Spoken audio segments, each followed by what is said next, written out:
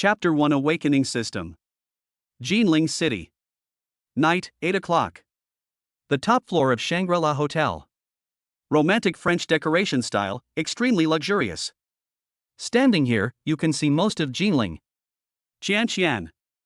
Yifeng held Su Qianqian's hand with a smile on his face, happiness evident on his face. Qianqian, I want to say. Yifeng took a deep breath, knelt on one knee, and held the diamond ring in his hand. Jenny's face showed some tension and anticipation. Let's break up. Su Qianqian's cold voice sounded. Yifeng, who was nervous, hesitant, and even didn't know how to start, suddenly froze in place. Yifeng, I know you have been preparing for this proposal for half a year. Su Qianqian's indifferent expression contained a hint of disgust. But I have to tell you, Yifeng, I have been with you for 3 years and have never had a good life. This proposal of yours, which you have been preparing for half a year and thought was romantic, seems so humble in my eyes. I, Su Qianqian, cannot possibly marry a man who needs half a year to prepare for a visit to the top floor of the Shangri-La Hotel.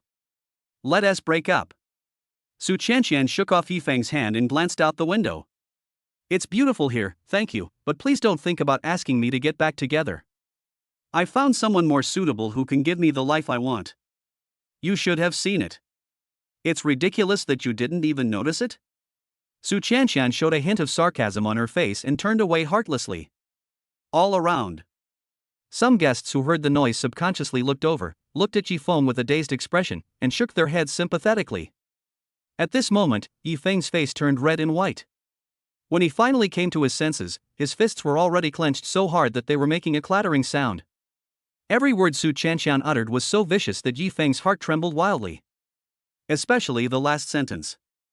I trusted her so much and never doubted her, but what she meant was, asshole. Yifeng's eyes turned red for a moment. In the past 3 years, I worked very hard during the day and took part-time jobs at night, just to make more money to satisfy her so-called vanity and dote on her in every way. But in the end, it ended up like this. Grief. Anger. My heart aches. Ding, the city's great god system binding is complete. Suddenly, a voice pierced my mind. Yifeng looked up suddenly, and a hint of surprise flashed across his bloodshot eyes. Ding, the sign-in gift package has been delivered. The reward is real estate in Xinghu District, Jinling, and it is being divided up. Ding, division completed, please receive your assets. Voices rang out one after another. At the same time, a map appeared in Yifeng's mind. It was the Xinghu District. Jinling has a total of 4 districts. Xinghu District is the largest one and is also the largest area where emerging technologies including the World Trade Center, the Internet, and finance are concentrated. At this moment, dense red dots suddenly appeared in this area. Ding, all properties within the red label area belong to the user. The Urban Godly Rich system is designed to allow users to enjoy an excellent urban experience. The greater the user's reputation, the greater the chance of a huge prize pool explosion. Please start enjoying your life. The system's voice sounded pleasantly. Original place. Yifeng swallowed, completely confused by these messages. Ding ling ling. The ringing of the phone brought Yifeng back to his senses. Hello. As soon as Yifeng answered the phone, an angry roar came from the other side. Kid, what the hell is wrong with you? I told you that the program must be completed for me tonight, and you insisted on asking for leave? Okay, I've approved your request for leave, but look at the time now. You're busy visiting the graves. Please get the procedures done before 10 p.m. Answer me, is it possible? Fan de Biao. Yifeng gritted his teeth. He got so angry when he thought of the name. Since entering the company, Yifeng has been a dog under the sky for 3 years. Now, all he can think about is what that bitch said, and he can't care about anything else. Fuck, I'm talking to you, did you hear me, you fucking? Fan de Biao couldn't hear Yifeng's answer, so he immediately started cursing. Fuck you. Yifeng burst out with red eyes, you keep saying fuck you, you're eating shit, Fan de Biao, I've tolerated you for 3 years, going to your grave? I'm going to your grave. That's all. There was a moment of silence on the other end of the phone, and then Fan de Biao's gloomy voice came out. Kid, if you have the guts, don't come to the company. I'm coming right now, just wait for me. Yifeng roared word by word, then hung up the phone and rushed into the elevator, leaving behind a group of onlookers. Check out the hotel. As the night wind blew, Yifeng shivered immediately, and his mind became much clearer. Thinking back to what I just said to Fan De Biao. Great godly rich system? Yi Feng called out cautiously. Ding, master, I'm here. A crisp voice sounded. Hearing the sound, Yi Feng pursed his lips tightly. System. There really is a system. Close your eyes quickly. As expected. Xinha Building is located in the red-marked area of Xinghu District, and it was also where I worked before. So excluding all possibilities, if all these red-marked industries are real and valid, then the 38-story office building in Xinha Building is his? First reaction. Yi Feng didn't believe it. At this moment, a phone call suddenly came. Looking at the unfamiliar phone number, Yi Feng hesitated for a moment before answering the call. Hello, is this Mr. Yi Fengye? We are from the Property Management Department of Xinha Building. Regarding the property transfer and property certificate of Xinha Building, as well as the corresponding lease and sales contract, do you think we should send them to you now? A polite voice came from the other end of the phone. Goo. Yi Feng swallowed hard. Send it over here. I'm at the Shangri-La Hotel. Not long. Mr. Yi, all the documents are here. If you have any questions, please contact us as soon as possible. A middle-aged man in a suit nodded respectfully to Yi Feng, then turned around and got into the car. The night wind blows. Watching the vehicle in front go away, I could vaguely see the middle-aged man nodding and waving at me. Yi Feng looked at the thick pile of documents in his hand. Real estate certificate, property transfer certificate, even property ownership certificate, etc. The most important of these are the documents related to renting out the building, including the company where you work. Yi Feng was stunned for a long time before he completely digested this matter. Immediately. Please ask the chairman of Huayu Company to come and see me. I'll be at the company in 10 minutes. After Yi Feng finished speaking in a domineering tone, he hung up the phone and rushed to the street to stop a taxi. Damn, bro, you're so excited. Did you win the lottery? The taxi driver looked at Yi Feng, who was trembling all over, with a bad temper. Winning the lottery is shit. Yi Feng breathed in a low voice, took out his wallet and threw it over regardless of how much money was in it. Go to Xinha Building, drive. Chapter 2 I fired you. Soon. Xinha Building. Yi Feng got out of the car and rushed in. Huayu Company rents floors from the 15th to the 20th, and Yi Feng's work department is on the 18th floor. Bite. As the elevator door opened, the first thing Yi Feng saw was a fat man standing in the corridor. It was the department manager Fan De Biao.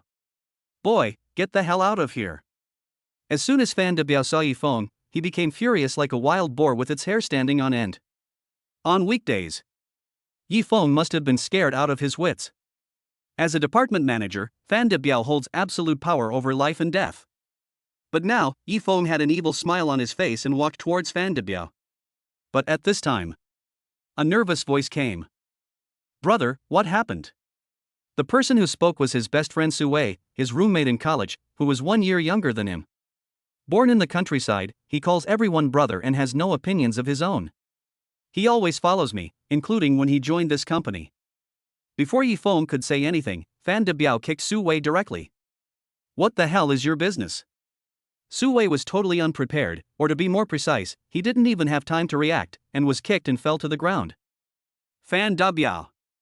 Yi Feng was furious, and shouted with red eyes, You fat pig, you actually dared to hit someone, we are not done with this matter today.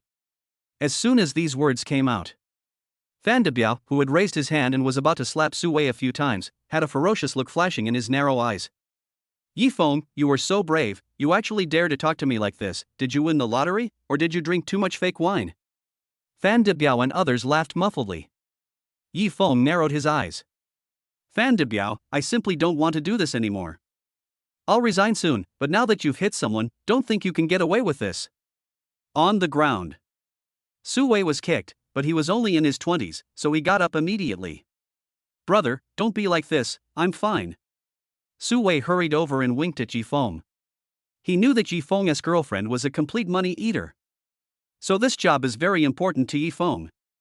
It's okay, just listen to me. You've been bullied enough every day. I won't serve you today. Yi Feng waved his hand. Hearing this, Su Wei's eyes flashed with light. After confirming again and again that what Yi Feng said was true, Su Wei's face immediately changed. Damn it, Fan Debiao, you fat pig, you dare to kick me, come on, try it again. Su Wei looked around and picked up the water dispenser directly. Fan Debiao, I'm determined to play with you today. The kick you gave Su Wei is enough to kill you. Yifeng also pointed at Fan Debiao and cursed. Ahead. Fan Debiao's face was as black as the bottom of a pot, and his fat face revealed an air of ferocity. After a brief silence, Fan Debiao chuckled. Everyone, Yifeng and Su Wei broke into the company and wanted to beat me up. You all saw it, right?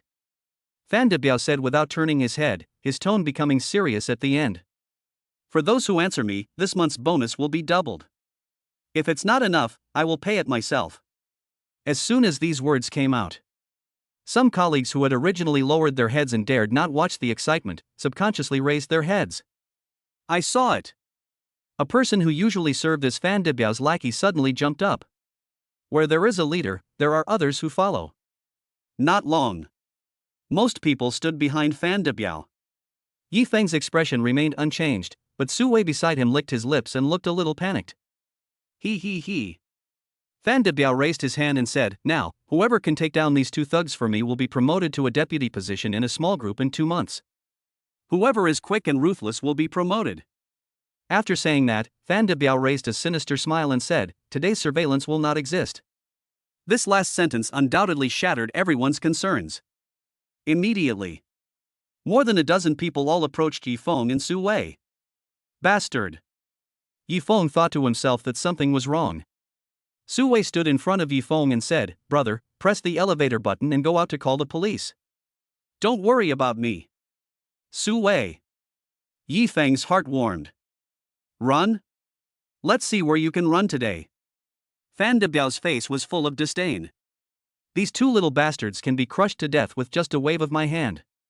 But just at this moment, the elevator behind me suddenly opened. What's going on? Came an intelligent voice. Before Yifeng and Su Wei could react, they saw the faces of everyone in front of them changed. Especially Fan Debiao, he quickly put away the fierceness on his face and replaced it with a simple and honest smile. Chairman, why are you here? Fan Debiao bowed and looked at a woman in her early 30s. Well, I'm here waiting for someone and may need to use your office. There was some anxiety in the female chairman's eyes. Yifeng's eyes lit up when he heard this.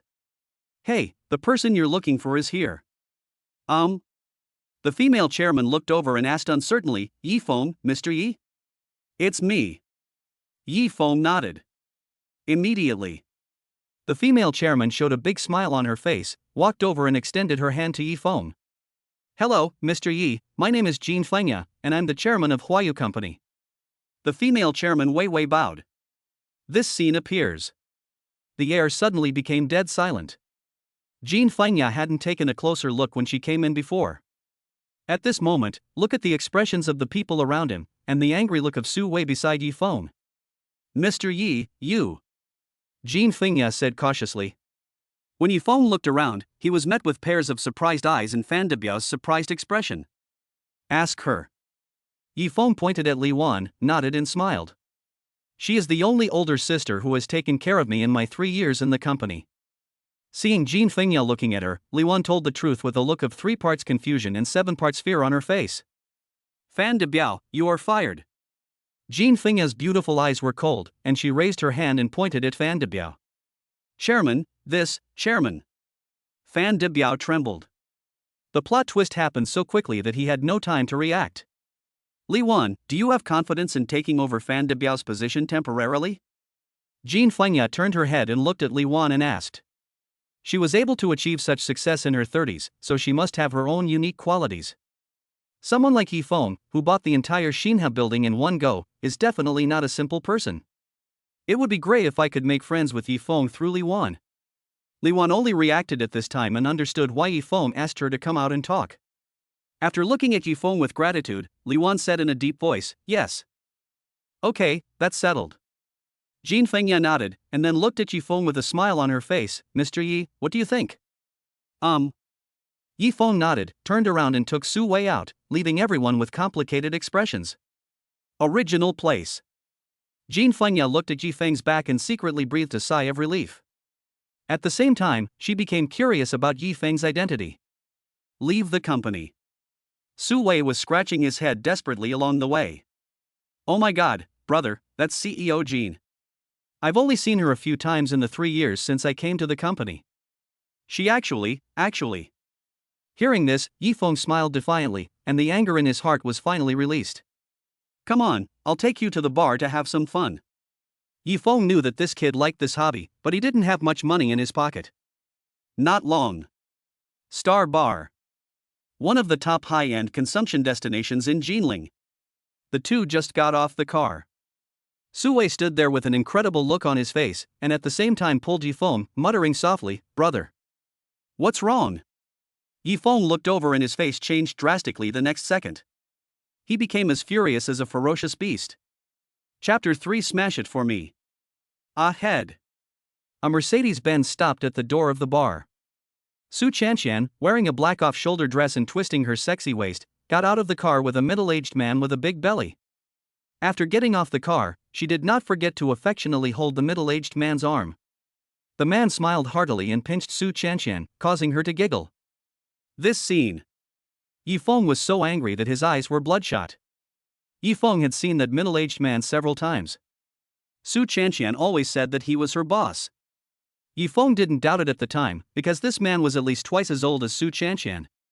But only then did Yifeng realize that Su Chanshan, who was so picky and arrogant in his mind, was only arrogant towards himself.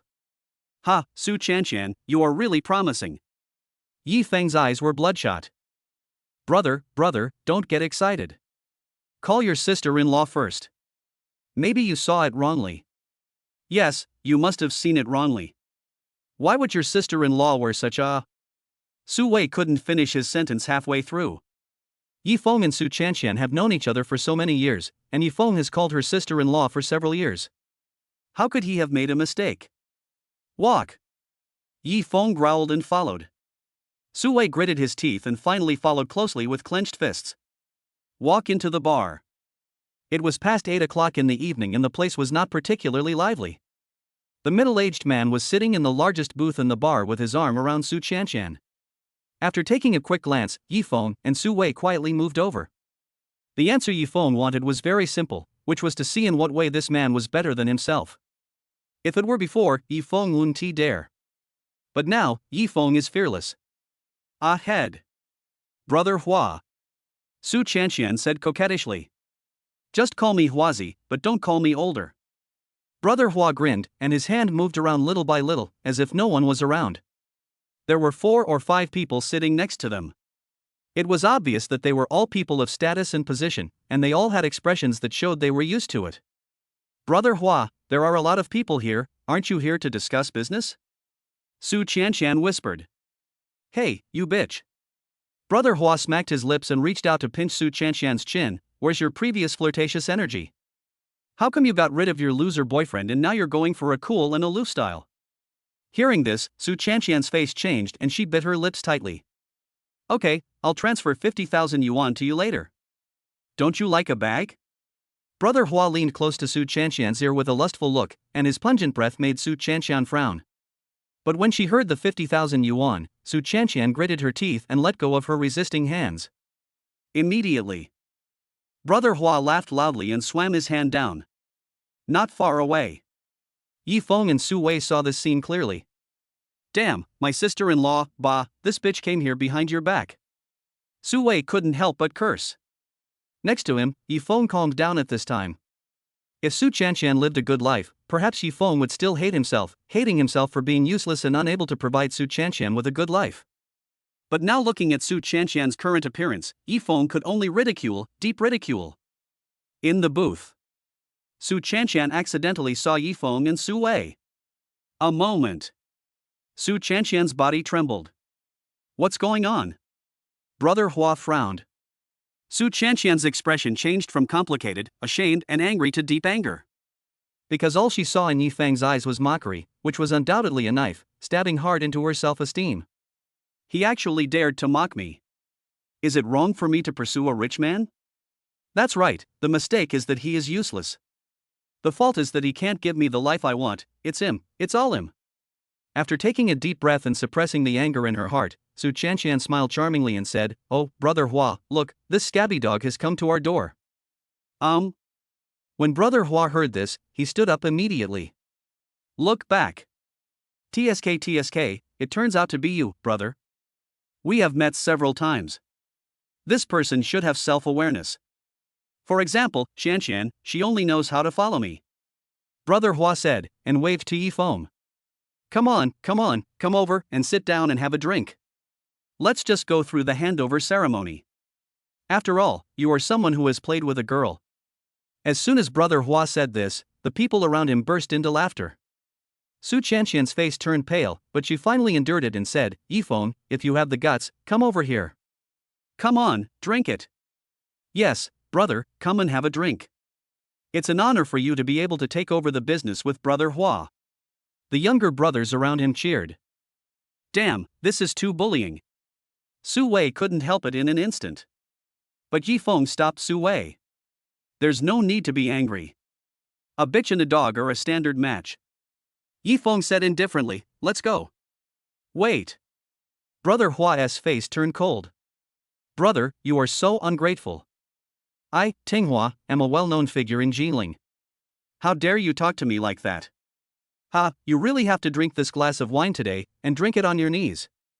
After saying this, several of Brother Hua's younger brothers grabbed the wine bottles and smashed them directly to the ground, and small pieces of glass shattered everywhere. "Kneel here and drink." Several younger brothers shouted at the same time. At once, other people also looked over. "Oh shit." Su Wei roared angrily and pushed Yifeng at the same time. "Brother, run quickly." "Ha, I won't run." Yifeng slowly rolled up his sleeves, his face fierce. "From now on I won't run away. Damn, you wanna play with me, right?" Yifeng looked around, then suddenly picked up a chair and smashed it directly at the colorful lights above his head. Crash! The guests around were frightened by the noise and started to panic. Even Brother Hua frowned and said, "This guy is crazy." After smashing the colorful lights, Yifeng did not stop. He grabbed a chair and rushed to the bar. At this time, the people who were watching over the bar rushed out. There were dozens of them. Each of them looked like they had licked blood from a knife wound. They came up and grabbed Yifeng's neck. "Humph, he's dead." Brother Hua smiled coldly, and Su Chanshan's face was also full of excitement. The controlled Yifeng raised his head and shouted fiercely, "My name is Yifeng. Your boss rented this place from me. Call him and tell him that I will smash the bar tonight. After that, I will give him 20 years of rent-free." Hearing this, the man's first reaction was disbelief. But looking at Yifeng's crazy yet calm expression, the man hesitated for a moment and finally took out his phone. After a while, Yifeng straightened his clothes. None of the dozens of people bothered Yifeng anymore, and some even stood behind Yifeng quietly. "Everyone, for the next minute, you can take anything you see, except women, of course." Yifeng said this and swung his hand. "After 1 minute, get out. I'm going to take over this bar tonight." Chapter 4 Tang Weiwei. Brother Hua frowned immediately. Su Chanshan was also stunned. Looking at the dozens of people behind Yifeng, she murmured in her heart, "No, it can't be." But the next second, the dozen or so people behind Yifeng moved. They were originally the security guards of this bar and could be said to have been in the underworld for many years. Smashing things is a piece of cake. For a moment, the entire bar began to be brutally destroyed. The people around were awakened at this moment. Can we really take it?" A customer asked hesitantly, while the others looked at each other. "You can take anything. Today, everything here is bought by young Master Yi," the man before said loudly. As soon as these words came out, everyone looked at Yifeng. If they were looking at a madman before, now they are looking at a rich man. Take it, take it." Yifeng waved his hand. At this time, Yifeng's eyes were looking at Brother Hua and Su Chanshan, with pleasure and mockery in his eyes. "Elder brother." Su Wei rushed over with a red face. "Brother, why are you so arrogant? Can I take it? I've taken a fancy to that XO. Su Wei pointed at the red wine in the wine cabinet. "Take whatever you want," Yifeng said generously. At this time, the man next to him picked up the microphone again. "Everyone, take whatever you like. In addition, all the guests' consumption tonight will be paid by Master Yi." Wow! Everyone became excited at this moment. Only Brother Hua and his group had complicated expressions on their faces. Especially Su Chanshan, her face turned red and white, and she looked extremely embarrassed, as if she still didn't understand what had happened. Why would these people listen to Yifeng? No. When did this loser become capable of destroying a bar? Doesn't he have to take responsibility? With all kinds of doubts. Finally, Yifeng walked over, followed by dozens of people. At this time, the entire bar had been smashed into pieces. Fuck, what are you doing? The younger brother next to Brother Hua stood up immediately. But he got up quickly and sat down even faster. Sit down. A bald man stood up from behind Yifeng and slapped the younger brother in the face. He covered his face and sat on the sofa, not daring to say a word. He. Yifeng smiled and picked up the bottle of XO that Su Wei had tried to snatch earlier, then picked up a few relatively intact wine glasses on the ground and placed them in front of Brother Hua. Brother. Brother Hua stood up with an unnatural look on his face and forced a smile. It was all a misunderstanding before, a misunderstanding. But Yifeng turned a deaf ear and poured the XO into the wine glass. Yifeng picked up a cup. Come, have a drink with me to celebrate you taking over my mess. As soon as these words came out, Su Chanshan's eyes suddenly turned vicious. Brother Hua was also embarrassed. He had said this at the beginning, but now. For a moment, Brother Hua was at a loss as to what to do. The few younger brothers around him lowered their heads, trying their best to avoid Yifeng's gaze. Yifeng smiled and said nothing. But Su Weika couldn't help it anymore. He grabbed a few wine bottles and smashed them on the ground, then kicked the glass shards into a ball. Come on, kneel down and drink. Isn't that what you shouted just now? Su Wei pointed at the pile of broken glass. Immediately, several of the younger brothers were so scared that their faces turned blue. After a dead silence, Brother Hua looked at the dozens of people behind Yifeng and could only grit his teeth and reach out to grab the wine glass. But at this moment, Su Chanshan grabbed Hua Ji's arm, her eyes full of pleading. The only trace of self-respect left forced Su Chanshan to make a final effort. But what he got in return was a slap from Brother Hua. Bang! Damn it, bitch, it's all because of you. Brother Hua had a vicious look on his face and stared at Su Chanshan. Su Chanshan fell to the ground after being slapped in the face, her face looking ashen. Well, brother, it was all misunderstanding before. You drink one glass and I'll drink 3 glasses as a punishment. Brother Hua raised his glass and drank it all. Then he grabbed the bottle and poured 2 glasses in a row, drinking them without hesitation. Seeing this, Yifeng curled the corners of his mouth and looked at Su Chanshan, who was lying on the ground with dull eyes. Yifeng did not feel happy at all. This is all her own fault. Not long. Brother Hua left dejectedly with a group of people. At the bar entrance, Yifeng watched Su Chanshan's back disappear numbly on the street. Brother, you're not still reluctant to part with her, are you? Su Wei whispered. Hearing the voice, Yifeng took a deep breath, waved his hand and said nothing. If Su Chanshan could truly find her own happiness after breaking up with him, Yifeng would be able to accept it. But Yifeng just couldn't accept that Su Chanshan had been having an affair with someone else behind his back. Let the past be the past. Yifeng said this and turned to look at the group of people behind him. Master Yi, this is my eldest brother's business card. My name is Along. If you have any instructions in the future, please call this number. In Jinling, this phone is more useful than anything else. After Along finished speaking meaningfully, he left respectfully. And at this time, ding, reputation statistics in progress. The system voice suddenly sounded. Yifeng closed his eyes subconsciously. Ding, gained the admiration of colleagues, reputation plus 100. Ding, gained Jean Fengya's curiosity, reputation value plus 500. Ding, gain the admiration of the bar crowd, reputation plus 600. Ding, gain Aaron's respect, reputation plus 500. Ding, gain Diu's curiosity, reputation plus 1000. Ding, settlement in progress, total 2,700 reputation points. The prize pool is the bronze prize pool. Do you want to open it? Next second, a prize pool full of colorful lights appeared in Yifeng's mind. Open. Yifeng said with pursed lips. Crash. The prize pool of colorful light exploded in an instant. Ding, congratulations to the user for winning 100 million in cash. It has been deposited into the user's account.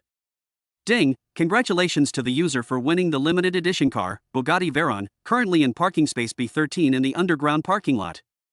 P.S. Any assets given by the system are guaranteed to have a traceable origin and can be used legally. In addition, the system reputation value will be reset every day at 2400 hours every night. The higher the accumulated reputation value on that day, the greater the reward in the prize pool will be. The sound of the system faded away. Yifeng stood there blankly until the sound of a text message alert brought him back to his senses. Yifeng had almost used up all his savings to propose in Shangri-La, but now looking at the string of zeros in his account, Yifeng pursed his lips tightly. Sudden. Hey, Yifeng? An uncertain voice came. Yifeng subconsciously turned his head and saw a girl wearing a white chiffon skirt, with a slim figure and sweet looks walking towards him. Her skin is whiter than snow and her breath is as fragrant as orchid. Tang Weiwei. Yifeng's face suddenly lit up. This pure and lovely girl in front of him was Yifeng's childhood sweetheart. Chapter 5, The Little Gangster. The two have known each other since childhood, and even on the eve of the college entrance examination, they agreed to apply to Jinling University together. In everyone's eyes, the two of them should be together. It's a pity that when she went to college, because Tang Weiwei's family was well off, her parents fell in love with a boy and let Tang Weiwei get along with that man. Yifeng turned around and left in a huff, disappearing from Tang Weiwei's sight. It has been 3 years since they last saw each other, and the two of them tacitly agreed not to have any contact. Until this encounter.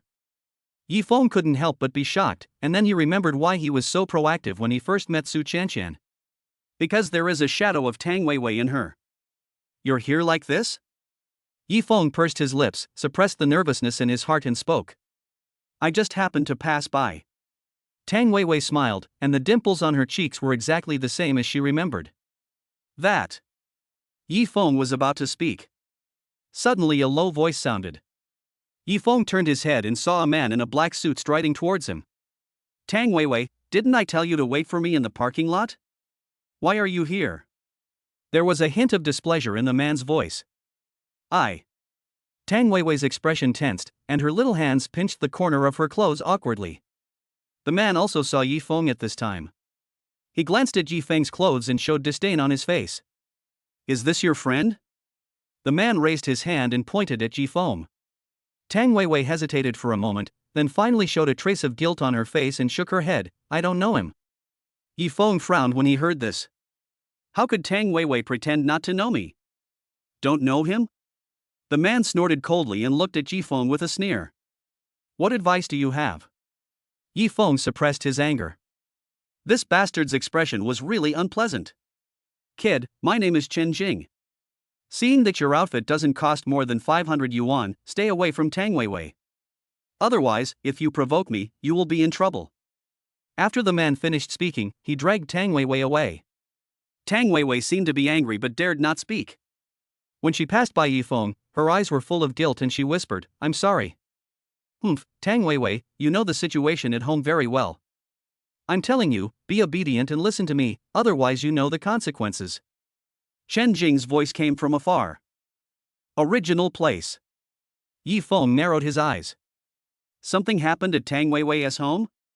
And looking at Chen Jing's attitude towards Tang Weiwei, Yifeng suddenly felt a surge of anger in his heart, and he strode towards the underground garage. The other side. After getting on the bus, Chen Jing looked at Tang Weiwei, who was sitting in the passenger seat, without saying a word, and said with a wicked smile, Why, are you still thinking about that poor boy just now? Chen Jing, you bastard, don't go too far. I agreed to go out with you because you said you would take me to meet my dad. Don't go too far. Tang Weiwei said, gritting her teeth. But what he said was met with Chen Jing's undisguised ridicule. Do you have a choice? You. A hint of anger flashed across Tang Weiwei's eyes. A year ago, something happened at home, and my father thought of countless ways to improve the company's capital chain. Unfortunately, he failed to turn the situation around and became even more deeply trapped in the loan crisis. The person has been missing for 3 days now. That's why Tang Weiwei came out to meet this secretary who used to follow her father, because it was he who introduced her father to the loan shark. But it is obvious that loan sharking is a scam.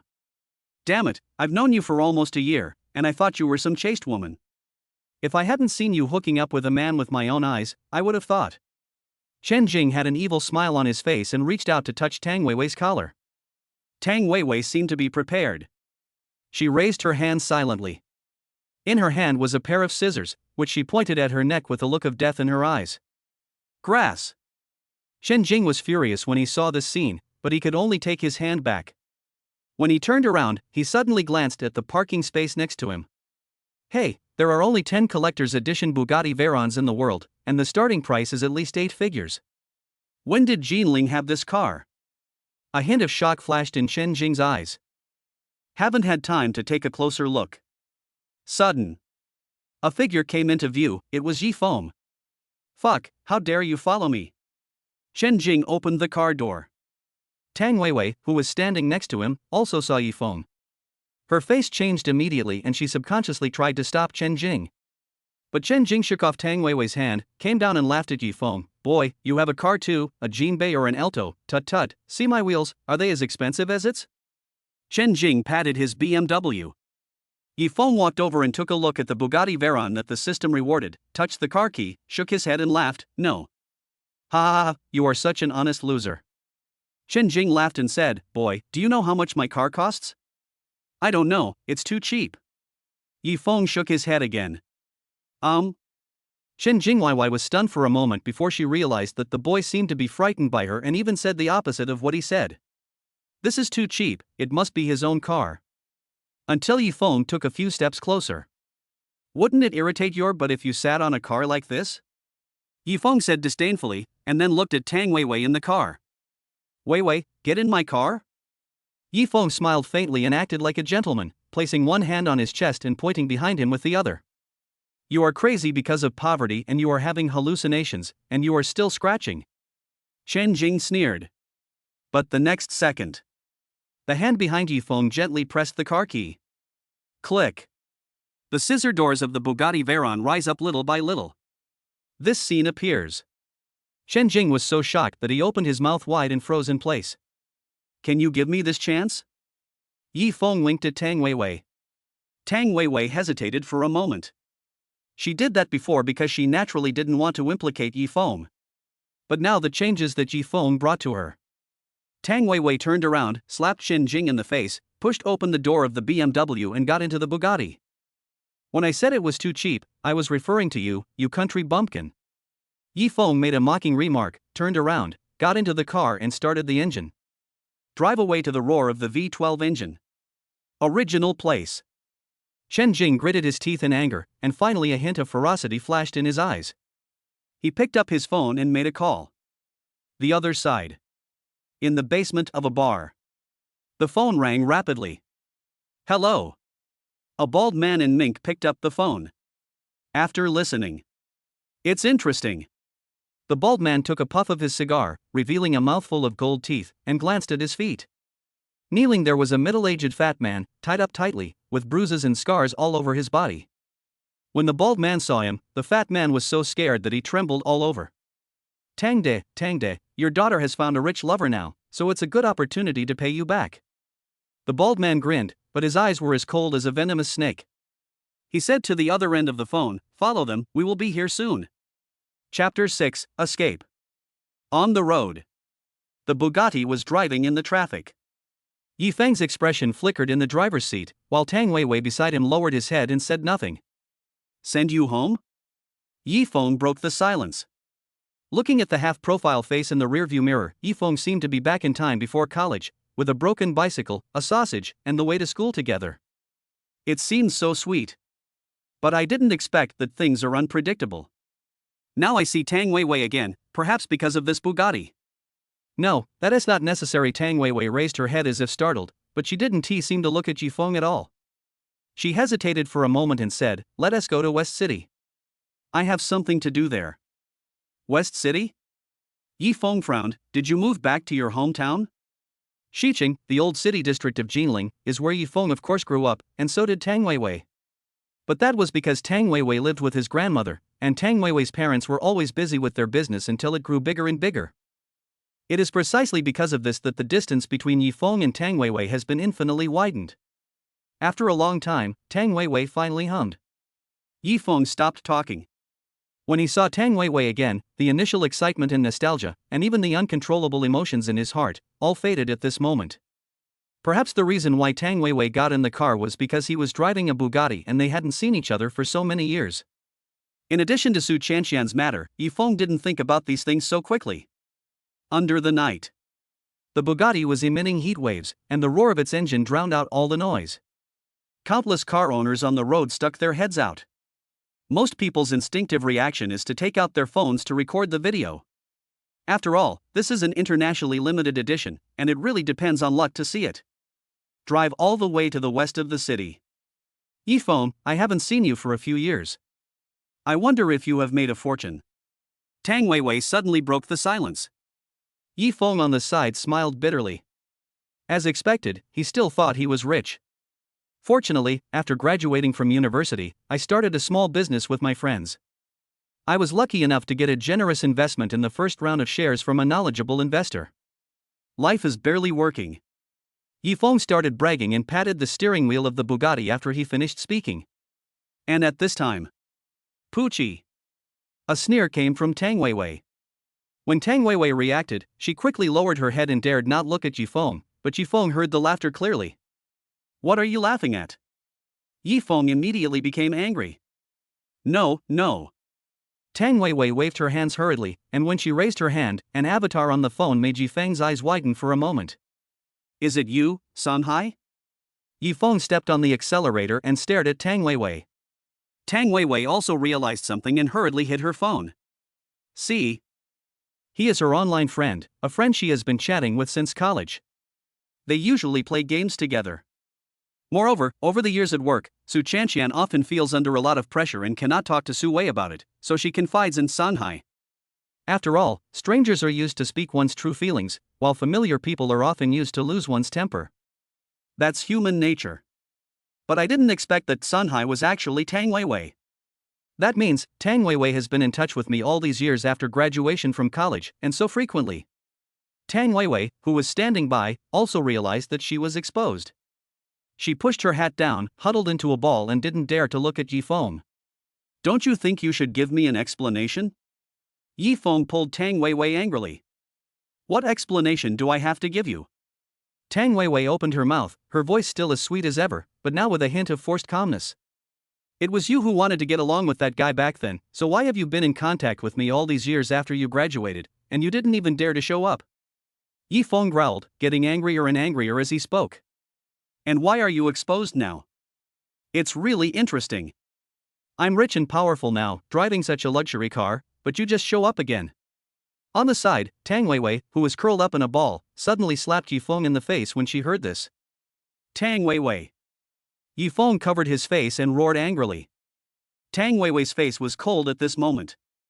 I thought it was just luck that I met you today, but I didn't expect you to think I came here on purpose. I'm sorry, I don't have that ability. Tang Weiwei looked at Yifeng coldly. Also, you didn't even ask me back then, so don't think you're at a disadvantage. If anything, it's just that you're just too stupid. After saying that, Tang Weiwei opened the car door and was about to get out. And behind him. At this time, 3 or 4 vans swarmed in, and each van contained 7 or 8 gangsters. The big one was a Mercedes-Benz, and inside it was Qin Jing. Damn, brother, that guy is parked in the middle of the road, just in front. Chen Jing said, picking up the phone. In the van behind him, the bald gangster in mink coat exhaled a puff of thick smoke, and his fleshy face showed a hint of ferocity. What are you waiting for? Chase after him. Okay. Chen Jing stepped on the accelerator. In front, Yifeng watched Tang Weiwei get off the car, and Yifeng did not intend to stop her. But at this moment, dazzling lights appeared in the rearview mirror, especially that of a Mercedes-Benz. Yifeng is a programmer with an excellent memory. As soon as he saw the car, he remembered it. It was the guy in the underground parking lot. There were 4 or 5 vans following behind him. Yifeng immediately realized something and leaned over to grab Tang Weiwei's hand. Let me go. Tang Weiwei was about to shake off Yifeng's hand angrily.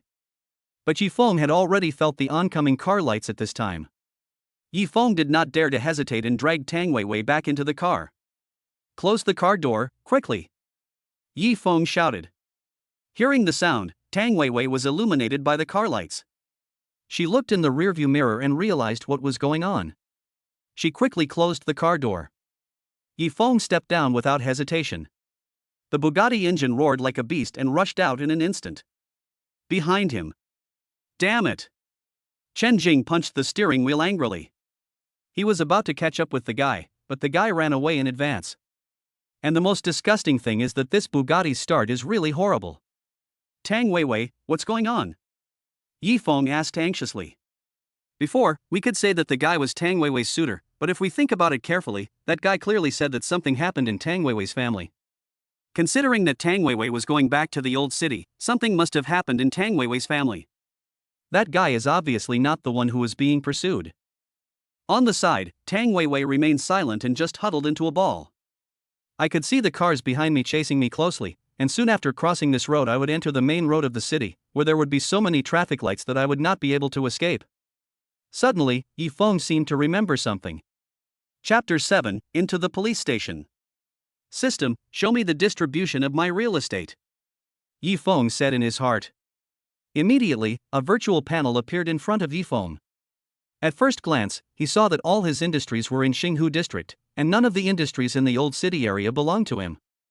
Damn it! Yifeng shook his head and adjusted the navigation to find a road closest to Xinghu district. Got it.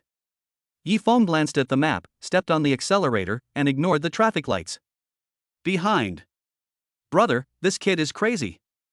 Chen Jing said anxiously. These days, things are different than before. You can't get away with running a red light. When the elder brother in Mink heard Chen Jing's report, he immediately bared his teeth and said, damn it, this guy is a ruthless person. No matter what, chase him to death. Hearing this, Chen Jing didn't dare to say anything more and stepped on the accelerator. On the road. Some car owners saw this scene. They didn't know what kind of car was in front, but just by listening to the engine sound, they knew it was definitely a top luxury car whizzing past. Behind him was a Mercedes-Benz and some vans chasing him. The speed was incredibly fast and they kept running red lights. Fuck, you are asking for death. You will regret it sooner or later. Some car owners cursed loudly. Yifeng had been looking at the navigation and finally entered the Xinghu district. He could see a hotel just as he turned a corner. That hotel belonged to Yifeng. Damn it, keep chasing me if you can. Yifeng glanced at the rearview mirror and stepped on the accelerator to accelerate. Yifeng. Tang Weiwei was so scared that she screamed and grabbed Yifeng's arm. At this moment, Yifeng rushed directly into the hotel. Bang! The entire door of the hotel was made of connected doors and windows. At this moment, as Bugatti rushed in, all the glass in the door exploded. In the hotel lobby, there were several waiters and doormen in charge of reception, and they all ran away before the collision. But when they saw the Bugatti rushing in, they were all so frightened that they couldn't recover for a long time. In the car, Yifeng was also scared to death, and his hands holding the steering wheel were shaking slightly. Tang Weiwei, who was standing by, was not in a much better condition. She woke up in shock and immediately leaned over to hit Yifeng on the head. You lunatic, you're crazy. How dare you hit something like this? Do you know that you're in big trouble?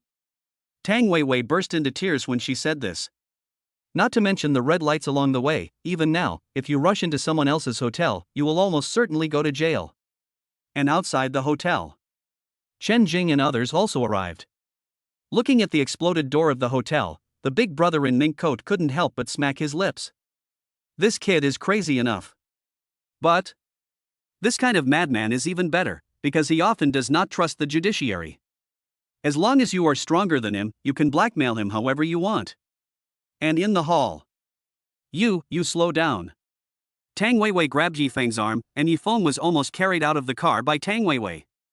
Although Yifeng had passed the driving test before, buying a car was a luxury. He didn't expect that a few years after getting the driver's license, the first car he touched would be this kind of car, and it was a death-defying race. At this time, Yifeng's legs were feeling weak. Hey! The people in the hotel also reacted at this time. Don't talk.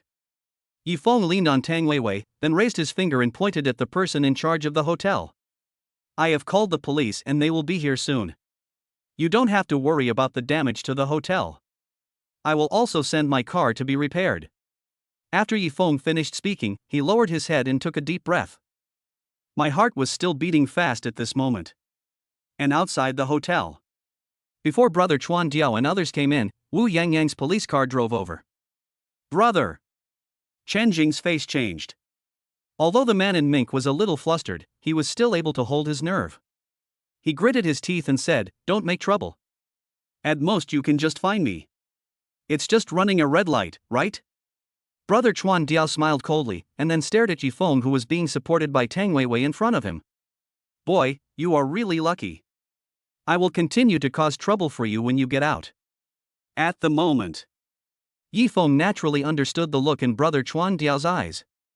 Yifeng took a deep breath, grabbed Tang Weiwei's shoulders to support himself, and raised his other hand. It was a middle finger. Who called the police? A group of policemen rushed in, and none of the men in mink coats were there. All of them, including Yifeng, stood in a row, and the leading policeman spoke. Hearing this, Yifeng raised his hand without hesitation. "Me." "Well done." The leading policeman nodded and immediately looked at the others, who ran the red light. The first person to raise his hand was Yifeng. Yifeng took a deep breath and said, "Me." Brother Chuan Diao and the others knew that there was no way to avoid this question, so they all raised their hands and nodded. "You are so brave that you even dare to run a red light. Do you really think the road belongs to you? You are driving dangerously and hurting others and yourself." The leading police officer laughed. He turned his head to look at the gate and immediately asked, "Who crashed this hotel?" As soon as these words came out, Yifeng raised his hand without hesitation, with the same tone and the same action. "It's still me." "Hey!" The policeman's face changed.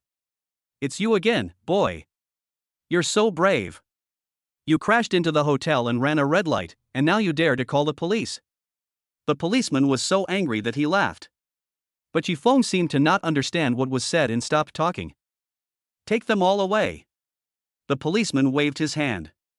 Tang Weiwei looked frightened, but Yifeng was fearless. "On the contrary, it is on the side." "Brother!" Chen Jing looked hurriedly at his brother in mink clothes. "What's there to be afraid of? Can't we just talk once we're in police station?" The man in mink coat gave a sinister smile. Chen Jing only reacted after hearing this and quickly gave a thumbs up. "Brother, that's great." Soon, in Xinghu Police Station. Name: Yifeng. Age: 25. This was Yifeng's first time taking a statement, and after finishing it, he was locked in a cubicle. The compartment was not big, and could accommodate 4 or 5 people at most. At this time, Yifeng was locked up together with the big brother in mink coat, along with 2 people who had committed other crimes and were waiting for bail. Among them was a big man who was so big that the big brother in mink coat was a little scared just by looking at him. "Boy, you finally fall into my hands." Brother Chuan Diao laughed ferociously, his face almost directly pressed against Yifeng's. "Boy, you dare not give me face like this, you are looking for death. Do you know who I am? My name is Brother Tang. There are many people in Jinling who have made me angry through WeChat over the years, but each one of them has paid the price with blood. If you dare to offend me now, I will make you regret it and regret it for the rest of your life." The big brother in mink roared in a low voice. To deal with this kind of rich second generation, you have to make him afraid. As long as he is afraid. Yifeng looked at Brother Chuan Diao with an expressionless face and waited for him to finish speaking. Then Yifeng wiped the saliva off his face. He immediately took out his wallet and pulled out all the money inside. Placed it in front of the big man. Chapter 8, Take a Step Ahead. The big man who had been silent opened his eyes. Yifeng didn't bother to be polite and directly pointed at the older brother wearing mink clothes. Brother Chuan Diao finally reacted. When he saw that the big man was nearly 1.9 meters tall, he subconsciously shrank his neck. "Here's the money for you. Help me solve a problem. This guy is always making noise and I hate him." Yifeng said softly. The elder brother in mink clothes also reacted at this time. "Good boy, you are really vicious." Brother Chuan Diao looked at Yifeng coldly, then looked at the big man again. "Brother, don't be impulsive. This is a police station. Don't let money blind your eyes." Brother Chuan Diao said softly. "Really?" The big man didn't even look at the money. Yifeng's face immediately turned a little ugly, but he didn't say anything. At this time, everyone was locked up, except Tang Weiwei, who was in a single room next to them.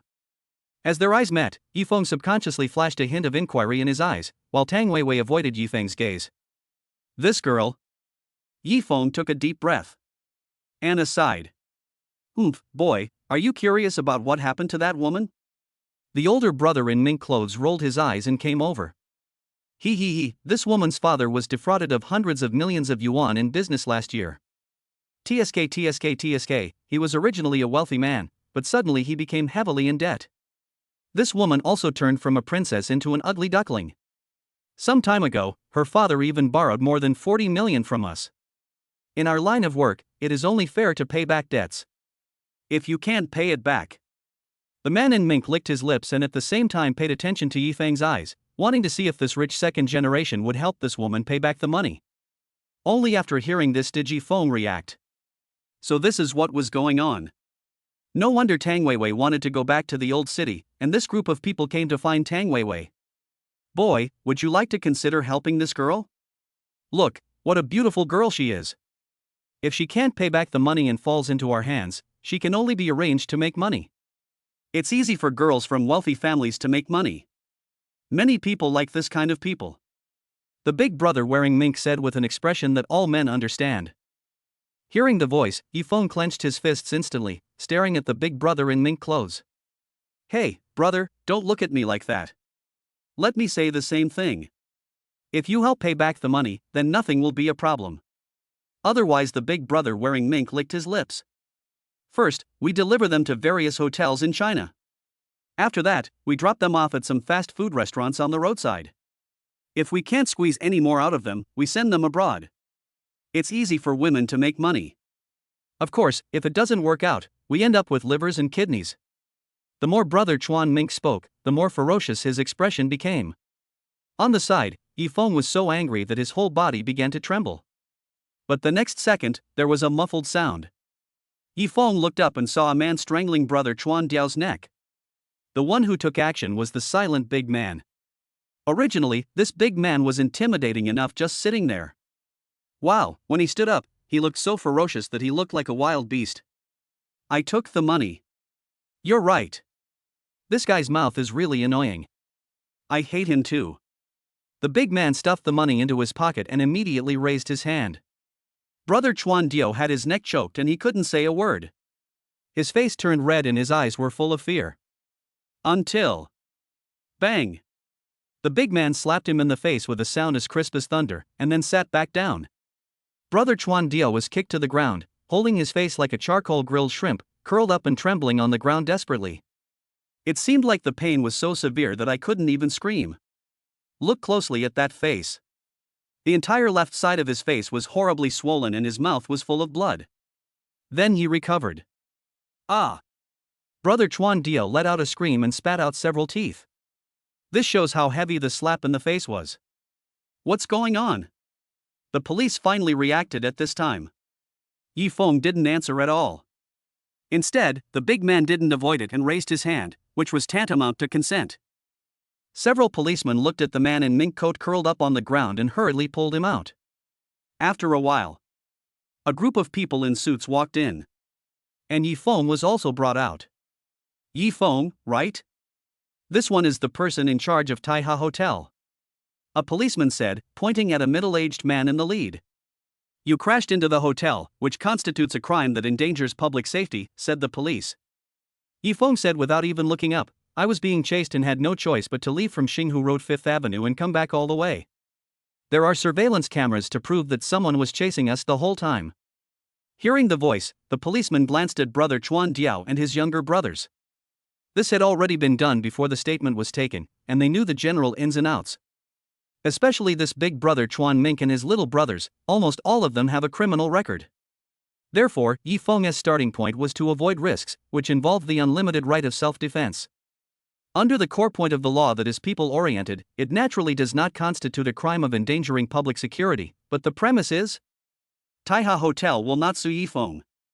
After all, Taiha Hotel is also a victim. You guys chat. The police looked at the men in suits. There's nothing to talk about. The person in charge of Taiha Hotel is about 40 years old, looks like a career elite, and speaks in a very formal manner. When the police heard this, they immediately understood that Taiha Hotel was determined to refuse to give in. Regarding Mr. Ye's crash into our hotel this time, Taiha Hotel will not pursue any responsibility. Absolutely not. The middle-aged man said the following words with a smile. As soon as these words came out, the policeman glared at him and asked, "Are you telling the truth?" Yi Feng on the side was not surprised at all. He made a phone call when he came in. Because for that hotel, not only the land was owned by him, but the entire hotel was also his. Of course it's true. The person in charge nodded and said, "If possible, I would like to bail out Mr. Yi and his friends. What do you think?" The police were still confused and unable to react, but since the victim did not pursue the responsibility, the corresponding measures were quickly taken. Okay. The policeman shook his head. Sure enough, there are so many magical things in this world, but this is just it. Half an hour later, Yi Feng and Tang Weiwei walked out with those people behind them. And in the compartment next to it. Fuck, what does that mean? Why can he get out? He broke into a hotel. Chen Jing roared hoarsely.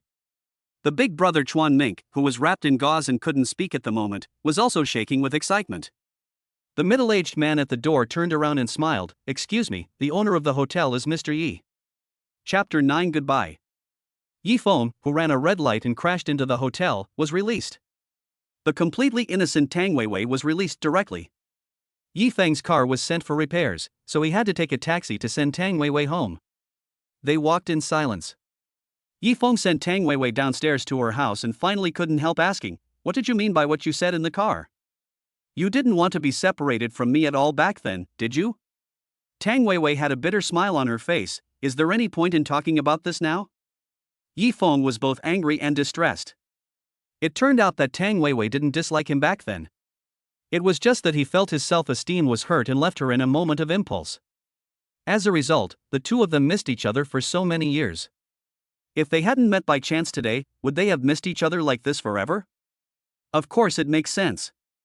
"You must explain yourself clearly today, otherwise I won't let you go." Under his coercion, Tang Weiwei told him in detail what happened that year. It turned out that she was forced by her family to get along with other people, but she was just going through the motions and told her family about her feelings. At that time, the Tang family looked down on Yi Feng, a poor boy, and locked her up for a while. When she got out, Yi Feng had already left her. Yi Feng was a little annoyed. If he could go back to the past, he would never leave Tang Weiwei so impulsively. Otherwise, the two of them would definitely not be in this situation now. "Don't worry, I already know about your father's situation. I will find a way. You go upstairs and have a rest. I will come to see you tomorrow or in a few days." Tang Weiwei refused.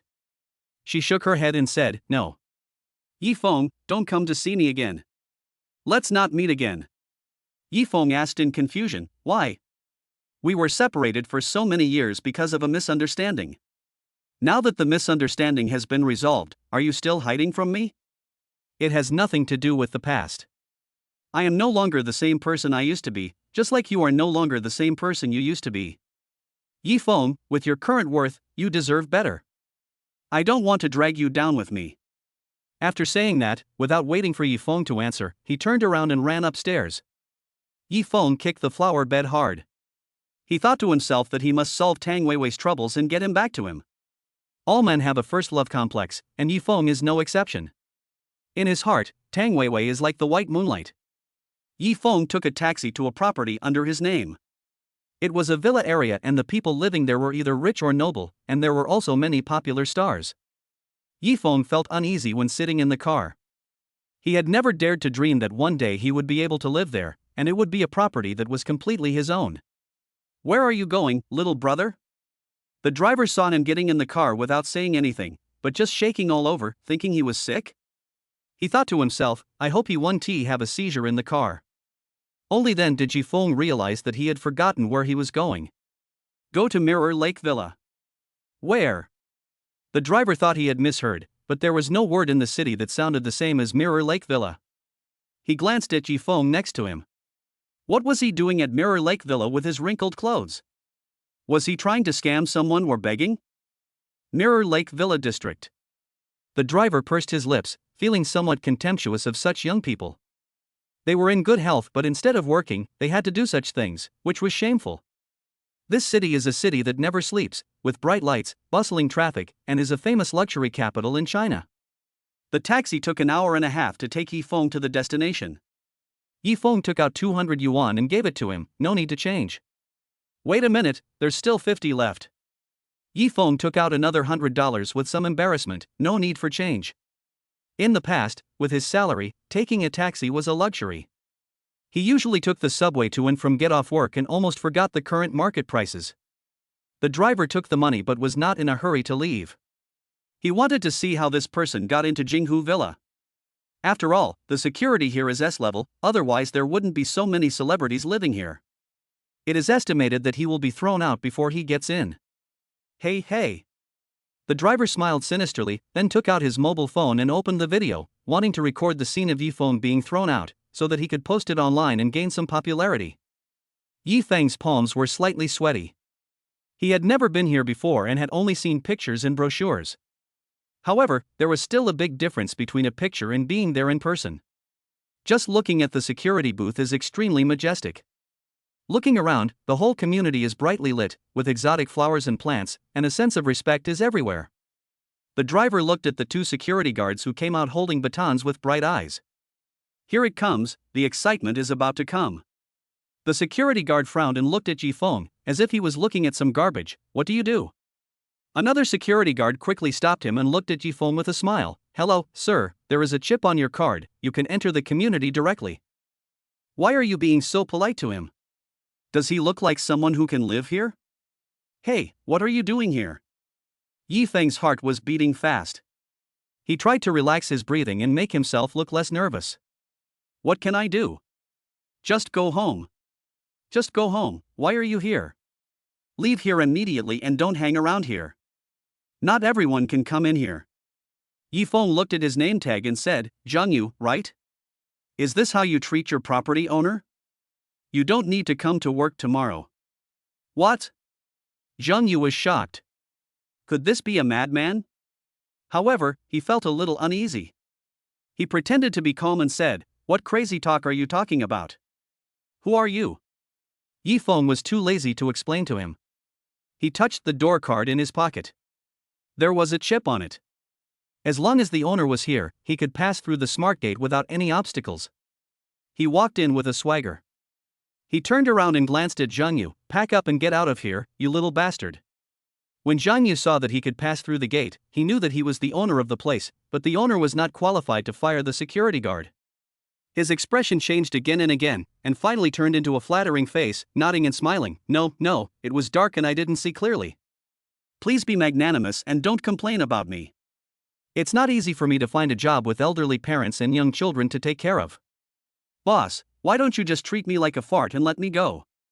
Yifeng shook his head, turned and left, and said at the same time, I will not allow security guards like you in my community. This will affect the reputation of my industry. Yifeng left after he finished speaking. The dim light made his not-so-tall figure look a little more mysterious. The driver was stunned. That young man in cheap clothes actually lived here? And what about him? Was this villa his property? This is so shocking. The developer of Jinghu Villa has always been very mysterious, and everyone has been guessing who the boss is. Unexpectedly, it is a young man under 30 years old. Is he too low-key? Such shocking news must not be known only to him, so he immediately sent the video to the local media, and it became a big news that night. The mysterious CEO of Jinghu Industry made a low-key appearance, shocking everyone in the entertainment industry with his true face. At the same time, the news released a video of a Bugatti running through several red lights and then smashing the glass of a 5-star hotel, shocking many netizens. Chapter 10 Isn't it just pretending? The internet exploded, and netizens' comments were endless. The owner of the car is awesome. This crash destroyed a Bugatti. If you had eaten even a peanut, you wouldn't have gotten this drunk. Did the owner of the car drink fake wine? Ha ha, I got struck by lightning for pretending to be awesome. Looks like I'll have to eat dirt for the rest of my life. I'll be able to drive a Bugatti someday, and I'll definitely be more high profile than him. There was envy, jealousy, contempt, ridicule and gloating, but more people were indeed surprised at the identity of the car owner. You know, Yifeng's Bugatti is a limited edition, there are only 3 in the world, the other 2 are abroad, and the whereabouts of the third one is unknown. Many people were guessing who bought it, thinking it must be a wealthy man or a celebrity. No one expected that this Bugatti would be so earth-shattering when it first appeared. Yifeng didn't know about the internet matters yet. He was stunned by the rewards announced by the system. Ding, you have gained the shock of 10,000 people, and your reputation has increased by 100. Ding, you have gained the curiosity of 10,000 people, and your reputation has increased by 100. Ding, you have gained the admiration of over 100,000 people, and your reputation has increased by 100,000. Ding, ding, ding. The system kept dinging and there were so many rewards that Yifeng felt dizzy. Ding, settlement in progress. Today's reputation value totals 100,700. The prize pool has been upgraded to the silver stage. Ding, cash settlement in progress. The total loss from the damaged bar, repair and reinstallation, and suspension of business is 2,300,000 yuan. The fine for running a red light is 5,000 yuan. The total loss from the hotel, repair and reinstallation, and suspension of business is 1,630,000 yuan. The total loss from vehicle repair is 980,000 yuan. Due to improper use of the user's property, 100 million yuan will be deducted. The reward will be changed to a weekly payment model and will be paid in half. The current cash balance is 50 million yuan. What do you mean? Improper use of property? Yifeng was confused. He didn't use it. Okay, he just smashed and destroyed a lot of things. Could it be that the system has restrictions on how to use it? Rules for using system rewards: do not use them for illegal or disciplinary purposes, do not wantonly destroy public property, and do not endanger social harmony. All property should be used for legitimate purposes. In addition, if users violate the rules, there will be corresponding penalties. Please be aware of this. Yifeng swallowed his saliva. What punishment? Different violations have different penalties. Since this is the first time the user is using the Xinhao system, the first offense will not be counted towards the penalty. Please use the system with caution. As expected, there is no free lunch in the world, and everything has 2 sides. But he was willing to accept some punishment in order to get so much money. Yifeng took a bath in the huge bathtub and then lay on the soft Simmons mattress. The experience of the day replayed in his mind like a movie. In one night, he went from being a pauper with nothing to a wealthy man who spent money like water. No, he should be called a super rich man. Until now, it still seems a little unreal. It must not be a dream. Yifeng pinched himself. It hurts. It turned out that it was not a dream. He went to sleep peacefully. Now he had a car and a house, so he had to buy some decent clothes tomorrow, at least to look less shabby. After waking up from a nap, Yifeng immediately checked the balance on his phone. Sure enough, there was still 50 million left. He had never seen so much money in his life. He had no idea about the 100 million from yesterday, so he didn't feel bad. Yifeng studied yesterday's rewards and found that the reputation points obtained from curiosity, horror and the like were very few. Only the reputation points obtained from the admiration of others were high. So if he wanted to get more rewards, he had to find a way to gain the admiration of more people. But he thought again, this 50 million would be enough for him to spend for a lifetime if he saved it and earned the interest, so it didn't matter whether he had reputation points or not. As soon as this thought came to his mind, the system issued a notification. Ding, the primary task has been issued. Please spend 50 million within 1 week. Is spending money mandatory? Why didn't you tell me yesterday? The system's voice was cold and mechanical. There is no limit during the trial period. What the hell is a trial period? It's only a 1-day trial period. What can you find out? What will happen if I don't spend it? There will be penalties. What punishment? The system was silent for a moment and then said, you can try. Yifeng didn't want to try it, always feeling that it would not be a good thing. He did a set of radio gymnastics and felt energetic and in high spirits. It's not easy to make money, but isn't it easy to spend money? It's only 50 million. Yifeng went to the car dealership first, because his Bugatti would take some time to repair and he needed to buy another car. He has always had an obsession with Mercedes-Benz, so he went straight to the Mercedes-Benz store. He arrived at the store with excitement, but did not receive the warm welcome he had imagined. The receptionist at the door glanced at him inconspicuously, then smiled and went to greet the man in a suit who came in behind him. "Hello, sir. Welcome to the Mercedes-Benz 4S store. Which car would you like to see?"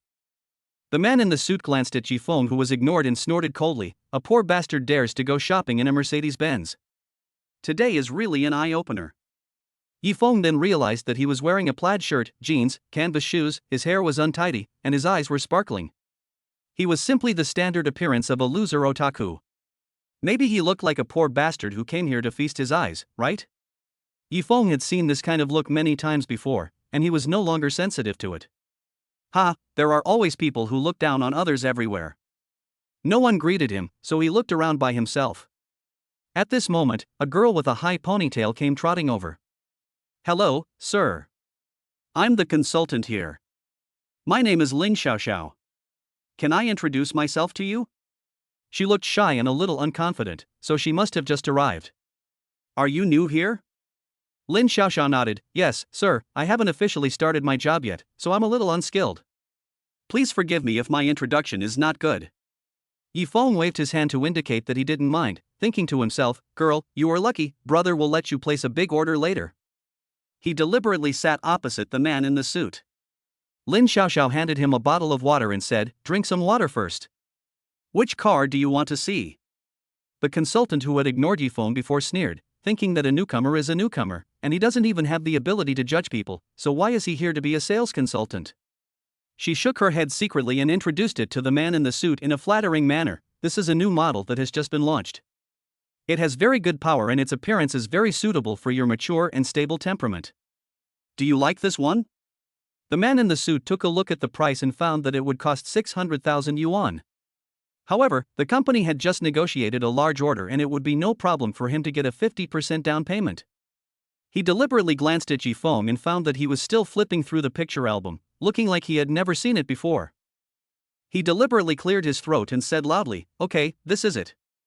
Get me a 50% down payment. Try to do it as soon as possible. I have to go back to discuss business." The consultant said excitedly, Yes, I will do it for you right away. Please wait, I will sign the order for you right away." Lin Xiaoxiao was full of envy. In fact, not only she, but also other people who came to see the car heard the man's voice. A car worth 600,000 yuan, he bought it just like that, he must be wealthy enough. They looked at the man in the suit with envy and jealousy. The man in the suit seemed to enjoy the admiring gazes.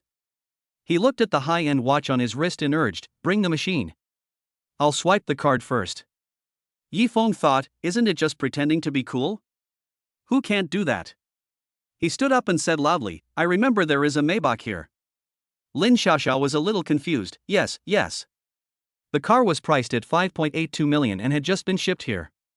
It was a car that all car lovers coveted, but at 5.82 million, no matter how coveted it was, one still had to buy it within one's means. Yifeng said calmly, "That's it, full payment, get it done for me today." Chapter 11: Luxury Cars and Doghouses. A single stone can cause 1,000 ripples. As soon as Yifeng said this, the entire 4S store suddenly became quiet. Lin Xiaoxiao looked at him with her mouth wide open. "Sir, what did you say?" Yifeng repeated it again in a good-tempered manner, and took out his card and handed it to her. "I want that Maybach, full payment, by credit card." Lin Xiaoxiao was still stunned. Was this a piece of cake that fell from the sky and hit her directly in the mouth? As long as she completed this order, she would not only be able to get a permanent job directly, but she would not have to worry about her performance for 2 months. "Yes, sir, please wait a moment, I will." The consultant, who had ignored Yifeng before, hurried over. She pushed Lin Xiaoxiao aside and stood in front of Yifeng. "Hello, sir. She is new here and doesn't know a lot of things. Let me serve you next." She took the card from Yifeng's hand with both hands. Yifeng sneered and pulled his hand back. The consultant, who was wearing high heels, was almost knocked down by his force and had to hold on to the sofa to stand. "No need, you should go and take care of other people." He handed the card to Lin Xiaoxiao again. "Do you know how to swipe it?" "The password is 123456. Lin Xiaoxiao quickly answered the call and nodded. Yes, sir, please wait a moment, I will issue the order for you right away." Yifeng said ignored the stunned crowd in the hall, and sat on the sofa waiting for the signature. Holding a bottle of mineral water in his hand, he drank it slowly. The man in a suit sitting opposite him could hardly sit still. When he came, he mocked Yifeng for being poor. In this comparison, he was the real poor guy, right? His face was red, as if he had been slapped a dozen times. The consultant didn't want to give up this opportunity. It was rare to see someone paying in full for a car. She tidied her appearance and approached Yifeng again, trying hard to show off her cleavage. She took out her phone and said to Yifeng, "Sir, let's add each other on WeChat. You can ask me any questions you have in the future, and I will answer them in time." Yifeng looked at the greed and calculation in her eyes and sneered, "If there is a problem, I will directly find a professional, right?" The consultant's face froze, he put his phone away awkwardly, and left unwillingly. This time he made a mistake, letting the newcomer take advantage of him, Lin Xiaoxiao brought the contract over for him to sign. The manager also came out in person, lighting a cigarette for him and making tea. While signing, Yifeng said calmly, "Try to do it as quickly as possible. My Bugatti has been sent for repairs, and I came here to buy it because I was in a hurry to use the car." When everyone heard this, they almost spat out blood from their chests.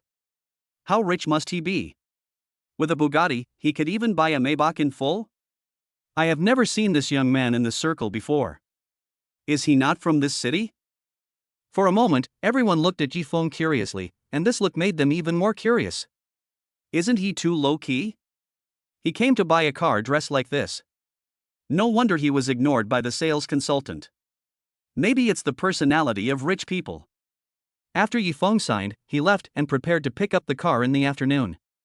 The manager assured him that everything would be ready in the afternoon. Yifeng left the 4S store and went directly to the mall, preparing to buy some decent clothes, but he was used to being poor and really didn't know how to take care of himself, so he simply went to a studio and left his image to them. The name of this studio is HK. It is the most famous image design studio in the city and has cooperated with many famous celebrities. The moment Yifeng walked in, he was greeted with several gazes, most of which were filled with confusion. Could this poor boy have gone to the wrong place? However, the people here are all discerning. Even if they believe in their hearts that Yifeng does not look like a rich man, they will not show it so obviously. A female manager came up to greet him. "Sir, how can I help you?" Yifeng glanced at her beautiful face and thought to himself, as expected, the closer you are to the upper circles, the more high-quality beauties like this you will see. Please help me design an image. I'll give you 2 or 3 sets to change into. The female manager was stunned. Could this guy really not know the prices here? Most celebrities would only borrow a dress or accessories, but this guy wanted 2 or 3 sets? Is he crazy? But she didn't show it, and still had a faint smile that made people feel like spring breeze. "Sir, this is the case. Before you choose your clothes, can I introduce them to you first? Our designs are generally divided into 3 major parts, namely image, clothing, and accessories, which include." Yifeng listened to her long speech but didn't quite understand it. He only knew that it was generally very expensive. However, what he wanted was expensive, the more expensive the better. He waved his hand to interrupt the female manager and took out his bank card and handed it to her. "It's up to you. I don't really understand this. Just keep it simple." The female manager's eyes twinkled and she said, "Okay." Then she winked at the waiter and asked him to check the balance in the card. Yifeng saw her look and said directly, 123456, the password. "I just used a Maybach. If I remember correctly, there should be tens of millions of dollars in it. You can check it for yourself. Tell me by the way." The female manager was stunned for a moment, somewhat incredulous. Tens of millions of dollars in the card? And he just bought a Maybach? Is this guy still asleep? The waiter came back quickly and saw that Yifeng's face had changed. The female manager understood as soon as she saw the waiter's face that Yifeng was not lying. Her smile became more enthusiastic and natural, and she led Yifeng inside. "Sir, please come this way. Let the hairdresser design a style for you first. Xiaolin, let the costume designer prepare to measure you." "Yes." The waiter nodded respectfully to Yifeng, then went to call the costume designer. Yifeng experienced the feeling of being an emperor. It was true that the life of rich people was so great. This was something he had never dared to imagine before. It was so fucking great. He changed his clothes, and his whole temperament seemed to be reborn.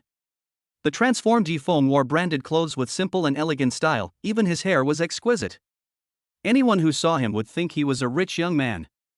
It's true, clothes make the man, and clothes make the money. The female manager came over and straightened his collar. What do you think, sir? Yi Feng looked in the mirror and felt that he was not like himself anymore.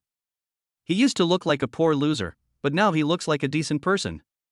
Yes, please prepare 5 sets of this type for me so I can change them. Yes, can I also open a follow-up cleaning service for you? Someone here will clean your clothes on schedule. That couldn't be better. He had heard that these big brand clothes could not be washed, and those that could be washed required special processes, which was very troublesome. Yi Feng, looking like a decent man, went back to the forest store to pick up the car, and drove all the way back to the house he had rented before. He parked the car, got out of the car in a blinding posture and closed the door. Yi Feng felt quite at home returning to the doghouse where he had lived for 6 years. This might be the slave nature in human bones. He even wanted to lie on the sofa, drinking beer and watching TV like before. He returned to his room and looked at the room filled with a bed. He sighed. Was he going to have to leave this kind of life in the future? He had wanted to come back and pack up his things, but now there was really nothing to pack up. He didn't notice that a few young people had gathered downstairs and were taking pictures of his car with their mobile phones. They posted the pictures and said, "There's a luxury car parked downstairs of such an old residential building. I wonder who the owner is. Do you want to know? I can wait and reveal the answer to you." Chapter 12 Kidnapped. Who is so awesome that he bought the only Maybach in this city? Just wait for +1. Just wait and add 100. Besides, it's not your own car. What's the point of just licking someone else's car? You might as well hide away and move a few diamonds. Maybe you can earn some money and buy a wheel. It's interesting. I find it particularly interesting to see all those lemons upstairs. Netizens came from all over the country, with different personalities and all kinds of things to say. Yi Feng looked around at home and only took out his own piggy bank, which had about 500 yuan in it. That was the living expenses for this month that he had left for himself after spending all his assets to propose marriage. It seems really ironic now. As Yi Feng was walking, he found someone taking pictures of him. When he looked up, the person ran away immediately. He looked at the car and understood what was going on. If his old self had seen such a luxury car, he would have taken a picture as well. I've got it. Oh my God, what a young rich man. Is he 30 years old? I bet no, he looks like a college student. Oh my God, he's quite handsome. Come on, handsome guy, do you have a girlfriend? I'm recommending myself. Wake up upstairs, the girlfriends of men who own Maybachs are all goddess level. Go look in the mirror first, okay? Yi Feng didn't know all this. He was now thinking about how to spend the money. Even if he squandered most of the day, there was still 44,500,000 yuan left in the card. This was the first time he realized that money was spent so slowly. He might as well buy a house. Then he thought of Tang Weiwei's father. He seemed to owe someone 40 million. He had an idea in his mind that as long as he paid off the debt for Tang Weiwei's father, Weiwei would thank him and come back to him. Yi Feng immediately drove to Tang Weiwei's house. What he didn't know was that as soon as he walked out of the rented house, 2 people sneakily pried open the lock of his house and entered the house. TSK, it seems like he's just pretending. He lives in a place like this and drives a Maybach. Can he rent it? It seems so. Ha, I got fooled by that kid. I thought he was a really rich man who I could blackmail. They made a phone call. Hey, boss, that guy is just to show off. His house is like a doghouse. There is nothing valuable at all. I suggest we stick to the original plan and kidnap Tang Weiwei. We can get more money by selling her. After all, her face is in the way. There was silence on the other end of the phone for a moment. Go ahead and do it. Be clean. Rest assured.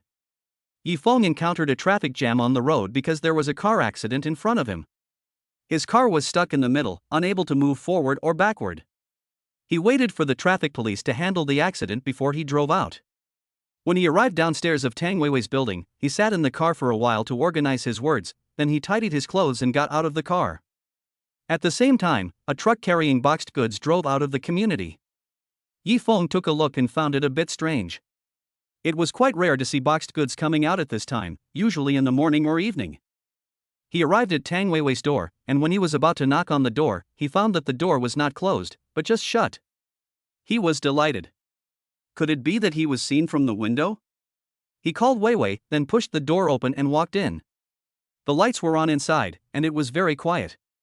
There was a cup on the coffee table, and the water on it was dripping down. Wei Wei, are you there? The bedroom door was also open. Yifeng walked to the door and saw a woman lying on the ground with blood on her forehead. He was stunned and immediately ran over to help her up. He felt her artery and fortunately, she just fainted and was not dead. It was not Tang Weiwei, but a middle-aged woman, Tang Weiwei's mother. Yifeng called 120, sent Tang's mother to the car, and then made a phone call with a gloomy face. Just then, Tang's mother woke up and said that Tang Weiwei had been kidnapped. Hello, is this Boss Du? I'm Yifeng, and I'd like to ask you for a favor. Help me find someone. Boss Du's name is Du Yu. He is a well-known big boss in this city. He is well connected in both the black and white worlds. Yifeng met him once in a bar. Later, Du took the initiative to find someone to give him his contact information. It seems that he had expected that Yifeng would ask him for help. Du is 45 years old this year? He doesn't look like a big boss, but rather like a scholar. He is polite and has a gentle voice. If there weren't many legends about him circulating in the world, Yifeng would definitely not believe that this person is the dreaded Du Yu. Hey, little brother, what's the matter? Yifeng didn't beat around the bush and told him the truth. I want you to help me find someone. You name the price. We're just making friends, why talk about money? It'll hurt feelings. I can help you with this, but you just have to agree to one request when the time comes. What do you think? Du smiled amiably. Don't worry, you will know. The most important thing now is to find your girlfriend, right? Yifeng was stunned. He really knew it. Do you know where she is? There's nothing in this city that I don't know. Come to the Westin Hotel, little bro. I'll be your go-between. Westin? The largest and most luxurious hotel in the city. Could it be that Tang Weiwei was taken there? Yifeng didn't dare to delay and drove over immediately. As soon as he arrived at the door, a waiter came to open the door for him. Yifeng got out of the car and threw the key to the waiter. A man in black came over and said to Yifeng, please follow me. Master Wu asked me to take you upstairs. Yifeng followed him upstairs. Where is Master Du Wu? The man in black replied, Master Wu is talking to Wang Laohu. Wang Laohu? That loan shark? Why is there still a case about him? It turned out that Tang Weiwei's father was deceived into borrowing high-interest loans from Wang Laohu. In order to make Tang's father pay off the debt, he captured Tang Weiwei to pay off the debt, saying that he would sell Tang Weiwei to a nightclub as a prostitute to pay off the debt. Du was negotiating with Wang Laohu, so it was unknown what his intention was in calling Yifeng over. Yifeng was waiting in a room that was connected to the video feed of Du Yu's room. He could see every move over there. He had already seen that Tang Weiwei was lying on the ground with her mouth taped and her hands and feet tied. Fuck! How dare you do this to Weiwei? I will never let you go. Du had a strong scholarly air? He was very friendly and personally poured a cup of tea for Wang Laohu. You are a well-known figure and you know the law. How could you do something like kidnapping? Wang Laohu looked fearless and laughed loudly. Fifth master is right. How could I break the law knowingly? It's like this. I lent money to Tang Lei and signed a formal contract. He also signed and sealed it. When he couldn't pay back the money, he used his daughter to pay off the debt. He agreed to this. I followed the contract and it's not against the law. Wang Laohu clapped his hands and his men immediately brought him a contract. It's written clearly in black and white. Please take a look, Master Wu. Do you know that there must have been some manipulation? This was the characteristic of the loan sharking market, and even he couldn't change it. It seemed that Tang Lei was indeed cheated by an acquaintance. You don't need to read the contract. I don't trust Brother Wang. But this little girl is the woman of a friend of mine. Brother Wang, can you give her some face and let her go? Ha ha ha, no problem. I'm a reasonable person. The contract is here. It's 45 million including principal and interest. I'll pay you the money and deliver you the goods. Oh no, I'll deliver you the people. You see, I'm uneducated and I'm prone to saying the wrong thing. Du lowered his head to drink tea, hiding the sneer on the corner of his mouth. The man in black immediately said to Yifeng, Master Wu is angry and might take action. Mr. Yi, it's up to you from now on. What's the meaning? Master Wu is also a person who understands the law and will not break it knowingly. Mr. Yi, do you understand? Yi Feng's eyes lit up and he understood. Leave it to me. Chapter 13 Money Makes the World Go Round. Yi Feng walked out quickly and found the hotel manager. Anyone who could be a manager in such a big hotel must be a shrewd person. One glance and he could tell that Yi Feng was worth a lot of money. He smiled so well that wrinkles appeared at the corners of his eyes. Sir, how can I help you? Yi Feng looked at the surveillance camera above and gave a cunning smile. I'll give you 100,000 yuan and turn off the surveillance for 30 minutes. 100,000. The manager was shocked. This was his income for 3 months. It's like this, sir. We don't have any surveillance in the hotel. Yi Feng curled his lips and smiled. 300,000. The manager swallowed his saliva.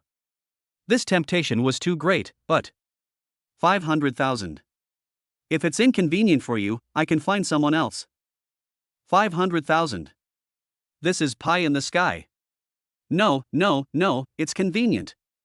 I'll ask the people in the monitoring room to turn it off now. I'll turn it on whenever you say. It is true that money makes the world go round. All principles are worthless in the face of enough money. Yi Feng watched the manager order the security guard to turn off the surveillance, then he made a phone call. 10 minutes later, a group of ferocious-looking people came to the door of the hotel. The security guard wanted to stop them, but when the manager saw that it was the people Yi Feng called, he stopped them immediately and led them in personally. Yi Feng transferred the 500,000 yuan directly to the manager, and transferred an extra 100,000 yuan. Some things may be damaged, you can use this 100,000 yuan to redecorate. No problem. Yi Feng took a group of people and went directly upstairs, to the box where Du and Wang Lao were. Do you finish a cup of tea and put it down? The gentle appearance on his face cracked and revealed a gloomy expression. After all, how could a person who could make it to the top here have only this gentle side? Wang Lao was inexplicably nervous. His fleshy face trembled. He leaned back and glanced at the people behind him inconspicuously. He brought 6 or 7 people with him, but Du only had 2. He was not afraid if a fight really came. Moreover, with Du's cautious character, he probably would not fight with him. He was a person who cared a lot about his reputation. There were surveillance cameras everywhere here, and he would not do anything that would damage his image. Wang Lao felt relieved when he thought about it. Master Du, look, this money. Du smiled gently. Don't worry about the money, it will be here soon. Wang Lao grinned, thinking that the Tang family had been emptied by him. Where did the money come from? Could it be that the pretentious kid? Haha, how much money can he have living in that doghouse? But it doesn't matter. As long as he has Tang Weiwei in his hand, he can sell her for a good price at an underground auction. Du stood up and brushed off the non-existent dust on his body. Okay, the person who brought you the money is here, I'll make room for you. Wang Lao did not understand for a moment why he had to make room in order to give money. It was incomprehensible. Educated people are troublesome. He grabbed Tang Weiwei from the ground and touched her face with his fat fingers. Woo. Tang Weiwei shook her head, trying to avoid his fingers. The strong smell of smoke made her feel sick. Wang Lao grabbed her delicate chin and said, "Be honest with me. You are just a commodity waiting to be bought. Why are you pretending to be noble? You really think you are a chaste heroine? You are just a whore." Du shook his head imperceptibly. The next moment, the door of the box was suddenly smashed open with great force. The heavy door flipped several times in the air before falling to the ground with a bang. Who? Wang Lao was shocked. This was the most luxurious hotel in the city. The security system was top-notch and the surveillance was all round. All the people from World Z came here for a meeting. How could anyone dare to smash this place? It's me, your father. Who the hell are you calling a bitch? Yi Feng walked out from behind the crowd. Tang Weiwei saw that Yi Feng seemed like a different person, and tears welled up in her eyes. Woo. Yi Feng waved his hand and said to the people behind him, "Hit me, remember, don't kill me, it doesn't matter how badly injured you are." All right. Brothers, let go and get him. There were nearly 40 of them, who blocked the door so tightly that not even a fly could fly out. When Wang Lao saw that they really dared to take action, he immediately became anxious. You dare? Do you know where this is? If you cause trouble here, you will be sent to the police station. There is an unwritten rule in their circle that no matter how dirty and dark things are behind the scenes, they will never do anything illegal in front of others. No one dares to cause trouble so openly in a hotel agreed upon by the government. What's wrong with me? I'm going to hit you. Just try it. Can you get out of this door today? Hit me. A fight broke out in the box instantly. Several tall and strong men held down Wang Lao, who was trying to escape. Yi Feng walked slowly up to him and kicked him in the face. You have a dirty mouth, don't you? That's perfect for licking shoe soles. You dare to call my woman a bitch, then what the hell are you? Oh whoa! Wang Lao, whose nose was bleeding after being kicked. He howled and then became a coward in an instant. The reason he had been able to work in this business for so long was because of money. Rich people are most afraid of those who are not willing to die, and they are even more afraid of those who are richer than them but still not willing to die. Yi Feng just happened to have both. He pulled Tang Weiwei into his arms and looked at her distressfully. I'm late and you've been wronged. Don't worry, with me here, this won't happen again. Tang Weiwei cried and hugged him. Yi Feng. Yi Feng hugged her and comforted her. Don't be afraid. Yi Feng sat on the sofa holding Tang Weiwei, watching a group of people beat Wang Lao Hu and his men into a state of disrepair. He took out a bank card from his pocket. How much money do you think Tang Lei owes you? Woo woo, cough cough cough. Wang Lao was beaten so badly that his face was bruised and swollen, and he couldn't speak. Tang lowered his head slightly embarrassedly and said softly, 45 million. Yi Feng's hand paused imperceptibly. Damn, it's almost there. System, can I get an advance on the money? I should have a lot of reputation points today, right? You can make an advance, but if the user makes an advance payment in advance, there will be certain penalties. The user must. Yi Feng interrupted him. I accept. I will first preset today's limit and transfer the money to my card. I will put 45 million on one card, 5 million on another card, and the remaining 30 million will be kept. Ding, it has been received. Yi Feng stuffed the bank card under the fat under Wang Lao's neck. This one contains 45 million yuan, which is Tang Lei's repayment. After that, he took out another card. This one has 5 million in it. It's for your medical expenses. Let me say this first. The Tang family has settled the account with you. Don't bother the Tang family again in the future, or you won't be so lucky next time. I think you have so much money, you should also want to live to spend it. They came in a mighty procession and left in a mighty procession, and there was not a single extra spectator on this floor, which showed that the manager's ability to do his job was quite good. After they left, Yi Feng considerately called the police and dialed 120 immediately. Hello, is this 110? There is a group fight at the Westin Hotel. Both sides are injured. Please come quickly. After hanging up the phone, Yi Feng smiled wantonly and handed a card to the bald man in front of him. Thank you for your help, brother. Ha ha ha. The bald man laughed heartily and accepted the card. Okay, brother, just call me if you have any problems in the future. It's good to work for such rich people, all at once, quick and easy. That's a must. Chapter 14, The Punishment Model. Everyone dispersed, and Yi Feng took Tang Weiwei to his new car. Tang Weiwei was so shocked to see that he was driving another luxury car that she became numb. First it was Bugatti, then Maybach, and just now he spent 50 million in the hotel. Tang Weiwei felt very complicated. Her parents used to look down on Yi Feng. Who would have thought that one day they would be saved by Yi Feng? Your mother is injured and is in the hospital now. Should we send you to the hospital or go home? Tang bowed his head slightly. Please take me to the hospital. Thank you for this time. I will definitely try my best to pay you back. Yi Feng waved his hand. No need, I don't need the money, I'm relieved that you are okay. No, how can I ask you for so much money? I will definitely pay you back. Seeing her uneasy face, Yi Feng hurriedly comforted her. Weiwei, I help you because I like you, so I don't want you to get into trouble. It's that simple. I gave 50 million voluntarily, in exchange for the woman I like being safe. I think it's worth it. If you think you shouldn't take my money, then you can find a way to make yourself more reasonable. Tang blushed slightly. He should use his XISNT that his legal wife? But we have missed each other for so long, can we still be together? Yi Feng held her shoulders. Of course, I have always liked you, don't you like me anymore? Of course I like you too. The words that followed were as soft as a mosquito's thread, but Yifeng still heard them. He was overjoyed and hugged Tang Weiwei tightly. I've been thinking about you all the time, so let's get back together, okay? Tang Weiwei blushed and nodded. Yifeng laughed happily, then stepped on the accelerator and drove away from the hotel. Let me take you to eat first. You've had such a big shock, so I'll take good care of you. Don't worry, your mother isn't seriously injured, she'll be fine. As you say. Yifeng took her to a luxurious Western meal, which cost more than 3,000 yuan. There was a hotel upstairs from the restaurant.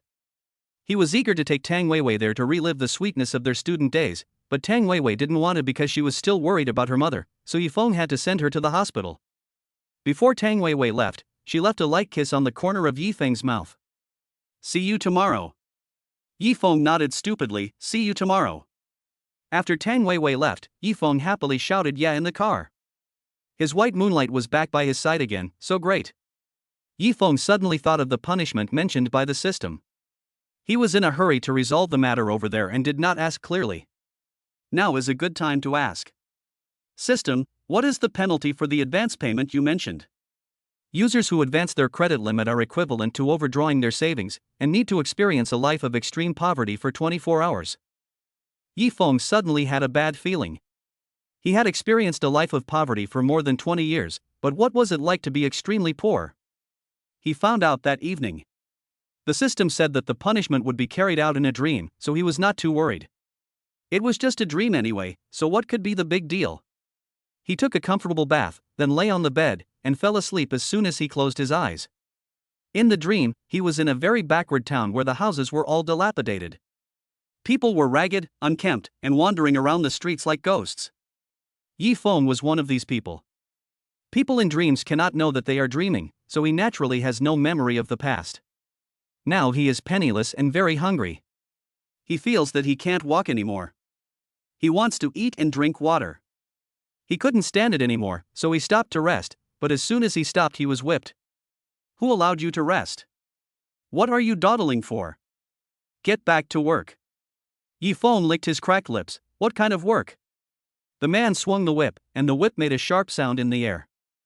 Bang! Still pretending in front of me, right? Hurry up and get up. You won't be allowed to eat if you don't finish your work today. When Yifeng heard the word food, there was some light in his eyes. He was really so hungry that he couldn't stand it anymore. His chest was sticking to his back, and sour water kept coming out of his mouth. This was a sign of being extremely hungry. He forced himself to get up and followed the crowd. After walking for a while, he saw a kiln factory. There were many empty trucks there, and their job was to move bricks and fill the trucks. Yifeng counted and found that there were 50 trucks. Each truck could carry 5,000 bricks, so each of them had to carry at least 10,000 bricks. He will surely die of exhaustion if he continues to move bricks in this state. But he had no choice but to do it. If he didn't do it, not only would he not have food to eat, but he would also be beaten. Yifeng was hunched over, panting as he moved bricks. Because he had no strength, he could only move about 5 bricks at a time. He was also whipped several times for falling down. Don't hit me anymore. I was wrong. I will definitely work hard to move bricks. Yifeng crawled several times before he got up.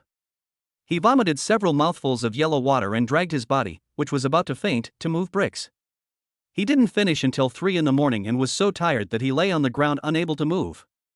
Lie down and pretend to be dead. Come and eat. The empty truck will be here soon. Eat quickly and get back to work. Oh my God, he still has to carry bricks?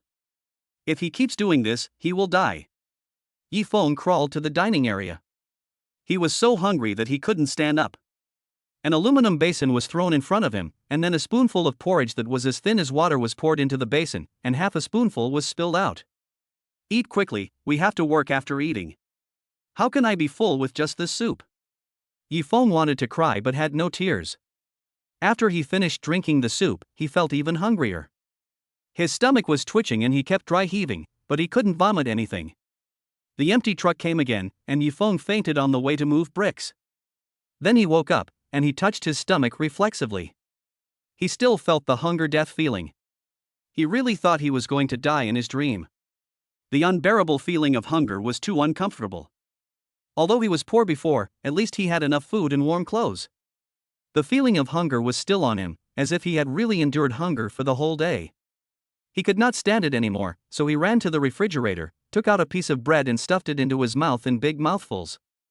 After eating the rice soup in his dream, he felt that this bread was a real delicacy.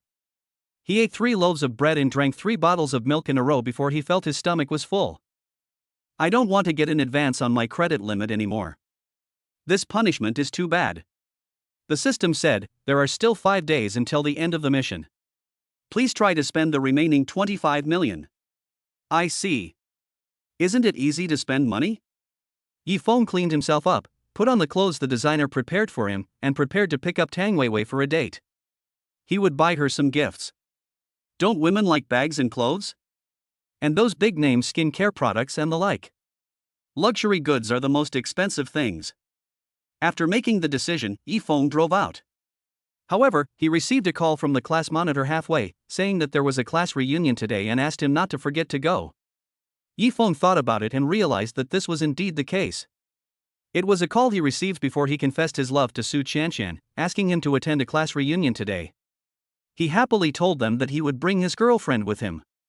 Unexpectedly, so many things happened in the past few days that he almost forgot about it. Edinburgh Grand Hotel, box 1202, don't be late. Yifeng raised his eyebrows. Edinburgh was the hotel under his name. New. The squad leader's name was Zhang Wei. After hanging up the phone, he said to the people around him, guess what Yifeng is like now? Ha, I heard that he failed in his confession and lost his job.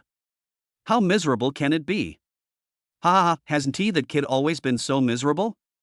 We're all used to it. Remember not to laugh too harshly later, or he'll notice it, ha. Ha ha ha. A group of people walked into the Edinburgh Hotel with laughter. Chapter 15 Class Reunion. Yifeng thought about how those so-called classmates had treated him in the past, and sneered. He had always known that those classmates looked down on him and treated him as a joke, but things were different now, and he really had to meet them and let them see clearly what the joke of the past was like now. Yifeng took a look at his own clothes. As per his request, these clothes were mainly simple and they were the works of some designers. Almost all of them were tailor-made. You could not find such same styles on the market. It would be fine for people who knew the goods, but people who did not would probably think he was wearing some fake brand goods. He drove directly to the parking lot, and then took the elevator directly to room 1202 of the hotel. When the hotel manager saw him coming, he hurried to show him the way, but he refused. Just pretend you don't know me. I'm here to attend a class reunion today. Remember, all the food and drinks must be the best and most expensive. Yes, I will definitely give you the best. Yifeng raised the corner of his mouth and just walked to the door of 1202, he heard a burst of laughter coming from inside. A rough male voice said, ha, why is he still so arrogant? He actually proposed to a goddess like Su Qianqian. How could Su Qianqian possibly like him? Someone agreed with a smile. It was Zhang Wei, the squad leader, who called Yifeng. That's right. He used all his savings to propose to Su Qianqian, but was rejected as expected. I guess he'll have to eat instant noodles to survive for another month. Then a female voice said, you are quite kind to invite him to have a good meal. Zhang Wei sighed, we are all classmates, and today President Mu is treating us. We ordered all good food, and we can't finish it. Let him pack up the leftovers and eat them at home. It's better than eating instant noodles, so I'll just do him a good deed and give it to him today. Ha, there was another burst of laughter. Mr. Mu is also their classmate. His name is Mu Wenkai. He took advantage of the national policy in the past few years and made a fortune. He is a real rich man. Yifeng sneered and waited until they finished laughing before knocking on the door and walking in. Hey, look who's here, isn't this our Yifeng? Come and sit down, we've been waiting for you. A gleam of light flashed through Zhang Wei's small eyes under the thick lenses of his glasses. Yifeng pretended not to notice his plan and sat down in the only empty seat. On his left was Mu Wenkai, next to Mu Wenkai was Zhang Wei, and next to Zhang Wei was a beautiful woman who seemed to be Zhang Wei's new girlfriend. The woman had only glanced at Yifeng with disdain since he came in, and then she didn't even give him a glance. She looked at her own manicure for a while, and then looked at Mu Wenkai with a hint of affection in her eyes. Yifeng thought, this is not a good guy either. Yifeng took the initiative to explain, sorry, there was a traffic jam on the road, so I was a little late. Zhang Wei smiled cheerfully and said, "It's okay. How can your donkey bike get stuck in traffic? Is it broken? Buy a new one quickly. You've been riding that one for 6 or 7 years." He was exposing Yifeng's past, and also letting other students see how miserable Yifeng's life was now. Some people were like this: as long as they saw someone worse off than themselves, they would think they were superior. Yifeng smiled embarrassedly and said, "I've already developed feelings for it, so I'm not planning on getting a new one. That electric car has been with him for 7 years and is closer to him than his girlfriend. Even though he now has 2 luxury cars, he doesn't want to throw it away and just puts it in the garage under the villa." The other students were disdainful in their hearts. They were just pretending, and they even had feelings. It's just that they didn't have the money to exchange them. Zhang Wei's girlfriend's name is He Xiang. She finally stopped looking at her manicure and said coquettishly, "Can you serve the food? I'm hungry." Then she glanced at Mu Wenkai again. Mu Wenkai was so tickled by her hook-like eyes that he clapped his hands immediately. "Waiter, serve the food." Then he said to Yifeng, "I ordered a lot of dishes. If you can't finish them later, you can pack them up and take them away. Don't waste them." Yifeng smiled slightly. "Okay, thank you in advance. Let you swell up for a while, and then slap you in the face." The hotel manager came to serve the dishes personally, giving Mu Wenkai enough face. He pulled his ill-fitting suit and looked at his classmates at the table with raised eyebrows. "Don't be polite, everyone. Eat more. If it's not enough, we can order more." He showed his rich temperament to the fullest. "Oh, I'm so lucky today. I heard that the food in Odenburg is delicious. It's all thanks to President Mu." A group of people echoed again. Yifeng was too lazy to agree with him. He had never eaten the food in his hotel before. When he saw that the dishes were exquisite in appearance, color, aroma, and taste, he didn't bother to be polite and started eating with chopsticks. In the eyes of others, he looked like someone who hadn't eaten good food in several lifetimes, and they looked down on him even more. Especially He Xiang, she rolled her eyes at him with a look of disgust. It was really disgusting that such a poor loser had the nerve to come out. Once they started eating, the atmosphere at the table became much more relaxed. Then the manager knocked on the door and came in with 2 bottles of red wine. He smiled and said to them, "There are only 10 bottles of this kind of red wine in the world, and there are only 2 bottles in our city. They are all in Edinburgh. You are all in for a treat today." Mu Wenkai took a look at the 2 bottles of red wine that looked very exquisite and was a little surprised. He did not order this kind of red wine. Could the hotel have made a mistake? This bottle of red wine cost 350,000 yuan. No matter how rich he was, he would not dare to spend money like this. Seeing that the manager was about to open the wine, he became restless and grabbed the manager's hand. "Boss Mu, what's wrong? Wait a minute, don't open it yet." He kept winking at the manager, asking him to take it back. The manager seemed confused and opened one of the bottles, then used a decanter to decant the wine in an elegant manner. The price of this bottle of wine can be used as a down payment for a house in some small cities. Edinburgh has also treasured it for many years. "Come, the first glass is for Mr. Mu." "Oh." Everyone started to make a noise. What the hell, a bottle of red wine worth 350,000 yuan, what would it taste like? They all knew that Mu Wenkai was rich, but he was too rich. They thought that this meal was expensive enough at 10,000 or 20,000 yuan, but they didn't expect there would be such a precious red wine. Mu Wenkai's face turned green. Yifeng continued to drink water to hide the smile on his face. The best was yet to come. Mu Wenkai's hands wrinkled his suit pants. "Damn, what the hell is this manager doing? He obviously didn't order such expensive wine, he made the mistake, he definitely won't pay for it. After the meal is over, let these poor bastards go to KTV first, and I have to stay in the hotel and have a good chat." Now that he had already opened the account and had made up his mind to default on it, he might as well treat it as an eye-opener for these poor bastards. After all, this would make him feel more face, wouldn't it? After making up his mind, Mu Wenkai smiled and greeted everyone warmly. Chapter 16. You think too much. Come on, don't be polite, let's raise our glasses and have a drink." He Xiang's eyes lit up at that moment, and she thought that this man was really rich, much richer than Zhang Wei. Although Zhang Wei's family was not poor, he would not spend money like this without blinking an eye. Her mind became active at that moment. After all, I am beautiful. It would be great if he could fall in love with me. Then I can buy whatever I want in the future, right? The greedy look in Yi Xiang's eyes naturally did not escape Yi Feng's eyes. He watched coldly, waiting to see what this woman would do. Everyone picked up their glasses and took a sip of the red wine, except Yi Feng. He had an average alcohol tolerance and he didn't want to drink since he had to drive soon. Besides, he could buy the wine anytime he wanted. Mu Wenkai asked, "Why doesn't Yi Feng drink it? Is it because it's too expensive and you don't want to drink it?" "That's right, this bottle of wine is equivalent to your 2 years' salary." Yi Feng looked helpless. "Yeah, I've never drunk such expensive wine before, but I drove here and I have to pick up my girlfriend later, so I can't drink." Mu Wenkai thought he was pretending. Everyone knew that Su Chanxian had rejected him. Where did his girlfriend come from? And she drove here.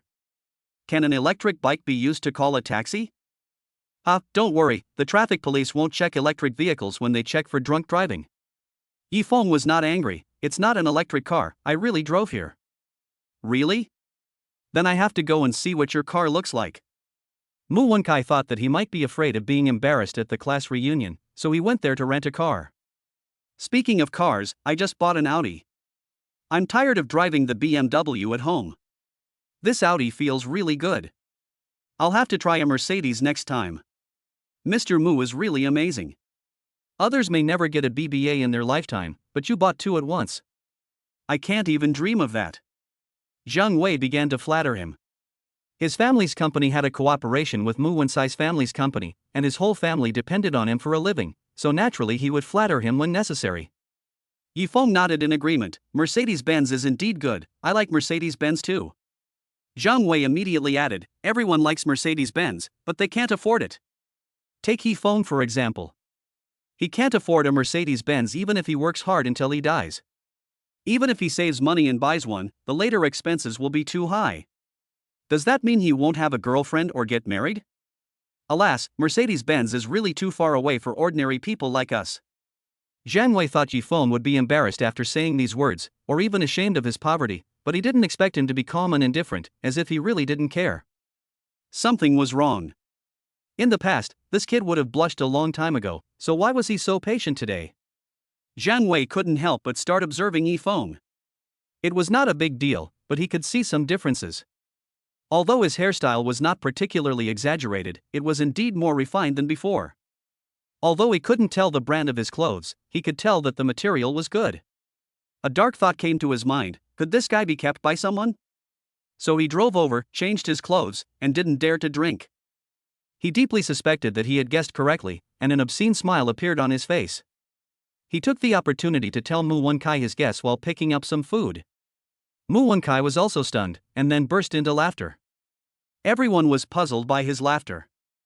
"Mr. Mu, if you have anything funny, share it with us."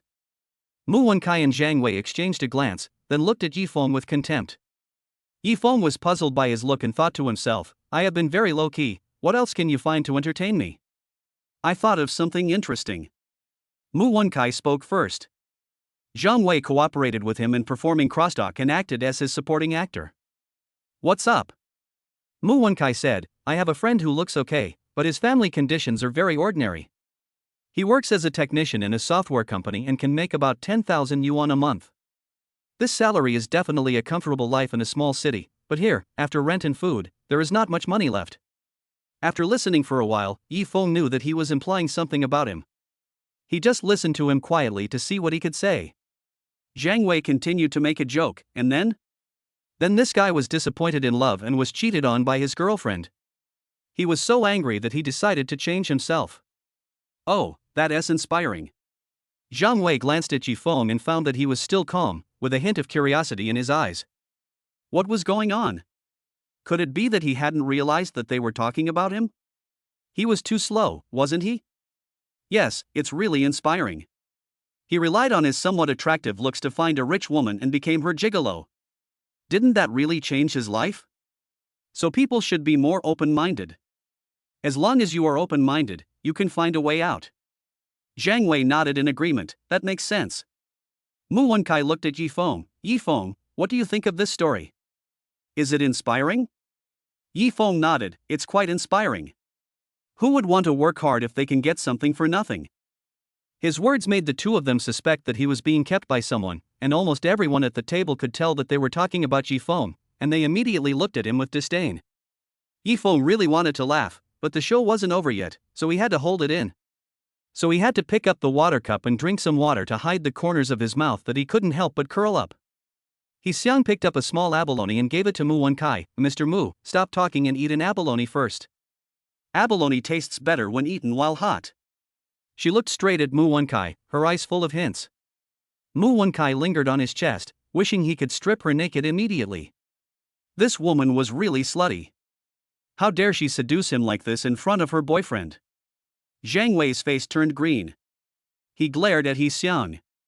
He didn't expect that she was so materialistic. She couldn't control herself when seeing someone richer than herself. She even dared to do this in front of him. However, the person she seduced was Mu Wenkai, so he couldn't say anything. Seeing that he didn't dare to say a word, Xiang was even more certain of Mu Wenkai's status. She started picking up food and pouring wine, completely ignoring him. Yifeng just watched the show. He glanced around and found that a woman sitting next to Xiang moved her seat in disgust, with a look of disgust on her face. Hey, isn't this the study committee member? He came here purely to watch the show, and only took a quick glance, not paying attention to who was at the table. Only then did he realize that the woman was the study committee member in college, named Deng Yuran. The two of them often teamed up when they were in school and were the teacher's right-hand men. She was the only one who did not flatter Mu Wenkai during the meal. It seemed that the character of this study committee member had not changed and he was still so upright. Yifeng couldn't help but look at her twice more, and she noticed him. She raised her eyes and looked back at him. Yifeng found that there was also disdain in her eyes for him. It's easy to understand that she probably thought she was really being kept by a rich woman. Chapter 17. I'm hitting you in the face. Xiang and Mu Wenkai were flirting with each other across Zhang Wei. Zhang Wei could no longer sit still. His face turned as black as the bottom of a pot. He said, "I'm going to smoke a cigarette," and fled the box to go to the bathroom to wash his face. As soon as he left, it was exactly what Xiang wanted. She sat directly in Zhang Wei's seat and became more bold. With one hand, she fed him wine on the table, and with the other hand, she had already started playing tricks under the table. Mu Wenkai became even more impatient and actually put his face close to his neck and started nibbling it, completely ignoring the other people in the box. Yifeng looked at the time and decided not to play with them. He said loudly, "Aren't you guys going too far? Openly cheating on your boyfriend in front of your classmates. Do you have any shame?" Mu Wenkai's face darkened and he touched Xiang's leg. It seemed like a simple action, but his inner thoughts were actually very clear. Hey, what's wrong with Yifeng today? So righteous? Zhang Wei himself didn't say anything, so you are the one being criticized, right? The emperor is not anxious, but the eunuch is? Xiang glared at Yifeng, secretly blaming him for meddling in other people's business. Yifeng smiled and said, "I just feel disgusted. President Mu is also a well-known figure. How can such a fickle woman be in your eyes? Don't you feel disgusted by things that others have played with?" As soon as he said this, Xiang's face turned red. "What nonsense are you talking about? It's none of your business." Yifeng didn't even look at her, and said to Mu Wenkai, "You are such a disgusting person that you openly steal your brother's girlfriend at a class reunion." Mu Wenkai threw the cup in his hand, stood up, pointed at Yifeng and cursed, "FCK it, who do you think you are? I gave you a chance, right? Wipe your ass off first, no one here is as disgusting as you." Yifeng's expression was indifferent, which was in stark contrast to his reaction. "Watch your mouth. Calling you Mr. Mu is giving you face. Do you think you are great just because you have a little money? Who do you think you are? Why should I put up with you?" Although they all felt that Yifeng was overestimating his own abilities, his words really touched their hearts. They had long been dissatisfied with the arrogant Mu Wenkai, but none of them had the courage to say it out loud. It turned out that those who are barefoot are not afraid of those who wear shoes.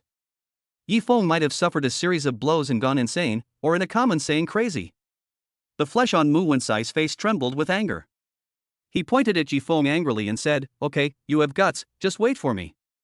I will make sure you can't survive here. Do you believe it?" Yifeng also sneered and looked at him fearlessly. "You can give it a try. You're just being kept by an old woman. You think you're proud just because you can wear some decent clothes, right? You're still a poor bastard at heart. You're capable, right? Fine, I want to see how capable you are. I won't treat you to this meal, you can handle it yourself.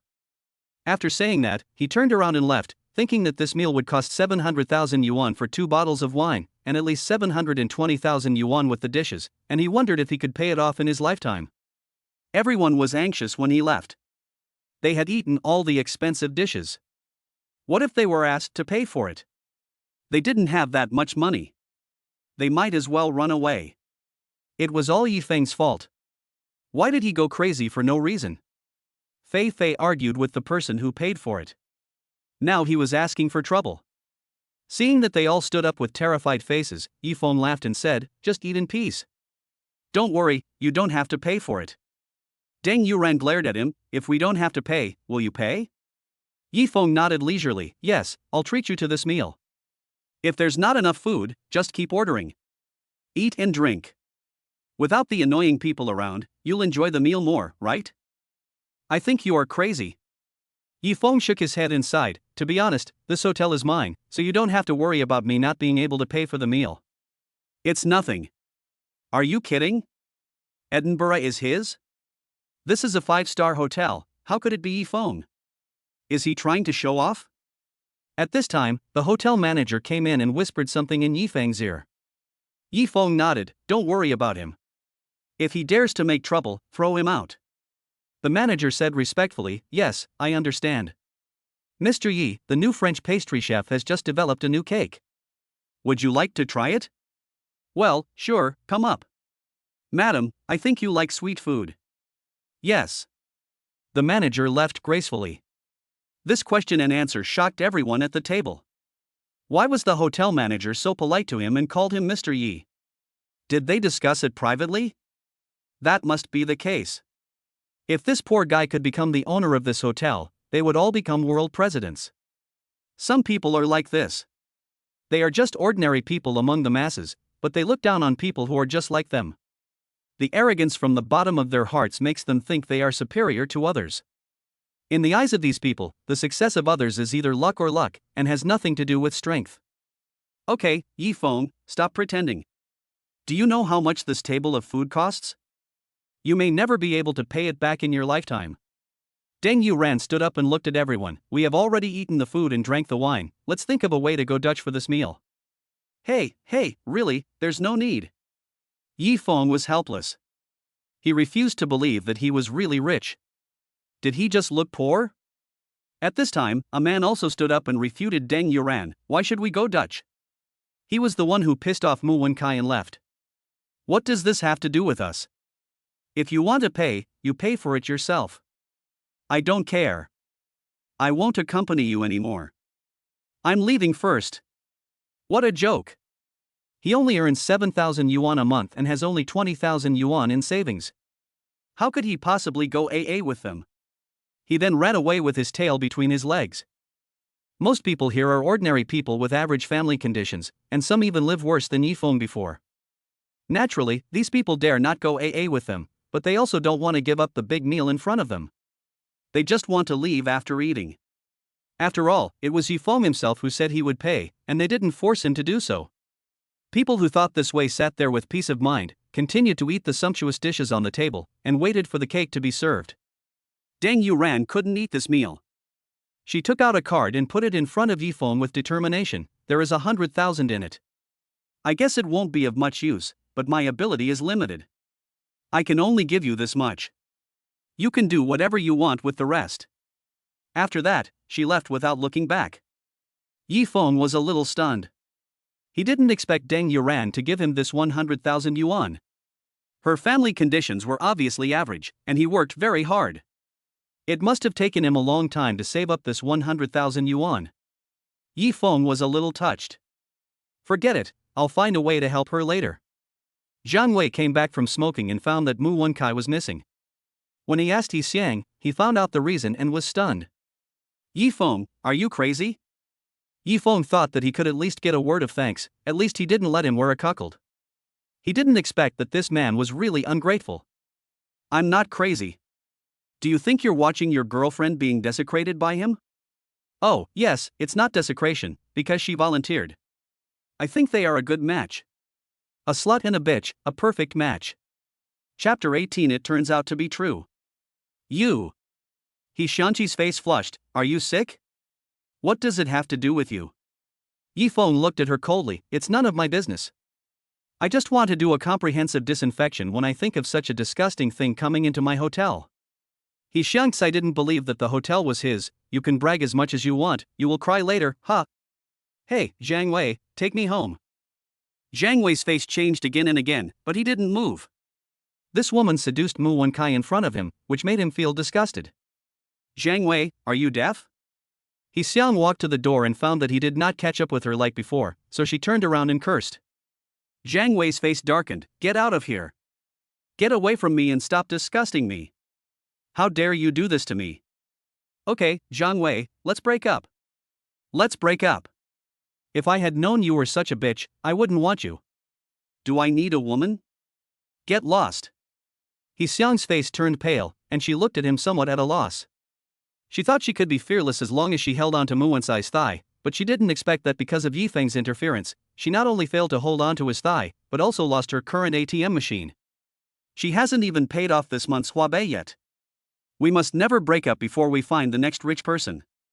She adjusted her expression and went up to hug Zhang Wei. Okay, I was wrong, okay? Let's go home first.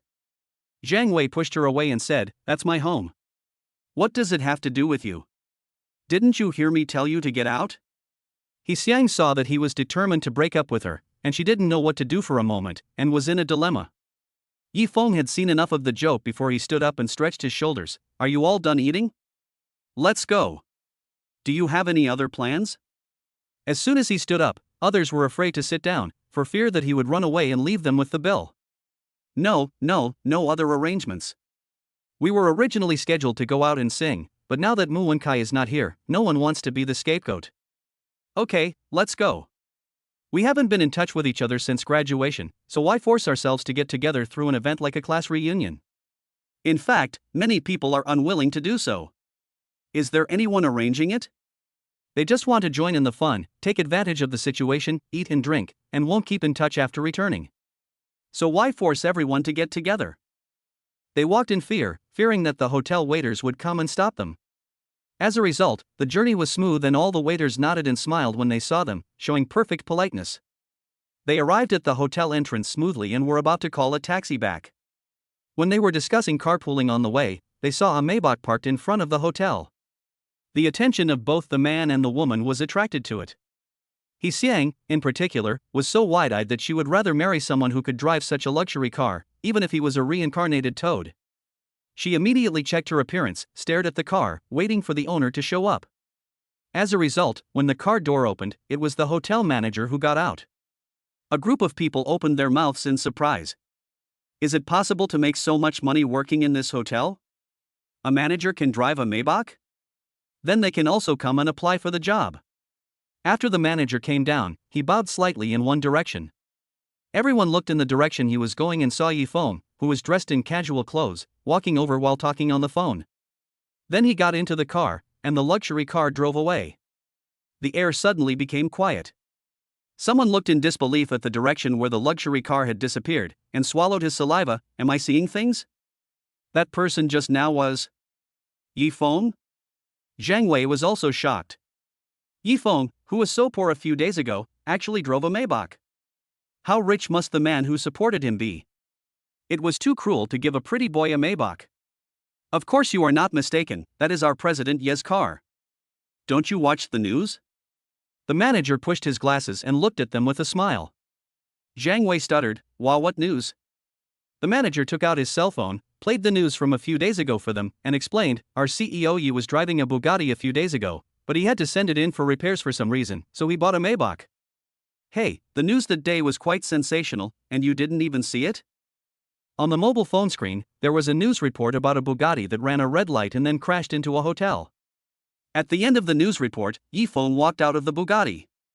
It turns out that he is not pretending, he is really rich. How is that possible? Zhang Wei couldn't believe it. He had just ridiculed Yifeng so much, but he didn't refute. Why? The manager explained, not only this hotel, but this entire shopping mall, plus Mirror Lake Villa, are all owned by Mr. Yi. However, it is a bit strange that you, as Mr. Ye's classmates, don't know about this. Zhang Wei took a few steps back. It was over. He had offended a real rich man. The others also looked dejected. They had all laughed at Yifeng to some extent. He Shangdan was regretting so much that he turned green. He had made a mistake and missed a big fish. He didn't expect that the boy was so noble. He should have known it earlier. But he didn't know it earlier. Yifeng laughed as he drove. These snobs, are they stupid now? And that Mu Wenkai, humph, just when I was worried about where to spend my money, you came to my door. He checked Mu Wensai's family's properties and found out that it was a very famous hot pot restaurant in the city. Coincidentally, the restaurant was on the 4th floor of Yifeng's shopping mall. This hot pot restaurant was the largest in the city and occupied the entire 4th floor. Because of its good environment and location, celebrities and internet celebrities often came to check in.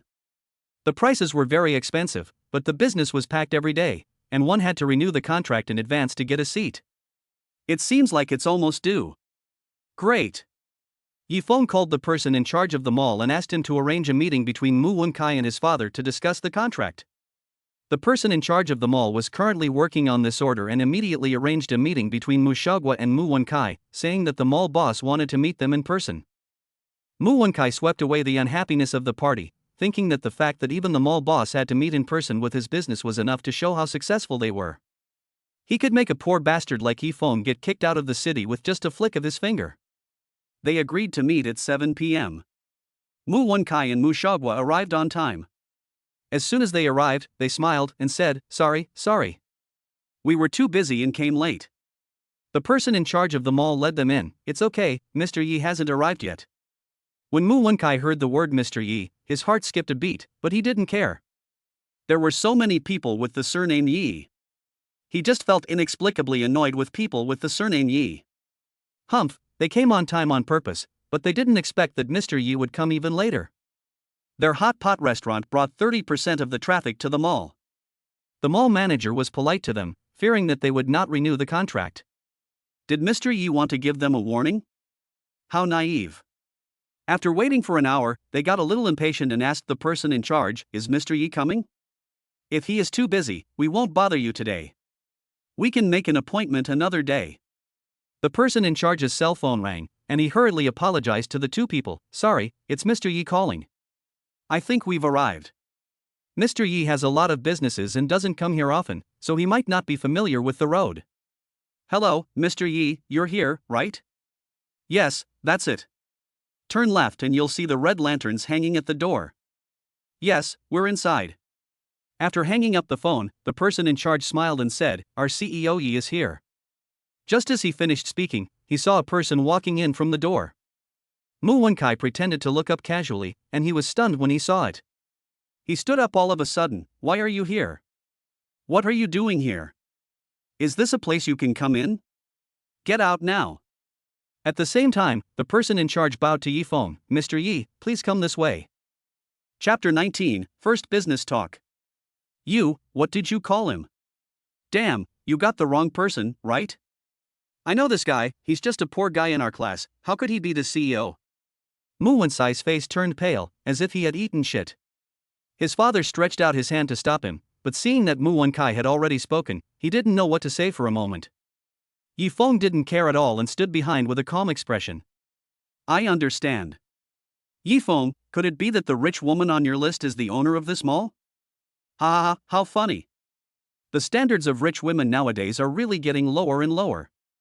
With such a net worth, she actually supports a person like you. Mu Wenkai forced himself to find a legitimate reason for what he saw before him, thinking that this must be the case. In fact, he also felt a little regretful. Even though he looked down on Yifeng, he was the boss's gigolo after all. He was here to discuss the contract today, so he should give him some face. But he had already scolded him, so wouldn't it ruin his reputation if he bowed and scraped now? No matter what. Just do it to the end. Anyway, even if he goes back to complain, the mall owner won't dare to ignore them. After all, they are the treasure trove here. Mu Wenkai, even though you are worse than dog shit in my eyes now, your courage really impresses me. Yifeng glanced at him contemptuously and suddenly sneered. Mu Wenkai didn't expect that he could actually say this. His eyes turned red instantly and blood rushed to his brain. What did you say? Say it again. He was originally a playboy, and he usually acted in an extremely reckless manner. If his family was not rich, he would have offended a lot of people. Now that someone insulted him like this, he would never tolerate it even if he was the gigolo of a shopping mall boss. Wen-kai, sit down. Seeing that his son had gone mad for some unknown reason, Mushagwa immediately scolded him. Dad, you don't know. He was a loser in our class before, and now he is shameless enough to be a gigolo to the boss. Such a person is so despicable that he is worse than a dog. I feel like dirtying my hands by signing this contract with him. Seeing that his father had humiliated him, Mu Wen-kai quickly explained. Mushagwa is much smarter than Mu Wen-kai. He has been in the mall for so long, what kind of people has he not seen? Although he has made up his mind that the mall dare not do anything to them, it is better to have less trouble than more. The current rent is still cheap, and he doesn't want to cause trouble for himself. We are here to discuss business today, so just stay here, you little brat. Mushagwa growled and pushed Mu Wen-kai back to his seat. Yi Feng's eyes fell on him, thinking that Mushagwa looked like a decent human being, so he wondered why he gave birth to such a son. But he changed his mind the next second. He saw Mushagwa handing him a cup of tea with a smile. The curve of his mouth looked extremely weird, without a trace of sincerity. Come on, young man, have a cup of tea. As he spoke, he half raised his hand, leaving it hanging halfway, obviously not taking Yi Feng seriously. My son was ignorant just now, please don't make a fuss about it. Also, it's not surprising that someone is getting rich these days, right? I envy people like you. After all, showing kindness is a skill, huh? After Mushagwa finished speaking, he laughed a few times, then narrowed his eyes and looked at Yi Feng. But young man, I still want to warn you. It's okay to make some money, but don't think you can really squeeze into the business world by relying on women. I am a boss myself, and I know these people very well. In their eyes, you are just a plaything. I advise you to see your position clearly and weigh what kind of person you are. He finished speaking calmly, sat down calmly, and looked at Yi Feng with contempt. Mushagwa is certainly more scheming than Mu Wen-kai. He knows that if his son continues to make trouble like that, the two of them will definitely end up fighting. Although he will be able to settle it afterwards, won't his reputation be ruined? But his secret sarcasm was different. Not only did it give Yi Feng a warning, but it also secretly helped his son to avenge himself. Sure enough, at this time Mu Wen-kai was sitting in his seat with his legs crossed, his mouth almost grinning to his ears. My father is obviously helping me vent my anger. This is how I should humiliate this ignorant country bumpkin. Have you said enough? Unexpectedly, Yi Feng was not in a hurry at all. Instead, he poured himself a cup of tea and took a sip. I say, your tea today is not very good? He clicked his tongue twice and said to the person in charge beside him. Mr. Yi, I'll change it to the best one right away. The person in charge did not dare to delay at all and ran out quickly. Mu Wen-kai looked at his back and thought that these people were crazy. Why were they being so attentive to a pretty boy? Since President Mu looks down on me so much, I think we don't need to discuss this contract. To be honest, my mall really doesn't want to bring in merchants like you. It's unlucky just to think about it. After Yi Feng finished speaking, he also crossed his legs and looked at Mushagwa without blinking. What? Mushagwa was shocked. He didn't expect him to say such a thing.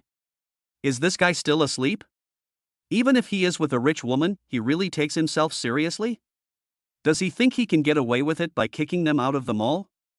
Thinking of this, Mushagwa laughed out loud, and Mu Wen-kai saw his father laughing and started to laugh too.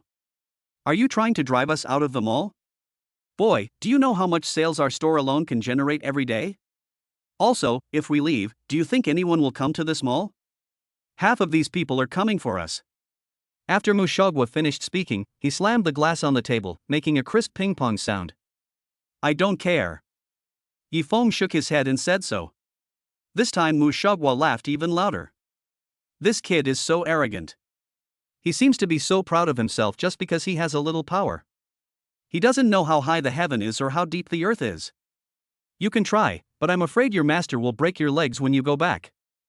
After saying this, Mushagwa stood up and pretended to straighten his suit. I'm telling you, if you don't want to rent it to me, I already don't want to stay here any longer. If your place isn't cheaper, who would want to stay in your crappy place? The top floor of the Huajing Mall across the street just happened to be vacant, and I've been wanting to move for a long time. As a bastard like you, you'll have to lick women all your life. After he finished speaking, he raised his leg and was about to leave. Mu Wenkai also stood up and followed him, turning around and spat at Yifeng fiercely. Yifeng watched the saliva fall and splash onto his expensive leather shoes. "Wait, wipe it clean for me," he shouted at their backs. The Mu father and son were stunned for a moment, then turned around at the same time and looked at Yifeng ferociously. "You kid, I'm giving you face, right? If it weren't for the fact that you're hooking up with the mall owner, I would have dealt with you a long time ago. Why are you pretending to be crazy? You're getting ahead of me, wait and see how I deal with you today." Chapter 20 Lick Me Clean.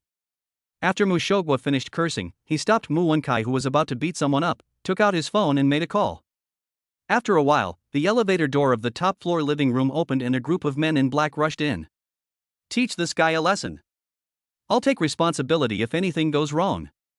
Mu Shogwa said this and pointed at Yifeng. His family made their fortune by running a hot pot restaurant, and now this hot pot restaurant is the most prosperous business. However, they actually have other businesses as well, and some of their businesses are shady. Half of them are gangsters, and it is common for them to resolve problems with violence. To put it bluntly, even if he offended the mall owner today, Mu Shogwa didn't care at all. They were just a rental relationship, and at worst he could just change the location and do better publicity. Oh, it's true that like father, like son. People of the same family stick together. Your son was cheating on someone in public. I was wondering what kind of person could raise such a bastard. Now it turns out to be true. Yifeng sneered and stood up, without any fear in his eyes. What's going on? Is this really the Yifeng I knew before? Mu Wenkai looked at Yifeng at this time, with anger still on his face, but he felt inexplicably weak in his heart. Seeing Yifeng's fearless look, he always felt like he was a different person. When he was in school, he often mocked Yifeng openly or secretly and bullied him secretly. He always endured it silently. Sometimes he would be full of fear when he saw him. Why now? Stop spouting shit at me. I haven't settled accounts with you for meddling in my business before, so now is the perfect time to settle old and new accounts together. Mu Wenkai said this and signaled the people behind him to take action. The latter type of thugs had already made preparations. When they saw the young master's signal, they rushed forward with a roar. Yifeng stood where he was, without even moving a step. If a group of people rushed over with batons in hand, 10 of them would become weak, and Yifeng was no exception. He could remain so calm because he had already planned it out, knowing that the entire mall was paying close attention to him and would never let him get hurt, otherwise who would dare to take the responsibility? It's right here. Hurry! Sure enough, just when the baton was about to hit Yifeng in the face, the previous person in charge rushed in with a group of security guards. You are so bold that you dare to touch our general manager, Yi. The security captain shouted loudly. In fact, under normal circumstances, he really didn't dare to speak to Mu Shogwa and others like this. Anyone with a little hearing knows that the Mu family is powerful and should not be easily provoked. But now with someone like Mr. Yi, are you afraid that he can't protect them? As the saying goes, a dog relies on the power of the master. Now the security captain only wants to show off. Maybe Yifeng will reward him. Get out of here if you know what's good for you. Mu Shogwa started cursing when he saw several security guards blocking his way. Support me. I will take the responsibility for any problems that arise. Anyone who protects me will be heavily rewarded. Yifeng raised his wrist to look at his watch and said to the security guards in front of him. With these words, the security guards felt more confident. They were also young and strong guys. Although the people on the opposite sides were gangsters, they were just a group of ugly little thugs. Although they were outnumbered, they fought for the reward. The two groups immediately started fighting each other. The stalemate lasted for a few minutes, and suddenly the door was kicked open, and a man with a scar on his face rushed towards Yifeng with a ferocious look. Long? Brother Long? Mu Shogwa was overjoyed when he saw the person coming. Unexpectedly, even Brother Long was alarmed by this matter. It seemed that he saw me being bullied and came to help. This is going to be a good show. This guy might even break his arms and legs. But what he didn't expect was that the scarred man walked up to Yifeng, bowed deeply, and then clasped his hands together, showing the utmost respect. I'm sorry, Mr. Yi, I'm late. Please bear with me. Yifeng glanced at Along, who was bowing in front of him, and thought that if he met such a person in the past, he would probably be scared and take a detour, but now that he had money, he was bowing down before him. This feeling was really great. Dad, didn't you call Brother Long to help? How could this happen? What Mu Wenkai feared the most was Along. Now seeing him actually nodding and bowing to Yifeng, he broke out in a cold sweat and his face turned pale. Forget it this time. Remember, educate your subordinates well and don't embarrass yourself. Yifeng said this, waved his sleeves and strode towards the door, but halfway through he suddenly stopped and turned back. Mr. Yi, do you have any other instructions? Aaron asked with his head slightly lowered. Yifeng glanced at the Mu father and son who were shaking beside him, then looked down at a small stain on his leather shoes and frowned slightly. Someone just spit on my shoes, and now I'm really upset. After he finished speaking, Aaron immediately understood what he meant and shouted loudly. Who did it? Who is so blind as to spit at Mr. Yi? His loud roar frightened everyone at the scene so much that they were speechless, especially Mu Wenkai, who almost fell to the ground with his legs going weak. It was me who did it. Mu Shogwa pushed Mu Wenkai out. Dad. Why, don't you want to? Mu Wenkai staggered and fell to his knees after being pushed like that. He turned around and looked at Mu Shogwa in disbelief. You little bastard, if you don't admit it now, you will die a more miserable death later. Mu Shogwa cursed softly. It's a really good show to kill one's own relatives for the sake of justice. You kid, who gave you such courage? Without saying a word, Along grabbed Mu Wenkai's collar and half pulled and half dragged him to Yifeng. Lick it clean for me. Aaron yelled. He knew from Yifeng's expression that this would please him. It was all Mu Shogwa's fault for being so blind and uninformed that he actually offended such a big shot. I don't want it. Mu Wenkai let out a scream, but was held down by a hand. Along slapped him twice, and he had no choice but to give in. He licked Yifeng's leather shoes like a dog, with snot and tears mixed together and falling down, looking extremely embarrassed. Yifeng knew that things were almost over. Seeing Mu Wenkai, who had bullied him so arrogantly in the past, now in this state, he felt refreshed. He could talk about other things later. Now it was time for him to leave in style. Thinking of this, he strode forward and left the mall. If he wasn't in a hurry to pick up Tang Weiwei, he really wanted to let all his former classmates see Mu Wenkai like this. Ding! Congratulations to the host, the system capability value has been activated, the courage value has increased by 5 points, and the function of recognizing people has been enabled. Please check it in time. As soon as I walked out of the mall, the system's voice suddenly rang. What is this? I thought the system was just a monopoly system, with some explosive bonuses or something, but it seems there is more to it than that. There are also some hidden props. He opened the system backpack in his mind, clicked to check the reward, and a translucent point table suddenly appeared in front of him, and a report sounded in his ears. Chapter 21 Hidden Attributes. Host Yifeng, your current physical value is low. Yifeng looked at the watch that appeared in front of him, and his face suddenly became a little hot. Name, Yifeng. Intelligence, 30. Force value, 10. Value, 45. Courage, 20. It seems that my physical points are really low. He turned around and looked at the other people. No wonder he was said to have a keen eye for people. Sure enough, Yifeng could see a small translucent frame above the head of every person on the street, which contained the person's physical value. With this keen eye for identifying people, the true abilities of everyone are clearly visible to him, making it difficult for anyone to get away with it. He specifically found a few ordinary people to do experiments and found that the average intelligence value of an ordinary person is 30 points. His own score just met the standard and was very ordinary. The average person looks around 35, and he can be considered handsome. But the combat power value of an adult man is generally around 20, but I only have 10 points. Yifeng looked down at his thin body and sighed slightly. Is there any way to improve my ability value? He asked in his mind.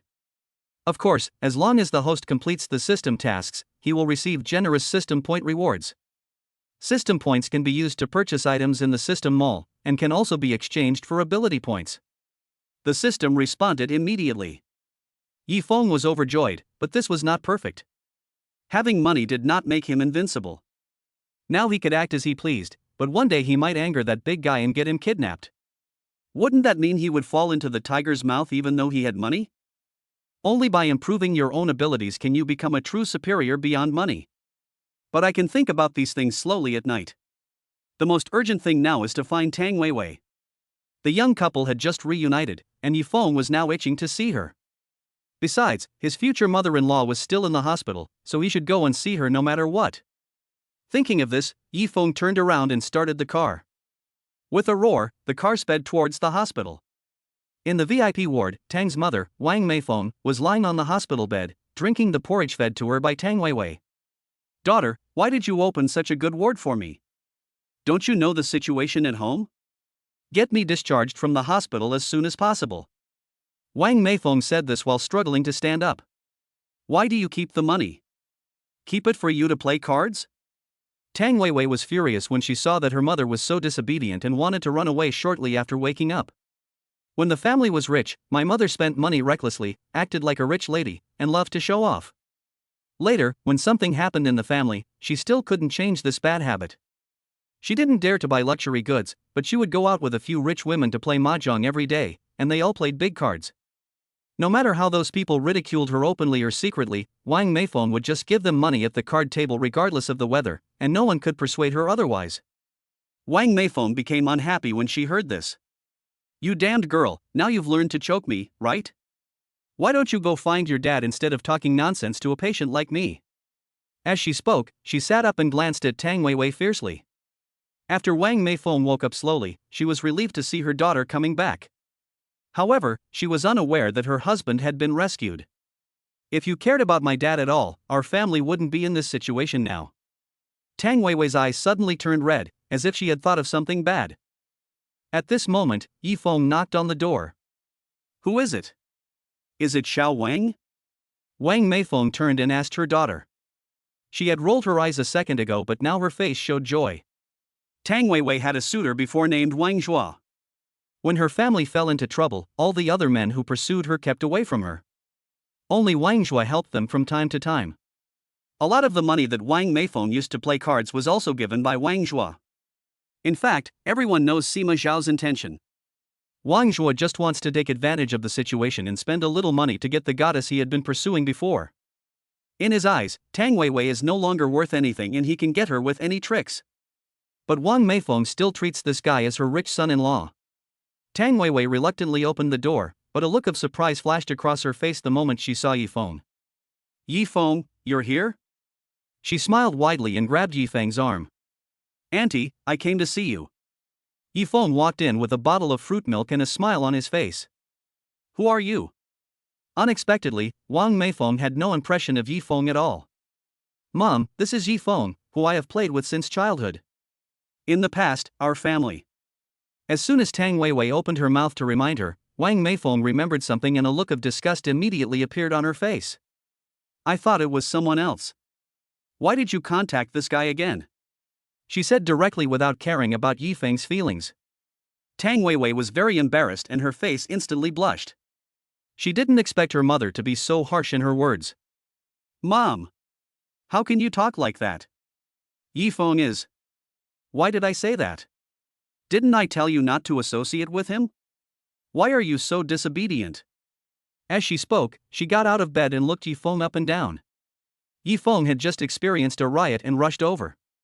His clothes were a little messy and his hair was blown away. Wang Meifeng looked down on him at this time. She glanced at what Yifeng was holding in his hand, and her eyes almost rolled back. "It's shameful that you have the nerve to come to the hospital to see me with such a small thing.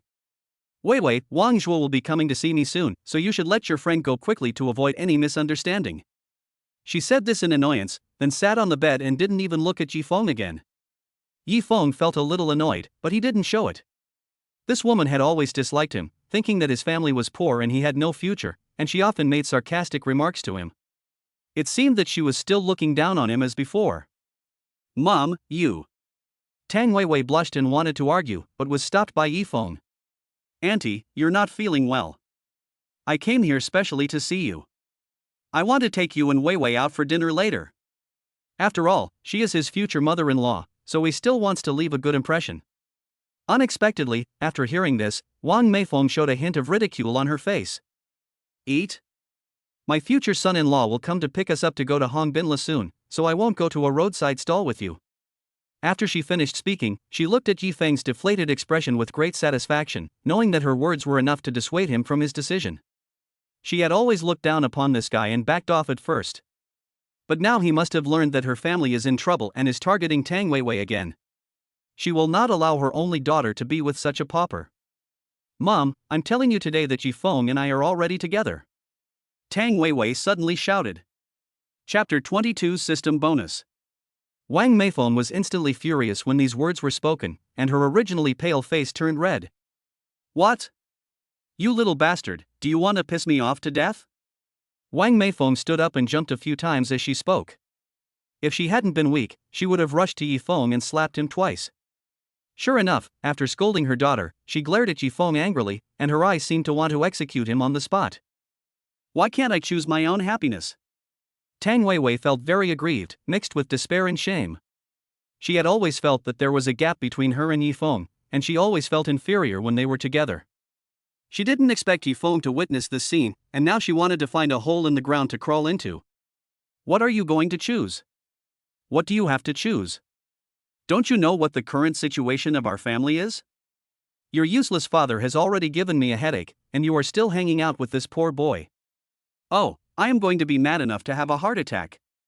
As Wang Meifeng spoke, she had already taken a few steps towards Yi Feng. She looked him up and down with a pair of powerful eyes, as if she was looking at some good-for-nothing trash. If I remember correctly, I chased you away once a few years ago, right? Considering that your father had a good relationship with the child's father before, I didn't say it too clearly, but I didn't expect you to be so shameless. You are still pestering Weiwei after so many years. Wang Meifeng had no intention of showing him any mercy and started to mock him. People should have some self-awareness. What kind of cage should be used for what kind of bird? Didn't your mother teach you this simple truth? Well, your kind of family is only at this level. Wang Meifeng said this with a look of satisfaction on her face. Now that things have come to this, she doesn't believe that this guy can still cling to Tang Weiwei. I won't say anything if you scold me, but why do you have to involve my parents? Hearing this, Yi Feng's expression changed instantly. His originally calm expression disappeared, replaced by a gloomy face. Why, did I say something wrong? Is this the level of your parents? We used to live close to each other, but they always wanted to get close to Weiwei to get close to her. I have always disliked them. Why, now that you think our family has fallen, you want to try to take advantage of the situation? As she spoke, she moved her face closer to Yi Feng. Pooh. A few drops of saliva splashed onto Yi Feng's face, and he felt as if that piece of skin was being burned. You've gone too far. Tang Weiwei cried and was about to go to Yi Feng, but unexpectedly Wang Meifeng pulled her over. Be good. Go eat. Wang Zhuo might be waiting downstairs at this hour. Look at what you are wearing. Where is the skirt I bought for you last time? Change into it quickly. As Wang Meifeng spoke, she pulled a paper bag from the side, took out a skirt from it and threw it on the bed. Yi Feng took a look and found that the skirt was obviously very valuable, but also extremely sexy and revealing. Anyone could see what Wang Zhuan was thinking. He was about to have an attack when there was a knock on the ward door. It must be Wang Zhua. Wang Meifeng went forward to open the door in ecstasy. As soon as the door opened, a young man walked in with a smile, holding a large bouquet of roses and a box of valuable wild ginseng.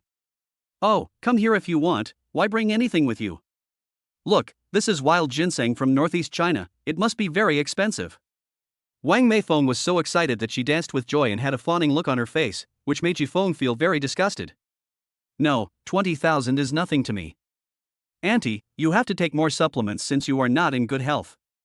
After Weiwei and I marry, won't we have everything we want?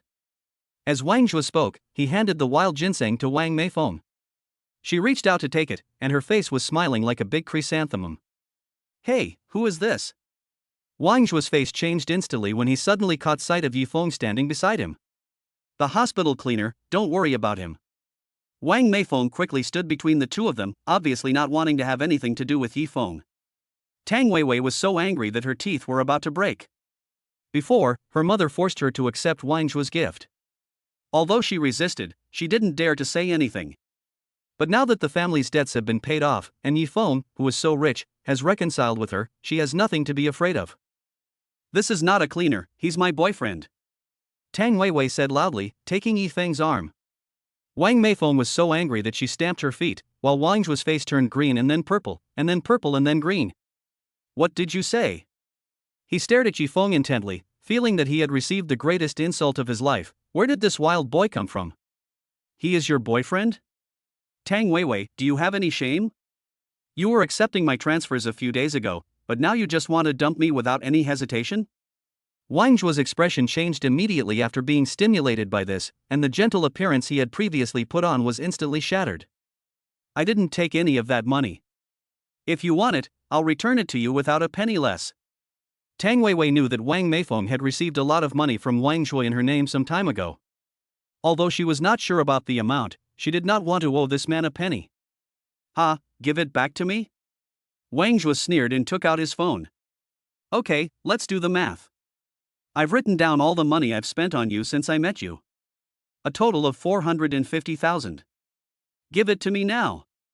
After Wang Zhuo finished speaking, he smiled sinisterly, knowing that Tang Weiwei couldn't possibly come up with that much money. What? Tang Weiwei was very shocked.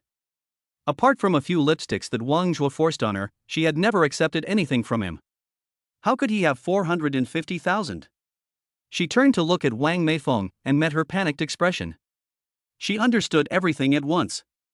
How is it? You should understand the principle of taking money to do things, right? In fact, as long as we become a family, there is no need to be so clear, don't you think, Weiwei? Wang Zhuo walked straight forward and put his arm around Tang Weiwei's waist. She screamed and tried to dodge, but she couldn't escape the extremely fast hands and was severely touched. The white moonlight, whom Yifeng cherished like a treasure, was right before his eyes, and yet someone dared to take advantage of her in front of him. How could Yifeng possibly agree to this? In an impulse, he threw a punch at Wang Zhuo. Ah! With a scream, Wang Zhuo rolled towards the hospital bed. The punch was so powerful that it knocked him to the ground. It seems that this guy is a weak young man, and his physique is not as good as mine. You bastard, you dared to hit me? You think you are something when you wear fake clothes? I will kill you. Wang Zhuo rushed over yelling. Bang! Yifeng kicked him in anger, and Wang Zhuo fell to the ground again, howling in disgrace. Tang Weiwei stood aside, her eyes sparkling with stars, and she looked at Yifeng with a new respect. Chapter 23 Go dig coal. Ding, this is the first time that you have gained the admiration of your crush without spending any money. Your reputation value has increased by 200,000. This has reached the upper limit of the current daily reputation value. The prize pool will be opened in advance. Due to the previous behavior triggering a penalty, the reward has been changed from cash to real estate. Please choose your own. Yifeng came to his senses from the shock and thought about it.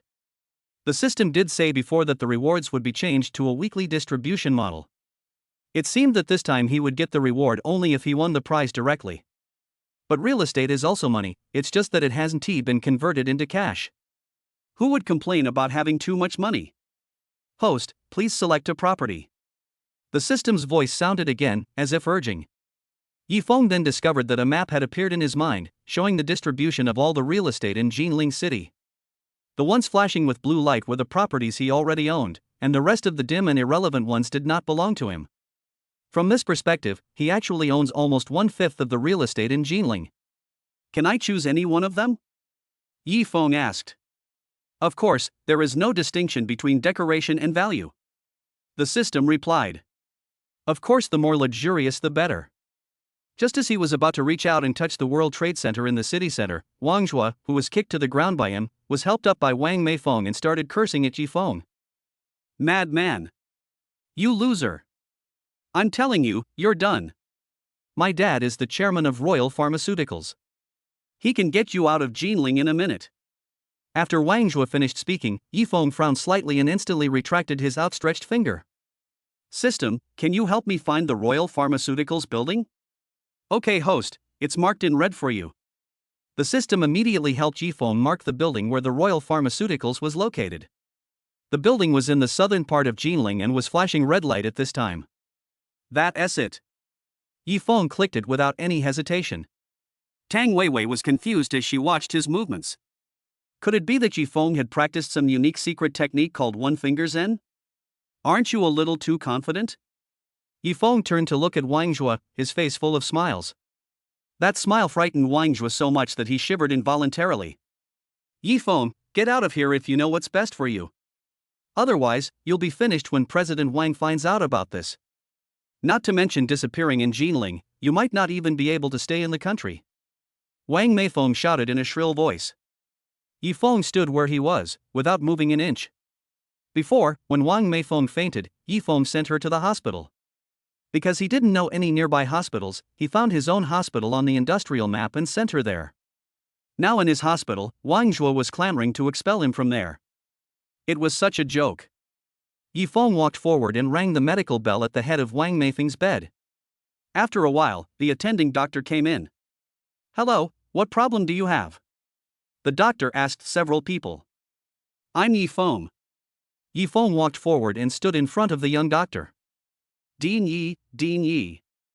The young doctor murmured in disbelief. Well, nothing else, help me call all the security guards up, there is a bad guy staying in my hospital, help me get someone to throw him out. Yifeng said this, pointing at Wang Zhuo. I'll go call him right away. The young doctor did not dare to delay and immediately turned around and walked out, but was pulled back by Wang Zhuo. What did you call him? Wang Zhuo questioned him in disbelief. Dean, is there any problem? The young doctor turned around and scratched his head, looking at Wang Zhuo with contempt in his eyes. This was someone the dean hated, so he must not be a good person. Dean? Ha ha ha, you are one of the extras he invited, right? You have to act well. I know your dean, Lao Qin, very well. Wang Zhuo said this proudly, then looked at Yifeng with great contempt, his sarcasm evident in his words. President Qin is indeed our president, but he is the vice president. The real investor of our hospital is this Mr. Yi. I have only seen his photo, but I didn't expect to have the honor of meeting him today. He is so young. After the doctor finished speaking, he looked at Yifeng with admiration. When these words came out, everyone in the audience was stunned. Especially Wang Meifeng, her eyes were as big as bells.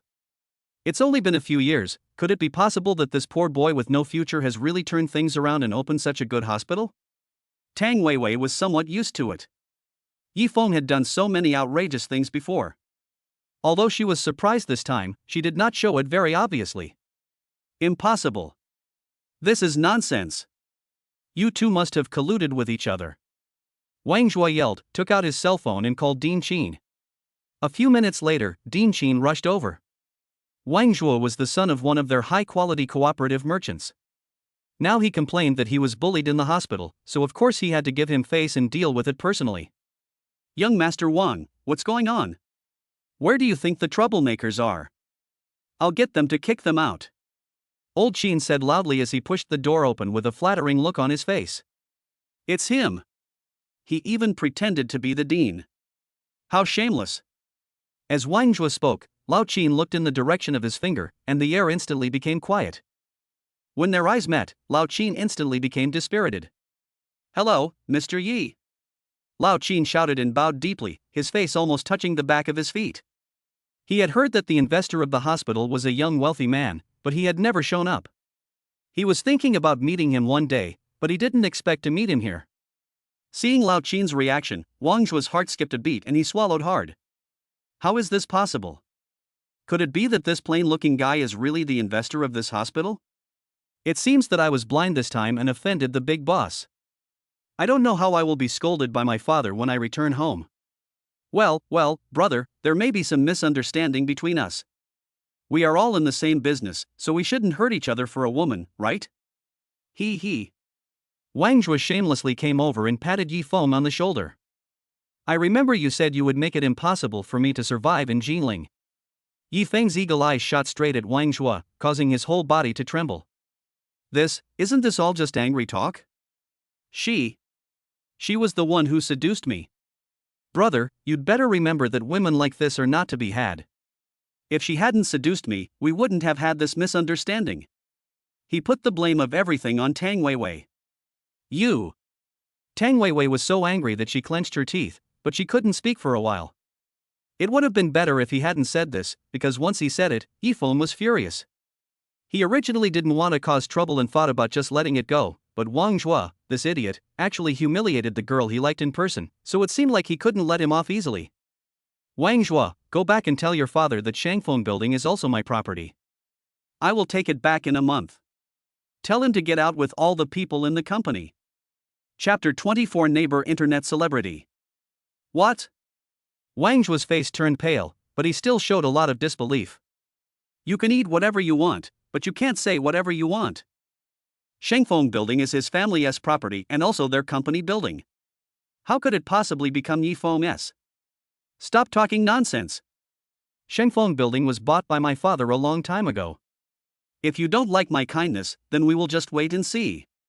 Wang Zhua had exhausted all his energy and was anxious to pack up and leave, but unexpectedly Yifeng grabbed him by the collar. Has your father not told you yet? Your company owed nearly 100 million in foreign debt due to a drug accident. He had already mortgaged the building, and now the ownership of this building is in my hands. After Yifeng finished speaking, he smiled and looked at Wang Zhua. Sure enough, the boy's face was full of fear and he was almost driven crazy, which made Yifeng very satisfied. You uneducated and dissolute rich second generation, actually want to rob a woman from the people. If I don't teach you a lesson today, I will not be named Yi. You, what do you want? He looked at Yifeng with a trembling voice. If things really turned out like this, his father would definitely break his legs. Not only that, the company would be plunged into an unprecedented crisis. Royal Pharmaceuticals was already in precarious condition and could not withstand any more turmoil. You know Shanxi? There are a lot of wild coal mines there. I want you to go and dig for a month. If you can finish, then we'll let it go. After Yifeng finished speaking, everyone widened their eyes. I didn't expect him to make such a request. In fact, Yifeng just remembered the dream he had last time. The feeling of being hungry and cold under someone else's roof was really terrible. A rich second generation like Wang Zhua didn't know there was such a place in the world, so he didn't know how to cherish it. Now he has to get a taste of it. I'll go. For the sake of the family business, Wang Zhua gritted his teeth and agreed. Yifeng made a phone call and quickly arranged for someone to take him away. There were only 3 people left in the ward, and the atmosphere once again fell to freezing point. Weiwei, I'll take you to dinner. After a stalemate, Yifeng turned and said to Tang Weiwei. Tang Weiwei nodded, and the two were about to walk out when Wang Meifeng suddenly reacted and stepped forward to grab Yifeng with a forced smile on her face. Hey, Yifeng, I'll go with you. Wait for me to change my clothes. Yifeng sneered, Auntie, isn't it unfair for you to have a meal with someone like me? Wang Meifeng regretted it very much at this time. She understood that Yifeng's words were meant to challenge her, but she had already said it and could not take it back now. It's just that this poor boy turned over a new leaf so quickly that it was impossible to notice. Otherwise, how could she have offended such a big shot? Oh Yifeng, it's all Auntie's fault. I was just too anxious before. You don't know the situation in our family. Weiwei's father owes a lot of money. I just want Weiwei to have enough food and clothing to live a good life in the future. As she spoke, she reached out and touched Tang Weiwei's hair, pretending to be a loving mother. Ridiculous. This powerful woman had always looked down on his parents.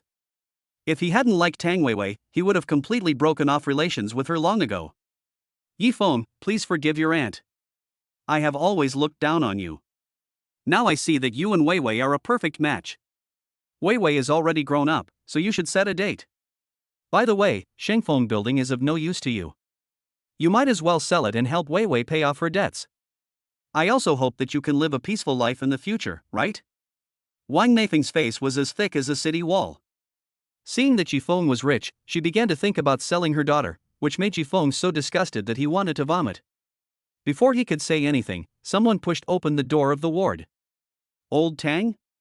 When Wang Meifeng saw the person coming, her eyes widened instantly. She turned around in disbelief and looked at him several times before she dared to confirm it. Tang sure didn't even look at her. He and Wang Meifeng had no feelings for each other a long time ago. If Wang Meifeng hadn't been a young lady and her family hadn't forced the marriage, he would never have married her. Xiao Yi, I heard everything. Thank you so much. I have no way to repay you. Tang Shi walked straight up to Yifeng, grabbed his hand, bent over and almost knelt down. Yifeng quickly supported him. Brother, from now on I will consider you my brother. If you need me for anything, I will go through fire and water for you. Tang Shi expressed his gratitude without thinking twice. Yi Feng couldn't help but burst out laughing. What do you mean, brother? He is my future father-in-law. Old Tang, what's going on? Where have you been for so many days? Did Yi Feng hide you to avoid paying his debts? Wang Meifeng looked puzzled.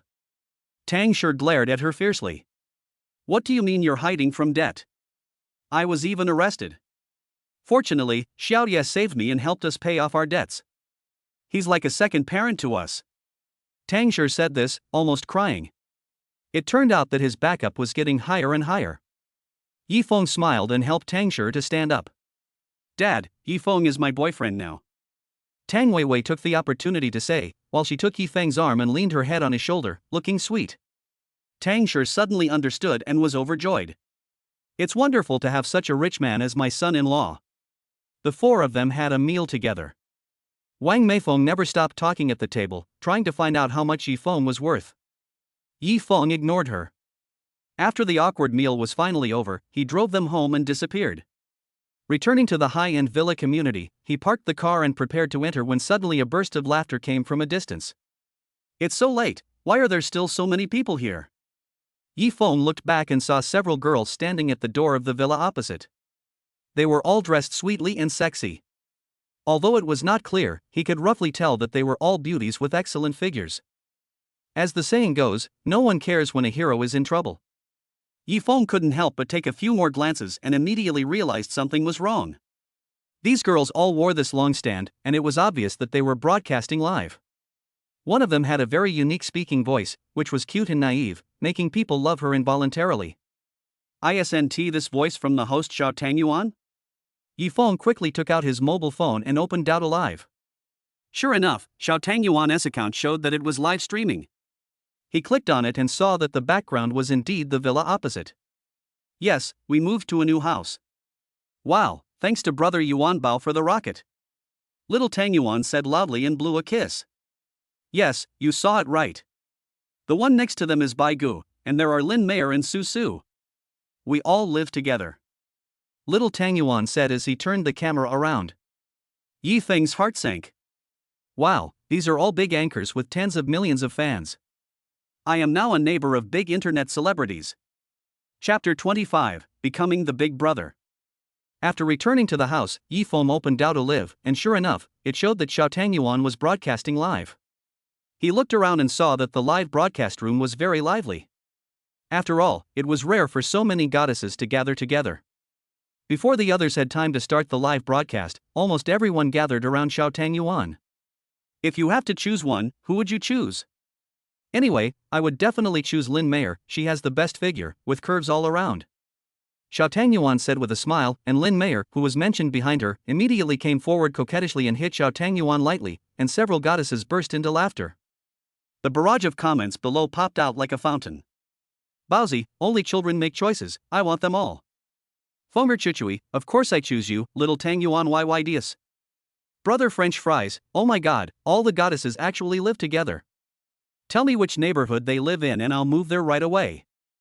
The group of men in the barrage were talking nonsense crazily, but Yi Feng's focus was different. He had his mouth open at this moment, slightly shocked. He seemed to have seen the internet celebrity named Lin Meier. She looked very much like one of the four goddesses in their school, Lin Luer. He tried to send a barrage. Wind blows the little leaves. Lin Meier, did you study at Jilin University? Sure enough, this sentence was not even seen by Lin Meier, and it fell into oblivion like the other comments. It's just that Yi Feng's account has never given gifts to anyone before, and it is at the lowest level, so the barrage he sent out doesn't have any special effects, and it's normal that you can't see it. What's more, the barrage of comments is scrolling extremely fast now. Xiao Tangyuan basically answers questions from people on the list. Those people have high-level accounts, and the barrage of comments they send out are all with special effects, with big characters shining with golden light, making it hard not to see. This was an easy matter to handle. Yi Feng was so angry that he temporarily left the live broadcast room, found the recharge entrance and recharged 1 million yuan. When he came back, the number of people in the live broadcast room had exceeded 50,000. He immediately gave out gifts. There were many people giving out gifts at that time, but Yi Feng gave out the most expensive gifts after all, which immediately attracted Xiao Tangyuan's attention. Wow! Thank you, Brother Leaf. Brother Leaf, I didn't see you before. Are you here to see me today? You're so generous to give me such an expensive gift the first time we meet. After saying this, little Tang Yuan smiled. When they heard that a new boss had arrived, all the girls behind him came over, hoping to get to know him. Maybe the boss would come to their live broadcast room to give them gifts in the future. Lin Mayer also came over and moved closer to the screen. Now Yi Feng could see it clearly. Who else could it be but Lin Lor? Wind blows the little leaves. Lin Mayer, are you studying at Jiling University? He sent out another barrage of comments. Thanks to the wave of gifts he had just received, his account was upgraded very quickly and now he had reached the platinum level.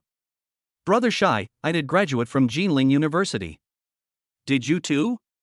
Lin Mayer was a little surprised.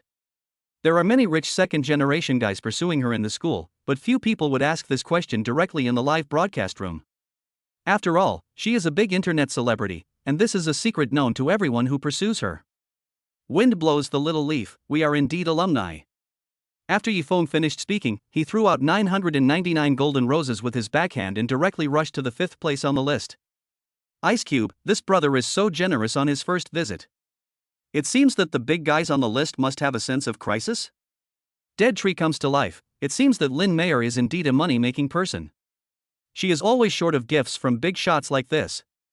Bungee jumping without a jacket. Lin Mayer, why don't you start live streaming? Xiao Tangyuan took all the gifts, haha. The comments scrolled wildly, with many people mocking Lin Mayer for not starting a live broadcast after meeting her schoolmate. Lin Mayer's heart moved and she decisively took out her cell phone. She is not a fool. Although she has a good relationship with Xiao Tangyuan, this gift is not a small amount of money. Now that she has met a big man with a lot of money, of course she has to divert the traffic to her own live broadcast room. Brother Leaf, I will start the live broadcast now. If you want to watch, you can come over anytime. After she finished speaking, she gave a seductive smile and immediately turned on the live broadcast. Seeing Lin Mayer start live streaming, other girls also started their own live streaming. At this time, little Tang Yuan spoke in a cute and adorable way. Susu, aren't you also from Jiling University? After she said that, she blinked and looked at a girl next to her who had been silent. Yi Feng followed the camera and found that he had seen that face before. As expected, it was Guan Susu, one of the 4 goddesses. Guan Susu is probably the most low-key one among the 4. She doesn't wear heavy makeup like the other 3 when she goes out. Sometimes she doesn't even wear any makeup. She just goes out with black framed glasses. Her outfit is not as eye-catching as the others. But even so, her appearance is no worse than the other 3. Other boys may not feel the same way, but Yi Feng really appreciates this kind of simple beauty. He never expected that she would become a host. Susu nodded and started the live broadcast. She doesn't have many fans now, and she has just started live streaming. It was Xiao Tangyuan who brought her into the industry. After entering this industry, she remains calm and aloof.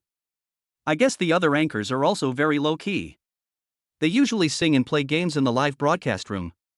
They never ask anyone for gifts. Of course, their performance has not improved. Yi Feng was very interested and directly entered Susu into the search box and entered her live broadcast room.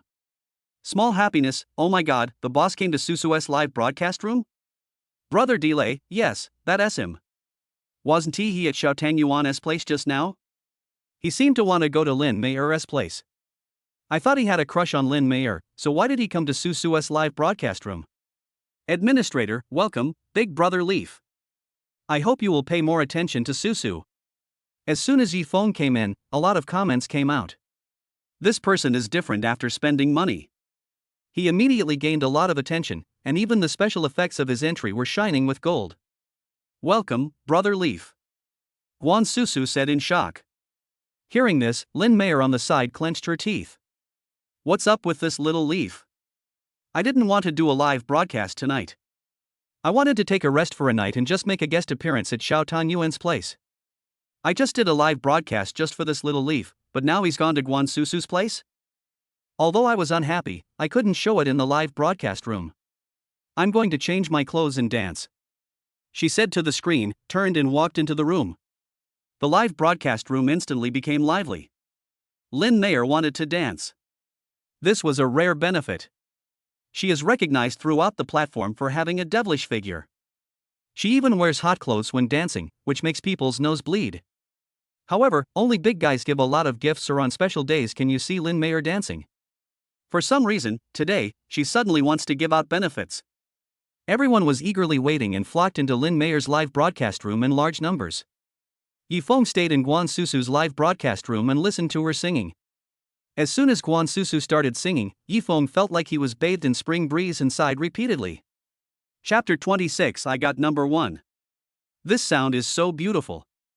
I have never heard Guan Susu sing at school before, and I have never seen her participate in campus singing competitions before. Now I think it's a pity. If she had participated, the championship would definitely have changed hands, right? After Guan Susu finished singing a song, she looked up at the number of people in the audience. Sure enough, because they heard that Lynn Mayer was going to dance, most of the originally small number of people left, and the live broadcast room became a little deserted. I originally thought that Xiao Shai was just here to take a look and leave immediately, but I didn't expect that he hadn't left yet. Wind blows the little leaves, you sing really well, you deserve a reward. After he said this, he threw out a series of fireworks with his backhand. Fireworks are Dodo's special little gifts. Although not as expensive as airplanes and rockets, they are not cheap either. Yifeng actually kept giving them out, a total of 99. This, Brother Leaf, thank you. Guan Susu had never received so many special effect gifts at one time, and for a moment she didn't know how to express her gratitude. Wind blowing little leaves, you're welcome. Can I order a song? Of course, of course. Whatever you want to hear? I can sing it. As Guan Susu spoke, she took the guitar beside her and swung her high ponytail twice, looking youthful and charming. Wind blows the little leaves, I want to listen to Mayday's Hug, which was one of my favorite songs in the past. Yifeng said without thinking. Really? I really like the song too. Guan Susu said in surprise, it doesn't look like it was made up to flatter. She immediately began to play and sing. Her voice was ethereal and beautiful, and her slender fingers plucked the strings. The scene was simply beautiful. This song touched Yifeng's heart.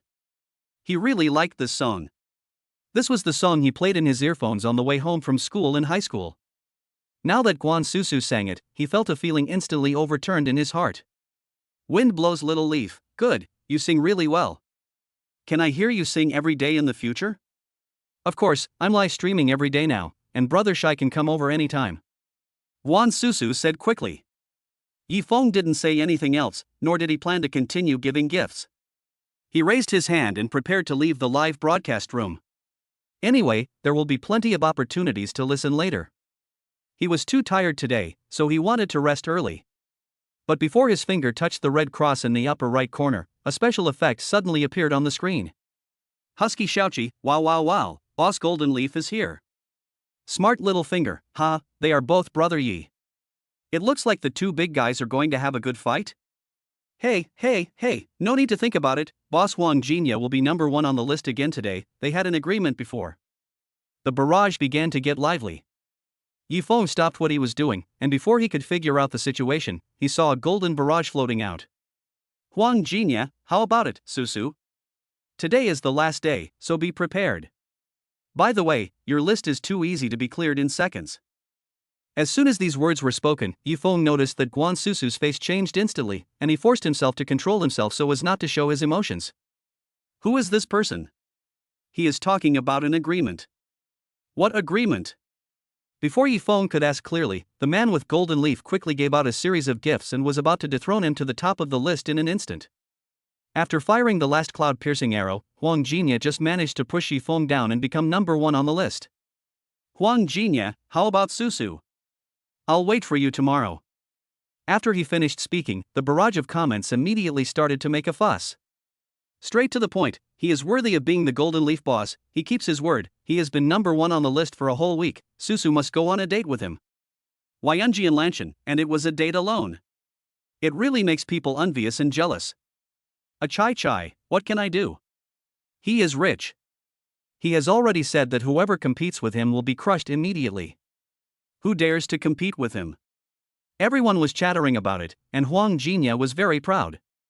Huang Jinya, Susu, I will pick you up at Jinghu Community at 10 o'clock tomorrow night.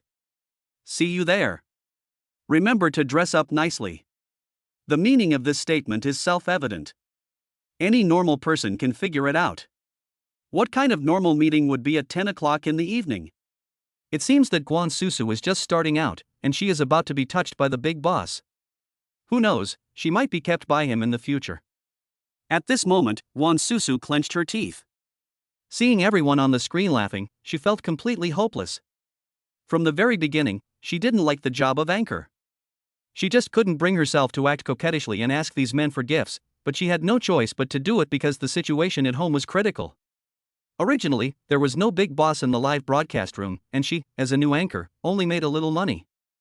Unexpectedly, an uninvited guest, Huang Jinya, suddenly came and joked that if Susu stayed at the top of the list for a week, she would go on a date with him. Susu didn't dare to refuse directly, and after repeating the joke for a long time, it was taken seriously. Guan Susu originally wanted to find a chance to refuse, but was stopped by the guild. They promised to help Guan Susu with gifts in the last few days, so that Huang Jinya would give up. But Susu didn't expect to be tricked by the guild. They didn't give gifts at all, but just wanted to make a fortune with Huang Jinya. Now, the innocence that I have kept for so many years is about to be destroyed. Yi Feng could tell at a glance that Susu was unhappy. Everyone was laughing and teasing her, but she didn't say a word. Although her face remained calm, her face was a little red and she was in a very bad mood. He couldn't stand people like Huang Jinya the most. He wanted to force women just for a few bucks? What era is it that still has people like this? What's the difference between him and the hooligans who robbed women on the streets in ancient times? While Huang Jinya was still talking nonsense, Yi Feng completed the recharge and instantly got 10 ocean hearts, and immediately returned to the top of the list. The Heart of the Ocean is Daodu's most expensive gift, and its special effect is a huge glowing night pearl, which is extremely luxurious.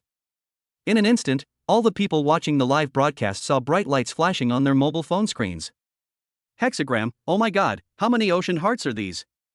I have never seen anyone earn ocean hearts like this. Fujian Old Wonton, 10 ocean hearts cost hundreds of thousands. It seems that this little leaf is also a big deal. I don't eat fish balls, the key point is that Boss Huang Jinya's day plan has been ruined, ha ha ha. At the same time, Guan Susu in front of the screen was also shocked. She didn't expect that this little leaf would be so generous to her. She thought he would be scared away when he saw the golden leaf, but she didn't expect that he would become number one on the list at the critical moment. The only one who was furious was Huang Jinya. He almost lifted it 3 feet high. I've been pretending to be cool in this live broadcast room for so long, but I didn't expect to be provoked today. He spent so much money just for this woman, how could he let it go to waste?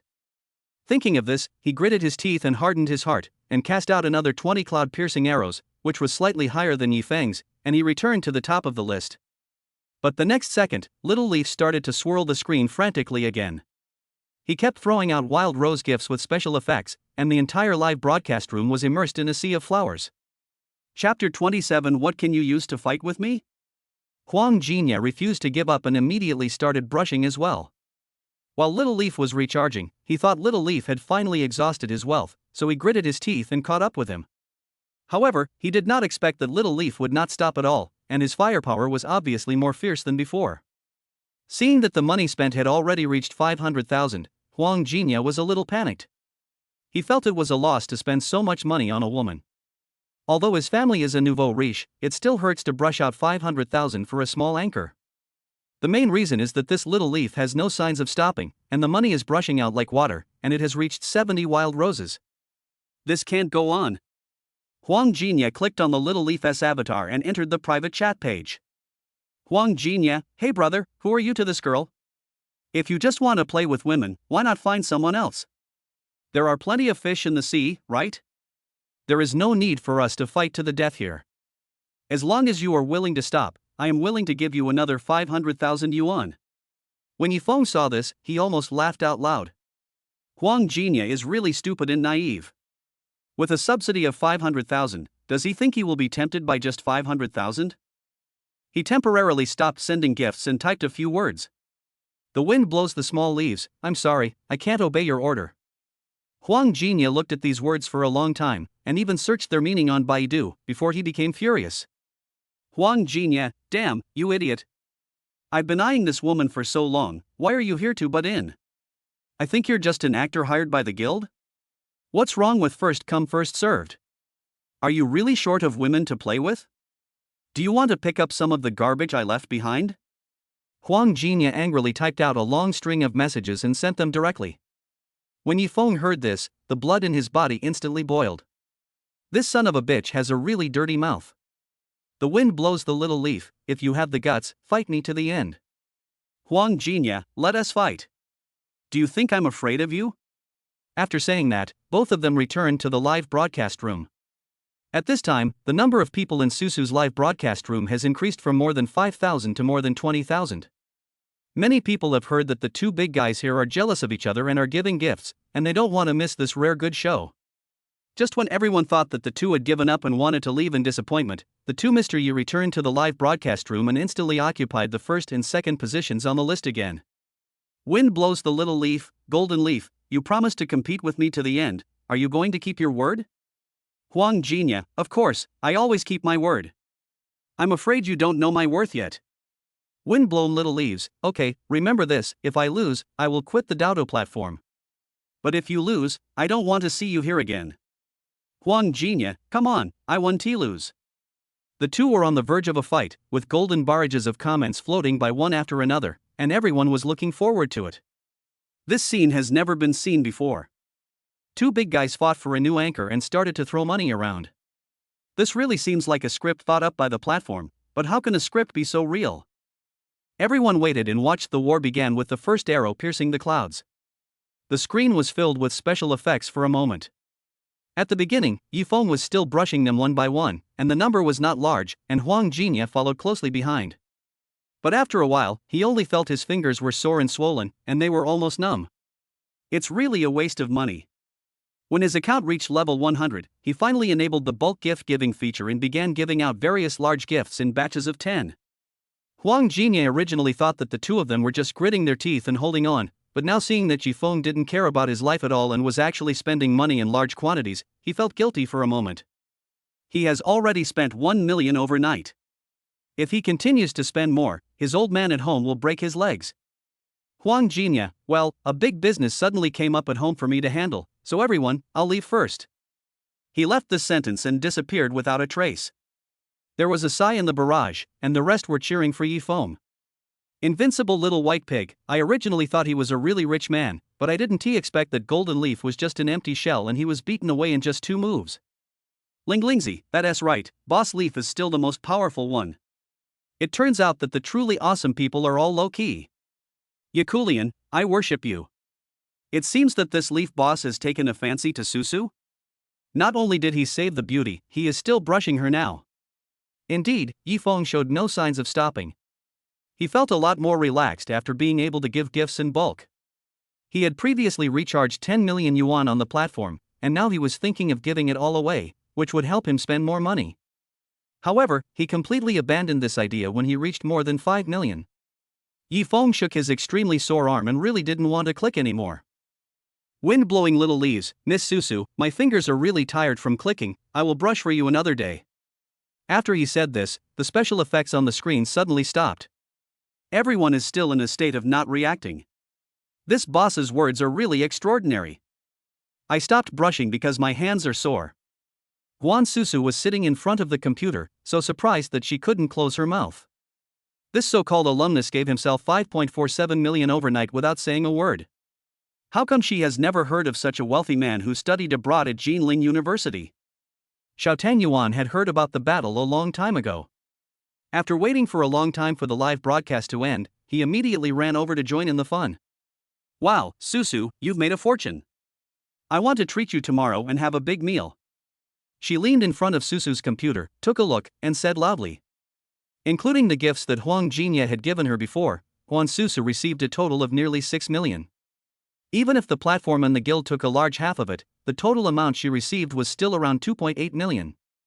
This is an amount of money that Guan Susu never dared to imagine before. It is also the amount of money that a big anchor like Xiaotang Yuan can only earn in a few months. But a miracle happened. In just one night, Guan Susu received money that she had never dared to imagine before. Little Tang Yuan is simple by nature and has a boyish personality. Now that she sees her good sister getting rich, she feels happy for her, knowing that this will solve the crisis in Susu's family. But in another room, Lynn Mayer was so angry that she stopped dancing. She just said she was sleepy and turned off the live broadcast, lying on the bed gritting her teeth. Why? When she was in school, Guansusu often stole the limelight. Obviously, she had dressed up so carefully, but Guansusu didn't have to do anything to be praised by those straight guys as the only natural girl in a century. Now this little leaf had clearly shown interest in him, and she even danced for him, but he didn't expect that he would go straight to Guansusu and spend more than 5 million. She must make this bitch pay the price. Several women in the villa opposite were overwhelmed by Yifeng, but Yifeng here knew nothing about it. As soon as he lay on the bed, the system alarm sounded in his mind. Ding dong, the exposure is off the charts, and the reputation value increase is abnormal. Host, please give an explanation as soon as possible. Chapter 28. How should I thank you? Explain? What explanation do you want me to give? Yifeng wondered in his mind. The system's voice was a little lazy. Today's exposure is too high, there is suspicion of cheating. Once confirmed, you will be punished and your property will be confiscated. After it finished speaking, Yifeng suddenly sat up. I just gave away some gifts on the live streaming platform, is this considered cheating? This system is really confusing. Live streaming is also considered cheating. Doesn't this also count as gaining people's admiration? Wait a moment, checking. The system beeped and it spoke again a few minutes later. It has been verified that there is no cheating, and the rewards will be issued as usual. Ding gained the attention of 50,000 people, reputation value plus 50,000. Ding gained the attention of 100,000 people. Reputation value plus 100,000. Ding gained the admiration of 50,000 people, reputation value plus 200,000. Ding gained the curiosity of 200,000 people, reputation value plus 100,000. Ding gained the curiosity of the internet celebrity Showdown Yuan, reputation value plus 10,000. Ding Ding gained the admiration of the internet celebrity Lynn Mayer, reputation value plus 50,000. Ding gained the favor and admiration of internet celebrity Susu. Favorability plus 50,000. Reputation value statistics are being compiled. A total of 560,000 reputation points have been collected. The prize pool has been upgraded to a platinum prize pool. The prize money will be sent out today. Congratulations to the host for winning 100 million in cash. Congratulations to the host for upgrading to the silver level and obtaining 200 system skill points. Welcome to the system mall to purchase skills or improve your physical index. The system voices kept ringing, making Yifeng a little confused. What does this have to do with anything? Didn't I just spend over 5 million on the live streaming platform? How did I get so many rewards? Moreover, the rewards were previously distributed weekly, but now they are distributed every day. Not only that, but even the attitude of the system is completely different from before. It seems that this system is really powerful. What were you doing when I was giving out gifts? Yifeng asked in his mind. I'm sleeping. The system replied. I am speechless. No wonder the system hardly speaks except when it explodes rewards. It just sleeps for a long time. Why can't you learn the systems in novels? They are all great teammates, but you just leave me alone. Yifeng said speechlessly. Host, I give you money, isn't that enough? The system replied calmly. After hearing this, Yifeng was suddenly speechless and didn't intend to argue with him anymore. Indeed, in this society, money is everything. If it weren't for this system, he would still be a stinky loser living under someone else's roof and having his head cuckolded. How could he have luxury cars, mansions, and beautiful women to accompany him? Thinking of this, he opened the system mall. Upon closer inspection, I found that skill trading had already been opened, and there were tens of thousands of skills available for purchase in the skill list. CET8 English, CET8 French, helicopter piloting. I don't need any of these, and they're really expensive. Yifeng took a look and found that they were indeed high-end skills, but he really didn't need them. After thinking about it, he decided to recharge his skill points into his physical index. Use 100 skill points to recharge your stamina. Good host. The system responded, and Yifeng only felt his body slightly warm. He rushed to the bathroom and looked in the mirror, and there didn't seem to be much change. I've already reached 100 points. Shouldn't I be a fighting master? No, 10 skill points are needed to recharge 1 point of physical value. The current recharged force value is 10 points, and the current force value is 20 points. Yi Feng secretly cursed in his heart. He didn't expect that the exchange rate had to be converted in this way. It would be really difficult to increase the physical value in this way. But having said that, after increasing my strength by 10 points, I do feel refreshed, and my eyes can see more clearly for a while.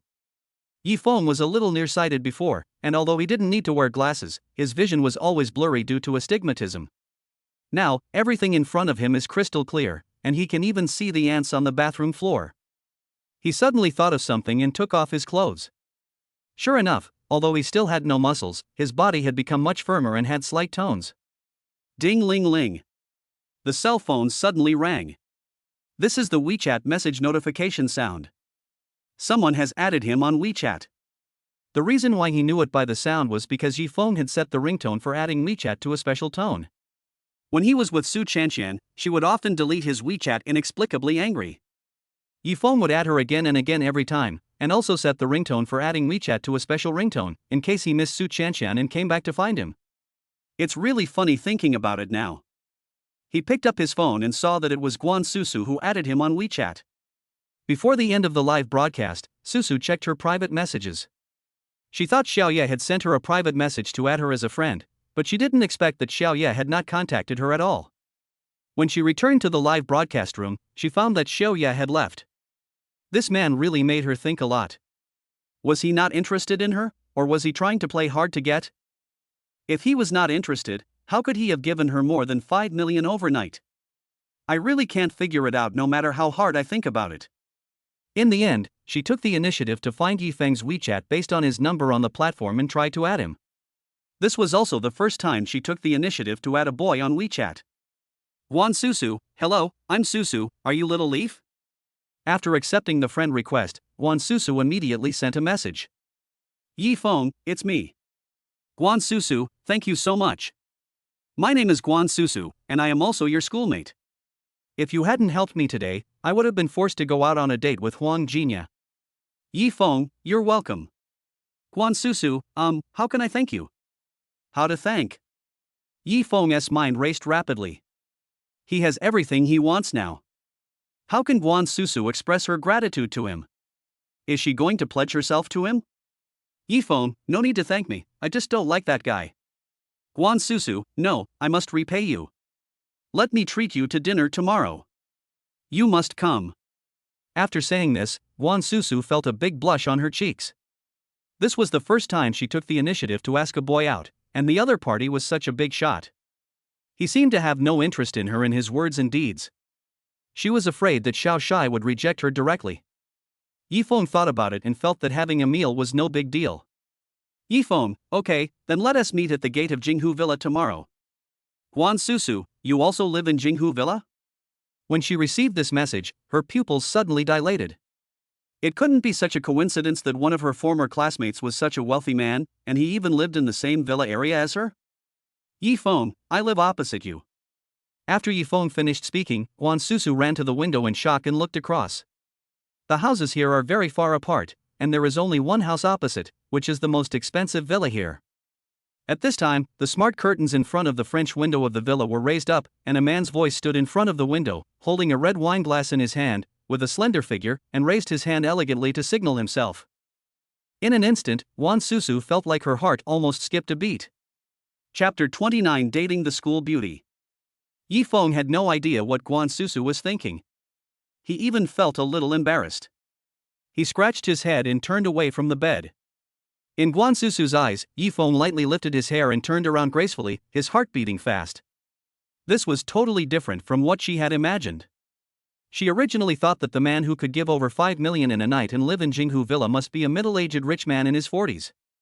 Even if he wasn't bald, he must have a lot of money. But she didn't expect that he was such a romantic and suave young man. Could it be that I have met the real-life version of a domineering president? Just as she was daydreaming, Lin Lure suddenly walked in and knocked on the door twice. Lure, is there something wrong? Guan Susu came back to her senses and asked. What's up? You made a fortune today. How come that guy fell in love with you? Lin Lure asked, but her tone was filled with jealousy that was hard to conceal. The person she looked down upon the most in the room was Guan Susu. When they were in school, she had always been secretly competing with Susu, wondering why a woman like her who didn't even know how to dress up had the right to be the laughingstock. This is even more true now, as the three of them are all internet celebrities and extremely exquisite beauties. But Guan Susu is different. Sometimes she doesn't even wear makeup and doesn't seem to be interested in live streaming. In her eyes, such people are just pretending to be cool, and she has always disliked them. Especially now, Guan Susu, who is useless in her eyes, actually won the favor of the big boss and received more than 5 million gifts overnight. She was so angry that her lungs almost exploded. Lure, I don't understand what's going on. I'll treat you guys to a meal in a few days. You can eat whatever you want. Guan Susu said softly that after all, Lin Lure was her classmate before, and she still wanted to get along well with her. Eat a big meal? Why not tomorrow? We all have a day off tomorrow. Do you have an appointment tomorrow?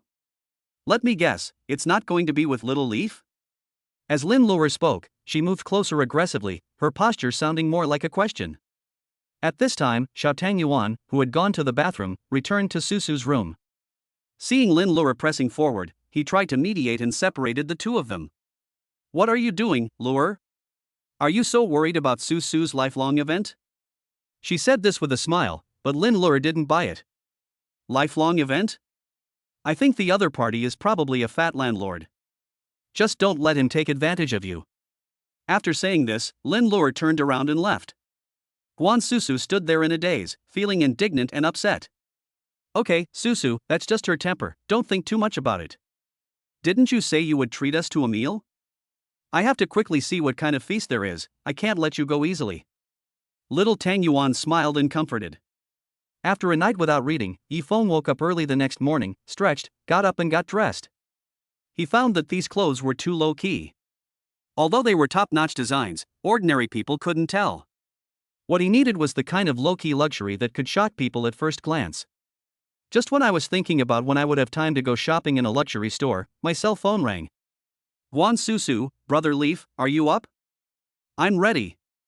Yifeng quickly replied to the WeChat message, turned around and walked out. At the gate of the community, Guan Susu was standing in a white dress. When she saw Yifeng, she greeted him uncertainly.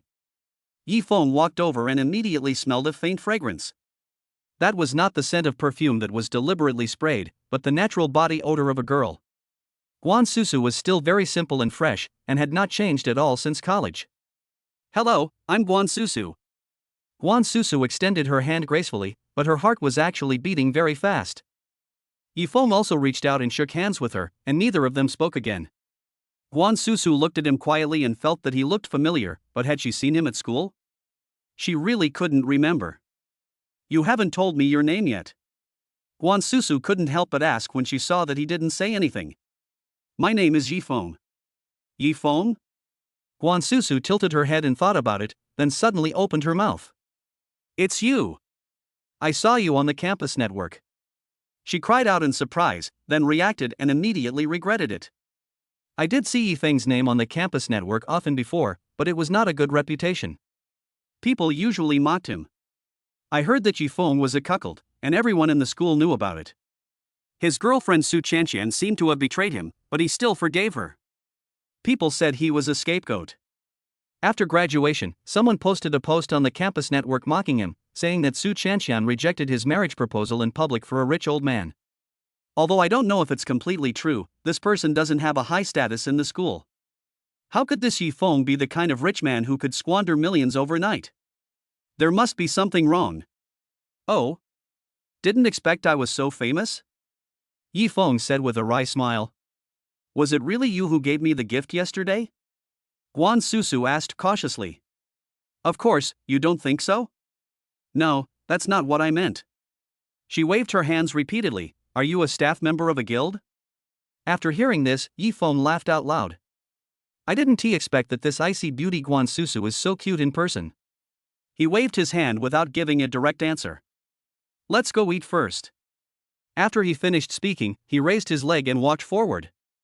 A staff member had already driven his car out, stopped it, opened the door and respectfully invited them to get in. This. Guan Susu looked at the Maybach. Although she didn't know much about cars, she had learned a lot from Xiaotang Yuan and the others and knew that the car was worth at least several million. Get in the car. Yi Feng opened the door for her. The car started off quickly and arrived at Xinhui building in a blink of an eye. Xinholu is also a famous restaurant in Jinling. It is not only famous for its delicious food, but also for its high prices. Eating here is probably the dream of many materialistic girls. After all, you may bump into various celebrities when eating here, and the service and decoration are also very good. I have reserved a seat before, Yi Feng. Yi Feng gave his name, and the waiter immediately bent down and bowed, then led the two of them in very respectfully. Mr. Yi, this is the private room you booked, Lotus Fragrance and Moonlight. Do you want the food served now? The waiter asked softly. Go ahead. Okay, I wish you two enjoy your meal. After she finished speaking, she walked out. Not long after, a group of beautiful women came in one after another. One of them brought a plate of food and placed it neatly on the table. Even the distance between the dishes was exactly the same. Guan Susu was dumbfounded when she saw the dishes. She had heard about the prices at Xinholo, and a table would cost hundreds of thousands. Yi Feng had booked a private room today, and the most expensive dishes were served, so the table was already full. Isn't this the way it will go on? Seeing her embarrassed face, Yi Feng curled the corners of his mouth. Just eat with peace of mind. It's my treat today. Chapter 30, Enemies Meet on a Narrow Road. This. No, I already agreed to treat you to a meal today. Guan Susu immediately waved her hand to refuse. How can I let a girl like you treat me? Besides, I ordered all these dishes and I've already paid for them. You don't have to worry about it. Yi Feng said this with great generosity. Guan Susu swallowed her saliva, feeling indescribable in her heart. The table in front of her would cost at least $200,000. A meal for two people would cost $200,000, which she had never dared to imagine before. Her family was originally poor, and something happened some time ago. Her brother got into a fight with someone and was sent to the ICU. Although his life was saved, he urgently needed surgery, and the person who beat him refused to pay compensation, so they had to collect the money themselves. Guan Susu had been worried about this matter for a long time. She cried secretly at night many times. She was very frugal and was afraid to spend a penny more. But now she never thought that she would be sitting in Xinhui building and eating a meal worth 200,000 yuan. And just last night, she had collected all the money for her brother's surgery. Could this man be an angel sent by God? Yi Feng had no idea about Guan Susu's little thoughts. He was hungry and immediately grabbed the chopsticks. Just as he was about to pick up the tempting dompa pork in front of him, there was a noise outside the door. How about it? You've never been to this place before. Today I'll take you to see the world. Do you think you could have come to a place like this when you followed that loser before? A young man's arrogant voice came. Yes, brother Wu Hua, you are the best. No one else can compare to you. Then a familiar female voice was heard. Hearing this sound, Yi Feng subconsciously wanted to vomit. Who else could this be but Su Chanxian? He looked towards the door, and two people who were passing by also glanced in this direction. Yi Feng? When Su Chanxian saw Yi Feng, she felt like she had seen a ghost. It is said that enemies often cross paths, but I never expected that when I mentioned Xiao Qiao, he would be eating at Xinhui building. Guan Susu looked at Yi Feng blankly, but Yi Feng was not going to pay attention to them. Instead, he lowered his head and ate as if nothing had happened, as if the two people at the door were two piles of garbage. Is this your ex-boyfriend, Yi Feng? How can this poor loser afford to eat at Xinholu? It seems that this place has really lost its value. The young man next to Su Chanxian said in a sarcastic tone. This young man was also a student at Jinling University, so he had heard about Yi Feng.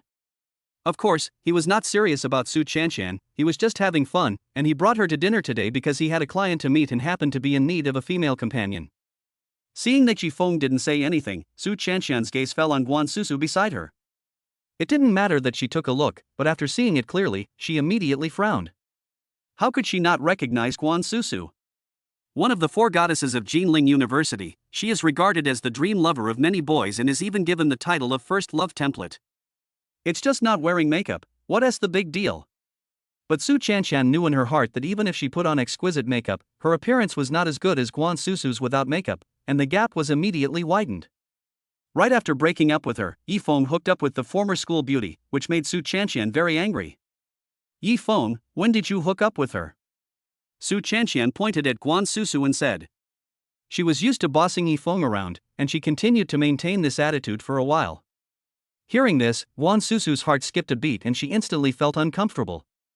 She turned to look at Yifeng, wondering if he would respond this time. You'd better be careful with your words. Yifeng finally raised his head slowly, put down his chopsticks, and shot a fierce look at Su Chanxian. Su Chanxian was stunned for a second, gritted her teeth, and became angry and embarrassed. Did I say anything wrong? It seems like you are doing well, Yifeng. I knew that your previous honest appearance was just an act. You are actually a playboy. As soon as she opened her mouth, she poured dirty water on Yifeng without any guilt. Yifeng couldn't bear it any longer and slowly stood up. Su Chanxian, I've been tolerant of you. You're really something, even though you're a mistress, and you still want to pretend to be a saint. Weren't you the one who shamelessly hooked up with the old man? Why, now you still care about who I eat with? After Yifeng finished speaking, Su Chanxian clenched her fists and her face changed instantly. You? She couldn't refute for a moment and could only glare at Yifeng with gritted teeth. Ha, Yifeng, I heard that you are hooking up with a rich woman. It seems that you are really extraordinary. You can even afford to eat at Xinhuolu. But if this rich woman knew that you are hanging out with her on the surface, but secretly keeping such a little goblin, what do you think will happen to you? Wu Hua said with a sneer. Guan Susu looked at Yifeng with some shock. Is he really being kept? Although this can explain why Yifeng rose from a loser in college to a rich man, it can also explain why he can drive such a luxury car, live in the best house in Jinghu Villa, and spend millions overnight. How much would such a rich woman be worth? A rich woman like this could support any young handsome guy, but why does she have to support an ordinary college graduate? He and I don't have that kind of relationship. I just wanted to have a meal to express my gratitude. Although she didn't know what was going on with Yifeng, she hated being misunderstood the most, so she quickly waved her hand and explained. Stop lying, ha, you hooked up with him before, but now you say it's okay because you're afraid of being found? No wonder so many people said you were a white lotus in the prosperous age. It seems that they are right. You are doing bitchy things under the guise of youth. Su Chanxian had nowhere to vent, so her words were directed at Guan Susu. Guan Susu had never been scolded like this before. She moved her lips but couldn't say anything. Bang! The sudden loud noise attracted several people to look over in surprise. Yifeng suddenly overturned the table, and all the delicacies scattered all over the floor, making the private room a mess. The waiters gathered together quickly, but seeing that the men were on the verge of a fight, they did not dare to get close for a moment. Listen carefully, both of you. Don't even think about leaving Xinhui building today. Let's settle all the old and new grudges together today. Just as Wu Hua was about to speak, he saw the hotel lobby manager coming over. Mr. Yi, please calm down. She walked towards Yifeng in an extremely flattering manner and carefully handed him a cup of herbal tea. Call your boss over here. Yifeng said loudly. The manager did not dare to neglect the matter and quickly turned around and left. After a while, a middle-aged man in a shirt came over and Yifeng bowed to him. Mr. Yi, I am so honored to see you. What's going on? Tell me, I will help you solve it. Yifeng didn't say much, just stretched out 2 fingers. What does this mean? The boss asked with a forced smile. 2 million, and I want you to block Xinhui building for 2 hours. Chapter 31. I'll leave it to you. This. Mr. Yi, we dare not disobey your meaning, but you are not going to do this? The boss swallowed and said. 2 million for 2 hours, it's a sure win no matter how you think about it. But now Yifeng is staring at him with a fierce look in his eyes, as if he is about to spit fire. He is very afraid that he will do something out of line. These second-generation rich people are very reckless. If they break something, it's not a big deal. But if they accidentally disable or even kill someone, their Xinhui building will be completely ruined. Yifeng seemed to see through his boss's thoughts at a glance, and walked up and put his arm around his shoulders. Boss Su, don't worry. I will bear all the losses. Yifeng pulled him aside and said softly. After that, he winked at him and said, I will give you 5 million and leave some space for us. After he finished speaking, Boss Su's eyes widened. 5 million, just for 2 hours? Okay. I'll clear the area now. After he finished speaking, he swayed his fat body to the door and waved to the waiters. Those people immediately understood what he meant and packed up their things to leave. It is already past dinner time. In just 2 hours, basically no one will come. At this time, Yifeng's offer of 5 million to book the whole place is simply a huge profit for them. And he also said that he would support everything. How could such a good thing be missed? What do you want to do? Seeing Boss Su taking everyone away, Wu Hua panicked instantly, took a few breaths and backed away. Su Chanxian didn't understand what he was trying to do, and her heart was pounding. After breaking up with Yifeng, she really felt the change in Yifeng. The last time they met in the bar, Yifeng not only failed to be dealt with by Brother Hua, but also humiliated them severely. At that time, she didn't understand the situation clearly and thought that Yifeng was some kind of hidden rich man. She was planning to win him back, but then she heard that Yifeng became rich by hooking up with a rich woman, which immediately intensified her contempt for him. Now that I have finally hooked up with a rich second-generation guy named Xiaohua, I unexpectedly meet Yifeng again. It is really a narrow road for enemies to cross. Yifeng, you want to hit someone? Are you still a man if you hit a woman? Su Chanxian yelled loudly. Yifeng didn't say anything, but just took out his cell phone silently. Su Chanxian dumped him several times in college, and once again it was because of Wu Hua. Wu Hua was a well-known rich second generation in their department, who had played with countless women and loved to show off. Once at their club party, Wu Hua and Su Chanxian drank a lot together, and their behavior was intimate and ambiguous. Wu Hua even took a photo and posted it on his moments. When Yifeng found out about this, he was extremely angry, but he could only swallow his anger. Later, because he accidentally mentioned this matter during an argument with Su Chanxian, he found that Wu Hua began to deliberately target him in school, either snatching the place he should have, or smearing him in public. Later, he even posted a photo of him drunk after the breakup on the campus network, saying that he was a dead licker and a cuckold, making him famous overnight in Jinling University. Yifeng has been annoyed with this bastard for a long time. Just you?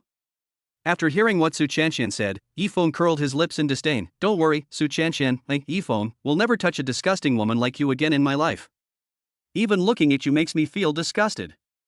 After he said this, Su Chanxian was stunned. She originally believed that Yifeng still missed her.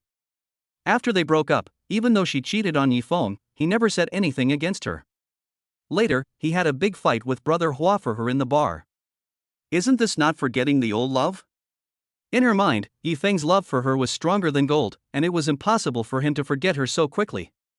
But it was just the opposite. How deeply he loved her in the beginning, how much he hated her now. Not only did Yifeng no longer have any feelings for her, he even felt disgusted just looking at her. Yifeng, you were the one who begged me to be with you. Have you forgotten? Su Chanxian shouted. After hearing this, Yifeng sneered twice. I beg you? I was blind at first and thought you looked a bit like my first love, but now it seems that you are not even worthy of polishing her shoes. After Yifeng finished speaking, he continued to look at Su Chanxian with contempt. He then turned on the recording mode on his phone and pointed the camera at the two of them. Crack! There was a crisp sound coming from the camera. Wu Hen suddenly panicked and reached out to grab the phone in Yifeng's hand. He finally understood Yifeng's intention. He had insulted Yifeng's reputation before and secretly mocked Su Chanxian as a bitch that was ridden by thousands of people. He said that he would never play with such trash that others didn't want, and only a cuckold like Yifeng would take over. Now Su Chanxian's hand was still around his. If Yifeng took this photo, he could use it to slap him in the face. Get out of here! He pushed Su Chanxian away. Su Chanxian doesn't know the reason and feels very aggrieved now. Brother Wu Hua, why did you treat me like this? Didn't you see how he scolded me? Hurry up and help me teach him a lesson. Su Chanxian's eyes suddenly turned red and she grabbed Wu Hua's sleeve. Bah, it's all because of you, troublesome woman, otherwise I wouldn't have gotten into all these troubles. Wu Hua spat and turned to leave. If I don't leave now, who knows what will happen later? But just as he turned around, there was a commotion outside, as if someone rushed in. Yifeng just turned his head to look outside the door, and saw a fat woman breaking through the encirclement with her body like a landmine and rushing towards them. I told you that you can't go over there. We have already booked the place, don't disturb Mr. Yi. The service team leader ran over in panic and tried to grab her, but was almost knocked away by her elbow. Get out of my way. I don't believe there is any place in Jinling City that dares to stop me, Li Xia.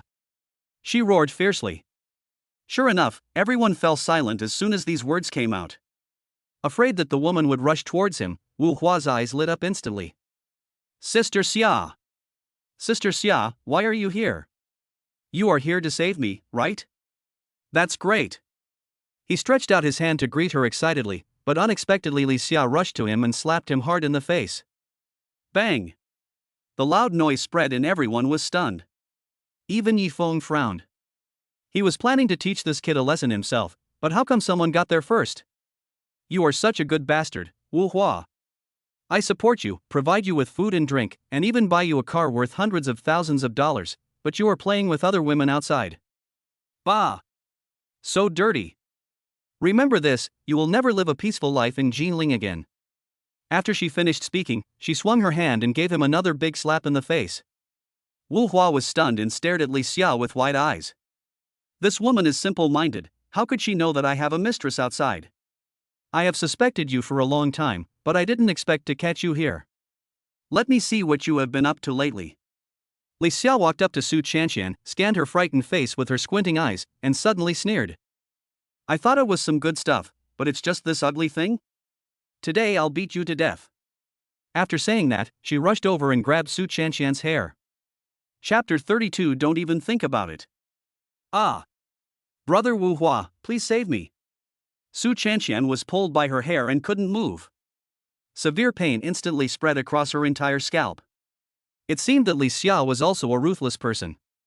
She completely ignored Su Qianqian's pleas for mercy and pulled her over and started beating and kicking her. Seeing Su Qianqian begging for mercy, Wu Hua had no intention of helping at all. In terms of youth and beauty, Su Qianqian is of course far superior to Li Xia, but this is no match for Li Xia's wealth. In the past few months of supporting him, Li Xia readily agreed to any request, and even bought him a Mercedes-Benz and an apartment. What such a rich woman can't accept the most is betrayal. Today, he is finished, and the only way to survive is to play the victim. He did it right away and knelt down in front of Li Xia. Sister Xia, I know I was wrong. It was this little cousin who seduced me. You know that I still love you in my heart. We are true soulmates. Wu Hua cried very hard, but not a single tear came out. This scene made Susu, who was standing by, feel sick and she couldn't help but look away. When Su Qianqian heard this, her pupils instantly dilated. She and Wu Hua had been very affectionate these past few days, and she thought that Wu Hua had been completely won over by her and was infatuated with her, but she didn't expect that in the end he was actually a kept gigolo. What made her even more unacceptable was that she was actually no match for such a fat woman. You speak better than you sing. You know, what I can't accept the most is being betrayed by others. Li Xia shouted loudly. Wu Hua trembled with fear and reached out to hug Li Xia's fat ankles. Sister Xia, please give me one last chance. I promise I won't do this again, and I will listen to whatever you say from now on. Wu Hua tried hard to please Li Xia. If he lost Li Xia, he would lose his golden rice bowl. Recently, the family business has been getting worse and worse, and the old man hasn't paid him for a long time. If he angered Li Xia now, not only would he not get a penny in the future, but Li Xia might even use her connections to really make him unable to stay in Jinling, and the family business would also be affected. At that time, Wu Hua would be finished. Ha, Wu Hua, if what you said is true, you should teach this bitch a lesson yourself right now. Li Xia let go of Su Qianqian and suddenly said to Wu Hua insidiously. This. Wu Hua was also stunned for a moment and looked up at Su Qianqian. Su Qianqian looked at him with pleading eyes, as if she was looking at her last straw. After being together for so long, she felt that Wu Hua was a bit exaggerated, but he would not really hit her. She still hoped that Wu Hua could save her. You bitch. You're always flirting outside. It's all your fault for seducing me. Wu Hua only thought for 5 seconds before walking forward and slapping Su Qianqian in the face. Su Qianqian's eyes widened and she covered her face, unable to believe that the man who had been speaking sweet words to her just 2 days ago would actually hit her now. Many of the staff members who had been gathering in the corridor before now took out their mobile phones and were secretly filming. Seeing that Yi Feng did not stop them, they filmed even more unscrupulously. This kind of video can make a lot of money even if it is sold to online gossip accounts. Li Xia stood aside, looking very satisfied. Well done. Now I ask you to take off her clothes so that I can take a few good pictures. Let's see if she dares to go out and pick up men in the future. She said with her plump fingers. Su Qianqian shuddered, and then began to tremble all over. Judging from Wu Hua's eyes, he would do anything to curry favor with Li Xia. Brother Wu Hua, no, don't do this, please. She begged in a trembling voice, but Wu Hua seemed not to hear her. He walked towards her with red eyes and stretched out his vicious hand. No! Help! Su Chanqian began to struggle frantically, but Wu Hua was a grown man after all, and her struggle was just a drop in the bucket. Just as Wu Hua was pulling off her shoulder straps and everyone was waiting to see the show, suddenly a pair of hands grabbed Wu Hua's arms tightly. Let go! Yi Feng's low growl sounded. He hadn't spoken a word just now because he wanted to see where their bottom line was. He didn't expect that these people had such a low level. His worldview was completely destroyed. Mind your own business. Wu Hua yelled at him. I'm not in the mood to mind your business, but I own this restaurant.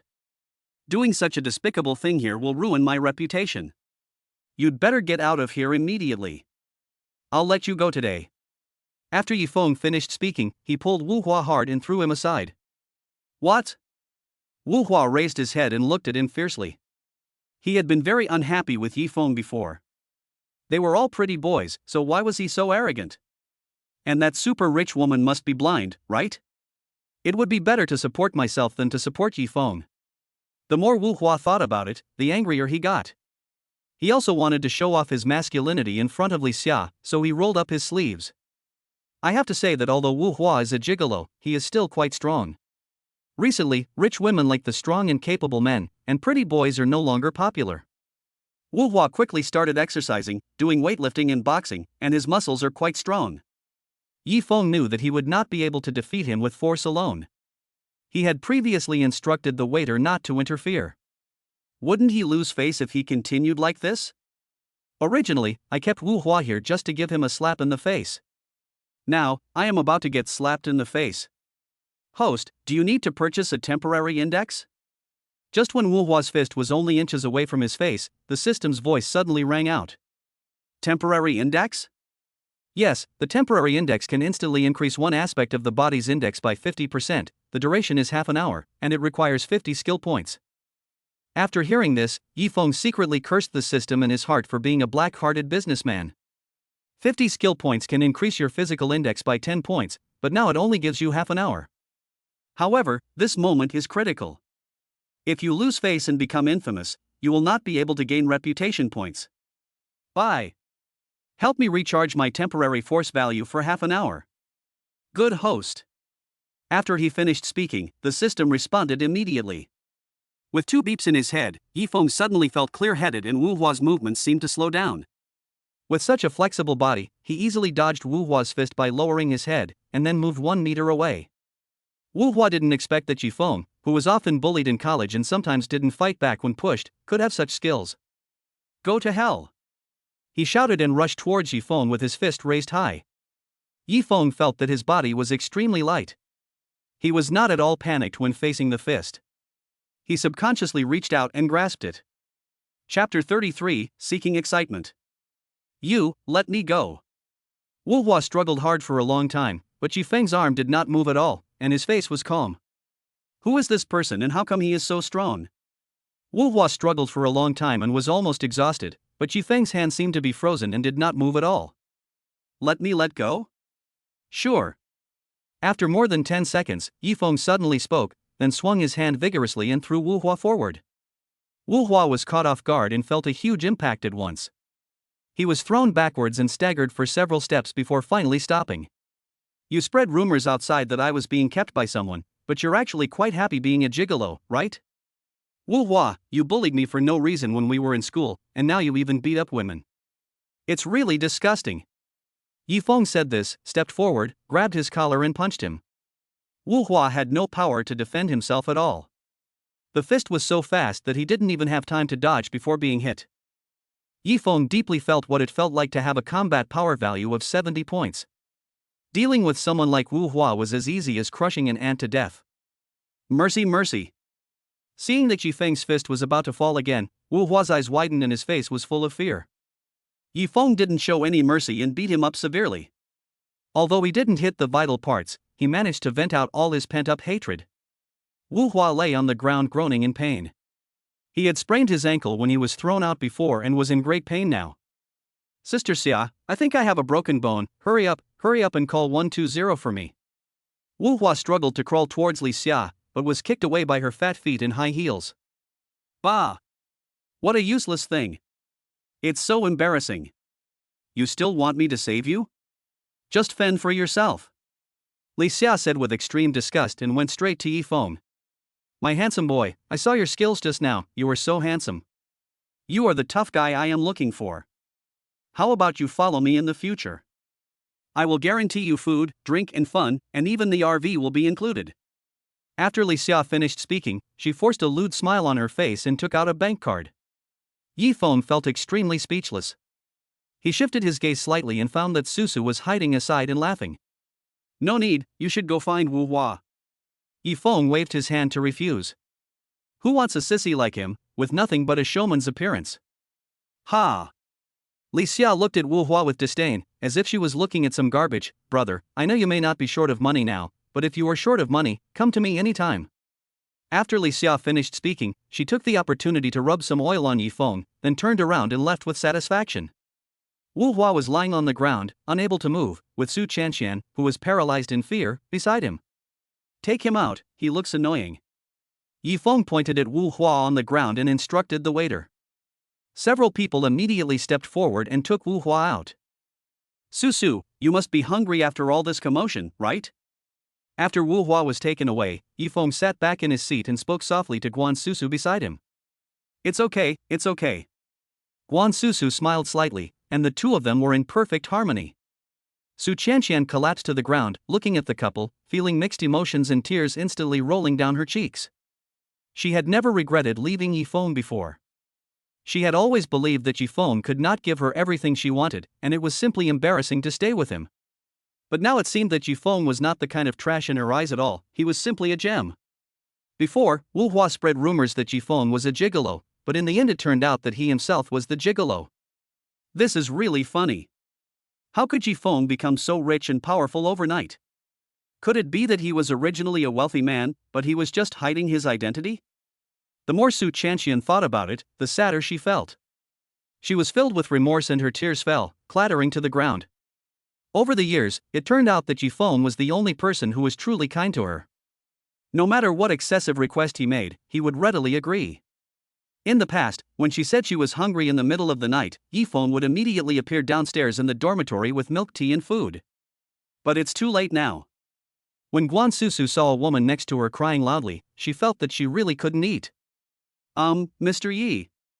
She called Yi Feng softly. Just call me Feng.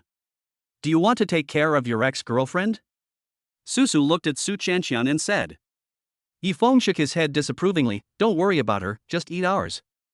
After saying that, he lowered his head and took a big bite of the top-quality lobster meat.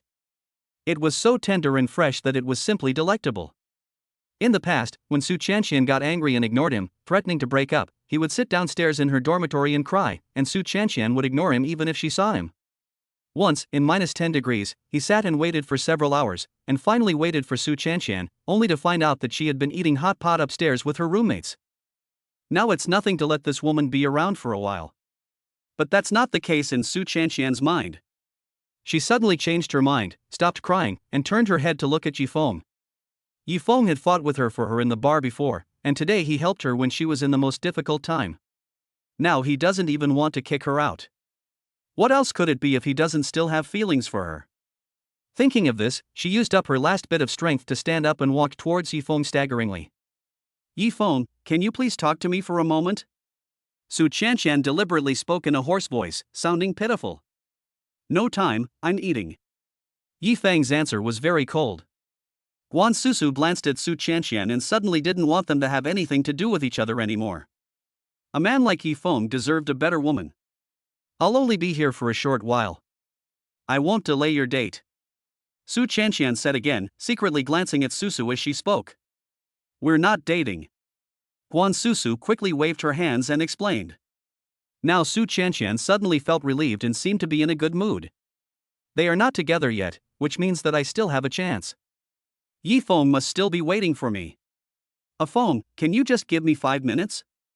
I want to have a good talk with you. We haven't had a good talk for such a long time. Su Chanxian said this in a pleading tone, and held his arms with both hands. Yi Feng never got tired of it. I've made it clear enough, haven't I? I'm having dinner with Susu now. Please leave, the farther the better, or I'll have to kick you out like Wu Hua. After Yi Feng finished speaking, Su Chanxian let go of his hand in frustration. But it doesn't matter, no one sees it here, she doesn't think it's shameful. How can you win back a man's heart if you don't lose face? She walked out of the box embarrassedly.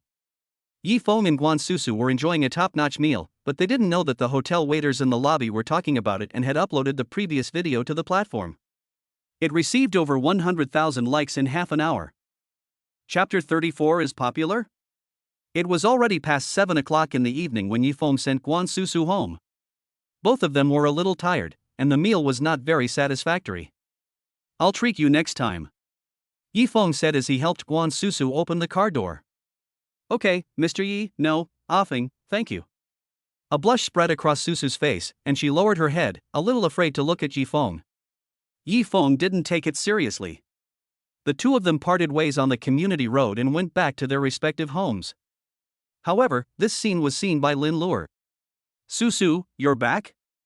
As soon as Guan Susu entered the door, Lin Luer appeared out of nowhere. Susu nodded and was about to go into the house, but Lin Luer stopped her. I thought you had it hooked, but it turns out that this is a tough sell, isn't it? Your ex-girlfriend shows up unexpectedly. You are really unlucky. Lin Luer teased, with a hint of sarcasm in her tone. Guan Susu was slightly shocked. How could she know what happened to them today? Why are you so surprised? I'm not following you. Just watch the Doubter's short video yourself. You're almost famous now. After saying this, Lin Luer turned around and went back to her room. Guan Susu quickly took out her cell phone and opened Doubter. Sure enough, Yi Feng appeared in the first recommended video on the homepage. The title of the short video is Mysterious Rich Man Reappears, Heroically Saves Beauty and Gets Rid of Scumbag. Many people in the comments recognized Guan Susu and speculated whether the rich man was Xiao Shai. After all, Xiao Shai had just given her more than 5 million the day before, which became a big news dominating the hot searches. The next day, Guan Susu dated the mysterious man, which basically confirmed that he was Xiao Shai. Damn, Susu is really miserable. I thought she was encountering some domineering CEO drama and really liked her, but I didn't expect that she became a mistress? I don't know if she's a mistress, but the girl who was rescued is obviously related to Xiao Shai. I heard she's her ex-girlfriend. Susu is embarrassed now. I knew it must be her ex-girlfriend. Maybe this Susu had hooked up with Xiao Shai a long time ago and broke up with her before she came up with this kind of drama. How shameless. Yeah, but it seems that Xiao Shai's heart is still with his ex-girlfriend. The female anchor is so pitiful. Gold diggers all have a bad ending, ha ha ha. Guan Susu looked around and saw that almost all the comments were like this. Some speculated that she had bad conduct, some questioned her malicious hype, and some even directly said that she was destroying other people's relationships and that she was a mistress. This was unbearable for her. For a moment, she felt as if she had swallowed 100 flies. The only person she could think of now was Yi Feng. The two of them had exchanged phone numbers before, and she called Yi Feng directly. What's wrong? Yi Feng really didn't expect that Guan Susu would call him right after they broke up. Yi Feng, have you seen the trending searches on Doubter? Guan Susu asked anxiously. No, I'll check now. Yi Feng knew that something must have happened. Just as he was about to open Doubter, the system voice in his head suddenly rang. Ding! Congratulations to the host for maintaining the platinum prize pool today. The reputation value is being calculated. Ding gained Guan Susu's favor, reputation value plus 10,000. Ding gained the admiration of the hotel staff, reputation value plus 10,000. Ding gained the curiosity and admiration of 500,000 people, reputation value 500,000. Congratulations to the host. Today, you have gained a total of 520,000 reputation points. The platinum prize pool is now open. However, I want to remind you that the novice mission has ended. After the system is upgraded, the requirements will also be increased. After that, the prize pool must be higher than the gold stage reward before it will be issued. Damn! This is such a rip-off. Yi Feng was extremely unhappy, but he didn't have time to listen to the system's nonsense. He was eager to know the reward and then see what happened to Dodo. It's all my fault that I forgot to remind the restaurant employees before I left, otherwise they wouldn't dare to spread the video around. Today's reward is 100 million in cash and 100 system skill points. The system finished speaking lazily and then fell silent. Yifeng didn't care about today's reward and quickly opened the Doubt a short video. As expected, the hot search list was full of their videos. There were a lot of praises for Yifeng, but it was a bit unfair to Guan Susu, as it was almost all insults. Yifeng was just undecided when the phone suddenly rang. Yifeng, where are you? Tang Weiwei's voice came from the other end. Yifeng's heart trembled. Could it be? I'm at home, what's wrong? Explain to me, who is this woman in the short video? And what about your ex-girlfriend? Didn't you say you had forgotten her a long time ago? Sure enough, Tang Weiwei called about this matter. Her voice sounded extremely aggrieved and trembling slightly. This was really a double blow, and Yifeng didn't know what to do for a moment. Tell me the location of your home and I'll come to find you now. Tang Weiwei said without allowing any objection. What else can you do when your girlfriend checks on you? Yifeng honestly sent the location, but then he received a call from Guan Susu. Yifeng, have you seen the video? Susu's voice was full of grievance and sounded weak. This is already a form of cyber violence. Not to mention Guan Susu, even a seasoned internet celebrity would find it hard to bear. I've seen it. Don't worry, Susu. These are all misunderstandings. I will find a way to clarify them. Yifeng said.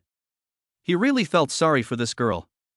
The last time they met, she was dressed very plainly, which was very different from other internet celebrities. When he was in school, Yifeng admired Guan Susu very much and felt that she had a special temperament, a kind of freshness that was not worldly. For a girl like this to become a host, it seems that she must have encountered some difficulties, but Yifeng didn't have the time to ask last time. As he was speaking, the doorbell suddenly rang. Yifeng knew it was Tang Weiwei coming, so he subconsciously hung up the phone. When I opened the smart entrance, I saw Tang Weiwei's pretty figure outside the door. Weiwei, why so fast? Yifeng asked as he opened the door. I'm near your house. Tang Weiwei walked in and looked around, seeming a little unhappy. What are you looking at? I don't have a beautiful woman hidden in my house. Yifeng made a joke, trying to lighten the atmosphere, but unexpectedly, after hearing this, Tang Weiwei's eyes suddenly turned red as if she was stimulated.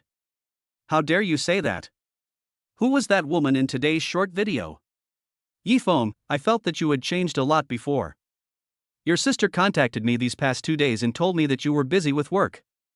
I didn't expect that you were just out hanging out with women. Tang Weiwei became more and more excited as she spoke, and finally she looked at Yifeng fiercely. Yifeng felt sorry for her, but he also felt bad when he heard this. Weiwei, how can you call it fooling around?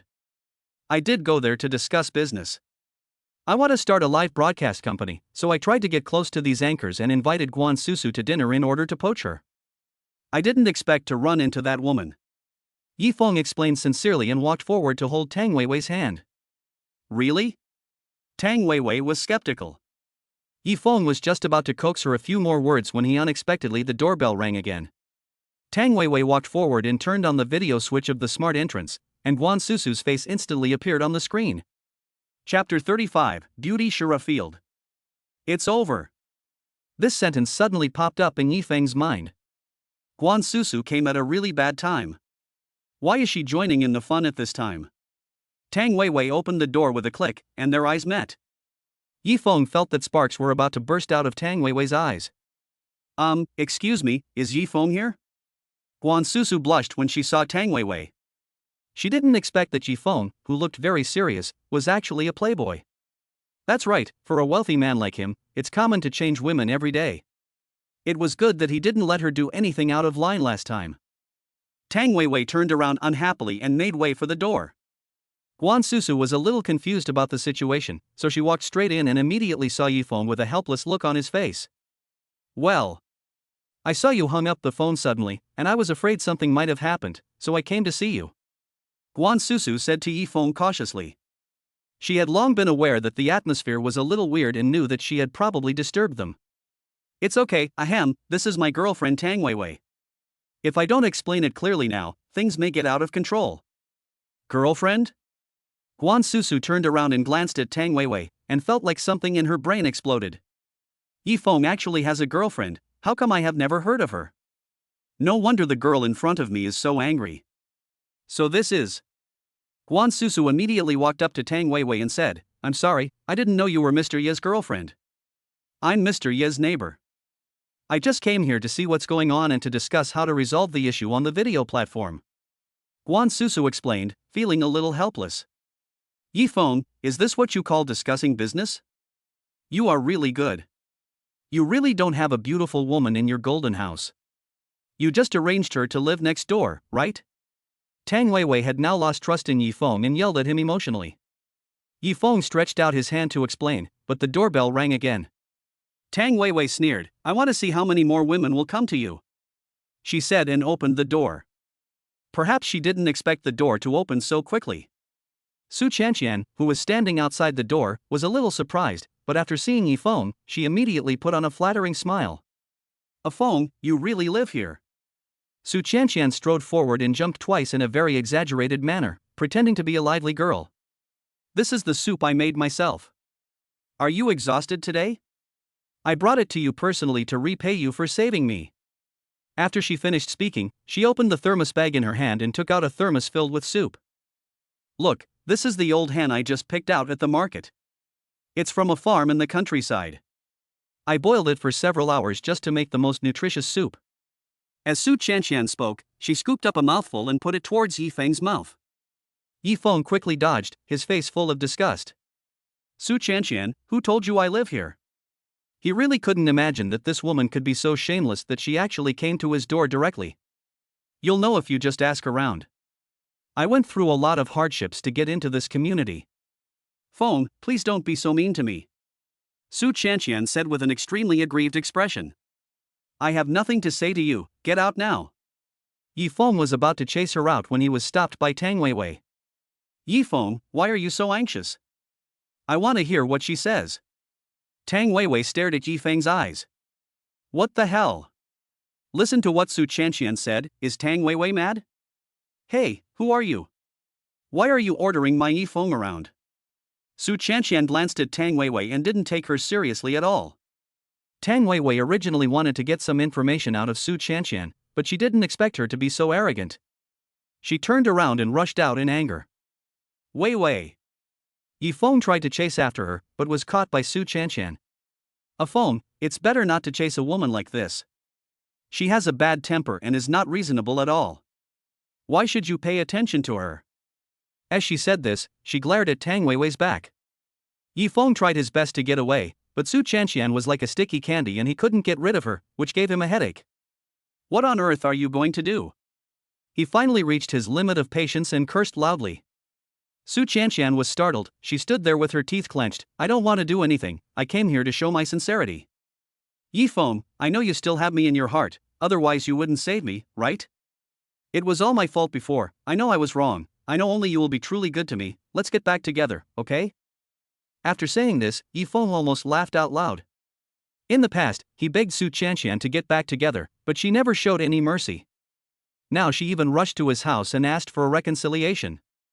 If Guan Susu hadn't been present, Yi Feng really wanted to throw this woman out. Get back together? Why should I get back together with you? Yi Feng asked back. Feng, I know you are just being mad at me. I really know I am wrong. From now on, I will do whatever you want me to do. Didn't you always want to hold hands with me while shopping in public? Let's go shopping tomorrow and hold hands all day, okay? Su Chanqian looked at him, her face full of expectation. In the past, it was Yi Feng's beautiful wish to walk with her hand in hand. He loved her so much before, it is impossible for him to forget it so quickly now. Su Chanqian, you just said you are willing to do anything for me? Yi Feng looked at her straight. Yes Feng. I'm willing to do anything for you. Su Chanqian was very excited to see him give in. Then I'll ask you to come forward and clarify everything. Let everyone know that Guan Susu is innocent. When Guan Susu heard this, she turned around in disbelief, her eyes red. She didn't expect that Yi Feng would still remember to help her clear her name at this time. If I tell you the truth, will you get back together with me? Su Chanqian's eyes flashed with a cunning light, and she didn't look like she was trying to win back her lover, but rather like she was doing business. I'll think about it. Okay, I promise you. Su Chanqian gritted her teeth and clenched her fists tightly. Guan Susu, tell me the phone number of your guild leader.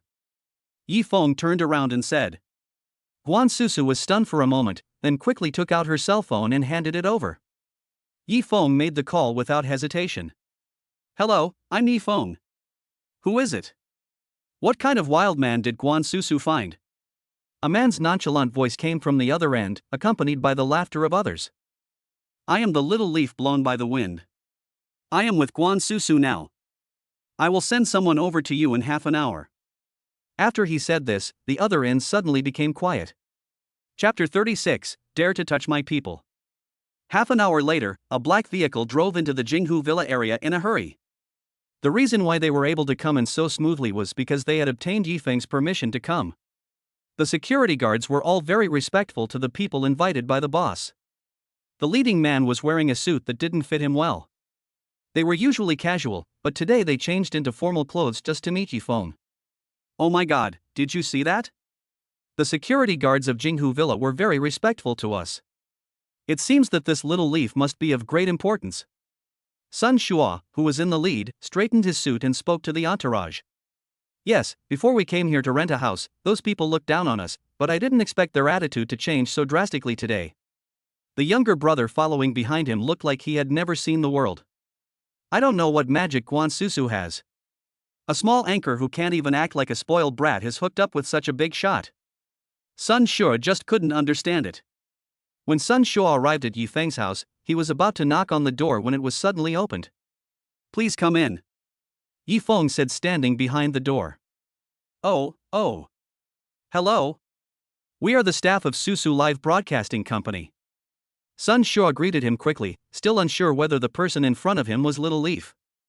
Okay, I'm the Feng Shui Little Leaf. Thank you for making a special trip. Yifeng said expressionlessly. It's okay. It's our supreme honor to serve you. Sun Shua quickly flattered. Guan Susu watched all this from behind and found it extremely ironic. At the beginning, a scout took a fancy to her and tried every means to persuade her to join the live broadcast company. However, after a while, the company ignored her because she didn't know how to guide the people watching the live broadcast to spend money. For such a long time, the company has ignored her and did not help her solve problems. Now, just because she knows Shai, she starts flattering her when they meet. It's like this. Because of me, Susu suffered some injustice on the internet. I called you here this time to ask for your help in resolving the issue. Yifeng said very politely. Well. Sun Shua hesitated a little. To be honest, I have seen the video, but our guild does not have the ability to do public relations right now. You know, after all, these all require funds, right? As Sun Shua spoke, he rubbed his fingers together and made a money gesture. Yifeng curled the corners of his mouth slightly. He has seen a lot of people like this during this period. In the end, they just want money. You don't have to worry about the money. Also, this person is willing to cooperate. She is the woman who was beaten in the video. Yifeng said this and pointed at Su Chanqian. Su Chanqian felt a little embarrassed to be introduced like this, but she still walked over very enthusiastically. She had wanted to enter the live broadcast industry before, but the ones who approached her were all small guilds, and she felt that there was no way out. Seeing Guan Susu making so much money overnight, he was already itching to do it. Now that he was with the head of the guild, maybe he would become famous overnight? Cooperate? Are you willing to come forward and explain? Sun Shua took a look at the woman in front of him. She looked beautiful, but she was too ordinary compared to Guan Susu and the others. Wasn't there a rumor in the comments that she was Xiao Shai's ex-girlfriend? It was also said that Xiao Shai rescued her because he couldn't forget their old love. But he knew very well that if this woman went out to explain, she would definitely be scolded, and judging from Xiao Shai's attitude towards her, it didn't seem like he had any feelings for her. Yes, I am willing to come forward to explain. Also, handsome guy, can you leave me a business card? I am also interested in the live broadcast industry. Su Chanqian said with a warm smile. Sun Shua nodded and handed over a business card. Since she was willing, they were of course happy to accept it. Guan Susu has a good foundation, and she became famous because of the little leaves. If it weren't for the video that made her sad and infamous, she might have made a lot of money for the company in the future. Okay, I'll do it right away. After Sun Shua said this, he confirmed the matters with Yifeng again and left with the two women. Yifeng was the only one left in the room. He dialed Tang Weiwei's number, but the phone was turned off. She ran out alone so late and couldn't be contacted, which made Yifeng very worried. Without time to think, he simply put on his coat and headed out the door. After driving out of Jinghu community, he first rushed to Tang Weiwei's home, but was told that she had not returned home. Xiao Yi, didn't Weiwei come to find you? You two aren't together? Father Yi asked with some concern. Yifeng shook his head and felt a lot of self-blame in his heart. He drove back and soon received a call from Su Wei. This kid had always wanted to go to Macau. This time, Yifeng felt that he was loyal to him, so he gave him some money so that he could have a good trip to Macau. Now it seems that he is back. Brother Feng. Where are you now? My sister-in-law. As soon as I picked up the phone, I heard Su Wei's roar from the other end, but he stopped talking halfway. Su Wei, have you seen Weiwei? Yifeng shouted anxiously over there. Brother! My sister-in-law and I are at Yingbin Road now. Call someone quickly, I can't hold on any longer. After Su Wei finished speaking, the phone was hung up and a busy tone came from the other end. There was no time to call for help. Yifeng drove towards Yingbin Road. This road is a notoriously desolate place in the city. Since it is connected to the city's funeral cemetery, not many people go there on weekdays, and no one goes there at night, so crimes often occur here. As soon as he arrived at the intersection, Yifeng saw a group of people crowded in the road and making a lot of noise. He rushed forward and found that Su Wei's suitcase was spread out on the side of the road, and the things inside were turned upside down. He was being grabbed by two people, with a bruised face and nose. Su Wei! Yifeng shouted and was about to run forward, but he startled the group of people and was caught by two people who rushed over. Ha, I didn't expect someone would come to save you. Are you filming a TV show? You save one by one, but in the end, they all fall into our hands. Ha ha ha ha. A scarred man walked out from the darkness and burst into laughter after saying this. It seemed that he was the leader. After hearing this, everyone started laughing. Yifeng! Run away! A familiar voice suddenly sounded. Weiwei! Yifeng turned his head and saw that Tang Weiwei was being held tightly by several men, with her clothes in disarray. You beat my brother and even touched my woman. Today is the day you die. Yifeng roared loudly, which indeed brought laughter to the room. Hey, another fool. Do you think you are a hero in the movies? You are skinny and you still want to threaten us. Go to hell. The scarred man said as he stepped forward and kicked Yifeng. Chapter 37 Vegetative State. Yifeng took a breath in pain and regretted not calling Aaron first. He looked at the people in front of him with his discerning eyes. Although the fighting power of those minions was not high, the fighting power of the leaders, especially the man with scar, actually reached 50 points. Boy, what I hate most is people like you. You think you are nothing. Just wait and see what we will do to make you surrender. After he finished speaking, he winked at the people behind him, and they quickly grabbed Tang Weiwei and brought her to Scar. Scar shook his head in satisfaction, walked forward and pinched Tang Weiwei's little face. Tang Weiwei was speechless and could only sob and struggle. You stinky cousin. It's your blessing that I like you, why are you pretending here? Do you know who I am? Listen to my advice, it's much better to follow me than to follow this loser. Scar said this and looked at Yifeng sarcastically. Seeing his brother being insulted in such a way, Su Wei yelled and was about to rush forward, but Scar's brother hit him on the back of the head with an iron rod. He instantly collapsed to the ground and lost consciousness. Scar stepped forward and began to tear Tang Weiwei's clothes. Stop! Yifeng yelled, but the few people showed no intention of stopping. System, I want to recharge my temporary force value. Yifeng shouted in his mind. Okay host, but it will cost 50 skill points. Top up. Yifeng really didn't have time to talk nonsense with him. Now that he was said to have 50 skill points, even if it cost 10 billion, Yifeng would work like a slave to recharge it. Beep beep, recharge successful, force value temporarily increased by 50 points. Okay. Yifeng felt that his whole body was filled with strength. As soon as he exerted force with his arms, he heard a snapping sound and the man next to him yelled in pain. Yifeng took a look and saw that his face was hideous and his arm was broken. I didn't expect that 70 points of combat power would be so powerful.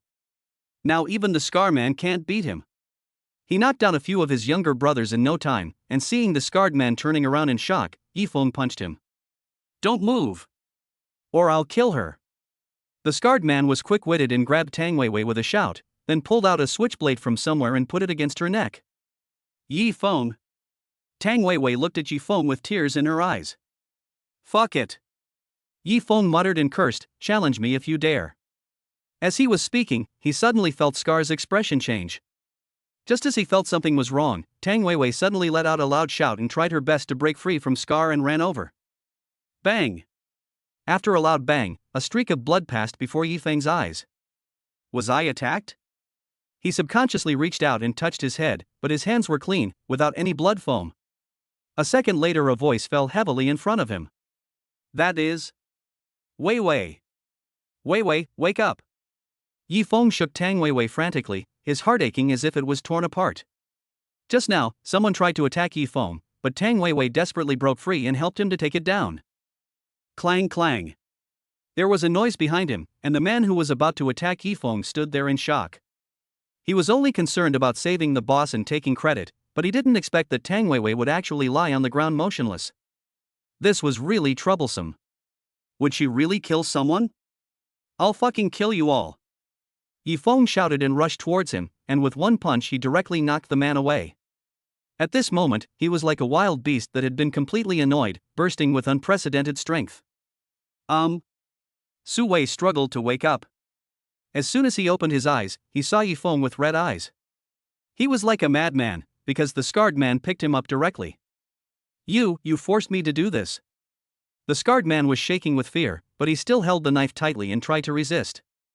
"If you hadn't forced me, it wouldn't have turned out like this. You forced me to do this. Let me go now." He shouted and swung the switchblade at Yifeng, but failed to cut him. Boom! Yifeng slammed him heavily to the ground. Su Wei only saw a trace of blood oozing from the corner of the scarred man's mouth. "Tell me, why are you doing this?" Yifeng roared at him madly.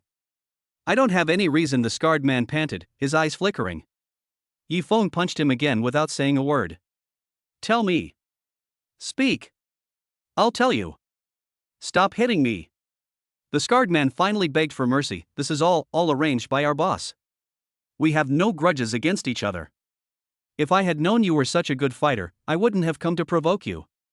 After he finished speaking, Yifeng grabbed his collar and lifted him up. "Tell me, who is your boss?" Chen Duo." The scarred man uttered these two words with difficulty and was knocked unconscious by Yifeng's punch. He didn't know the person he was talking about, and investigation would be a matter for later. The most urgent task now was to send Tang Weiwei to the hospital as soon as possible. "Brother Feng, how is my sister-in-law?" Su Wei supported his weak body and walked over with difficulty. Together with Yifeng, he helped Tang Weiwei up from the ground. Blood was still dripping from her wound, and the ground was stained with a large area of blood red. "Su Wei, call 120. 10 minutes later, the ambulance arrived at the hospital entrance. "Boss Yi, leave it to me." Dean Sheen had been waiting at the door after receiving Yifeng's call. He quickly ordered someone to push Tang Weiwei into the operating room. "Dean Sheen, you must help me rescue him no matter what," Yifeng said, feeling very nervous. This is already a very good hospital in Jinling, not to mention it is his own property. For a moment, he could only think of this. Dean Sheen nodded vigorously and went into the operating room himself. Half an hour later, the door of the operating room was opened and Tang Weiwei was pushed out. "How is it?" Yifeng rushed forward quickly. "Mr. Yi, please don't be sad."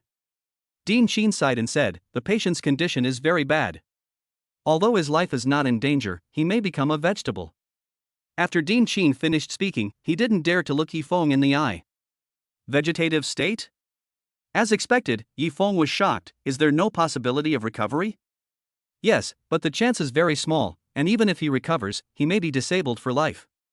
This stick should be a mace, and it just happened to injure the brain nerves. There will definitely be sequelae in the future." As soon as these words came out, Yifeng completely lost hope. Tang Weiwei's parents also rushed over at this time. They just happened to hear what was said and burst into tears instantly. Tang Shi walked a few steps to his daughter with a sad face. "Yifeng, I heard that Weiwei became like this just to save you. You can't abandon her." Wang Meifeng's focus was different. She walked straight to Yifeng and cried. Chapter 38 Plan. Don't worry, Auntie. No matter what happens, I will be responsible for Wei Wei and will never leave her. Yifeng said in a decisive tone. Tang Wei Wei is the first person he has ever truly loved, and she will also be the one he chooses. Tang Wei Wei was no longer in danger of death, and was moved to a VIP special ward after her condition stabilized.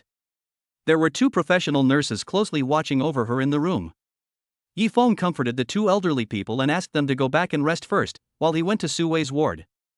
Su Wei was arguing with the doctor about something, and they both stopped when Yifeng came in. Mr. Yi, your friend just doesn't want to go for a checkup with us, you see. The doctor said helplessly.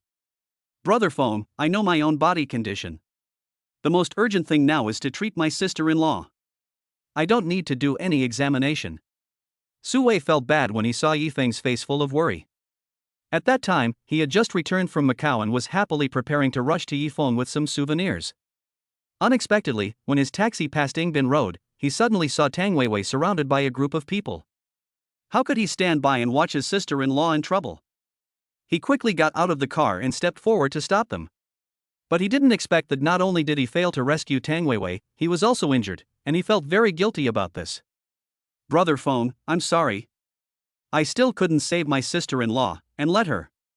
Su Wei could not continue speaking and lowered his head sadly. It's okay. It's not your fault. I'm already very grateful for everything you've done for me. Yifeng patted Su Wei's shoulder and said, Wei Wei is out of danger now and has been settled. Listen to the doctor and go get a checkup first. Seeing Yifeng say this, Su Wei nodded obediently and followed the doctor out. Yifeng sighed deeply, then sat in front of Tang Weiwei's bed for a long time until his cell phone rang. Boss Yi, we have taken care of everything you arranged. Please take a look at Douta's new headlines. Sun Shua's voice came from the other end. Yifeng opened the Douta short video and found that the #1 hot search was about the interview with Su Chanshan. She recounted everything that happened at that time and clarified things for Guan Susu both explicitly and implicitly. The direction of the comments below also started to improve. I told you, this woman is really my ex-girlfriend. But Guan Susu isn't as bad as I thought. It was too much to spread rumors that she was my mistress. Yeah, it's normal for a big shot like Xiao Shai to invite a female anchor to dinner, and this time he saved his ex without any grudges. He's won over many fans. Susu is so beautiful. Do you think Little Leaf will play Doudu again in the future? I am willing to download and recharge just for him.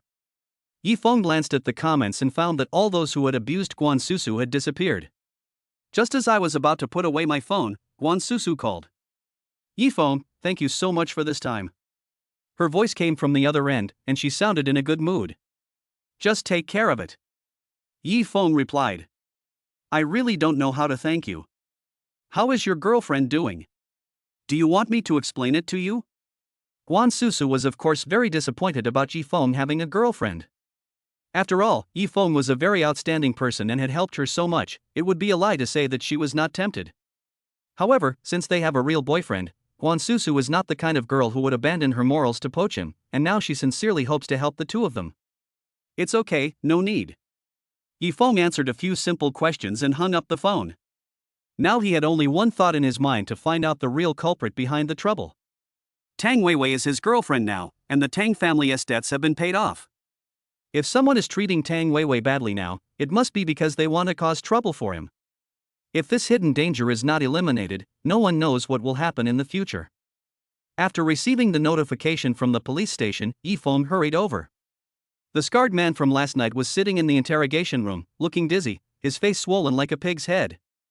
Yifeng was furious last night and attacked quite hard. It seems he hasn't recovered yet. Mr. Yi, thank you for cooperating with the investigation. We have basically investigated everything. Your girlfriend is seriously injured now. These people will receive the legal punishment they deserve. A man who looked like a police captain came out to greet Yifeng and handed him the information. Yifeng did not reach out to take it. Officer, these people are just puppets. What you need to do is to find out who is really manipulating these things behind the scenes. His tone was so firm that the police captain was stunned. Mr. Yi, I understand how you feel, but... He glanced at the interrogation room and said, they are just an ordinary gang involved in organized crime. They saw your girlfriend walking alone on the street last night and had evil intentions. We have already investigated all of this and can convict them directly. I told you. They were all arranged by someone. Why don't you understand? Yi Feng was a little excited and yelled directly at the captain. The captain frowned, obviously very unhappy. Although he had heard that Yi Feng was a prominent figure and that they had been instructed to do their best, he was a policeman after all, and he was particularly unhappy when this man rushed in and acted bossy. I have made it clear that the investigation is complete and we will proceed to convict directly. After he finished speaking, he turned and left, leaving the angry Yi Feng standing there. Glancing at the scarred man in the interrogation room, he saw that he had already stood up in handcuffs and was being led out by several people. When passing by Yi Feng, this guy actually curled the corners of his mouth. I have said everything I need to say. You are not capable of fighting against the man above. I advise you to shut up now. He whispered this as he passed by.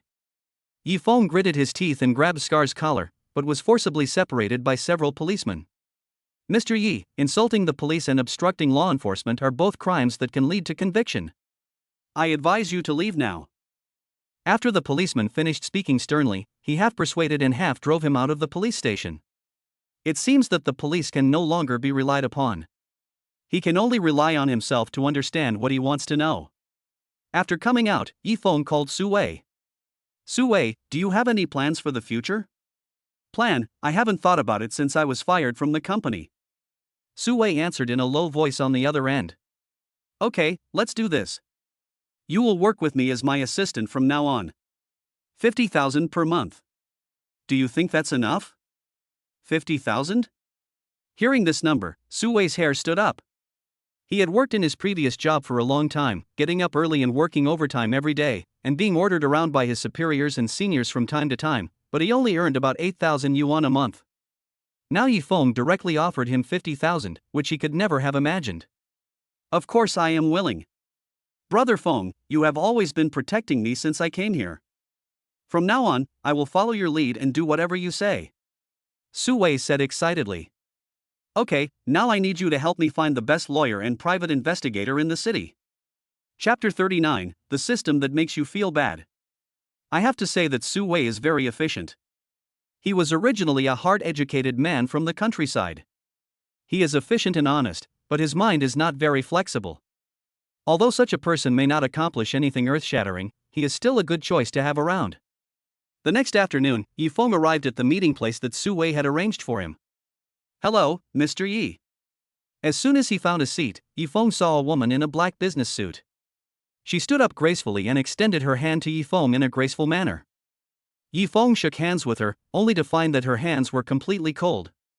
Your assistant has contacted me, but for your reference, I still brought my resume, which also includes my past experience. After Qi Shaochen finished speaking, he handed over a brown paper bag. Yi Feng nodded and looked at it carefully. I have to say that this beautiful woman is a rare talent. She looks young, but she has been in the industry for several years, and it seems that she has never lost a case she has handled. Yes, very good. Yi Feng nodded. I just don't know if Miss Qi can help me with my problem. Assistant Su has roughly told me about your situation.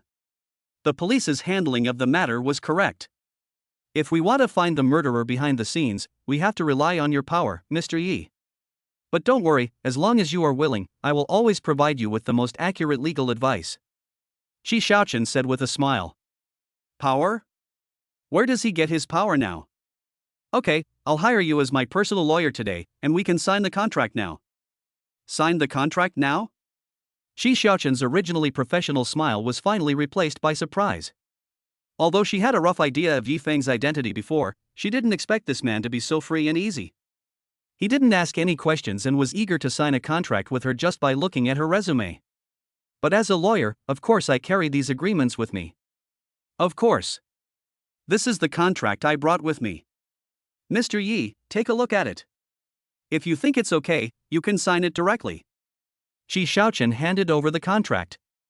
She was in urgent need of money, and Yi Feng could be said to be her god of wealth. Yi Feng took it and took a look. The beautiful lawyer Qi Shaochen's fees are really not low. The lowest case commission is more than 100,000. If she were a private lawyer, the monthly fee would be 50,000. Well, I want you to turn down all the work you have now and be my lawyer exclusively. Yifeng said slowly. What?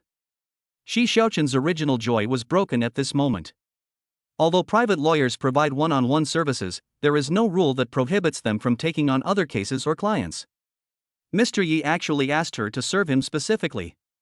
Is he treating her as a mistress? This. Don't worry, I'll give you 10 times the salary.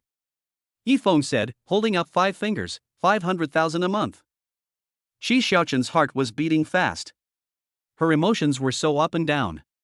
She originally thought that he was asking for too much, but he gave her 500,000 yuan without blinking an eye.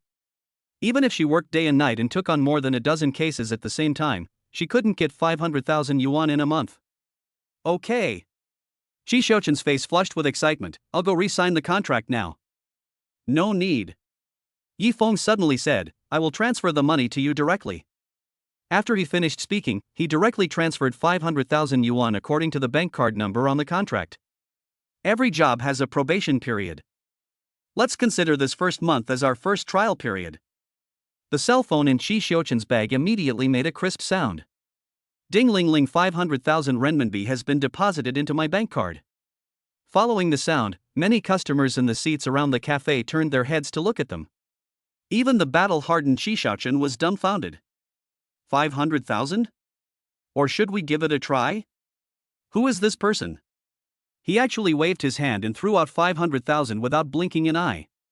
The power behind him can be said to be quite astonishing. She works so hard in order to climb to a higher position and become a professional lawyer for a top company in the future, which will not only bring her stability but also better prospects. Now Yifeng is simply her life ladder. People like him must have a huge enterprise behind them. If she does a good job this time, she might be reused and even get more than 500,000 in the future. Thinking of this, she immediately smiled and bowed to Yifeng repeatedly. Thank you, Mr. Yi, for your appreciation. I will do my best to serve you in the future. Yifeng nodded with satisfaction. Don't be in a hurry to thank me. This 500,000 is not given for nothing. Since you are my personal lawyer, I need you to be available at my beck and call. Also, I really don't like your outfit. Don't wear this kind of professional suit in the future. In the past, Su Chanxian liked to wear this kind of professional suit, and Yifeng felt a little nauseous just looking at it. Shi Xiaoqin looked at his clothes with a sense of grievance. But Mr. Yi, I basically wear this kind of clothes. Yifeng pursed his lips helplessly. Is this girl a workaholic? She is so beautiful but she doesn't know how to manage herself. Come on, I'll take you shopping. I also want to buy some clothes. Yifeng stood up and threw a few bills on the table before walking out. The coffee shop waiter looked at him in surprise as he dropped several $100 bills and secretly took a picture of his back. Yifeng took Shi Xiaoqin to the car. Maybach. I like this car very much. Shi Xiaoqin couldn't help but blurt out when he saw Yifeng open the door of the luxury car. She is not a silly girl. Although she has always been a strong woman and appears to be independent and self-reliant, she is actually very good at manipulating people's hearts in interpersonal relationships. Many of her previous clients have been won over by her. Shi Xiaoqin now has his own thoughts. Although she doesn't have time to spend on her appearance, she is well aware of her advantages. For women, the face is the most valuable. When Shi Xiaoqin first debuted, she got a lot of business with her beautiful appearance. Now Yifeng chose me as soon as they met. Not only did he increase my salary tenfold, he also personally took me to buy clothes. Could it be that he has taken a fancy to me? With this mentality, Shi Xiaoqin began to please Yifeng intentionally or unintentionally. Really? Can you drive? Yifeng asked. Shi Xiaoqin nodded. Okay, since you like it so much, then you can drive. Yifeng said, opening the door of the cab. Really, is it really possible? Shi Xiaoqin swallowed. Such an expensive car was just handed over to me so casually. Aren't they afraid that a female driver like me would scratch it? Yifeng nodded and sat directly in the co-pilot seat. Shi Xiaoqin sat down slowly, feeling nervous. The driving feel of this luxury car is indeed extraordinary. She stepped on the accelerator and the car sped away. Chapter 40. You are responsible if the money cannot be spent. Yifeng's designated destination was the Liuli commercial building in the city center. This place was simply synonymous with luxury. The consumption level in Jinling was not low to begin with, and the Liuli shopping mall was a place that only the extremely wealthy could enter. Even a strong woman like Qi Xiaochen has only come here a few times. Qi Xiaochen was very nervous along the way, fearing that she would damage the car if she wasn't careful. Yi Feng didn't urge her, but had already fallen asleep. He spent the whole night looking up information last night and is now exhausted. However, it was not Qi Xiaochen who woke him up in the end, but the system. Emergency alert! Emergency alert! The alarm clock suddenly rang loudly, and Yi Feng opened his eyes sharply, looking frightened. Mr. Yi, what's wrong with you? Qi Xiaochen asked hurriedly. Yi Feng shook his head and asked in his mind, what emergency reminder? The task countdown expires today. Please spend the 50 million yuan required by the task as soon as possible, otherwise you will be punished by the system. The remaining amount to be spent is 38 million yuan. Damn! I forgot about this. Yi Feng slapped his head and started thinking. Before, he was very confident and thought that spending money was easy, but now it seems that spending money is not a simple thing, especially spending a lot of money. But now, after squandering for so many days, I still have 40 million in bonus money left. What is the punishment? Yi Feng asked. If I have a dream like last time, although it is very unpleasant, the other things are nothing, so it's just a punishment. If a mission fails, all current funds will be deducted, and bonuses will be stopped for 1 month.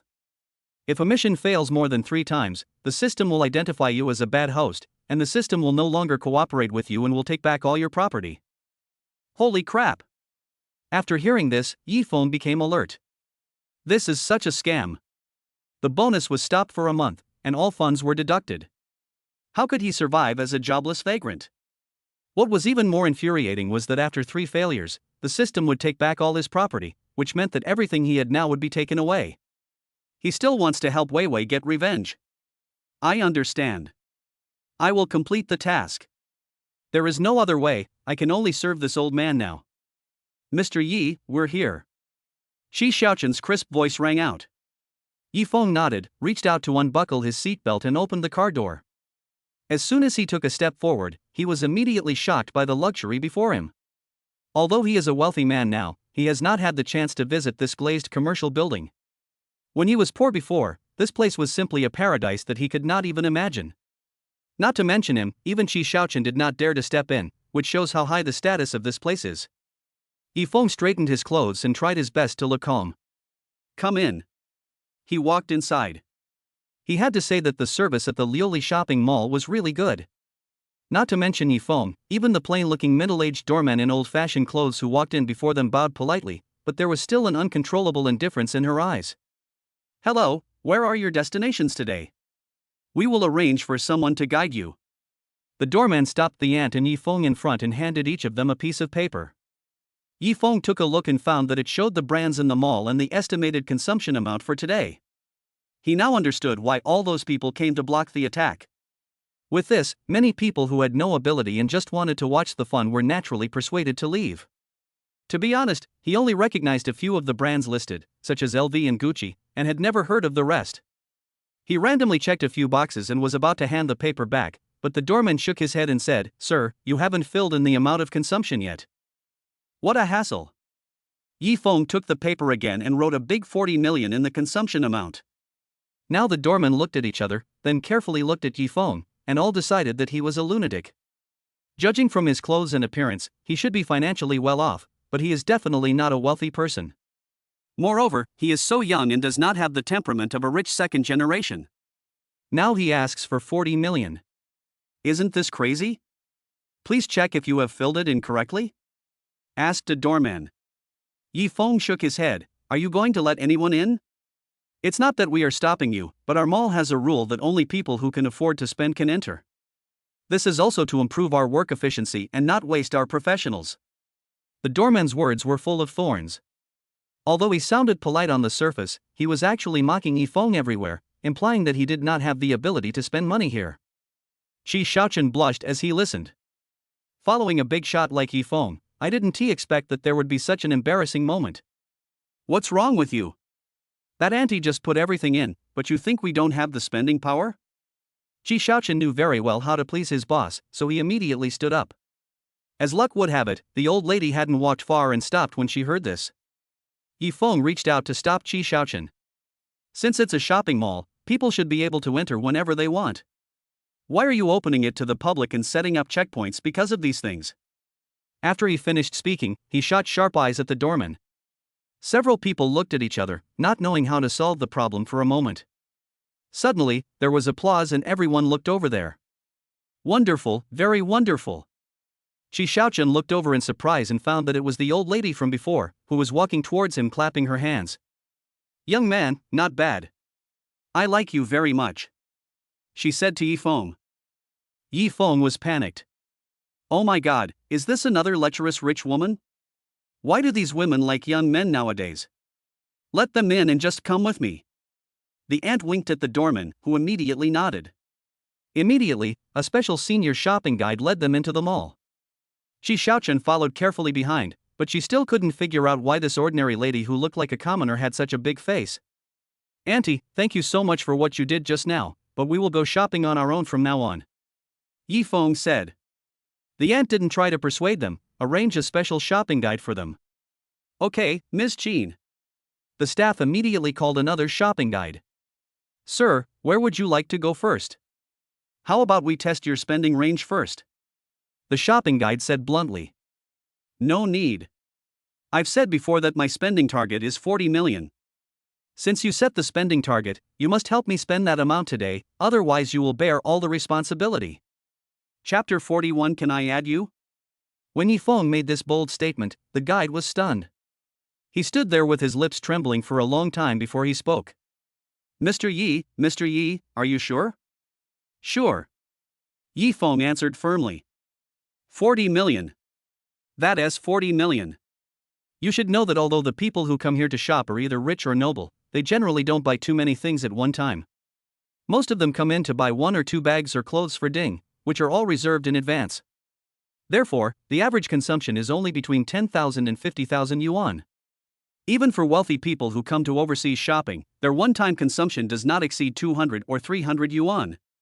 Now Yi Feng actually asked for 40 million. What's his background and why is he so exaggerated? But after calming down and thinking about it, the shopping guide calmed down. If it was 40 million, he could get more than 1 million as commission. This was a big fish that could not be let go. She calmed down and forced a flattering smile towards Yi Feng.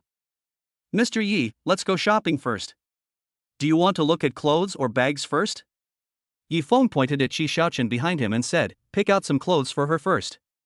Okay, this way please. The professional shopping guide said this, made a pleased gesture to the two of them, but turned around and his expression changed instantly.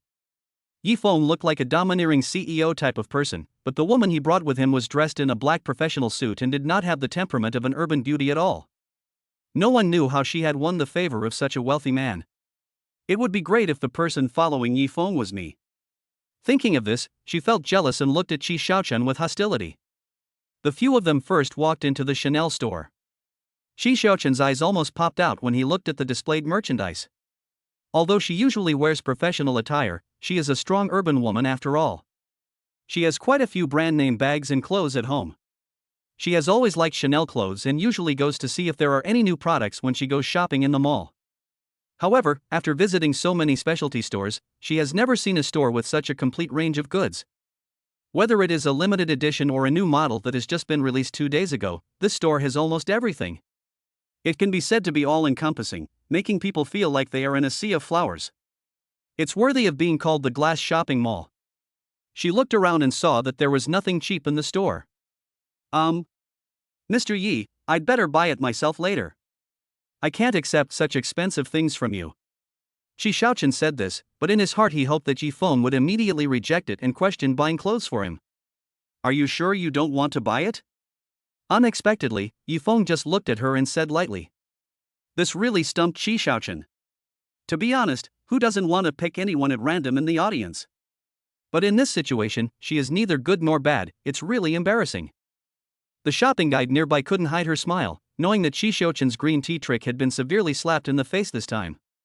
Just pick and choose. Don't worry about the price. Just pick whatever you want, Yi Feng said after looking at his watch. He has to spend 38 million today, and he has no reason to spend money today. If Qi Xiaochen doesn't help now, his mission will fail. All right. Shi Shaochen said in a low voice, walked in with a red face, and immediately took a fancy to a latest suit. This suit is a standard classic Chanel suit, but the neckline has a unique design. The white shirt inside has a big bow showing, and the jacket and skirt are all embroidered with bright diamonds. You have a really good eye. This is the latest model here. I'll ask the clerk to give you a price. The professional shopping guide called the store guide over. Ma'am, this suit costs 57,000 yuan, the shopping guide said respectfully. Shi Shaochen swallowed. Yi Feng picked such expensive clothes at the beginning. Wouldn't you think I am a gold digger? Just when she was thinking about whether she should change her clothes, Yi Feng waved his hand. Take this set first, and you can choose from others. Shi Shaochen's eyes widened. The shop assistants packed the clothes quickly, and they were all smiling, knowing that another big shot was coming to visit today. Seeing Shi Shaochen standing there like a wooden statue, Yi Feng was really anxious. At this rate, when will she be able to help me spend the 40 million? Please show me all your new styles of the season, he said to the clerk. Good. Several shop assistants immediately started to get busy, taking out all the new models that had arrived and filling up an entire clothes rack. All good. How about this, you guys pack them all for me? Yi Feng looked at it and said. What? The shop assistants looked at each other in disbelief. These are all new models of the season. I have seen ladies come in groups to buy the old models that have been reduced in price, but the prices of these new models are extremely high. How can they buy them blindly like Yi Feng? However, they were stunned for only a moment, and they reacted quickly and checked out and packed all the new products as quickly as possible. Yi Feng walked to the cashier counter, and the moment he took out the top-tier black card, his whole body shone brightly. The girls at the cashier counter did not hide the admiration in their eyes at all, and they looked as if they were about to faint. In this society, money is truly the most important thing. If you have money, you are the king, and you are the one everyone looks up to. If you don't have money, no one will even look at you. After swiping the card, the girl returned the black card to Yi Feng with a blush on her face. Okay, let's go to other stores to have a look. Yi Feng said to the professional shopping guide. The shopping guide agreed repeatedly and was about to take Yi Feng out when he heard a noise behind him. Mr. Yi, wait a minute. The store manager who had just personally received Yi Feng chased out at this time, holding the WeChat QR code that he had prepared long ago in his hand. Mr. Yi, you bought so many things today. I have added you to the VIP list. Here is your VIP card. Also, please add me on WeChat. You can contact me if you have any questions in the future. After she finished speaking, her eyes sparkled with light and she looked full of anticipation. Yi Feng nodded, took out his mobile phone and added the store manager on WeChat. Mr. Yi, let's add each other on WeChat too. And me. Me too. Seeing that Yi Feng had added the store manager on WeChat, all the employees in the store swarmed over, surrounded Yi Feng, and held their phones out in front of him.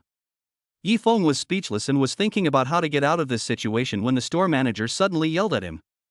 What are you doing during working hours? I added Mr. Yi on WeChat because it is a job requirement. How can you do this? After she finished scolding, all the girls quieted down, turned around and dispersed in disappointment, their eyes still following Yi Feng reluctantly. She talks about job requirements, but I've never seen her take the initiative to add a woman on WeChat. That's right, otherwise how do you think he became the store manager? Several shop assistants dispersed while muttering to each other. Yi Feng didn't care at all and took Shi Shaochen to a men's clothing store. Chapter 42 Perfect Proportion. This men's clothing store specializes in high-end couture brands and is a relatively niche French brand. Its Chinese name is Blue Ocean. Blue Ocean has always been very low-key. Most people don't know it. Only those who really know the brand know the weight of this brand. The brand is low-key, but the price is not low-key at all. A set of the most ordinary suits costs hundreds of thousands of yuan. Only the real rich will customize it. Sure enough, when Yi Feng walked in, the clerk was not as enthusiastic as Chanel just now, and only gave him a symbolic greeting.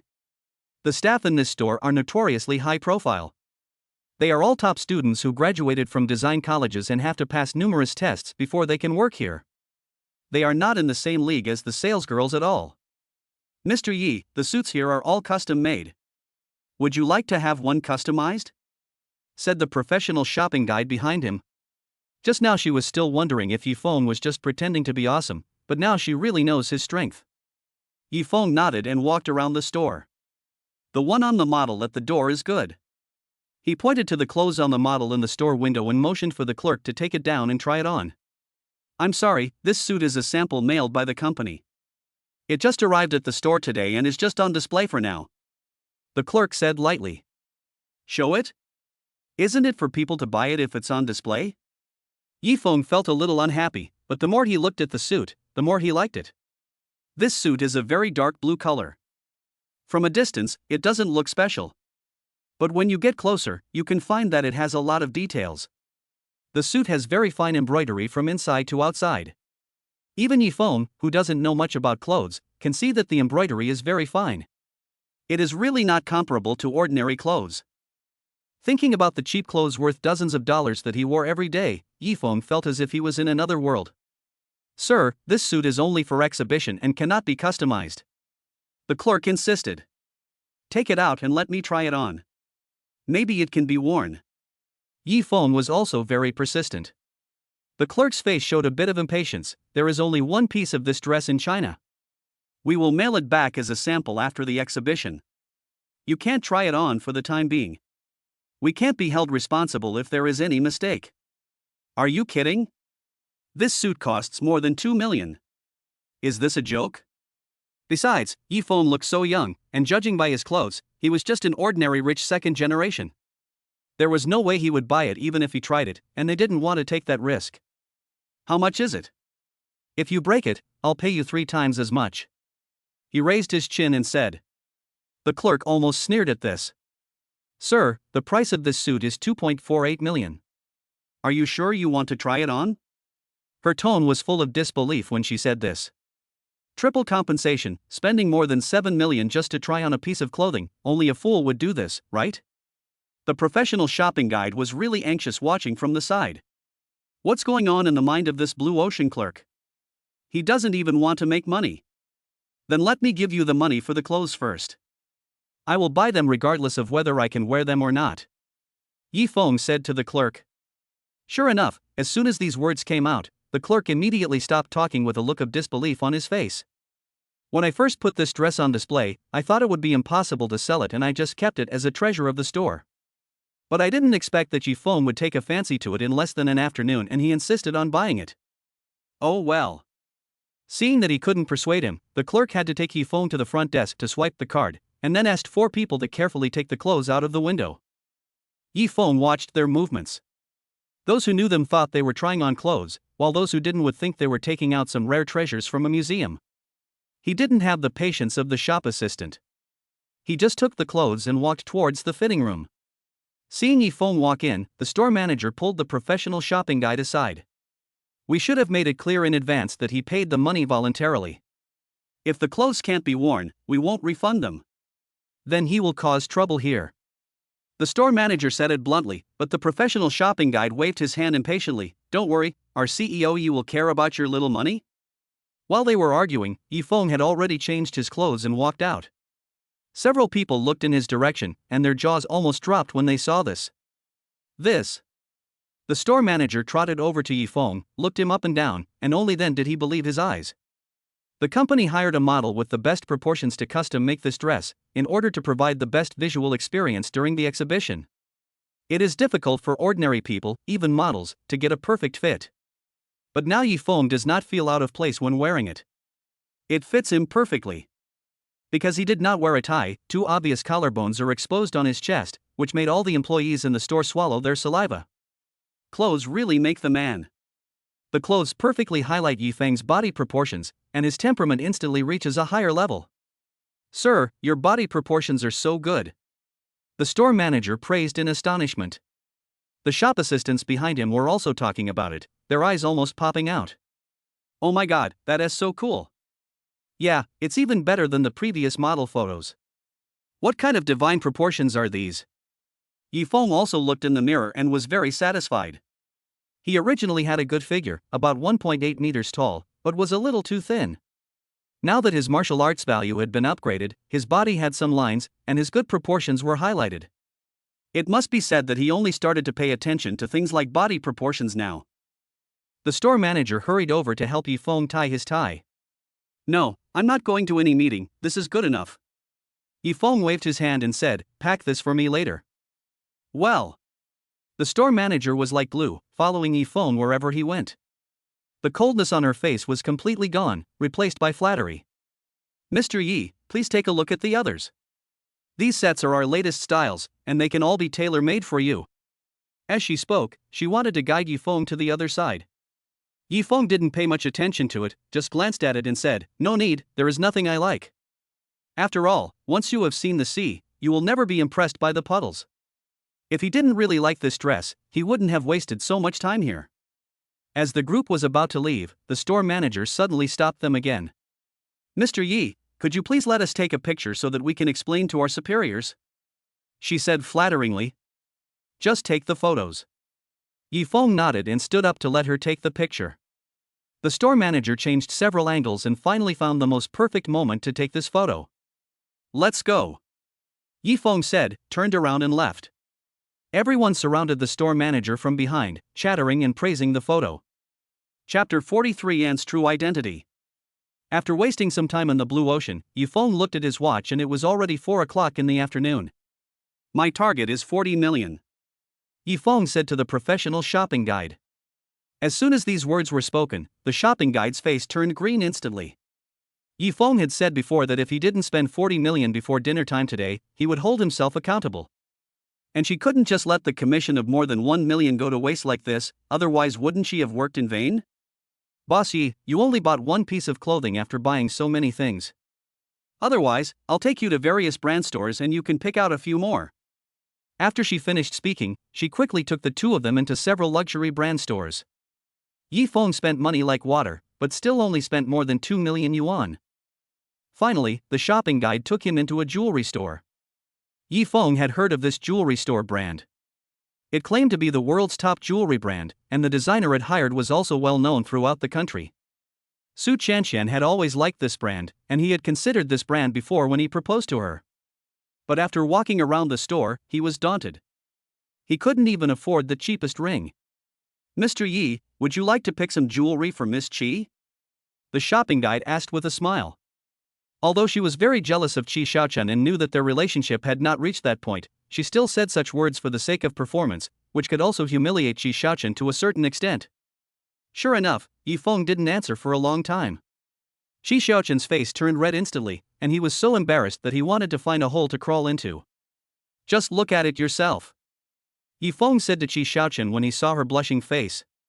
He walked straight to a separate counter. This counter was very different from the other counters.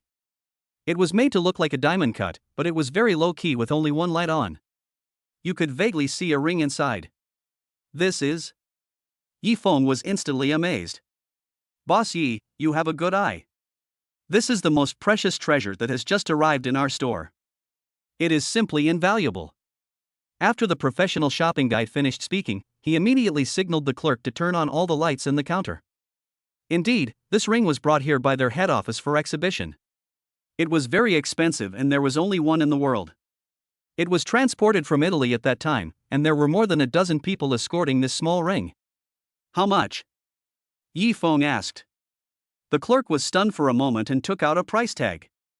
Sir, the price of this ring is 30 million, but the head office won't let us sell it, said the clerk. There are so many people coming in to inquire about the price, but no one will actually spend 30 million to buy a ring. The company's pricing is just to dissuade those people, and by the way, it also greatly enhances the sense of dignity of the ring. I'll offer you 35 million. You talk to the company and ask them to sell the ring to me. Yifeng looked at the ring and thought it was so beautiful. Although he didn't know much about jewelry, he could not find any flaws in the design, material selection, and arrangement of diamonds. Qi Xiaochen stood aside in a daze, her heart beating fast at this moment. I know Yifeng is rich, but he wants to give me a ring worth 30 million just after I met him. This is a bit too much. Although she thought so, she was more delighted in her heart. Even though she was usually a rational strong woman, which girl hadn't fantasized about a domineering CEO falling in love with me? Maybe Yifeng fell in love with her at first sight and wanted to spend money on her like crazy. Thinking of this, her face turned even redder, her whole body felt hot, her heart was pounding and couldn't slow down at all, and her mind was filled with anticipation. This. The clerk seemed very embarrassed. They had never encountered such a situation before. Most people would back off after asking the price. Even if they were truly wealthy, there was no need to spend 30 million to buy a ring. But Yi Feng seemed quite persistent. Then please wait a moment. I'll call the company to confirm, the store manager said as he trotted to the side and made a phone call. A few minutes later, she hurried back. Mr. Yi, the company said they can sell it to you, but first of all you need to pay in full on the spot, and secondly our China president wants to meet you in person. After the store manager finished speaking, Yi Feng was confused. Of course there is no problem with paying the full amount, but why does he want to see me? He asked puzzledly. We don't know that either, but Mr. Yi, the president is nearby, take a look. Okay, let me pay first, Yi Feng said, and walked towards the cashier with the card. Beep beep. The prompt sound indicating successful card swiping rang out, and everyone in the store took a deep breath. The professional shopping guide was also very happy, as he had finally earned the commission of more than 1 million yuan. What they didn't know was that Yi Feng was relieved at this moment. This was considered completing the system task, otherwise the punishment mechanism would be too tricky. Host, congratulations on successfully completing the system task. You will be awarded 100 skill points and the prize pool will be strengthened twice. Remember to collect more reputation points to gain wealth. The system voice sounded. Yi Feng breathed a sigh of relief.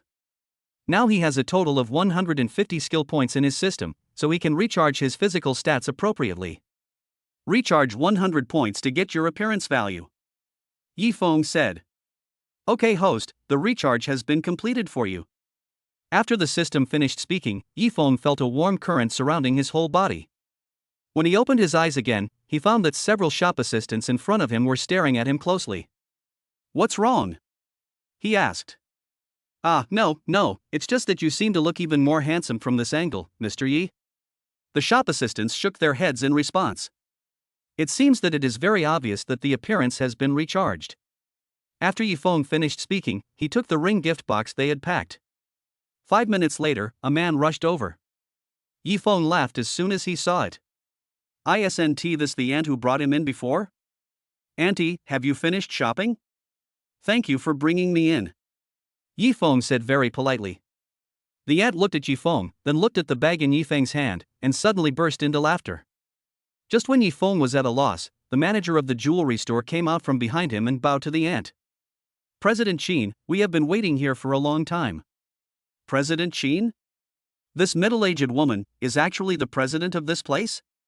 Yi Feng was slightly startled, then he smiled with interest, but Qi Shaochen behind him was panicked and hid far away. She had been disrespectful to her before, but she never thought that this auntie was the president here. Your name is Yi Feng, right? President Qin smiled slightly and said to Yi Feng. Yi Feng looked at the plain-looking and ordinary-dressed old lady in front of him, nodded heavily, and felt that the world was really wonderful. Okay, I admire you very much. Don't get me wrong. I came here just to meet you and get to know you formally. This is my business card. Also, I will reserve my recommendation spot for you at the DBC Rising Star Night this weekend. Chapter 44, the photo went viral? DBC Rising Star Night? Yi Feng took the ant's business card. On it were written the words President of Xingyao Jewelry China in gold-plated fonts, and in the middle was the ant's name, Qin Li Yuan. He knew that he shouldn't ask too much in front of everyone. This DBC might be something that even the upper class knew. It would be cheap for him to ask now. Thank you, Mr. Qin.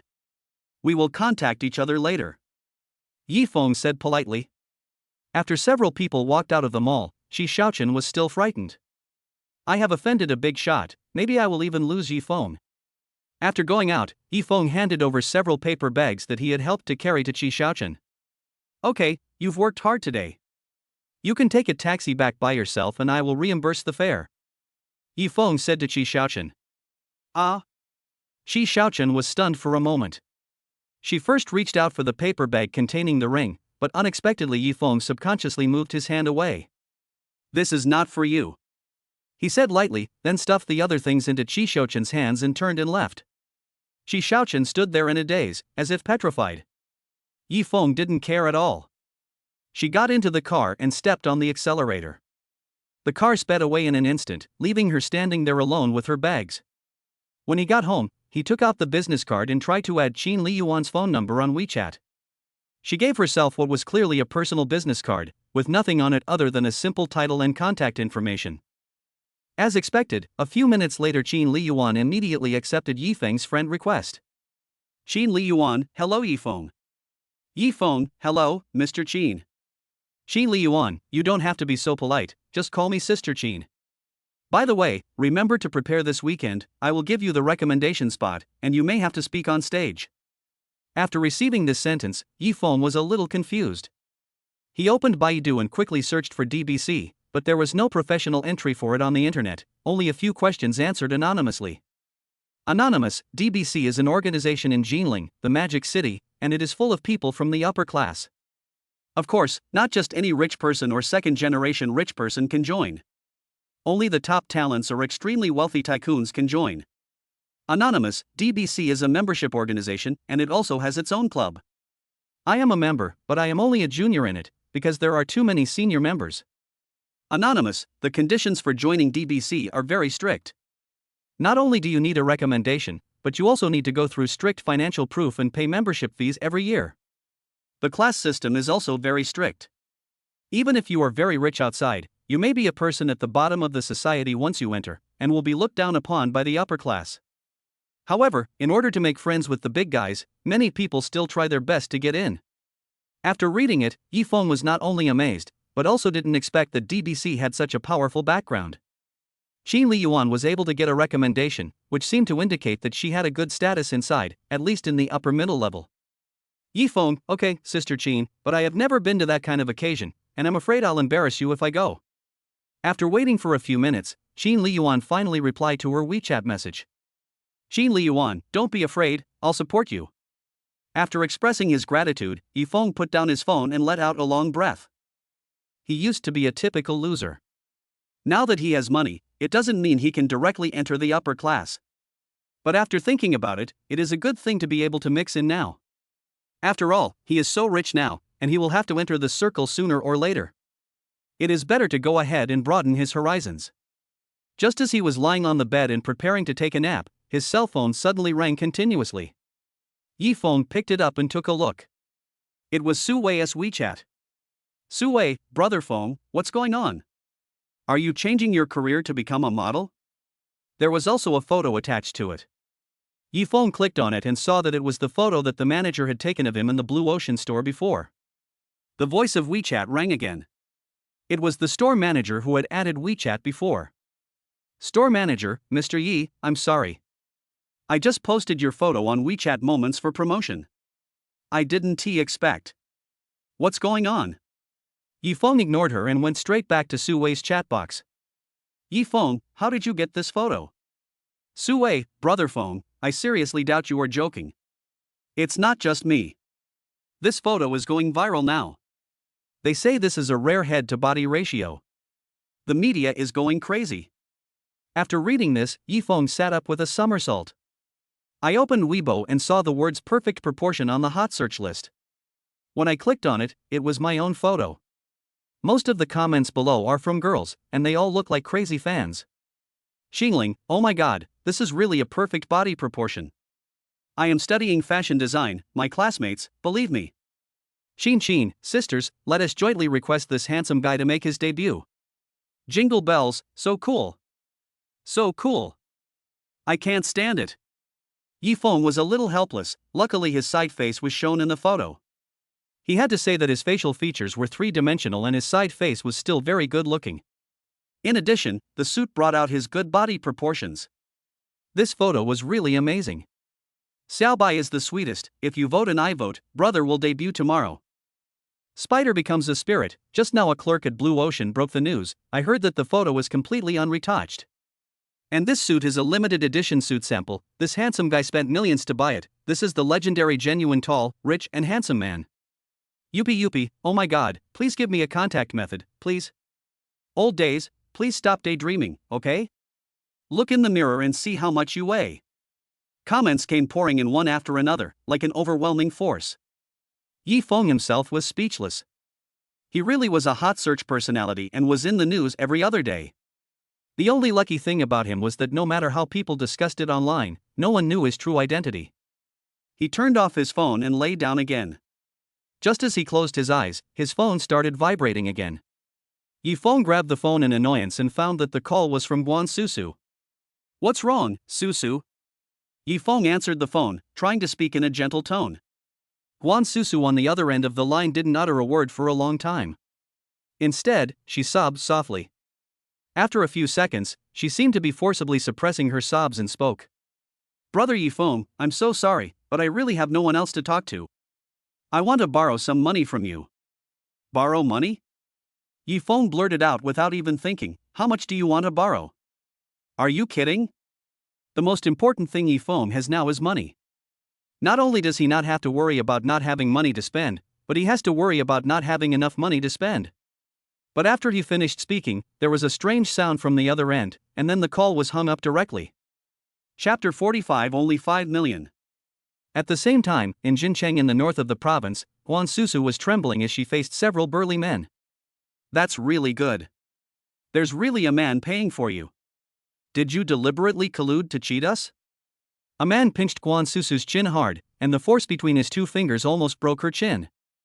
"No. No. He's my friend." Guan Susu glanced at her parents who were kneeling on the ground not far in front of her with haggard faces, but she gritted her teeth and endured it, answering in a low voice.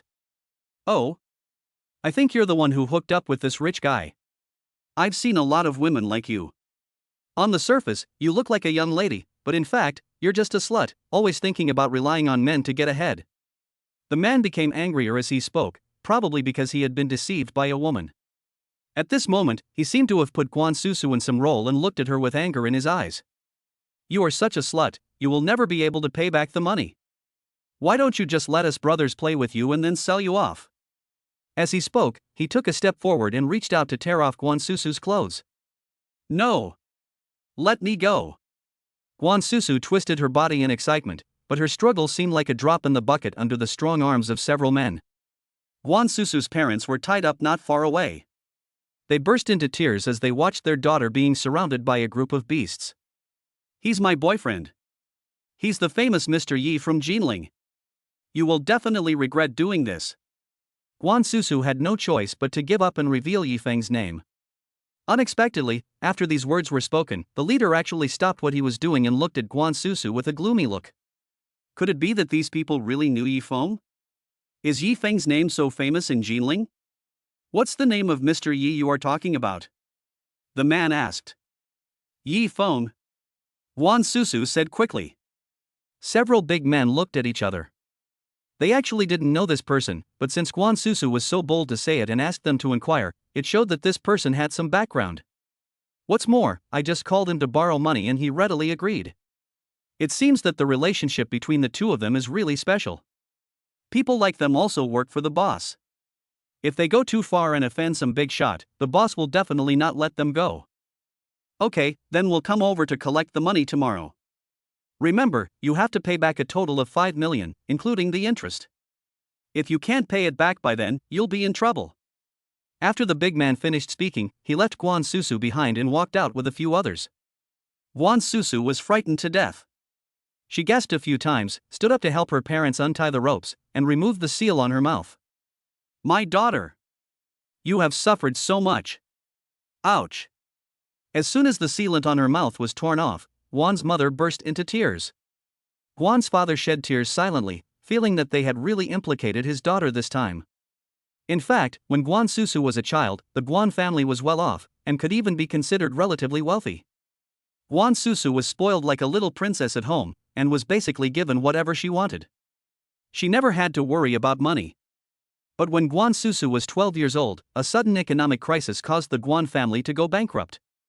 Guan's father was unwilling to accept this and kept struggling to hold on. In the end, he did not make back the money and the debt kept growing. After that, Guan Susu became more and more frugal. Although she had a peerless beauty, she was very low-key and never compared herself with those glamorous girls. In a short time, she fell from heaven to earth. In fact, Guan's parents always felt sorry for Susu, but they knew they were incapable and felt very guilty.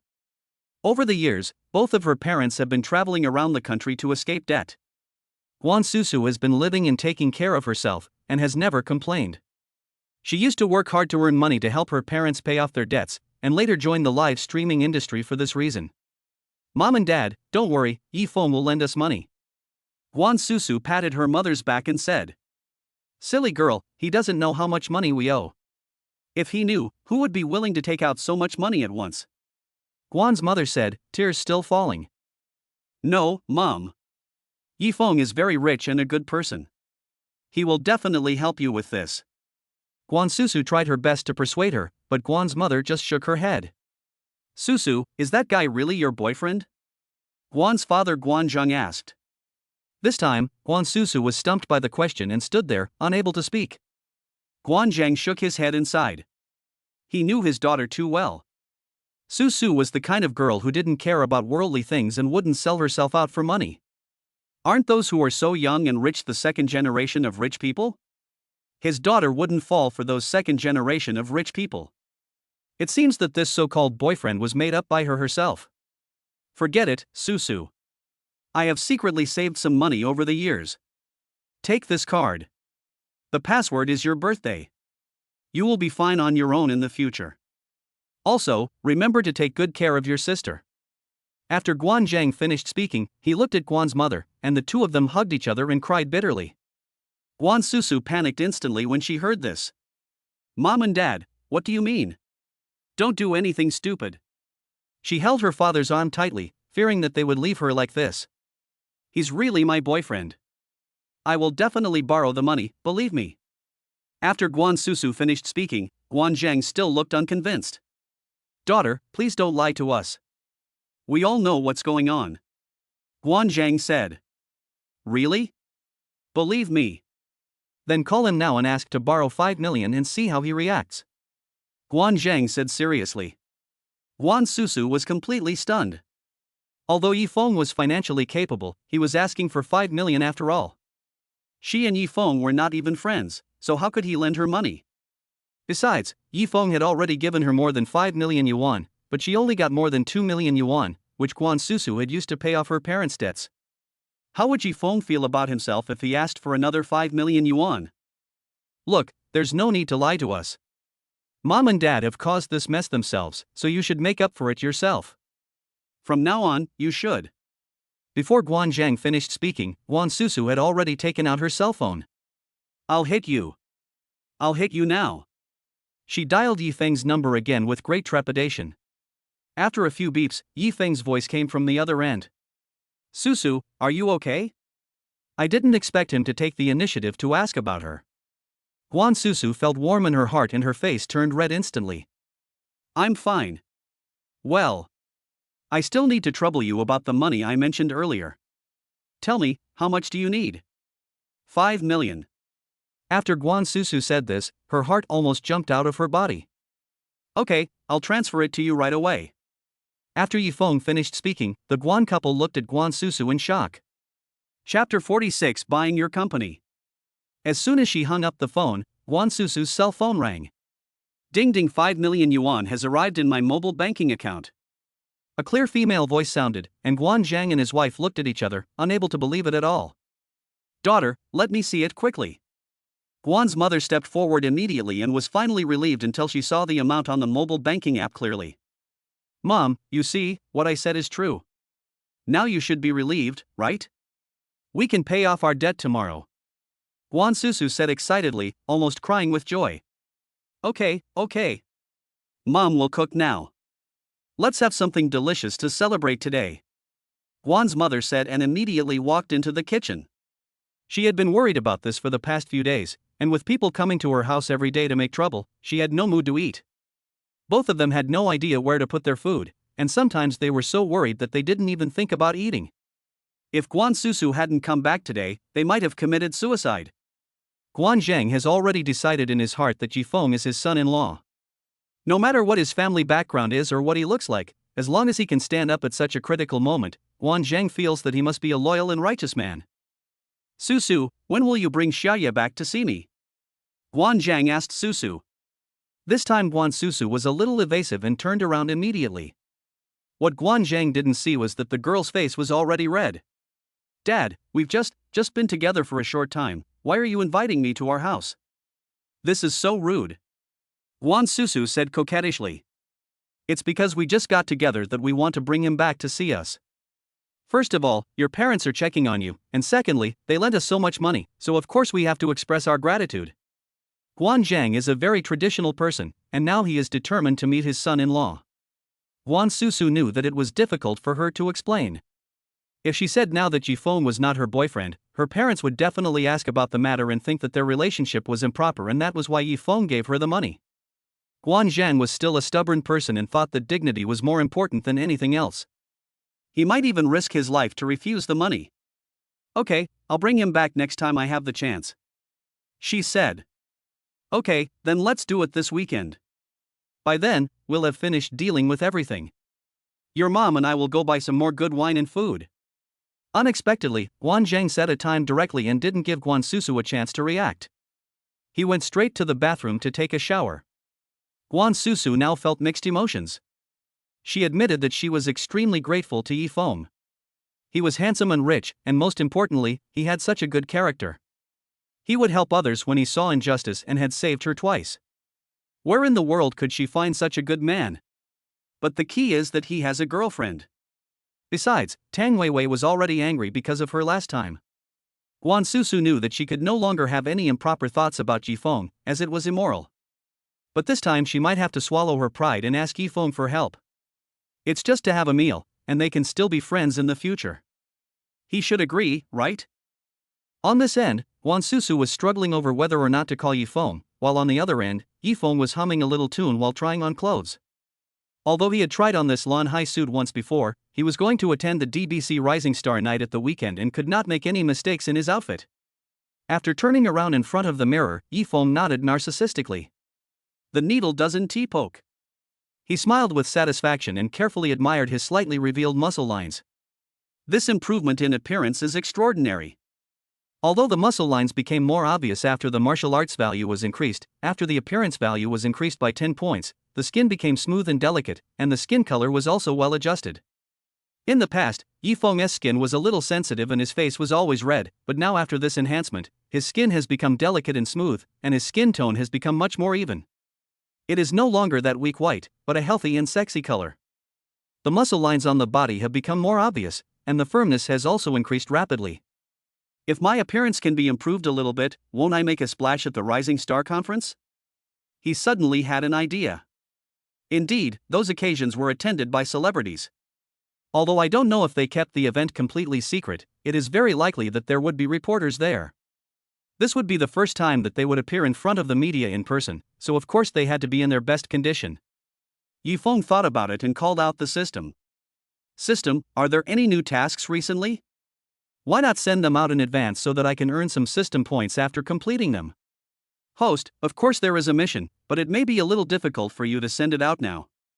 The system said quietly. What mission is it? So mysterious? Yifeng was very unhappy with the way it kept people in suspense. Okay, I'll release the system task in advance.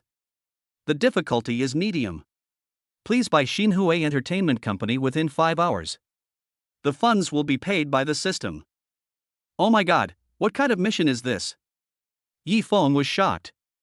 Didn't the previous tasks all involve spending all the money? Why did he suddenly have to do business? He checked online and found out that Xinhui Entertainment was actually the entertainment company where Xiao Tangyuan and Lin Luer worked. It had many big internet celebrities and was considered pretty good among domestic entertainment companies. How could someone sell such a booming company directly to me? But now I have asked for the task myself, so I have to accept it. The consequences of failing to complete the task will be very high.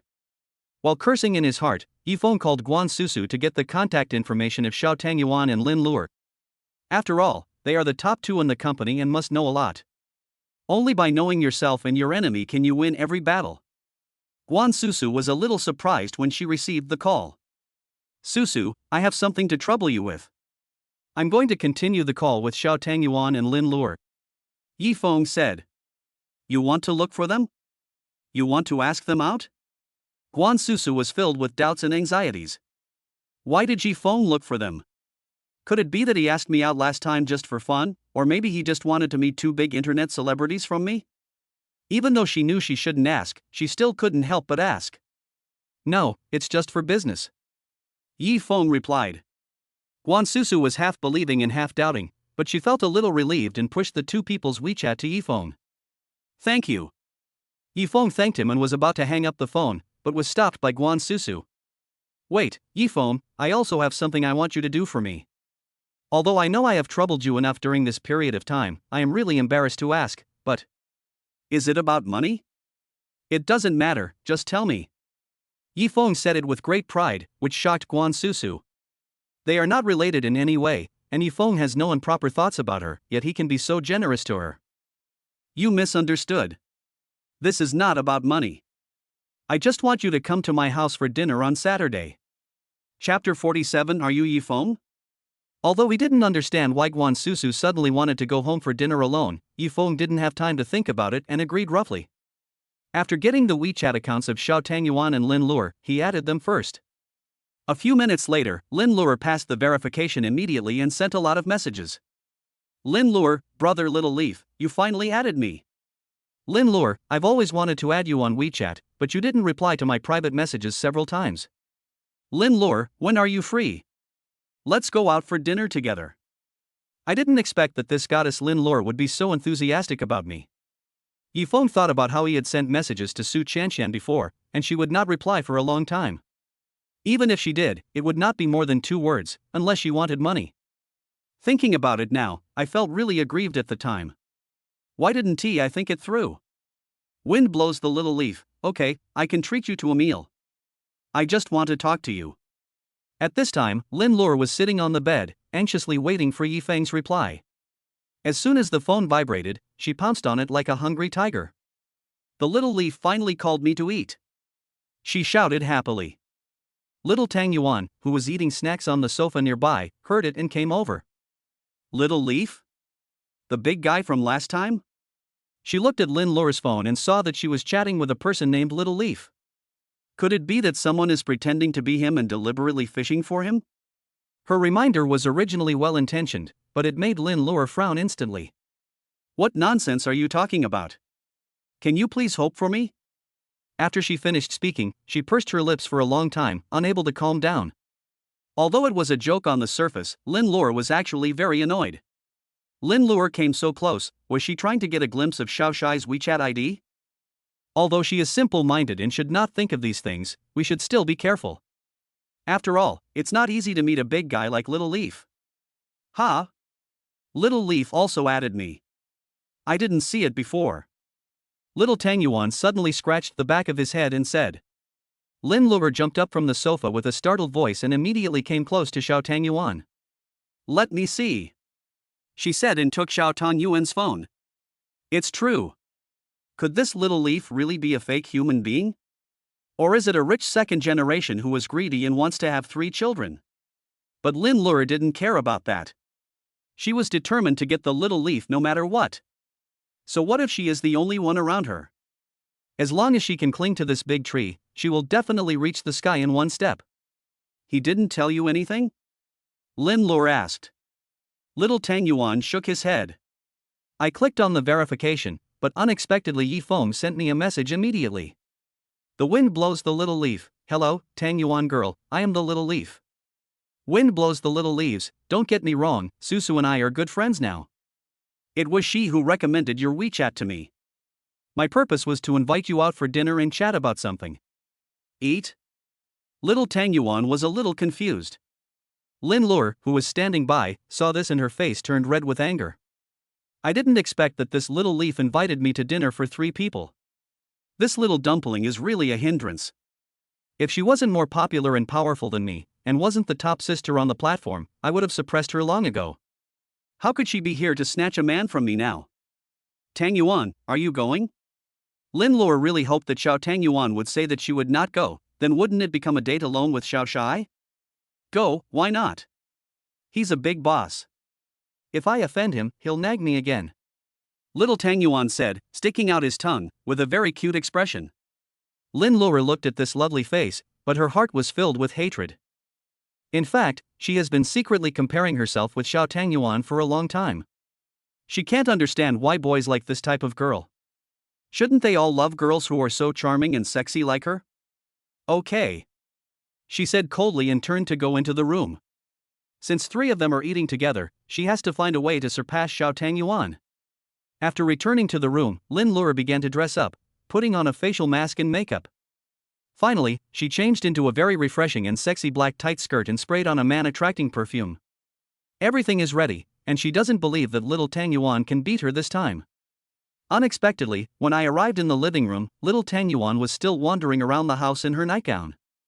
Why haven't you cleaned up yet? Lin Luer asked in astonishment. Little Tang Yuan looked at her with confused eyes. There's still an hour left, why are you in such a hurry? Not in a hurry? Look at how disheveled you are. Hurry up and move, sister. As Lin Luer said this, she pushed little Tang Yuan into the house to change clothes and put on makeup. If she went first, it would give Xiao Shai a bad impression. She would not want to wait for this idiot girl. Finally, the two stepped into the restaurant at the agreed time, and were surrounded by several waiters as soon as they entered the door. Although as internet celebrities, they often receive special treatment outside, this is the first time they have seen such a scene. What is this? Asked little Tang Yuan with a pout. Oh, hello, two distinguished guests. Today our Nanwei Western restaurant has been fully booked for the purpose of serving you. Please follow me. Mr. Yi has been waiting for a long time. After the leading waiter finished speaking, he bent down respectfully and stretched out his hand to signal them to come forward. The two walked in, and found that the huge restaurant was really empty. Even little Tang Yuan was amazed in his heart. How rich is this little leaf? This Bayway Western restaurant is famous for its expensiveness. All the chefs they hired are Michelin chefs, and even the kitchen handymen are chefs from big hotels. Moreover, the things here are extremely exquisite and are notoriously expensive in Jinling. Xiao Shai actually booked the whole place with a wave of his hand. Isn't his financial resources too exaggerated?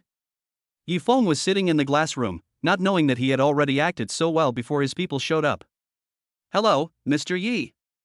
As soon as they entered the glass house, before Little Leaf turned around, Lin Luer quickly greeted him and extended a hand to Yi Feng. Yi Feng turned around, smiled and shook hands with them. As expected of two top internet celebrities, their looks and figures are first-rate, not at all like what they say on TV about being ugly in the spotlight. In his opinion, they are better than many stars. But the moment she saw Yi Feng, Lin Luer felt sick. This person looked so familiar. She wasn't sure if it was the person she had in mind, but the face looked exactly the same. Are you Yi Feng? Lin Luer couldn't help blurting out the words, and she knew she was doomed the moment she finished speaking. Chapter 48 I Want to Poach People. Do you know me? Yi Feng asked doubtfully. Although I am quite famous in Jinling University, it shouldn't be to this extent, right? All the girls know me? Why didn't I realize this benefit before? Sorry, I got the wrong person. Lin Luer's face turned red with embarrassment. Seeing Yi Feng's indifferent expression, she thought she must have recognized the wrong person. You're not mistaken. I am Yi Feng. Yi Feng said frankly. What? Now Lin Luer was like a frightened hamster, her fur almost standing on end. Xiao Shai did say before that he was from Jinling University, and judging from the age and the information, he and I were really from the same class. But the impression I had of Yi Feng before was, could he be compared to the person in front of me? When Lin Luer was in college, she was no longer in the same department as Yi Feng. However, although they were not in the same department, Su Chanxian was her cousin. She had heard that Su Chanxian had such a boyfriend. Su Chanxian often complained to her, saying that although this man was obedient to her, he had no money at all, just like her efforts. If he got a tall, rich and handsome man one day, she would kick him out immediately. Since they go home together every weekend, Lin Luer and Su Chanxian often have time to communicate. They know Yi Feng's situation almost perfectly and despise him very much. After the incident, she saw Yi Feng's heroic deeds on the campus website, and her contempt for him deepened. Now telling her that the super rich man in front of her is Yi Feng, isn't this just a fantasy? Are you Yi Feng from the computer department? Lin Luer still didn't dare to believe it. That's right. Yi Feng nodded again. Now she was completely dumbfounded. In the past, she and Su Chanxian had said a lot of bad things about Yi Feng, but now, this guy had made a fortune. If he knew that she was Su Chanxian's cousin, wouldn't he turn against her immediately? Little Tang Yuan watched what the two were doing, sat down with some confusion, and didn't ask any more questions. Xiao Tang Yuan, you are really good at playing games. Can I have a game with you someday? Yi Feng suddenly turned to Xiao Tang Yuan and said. Of course. What do you usually do for fun? I am good at both the Frontline Alliance and the Chicken Battleground. Yi Feng replied. He was not good at anything before, and playing games was his only specialty. Okay, when you have time, come to my live broadcast room and we'll play together. Little Tang Yuan seemed very happy. Yi Feng could see that this girl was just like her online personality, she was simple and innocent. But I really don't quite understand this Lin Luer. Even if he had heard of me before, she wouldn't have to look at me as if she had seen a ghost when she saw him, right? I called you here today because I have something to discuss with you. First of all, I want to ask, are you satisfied with your current job? Including your salary. As soon as these words came out, Lin Luer seemed to have forgotten the previous embarrassment. She thought that Yi Feng was going to give out some benefits, so she immediately responded. Mr. Yi, I'll be honest with you. We have to pay a large portion of our earnings to the guild. We've been dissatisfied for a long time, but we had no choice but to sign the contract. If we breach the contract, we will have to pay a penalty of 5 million. Lin Luer finished speaking, her face full of grievance. This 5 million was also a crazy hint of the 5 million that Yi Feng had given to Guan Susu before.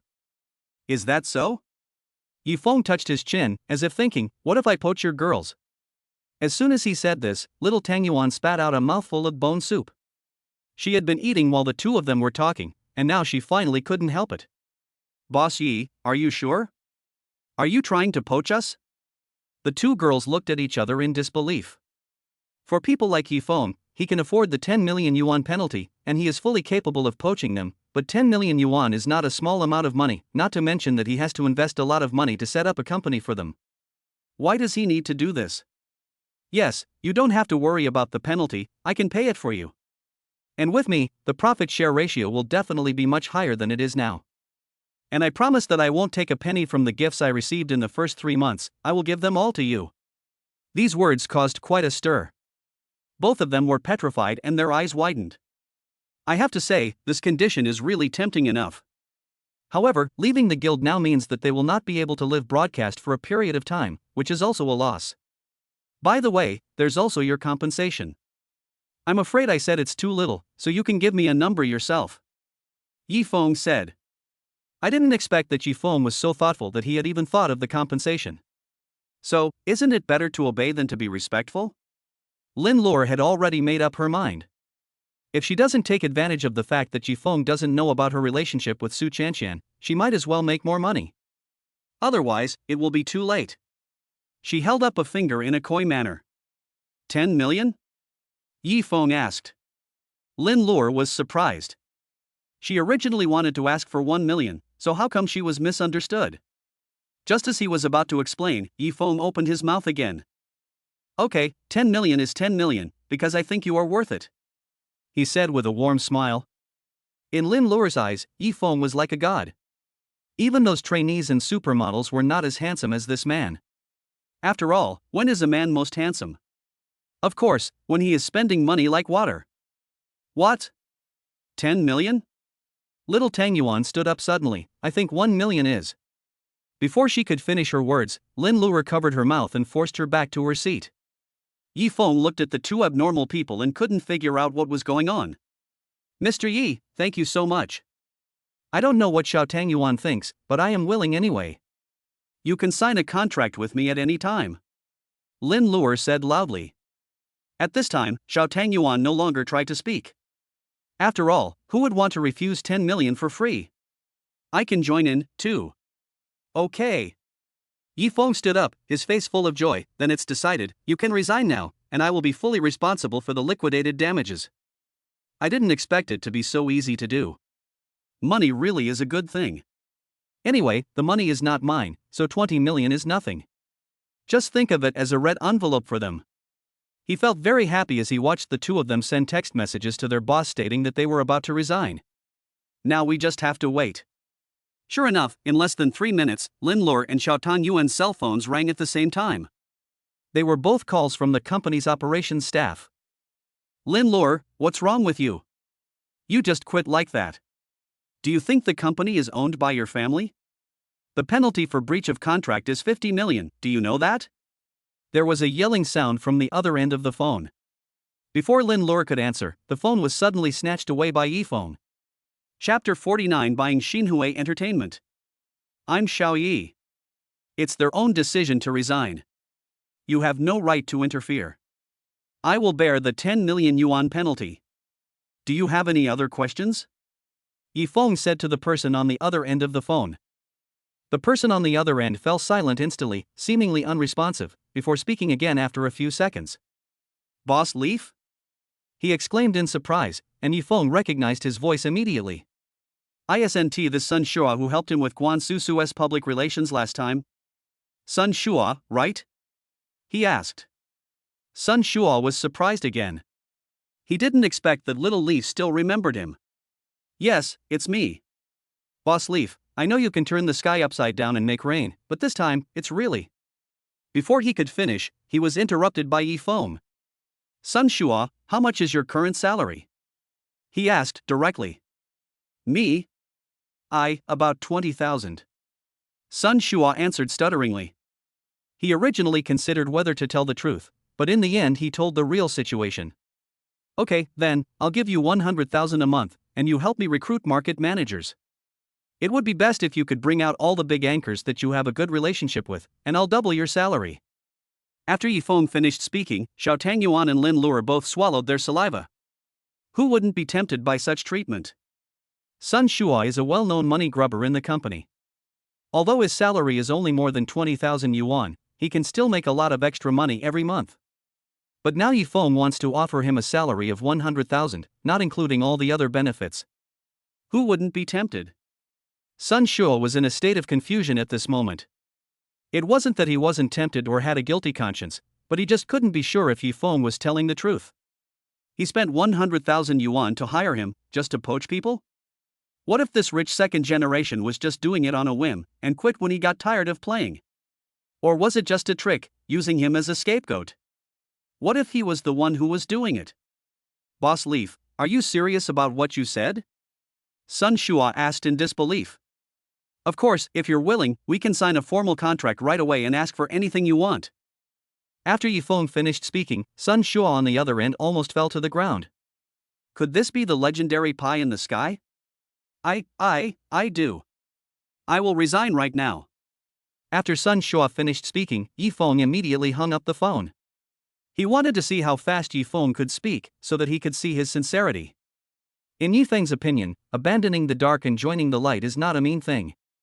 Besides, Sun Shua and their boss have no personal relationship, so it is normal for him to change jobs in the face of the temptation of money, and he also needs such a capable person. Then let's eat first. Yifeng greeted the two beauties in front of him. Little Tangyuan nodded, buried his head and started eating, but Lin Luer had no appetite at all. With such a big thing happening, how could she care about eating? Besides, this little Tangyuan never gained weight no matter how much she ate. She was like a hamster every day. But Lin Luer would gain weight. She had to be very restrained in her diet every day to maintain her figure. 10 minutes later, Yifeng's phone suddenly rang. He took out his cell phone. It was an unfamiliar number, but he answered it calmly anyway. What's up? You are, Mr. Yi? A man's shrill voice came from the other end. I am. Yifeng replied. Mr. Yi, do you have time to meet and chat? The man asked directly. You haven't told me who you are yet. I'm Zhang Xinhui, the chairman of Xinhui Entertainment Company. Brother Yi, isn't what you did a bit unethical? Zhang Xinhui said on the other end, with a hint of anxiety in his tone. If he hadn't known Yifeng's special identity, he would have turned against him long ago. At the same time, he poached the anchor of his company and his most capable subordinate. Wasn't this a deliberate challenge to him? If he didn't show up at this time, he would be the biggest loser in the world, and Xinhui Entertainment would be doomed. Mr. Zhang, you are joking. I didn't do anything wrong in business. They just found a better job. How can it be considered unethical? After he finished speaking, Zhang Xinhui on the other end seemed a little anxious, and his anger reached its peak. You don't have to pretend with me. Even if you want to poach my people, there's no way to do it this way. You just want to completely piss me off. Zhang Xinhui shouted. Mr. Zhang, I think you have almost developed the entertainment industry. Don't you have a farm abroad? Go and focus on your agricultural products and fruits. I can take over your company. If you think it through now, I am willing to pay a high price. What? After hearing this, Zhang Xinhui suddenly paused. Is what Ji Feng said true? He did all this just to acquire Xinhui Entertainment Company, right? Zhang Xinhui coughed and his mind started to work rapidly. To be honest, although his Xinhui Entertainment Company seemed to be developing well on the surface, he often embezzled funds from Xinhui Entertainment since he got involved in other industries. Now, for the working capital of his Australian goat milk project, almost all of Xinhui Entertainment's working capital has been transferred away. Difficulties arose again in the past 2 months. For a time, Xinhui Entertainment was in danger, but it had not been exposed yet. Now Yi Feng wants to acquire Xinhui Entertainment, which is not necessarily impossible. How much are you willing to pay? Zhang Xinhui asked. You name your price. Yi Feng still looked calm and composed. Zhang Xinhui smiled and said, at least 200 million. In fact, Xinhui Entertainment is not worth this price at all now. But didn't Yi Feng say that he could offer a high price? Why did he insist on asking for such a high price? This will destroy his prestige. Deal, when do we sign the contract? Unexpectedly, Yi Feng nodded immediately. Zhang Xinhui almost dropped his phone to the ground. How much is the price? How rich is Yi Feng? Are you, really? He confirmed with some doubt. Yes, can we sign the contract right now? Yi Feng said after looking at his watch. More than 3 hours have passed now, and his mission will expire in 5 hours. Well, maybe we have to. If I can't sign it now, I won't accept this price. He said firmly. If Zhang Xinhui refuses to sign the contract now, all the efforts will be in vain. Okay. Sign. Sign immediately. As expected, people die for money and birds die for food. Hearing Yi Feng say this, Zhang Xinhui immediately became excited. After dinner, Yi Feng took the 2 beautiful internet celebrities to a high-end tea house to meet Zhang Xinhui. When Zhang Xinhui saw the 3 people entering the box, his face turned green. The 2 people standing in front of him were his former cash cows. After so much trouble in recruiting and training them and then enabling them to make money, these 2 were poached by Yi Feng in an instant. It turns out that people are just unrealistic. Chapter 50 Mission accomplished. Zhang Xinhui shook his head and stopped looking at the 2 of them. Mr. Yi, we are signing the contract today. I have drafted the contract. Please take a look. Zhang Xinhui handed over a contract with a smile. Yi Feng detonated the warhead, looked at his watch, and suddenly closed his eyes. Boss Yi, what you mean is? Don't worry, I'm waiting for someone. Yi Feng replied. 3 minutes later, Shi Shaochen rushed in panting. Yi Feng suddenly sent her a text message half an hour ago asking her to come to the tea house immediately. She didn't know what was going on, so she squeezed into the subway and then ran more than a kilometer in high heels to get here. Mr. Yi. As Shi Shaochen entered the room, he saw Yi Feng sitting on the sofa with his eyes closed, looking calm and composed, as if he was practicing.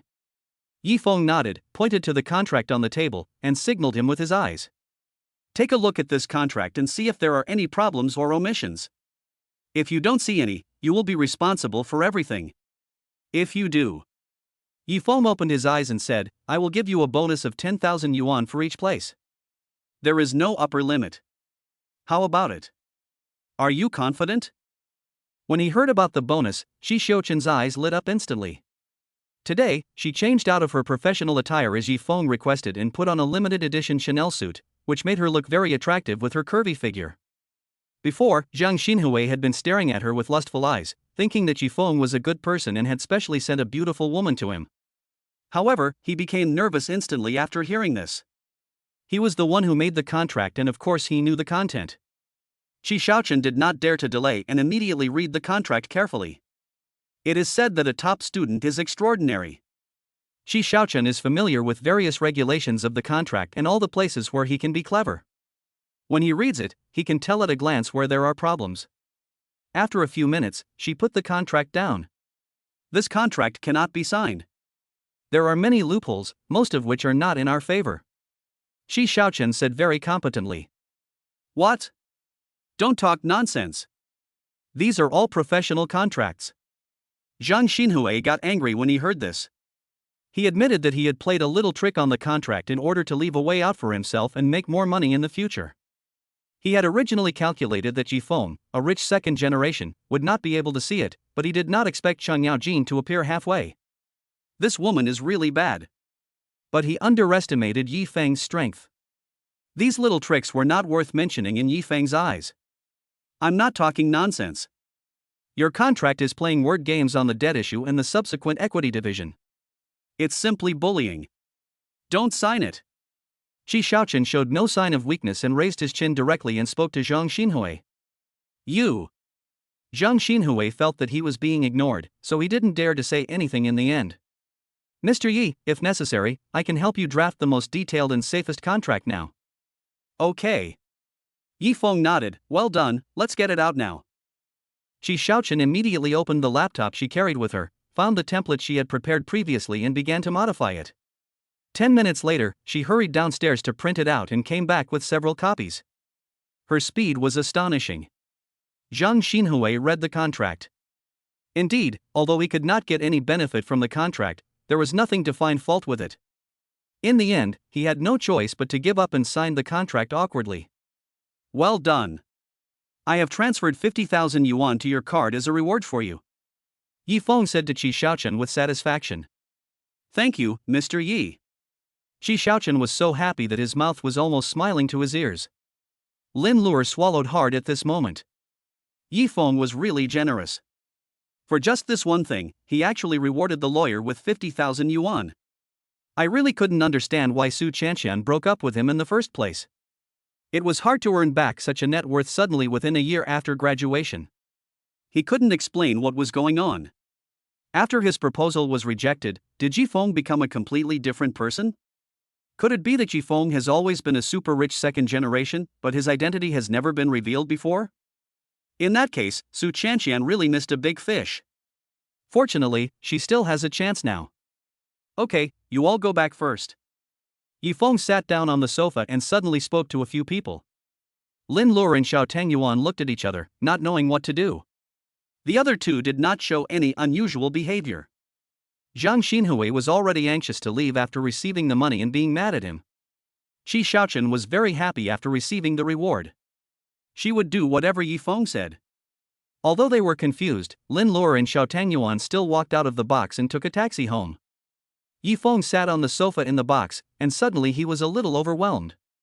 From today on, he also owned a company, and it was an entertainment company with great prospects. Even Xiao Tangyuan and Lin Luer were his subordinates. He had never dreamed of this before. After enjoying the beauty for a while, he was ready to call the system, but before he could call out in his mind, the system's voice sounded. Congratulations to the host. You have completed this system task and obtained 300 system skill points. All recharged into appearance. Yifeng said excitedly. Okay, host, recharging in progress. Ding. Recharge successful, current appearance value is 85 points. After the system said this, Yifeng rushed to the bathroom and carefully observed his face. Since then, everything has changed with the system, which is completely unexpected.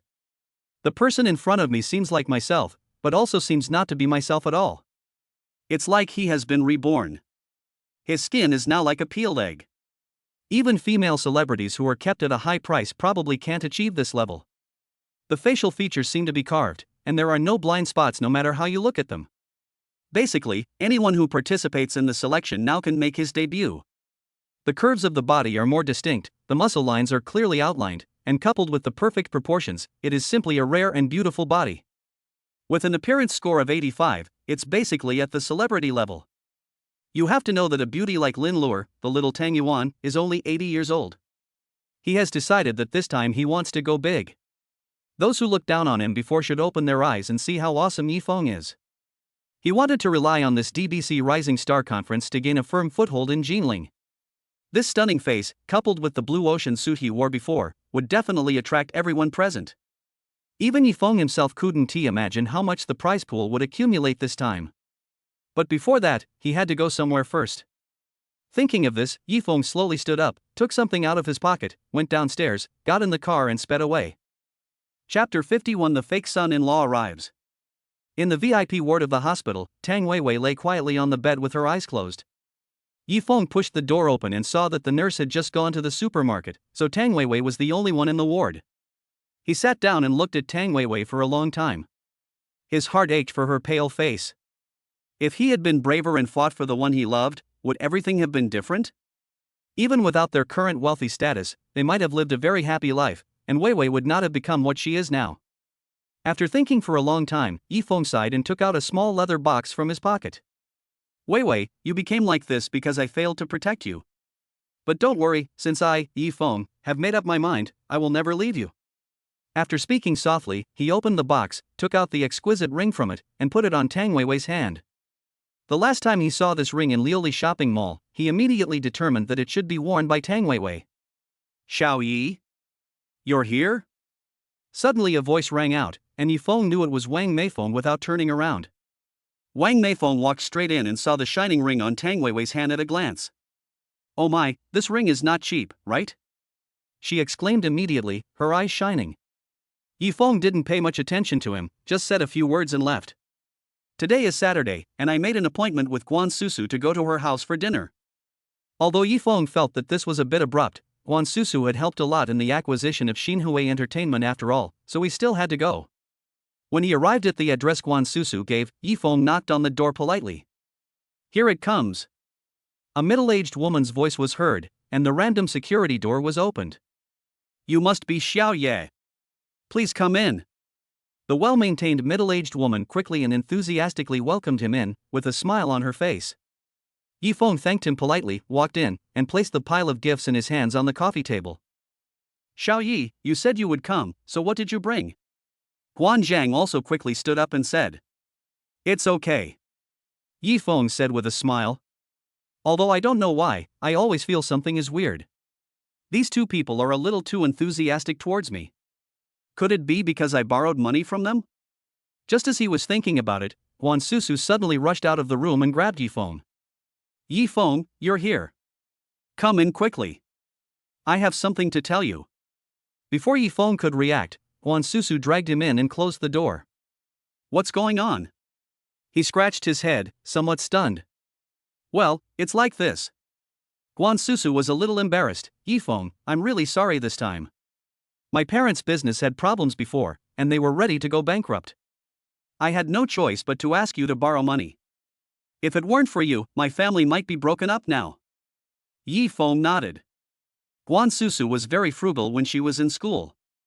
I heard from the grapevine that her family seemed to have some financial problems and had been spending more than they earned. Once, someone came to the school to collect debts, but luckily nothing happened. This little money is nothing, just take it and use it. He thought Guan Susu was stressed about money, so he comforted her casually. Don't worry. Although I know this money may not mean much to you, I will definitely find a way to pay it back to you. And Yifeng, I'm really sorry for what happened today. Last time my parents suspected that the money was not legitimate, and I had no choice but to lie and say that you were my boyfriend. But don't worry, just have a meal today, and I will never disturb you and your girlfriend after that. Guan Susu finished speaking in one breath, her face flushed red. When she said this, people who didn't know her would think she was some kind of green tea. Besides, she also saw how bothered Yifeng's girlfriend was last time. If she knew about this, she wouldn't know how to explain it. As she thought about it, a sense of guilt rose in her heart. It's okay.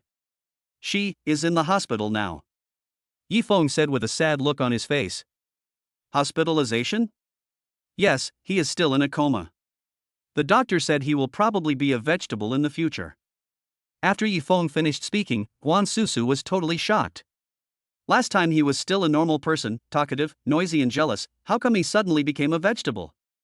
Oh my god. How sad you must be. Guan Susu sighed with empathy. What a pity, such a beautiful and young girl, how could she? She was originally a kind-hearted girl, and now when she heard about this kind of thing, she still felt very sad for Yifeng. It's okay. You helped me, too. Let's just think of it as us helping each other. And I forgot to tell you that Xinhui Entertainment has been bought by me now. You will also be my anchor in the future. If you need any help, just let me know. After Yifeng finished speaking, he walked out of the room, leaving Guan Susu standing there for a long time, still unable to react. In just 2 days, the amount of consultation is too large. Xiao Yi. Come and sit down. Guan Zhang saw Yifeng coming out and arranged for him to sit on the sofa with a smile on his face. We've all heard about you and Susu. We can see that you're a very good guy. Not only are you young and promising, but you also have good character. We feel relieved to leave Susu to you. After hearing this, Yifeng just smiled and responded casually, but Guan Susu on the side felt very embarrassed. He is a wealthy man whose net worth is unknown. Now his girlfriend is in the hospital due to an accident, and I actually took up his time to come home for dinner. After a quick meal, Guan Susu hurriedly prepared to take Yifeng out. Mom and Dad, Yifeng and I have something to do, so we'll be leaving first, she said anxiously. Guan Zhang immediately noticed that something was wrong with his daughter, and the smile on his face fell off. Leaving right after dinner? Why don't you let Xiaoye take a rest, right, Xiaoye? Guan Zhang said, and signaled with his eyes. Guan Susu obediently stopped and walked to the sofa and sat down reluctantly. Yifeng was not in a hurry and sat down on the sofa calmly. Xiao Yi, let's chat. It's a good opportunity for me to get to know you, Guan Zhang said immediately after he sat down. Yifeng knew that this was probably a prelude to the subsequent household registration check. I heard that you also studied at Jinling University? Guan Zhang asked. Yifeng nodded. Guan Zhang immediately looked up to Yifeng in his heart. It was not easy to get into Jinling University, and it was impossible to get in by relying on connections. The fact that such a rich second generation could get in by himself showed that he was definitely not a playboy, and was very rare among these people. You are really excellent. Xiao Ye, you should be very valuable. Have you joined any business circle? When my company was booming, I joined the Baishuai business circle in Jinling. If you have any ideas, I can introduce you, Guan Zhang said as he handed over a card with the words Baishuai Business District written on it. The Baishuai Business Circle is also a social organization for businessmen, but its level is far lower than DBC. Basically, anyone with a net worth of tens of millions can join.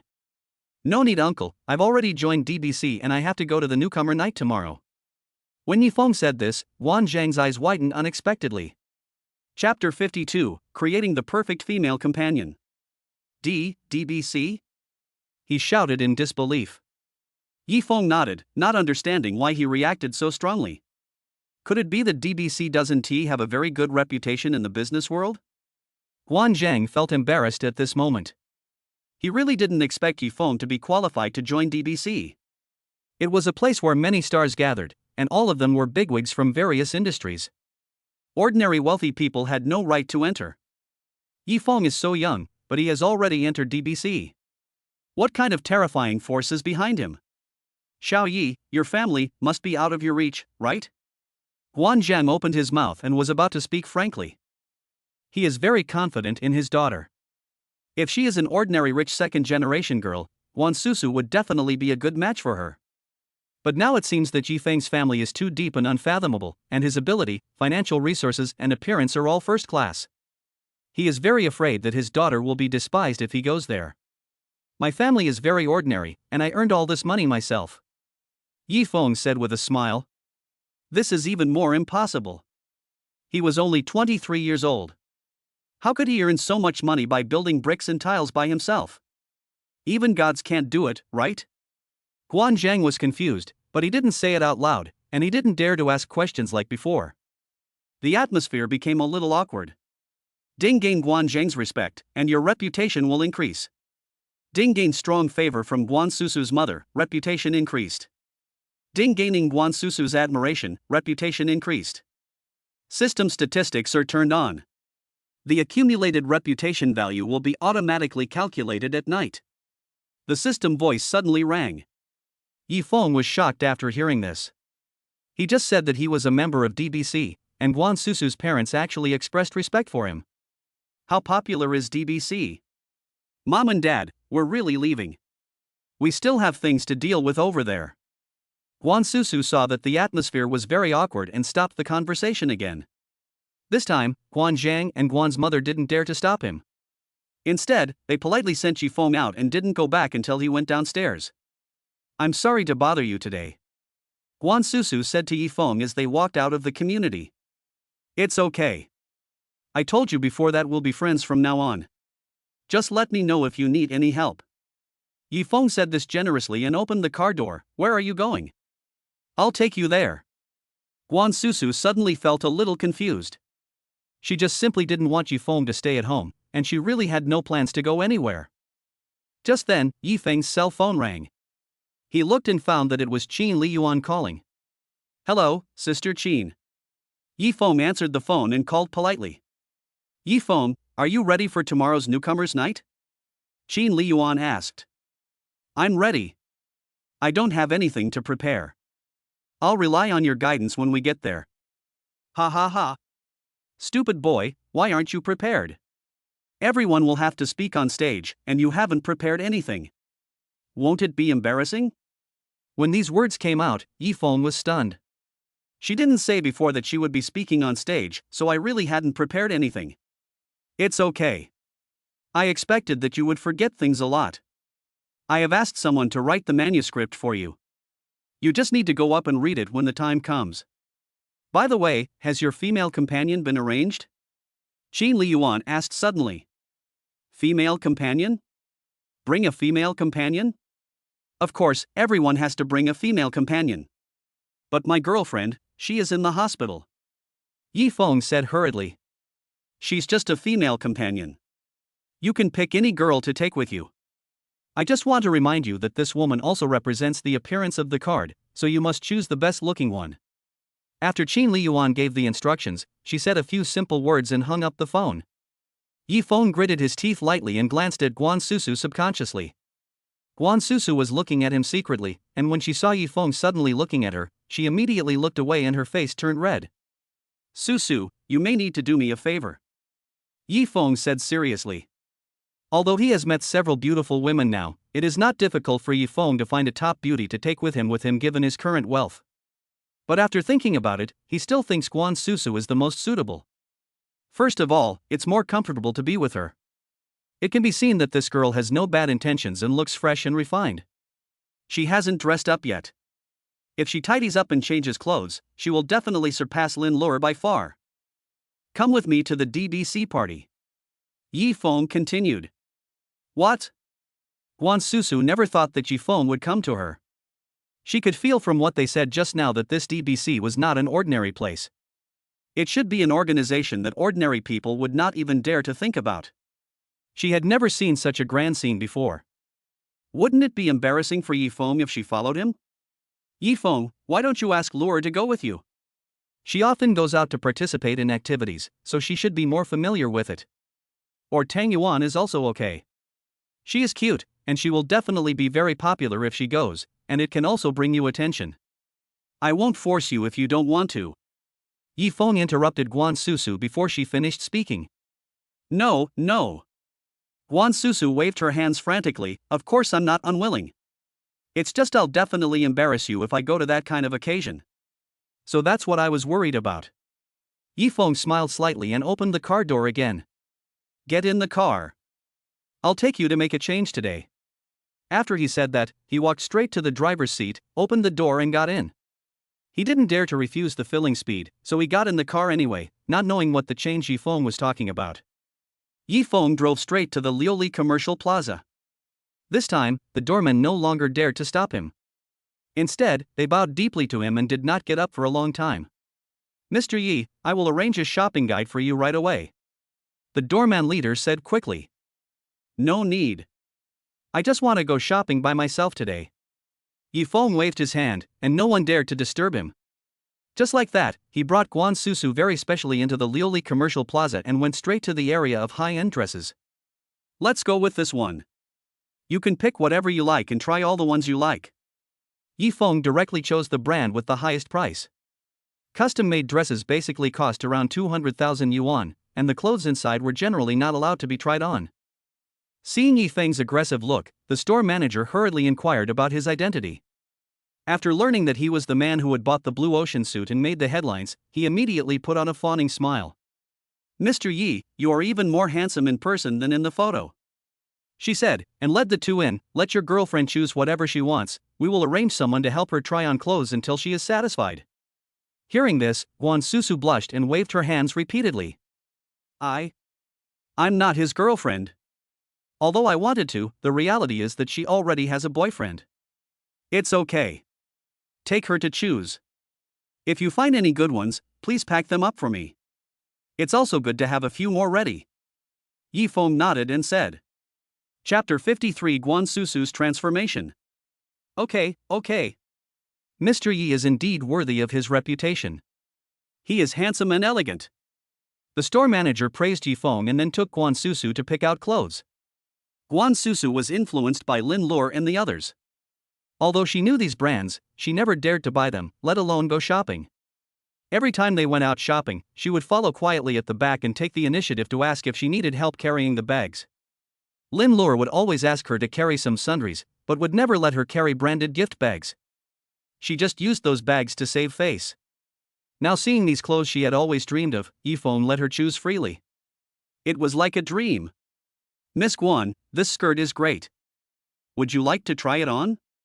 You have such a great figure. It will definitely look great on you. The store manager brought the latest skirt to Guan Susu. This skirt is the main model this year, but because it is too exquisite and expensive, no one has bought it for such a long time. Now that the company's task is about to be completed, of course I have to seize the opportunity when I meet such a big shot who spends money like water. Then let me try. Guan Susu took over. It was a black evening dress. It didn't look like anything special, but it was covered with sequins. Unlike the common sequins on the streets, this kind of sequin shone at different angles. The dress looked different from every angle and was very eye-catching. When Guan Susu changed her clothes and came out, everyone's eyes widened. Is this still the same Guan Susu from before? It is true that clothes make the man. Although other styles have not changed, this dress perfectly sets off Guan Susu's graceful figure, and the whole person seems to be reborn. If she was just a fresh and refined beauty on campus before, now she is simply a fairy from heaven. How is it? Guan Susu asked Yi Feng cautiously. A man like him has seen countless beauties and may be very picky. Susu was afraid that she would not be in his eyes. Very good. Yi Feng nodded and said sincerely, these pieces are also good. If they are the same size, just pack them for me. He turned and said to the store manager. Okay. The store manager went to pack the clothes with a smile on his face. This begins. Yi Feng nodded. Guan Susu usually dressed too simply, so you wouldn't expect her figure to be so good. Her figure was not inferior to Tang Weiwei's at all. She had what she should have and was thin where she should be thin, especially her slender waist, which was so slender that it could be held in one hand.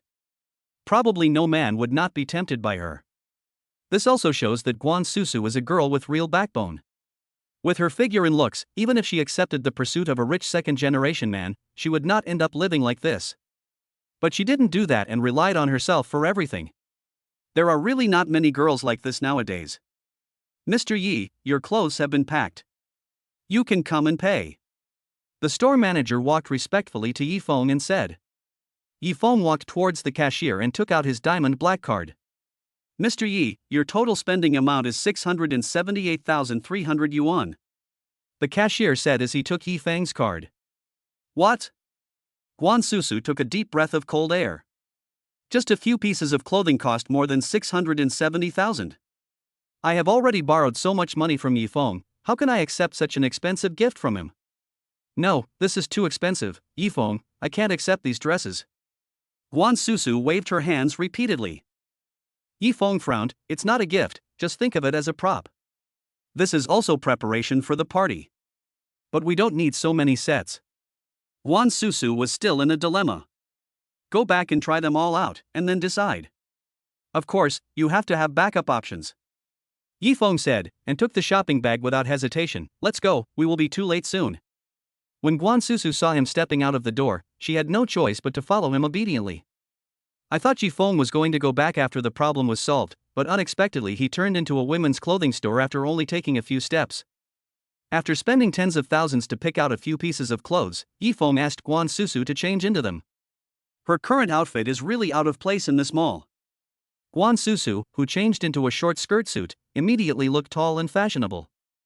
Although her face was not made up, it was bright and charming, and she looked very delicate. That's right, we can go downstairs now. After Yifeng said this, he took her downstairs. Before Guan Susu could figure out what was going on, Yifeng took her to a hair salon. You can easily guess what level a barbershop that can be opened in Liuli shopping mall is at. Guan Susu took a look at the price list and immediately took a breath of cold air. The most basic hair wash, cut and blow dry, costs 1,198 yuan. What kind of person would spend more than 1,000 yuan to wash their hair? You can imagine how expensive other projects will be. Sir, do you do your own hair? Someone immediately greeted Yifeng respectfully. Yes, we both want to do it. Yifeng said, pulling Guan Susu over. This lady's hair is now in your hands, and it must be the most exquisite result. After Yifeng finished speaking, several shop assistants gathered around him and nodded in unison. Okay. Don't worry. As soon as they see this kind of customer, they know that he is a person with high spending power. Although all the customers in the Liuli shopping mall are either rich or noble, their barbershop is positioned too high. Unless they are celebrities, few people come for full service, and many people are still calculating on the project. But the man in front of them is different. He handed over everything to them as soon as he arrived. Doesn't this mean that it doesn't matter how much money he has? A hairstylist who specializes in women's hairstyles took Guan Susu to the other side, and the whole process started immediately.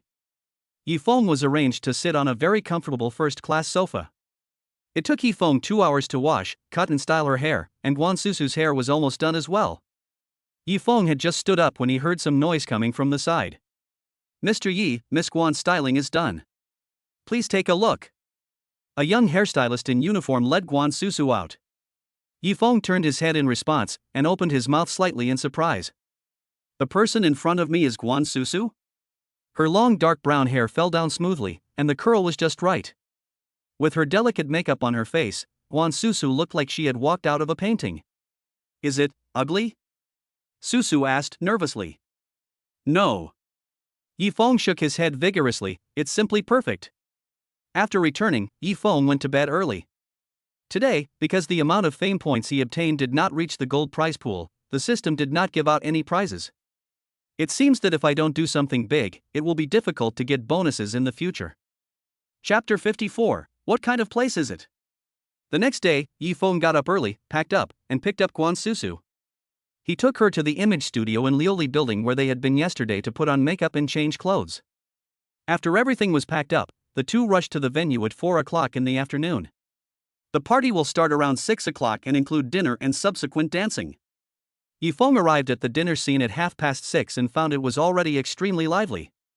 The organization directly rented a luxury villa worth hundreds of millions of yuan. I heard that this house has been rented out specifically as a venue for organizational activities. An organization full of wealthy people is really different. Yifeng had just gotten out of the car when he saw an unruly man walking past him. The two looked at each other as they passed each other, and the man's eyes were full of indifference. He didn't care too much and just took Guan Susu into the meeting hall. Qin Liyuan was already standing at the door waiting for the two of them. She looked completely different from her usual attire, like a noble lady. When she saw Guan Susu, her eyes lit up.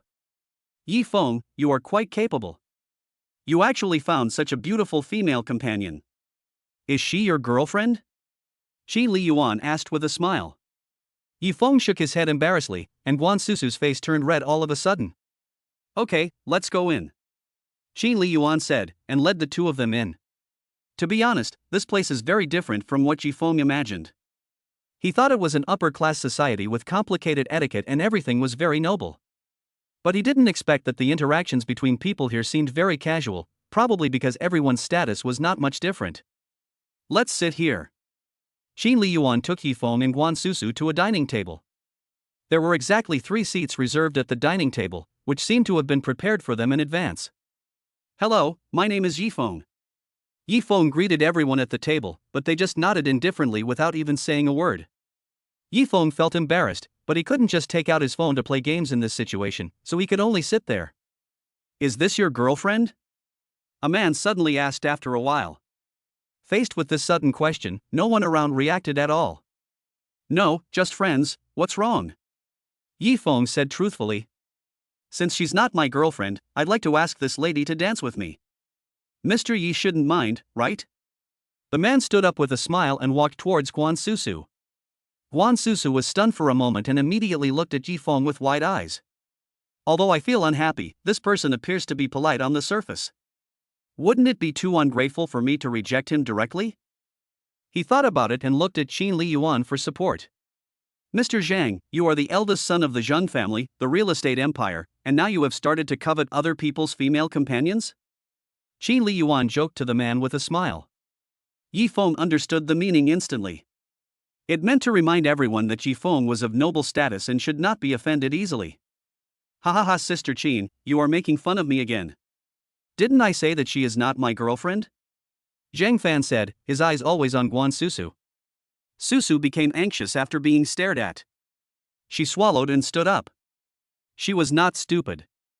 Yifeng did not speak up for her, and Qin Li Yuan still said so. It seemed that she had to dance this dance.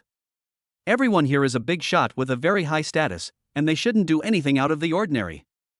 Thinking this, she followed Zhang Fan to the dance floor. Yifeng kept looking over there worriedly, but was suddenly patted on the shoulder by an older man next to him. Brother Yi, I haven't seen you before? The man said, looking him up and down. Oh, this is my first time here today. President Qin introduced me to the club. Yifeng replied. The man looked at him, then at Qin Li Yuan, with an indescribable look in his eyes. 10 minutes later, Guan Susu and the others hadn't come back yet. They had already played several songs. How could a dance last so long? Yifeng also found that every time he turned around to check the situation, he would be approached by several men nearby, asking meaningless questions. This annoyed him a bit. I'm going to the bathroom, he said, standing up suddenly. How could he feel at ease when Guan Susu was taken away by a strange man? After all, she was someone he brought with him. How could he explain to her parents if anything happened? Just as he was about to rush out to find someone, Zhang Fan came back leisurely with Guan Susu. Brother Zhang, are you having fun? The man next to Yifeng immediately asked flatteringly. Zhang Fan shook his head. Your name is Yifeng, right? I advise you to change a girl, you. He said, stretching out a finger and shaking it, no. At this time, Guan Susu was already shaking all over, with tears in the corners of her eyes, but she gritted her teeth to prevent them from falling. What are you talking about? Seeing Guan Susu like this, Yifeng was so angry that he slammed the table. Yifeng, calm down. Qin Li Yuan quickly reached out and grabbed Yifeng, sighing quietly. She knew that Zhang Fan was not a serious person, but she didn't expect that he would dare to do something in such an occasion. Now these people didn't know Yifeng, and probably thought he was some unknown guy. If they really angered Yifeng, who knows how big a mess it would cause. Sister Qin, the DBC you described to me is the top alliance of the richest people. Can this kind of person enter DBC? Yifeng said, pointing his finger at Zhang Fan. Zhang Fan, who had been grinning, could no longer laugh after hearing this. He immediately stood up angrily, and all the men at the table stood up as well, staring at Yifeng ferociously. I'm warning you, kid, keep your mouth shut. Half of the people here are my connections, and you say I don't deserve to be in DBC? Zhang Fan said loudly, and came in front of Yifeng, grinning and growling, I think you'll die soon. Go take a piss and look at yourself first, and see who is unworthy of being in DBC. Qin Li Yuan stood aside awkwardly. Yifeng was the person she introduced, so Zhang Fan's words of course also included her as a curse. However, Zhang Fan's father was too powerful, so Qin Li Yuan did not dare to say anything. Really? I don't want to stay in such a filthy place. Yifeng said this, pulling Guan Susu and turning around to leave. He didn't care whether there was any trouble or not. All he wanted at this moment was to take Guan Susu away from here first. The Guan family had just gotten rid of the trouble, and he didn't want to involve Guan Susu again. What's going on? Yifeng had just walked halfway when he almost bumped into someone. I looked up and saw a middle-aged man holding a glass of champagne, standing in front of me calmly. Little brother, you were recommended by a member. How can you just leave right after arriving? Isn't that a bit disrespectful? Chapter 55 Breach of Contract. Yifeng looked at the person in front of him, somewhat confused about what he meant. After this man came over, everyone fell silent, even Zhang Fan instantly became quiet. The men next to him even lowered their heads, not daring to make a sound. It seems that this should be a manager with a relatively high status here. I can't stay in a place like yours. Yi Feng was not prepared to give this man any face. As soon as he said this, everyone around him took a deep breath, and even Qin Liyuan got goosebumps. This was Lin Yi, one of the managers of the organization. Although he was very mysterious and few people knew his true identity, it was this mysterious boss that was even more terrifying. Oh? Lin Yi looked at Yi Feng with interest, his lips curled up slightly. You are the first person here who can say such a thing. Lin Yi said this and patted Yi Feng on the shoulder. His hidden strength was full of power and it was a silent threat. Yi Feng looked into his eyes and said nothing more. Lin Yi was very satisfied and was about to step forward when Yi Feng behind him suddenly spoke again. Since you are the manager, then the organization won't do anything about this kind of scum who insults women and bullies the weak? Yi Feng said, pointing at Zhang Fan standing aside. Stop talking nonsense. Zhang Fan stood up immediately, not caring for a moment that Lin Yi was right in front of him. Isn't she just a stinky woman? Just because she's pretty, she thinks she's so delicate? I'm telling you, I've played with many women who are prettier than her. What's more, she's a piece of shit that's been played with by others. Why is she pretending to be pure? Zhang Fan was furious and said everything to vent his anger. Guan Susu, who was standing by, widened her eyes when she heard this. She knew that she couldn't afford to offend such a person, nor could she fight him, but she didn't understand why Zhang Fan suddenly turned his spearhead towards her. This was the most insulting thing she had ever heard in her life. What do you mean? Yi Feng was extremely angry at this time. He grabbed Zhang Fan's collar without thinking. Although Guan Susu is not related to him, she is a kind and chaste girl, and he called her here. Today, she was insulted in such an occasion. How could he not step forward? When Zhang Fan saw that Yi Feng dared to touch him, he suddenly curled the corners of his mouth and revealed a wicked smile. Really? Why are you so excited? I played with a streamer before, and she told me that this woman is a piece of shit, and you can just follow her around for a little money. Didn't that idiot who made a lot of money some time ago, called Little Leaf, also play with her? As Zhang Fan spoke, the lustful look on his face was self-evident. The people around him came forward one after another, staring at Yi Feng with murderous eyes, as if they were about to rush up and subdue him immediately. You are slandering me. Guan Susu finally couldn't bear it anymore. She changed her usual docile appearance, fell to the ground trembling, and yelled at Zhang Fan. Tell me who told you that? Yi Feng used more force on his hands. Zhang Fan felt suffocated and signaled the people around him to step forward to stop him. Several men who were originally sitting at the table received instructions and stepped forward to take Yi Feng down, but were scared back by Lin Yi's eyes. Seeing that no one came forward, Zhang Fan panicked and his face turned red. The feeling of suffocation still made him speak. Yes, it's Lin Luer. He spoke in a hurry. Lin Lear? Yi Feng let go of his hand immediately and watched Zhang Fan take a few steps back, then lost his balance and fell to the ground. Mr. Zhang, are you okay? Boss Zhang, let me help you up. Is Mr. Zhang not injured? The group of people who came before immediately rushed forward, trying to flatter Zhang Fan. Damn it, what were you doing just now? A bunch of losers.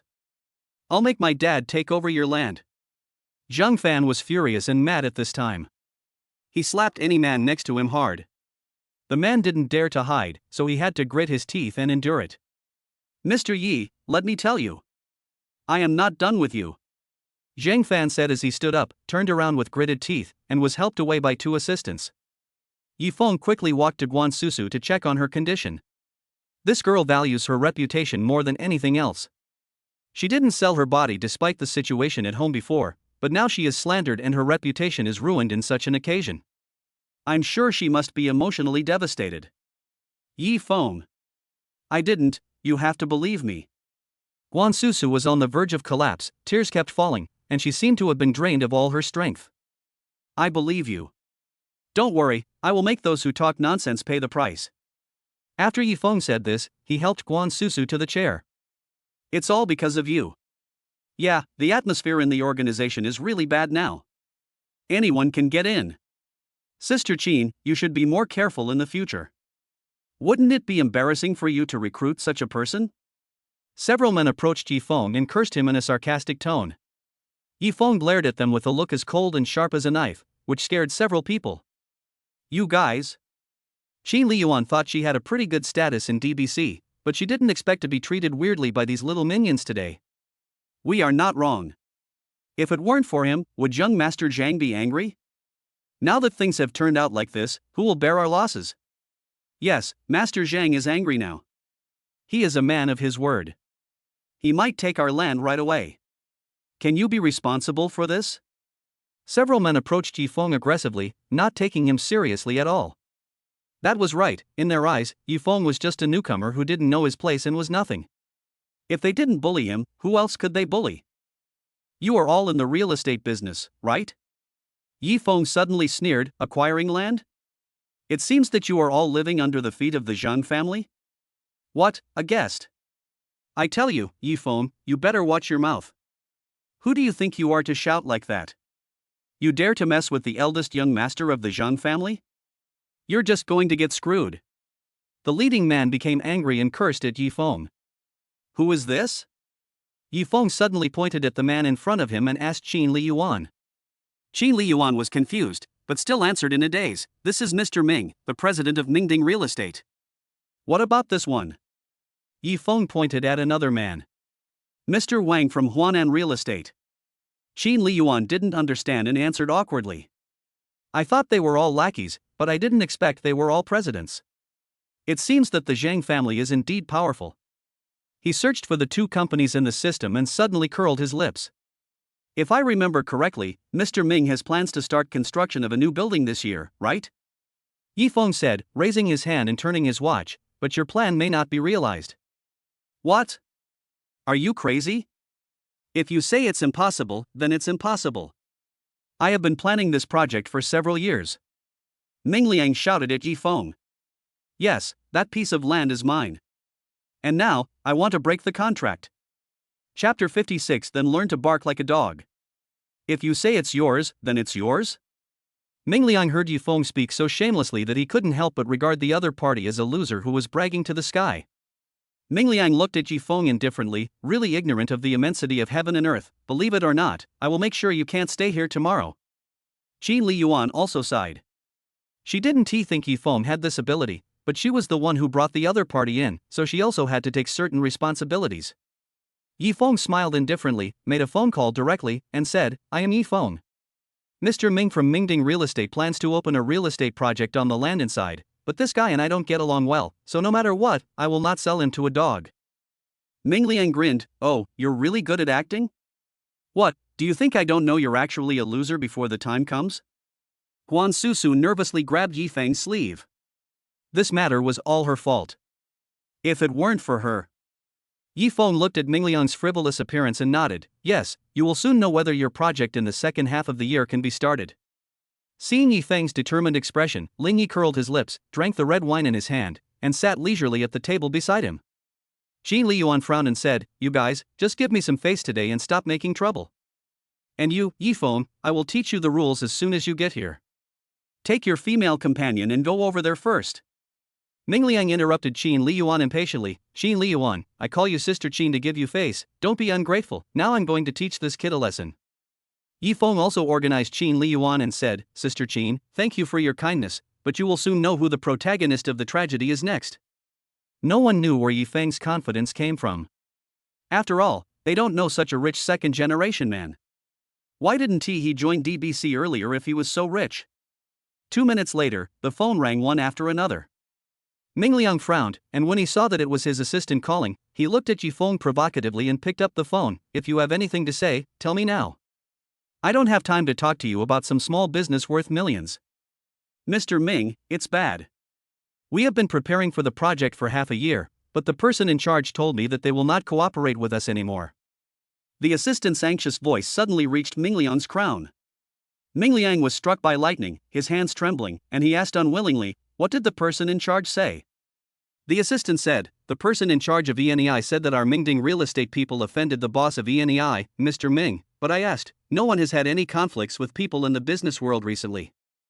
The assistant's panicked voice continued on the other end of the phone, but Ming Liang could no longer hear it. His eyes turned to Yifeng, who was leisurely drinking red wine.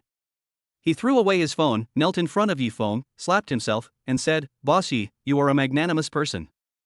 Don't bother with a petty person like me who looks down on others. As he said this, he gritted his teeth and slapped himself in the face. What's the point of saving face? If they don't cooperate with Mingding Real Estate, all the hard work of a year and a half on the project will go down the drain, and tens of millions of dollars will also be wasted. What's worse is that Mingding's future development will be even more difficult. Mr. Wang, who was standing aside, didn't expect Ming Liang to kneel down so quickly. Everyone was stunned by this quick slap in the face, it was so fast like a whirlwind. Guan Susu was so stunned that her cherry lips opened wide, and Qin Liyuan, who was standing beside her, did not expect that Yifeng's identity was so powerful. It turns out that he is the person who owns the land. Thinking of this, everyone felt uneasy. Zhang Fan hated Lin Luo even more. This bitch actually made him offend such a big shot. Yifeng said, I thought DBC was some high-end place, but I didn't expect it to be just like a vegetable market for ordinary people.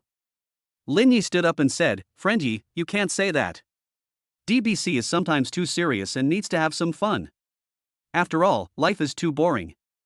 Yifeng glanced at Lin Yi and was a little shocked. This middle-aged man actually made him feel that there was a sense of majesty. Lin Yi took out a card from his pocket and said, My friend, this is my business card. I hope that next time, we can have a face-to-face conversation. This is a silver card with gold plating. There were only 2 words forestry and his cell phone number on it. Lin Yi came downstairs to watch a show and then went back. He had no intention of getting involved in such a shameful thing. Qi Liyuan looked at the card in shock. It turned out to be a recommendation card that allowed her to go to the 2nd floor. The 2nd floor here is not the 2nd floor in the traditional sense, but refers to a class. Zhang Fan was even more frightened. President Lin actually gave the silver card to this kid Yifeng, which meant that Yifeng had already caught his eye. Yifeng didn't know how powerful this card was, so he stuffed it into his pocket. Looking at Zhang Fan, who looked devastated, he asked Guan Susu, How do you want to punish him? Don't worry, he won't come back to trouble you in the future. Guan Susu clenched her teeth, the humiliation she had just experienced still lingering in her mind. But the splendor of this place still made her feel a little afraid. Beat him up. Seeing Yifeng asking for his female companion's opinion, everyone knew that this female companion was very important to Yifeng, and they all gave her advice. Why not just take down the Zhang family? If it doesn't work, spit on him and let him lick it. Ha ha, kid, are you punishing Mr. Zhang or giving him benefits? Everyone burst into laughter, but Guan Susu blushed and looked at Yifeng, saying softly, I don't want to beat him up, and at the same time, I don't want to bring disaster to his family. I also don't want him to do such a disgusting thing. Yifeng looked around and everyone shut their mouths. After hearing Guan Susu say this, everyone thought that this woman was going to let Zhang Fan go. I'll just give him a small punishment and make him bark like a dog 3 times. Zhang Fan's eyes widened. He didn't expect this woman to be so vicious. She wanted him to bark like a dog? It would be better to beat him up. Yifeng smiled secretly in his heart. Guan Susu was very smart. She knew how to catch people's weak spots. Looking at Zhang Fan's actions, he knew that this guy was very concerned about his reputation. He made this guy bark like a dog in front of hundreds of people. TSK, TSK, TSK, TSK. Mr. Zhang, what do you think? Yifeng asked curiously. To be honest, I'm curious about what you would choose between the Zhang family and dog barking. Yifeng blinked mischievously. Zhang Fan was feeling depressed and he forced a flattering smile with difficulty, then he held his breath and closed his eyes. Woof woof woof. After 3 barkings of the dog, the laughter of the crowd seemed to be able to blow the roof off. There were also some people who were curious and recorded the incident directly. Very good, Mr. Zhang is very considerate. In this case, I will gladly accept the Zhang family's gift. Chapter 57, Complacent Lin Luo. Zhang Fan looked up in astonishment. What did you say? Yifeng smiled and said, Just now I asked Mr. Zhang which one you would choose between the Zhang family and the dog barking, and you said you would choose the dog barking. Didn't the Zhang family give it up soon? Do you think you are so great just because you ruined Mingding Real Estate? Zhang Fan was so angry that he vomited blood, but he still stood up firmly. He didn't believe that this kid was so powerful that he could swallow up the Zhang family. Are you afraid you might choke to death? Yifeng said, It depends on whether Mr. Zhang is willing to make a bet with me. You say. Zhang Fan swallowed. Yifeng was nonchalantly playing with the buttons on his other hand. The whole place was very quiet, so quiet that one could almost hear the sound of his breathing. Let's bet on whether the Zhang family can be used by me. If I can, Mr. Zhang will cut off one of his arms. If I can't, then I will cut off one of my arms. How about it? Yi Feng's words made Zhang Fan tremble. He thought it was just a harmless joke, but blood came out as soon as Yi Feng opened his mouth. Of course, there's no need to think about calling the police. This is voluntary and it's just self-harm. Yi Feng glanced at Zhang Fan, whose face was ashamed, and said, if Mr. Zhang doesn't dare, it doesn't matter. Just bark 3 more times. Of course Zhang Fan didn't dare. Although he is the son of the Zhang family, he has an older brother. If the Zhang family really goes bankrupt because of him this time, his father will beat him to death without saying anything. Besides, he has always relied on the Zhang family to bully others. Without the Zhang family, all the people he had offended before will come to him. Boss Yi, I look down on people. I am a dog. Zhang Fan pursed his lips, his eyes were red, and he was so angry that he wanted to burn a hole in Yi Feng. I will teach you right now. Woof woof woof. Everyone was stunned, and there was fear in their eyes when they looked at Yi Feng. Yi Feng grabbed Guan Susu's hand and said, okay, you see, this is a dog. If you get bitten by a dog, do you want to bite it back? After hearing what Yi Feng said, Guan Susu felt much better and quickly shook her head. Yi Feng smiled and said to Qin Li Yuan, Sister Qin, I'm sorry for causing you trouble this time. I will go back today. Qin Li Yuan saw that Lin Yi gave the platinum card to Yi Feng. If he was considered a junior at the beginning, then Yi Feng's status was now higher than hers. It's okay, it's okay. Are you going back? How about I take you there? Qin Li Yuan asked.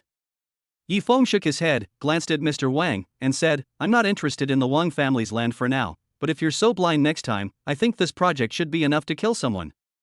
After saying that, Yi Feng took Guan Susu and left.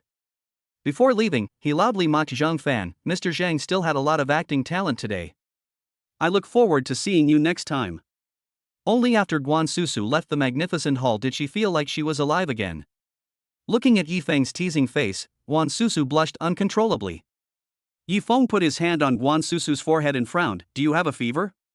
Why is your face so red? Guan Susu quickly shook her head, I'm fine.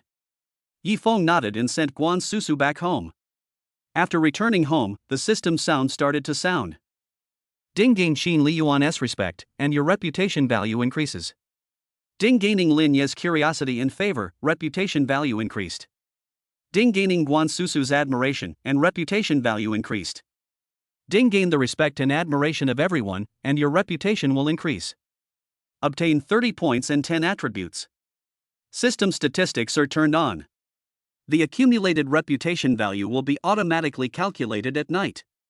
After hearing the system's voice, Yi Feng finally realized that this night was not wasted. Add 10 attribute points to your physical strength. When she heard the sound from the opposite door, Lin Luo knew that Yi Feng was back. Guan Susu had been at home recently, so there were only her and Xiao Tang Yuan in the dormitory. Little Tang Yuan is asleep again now. Lin Luo knew that her chance had come. She turned on the light and looked in the mirror.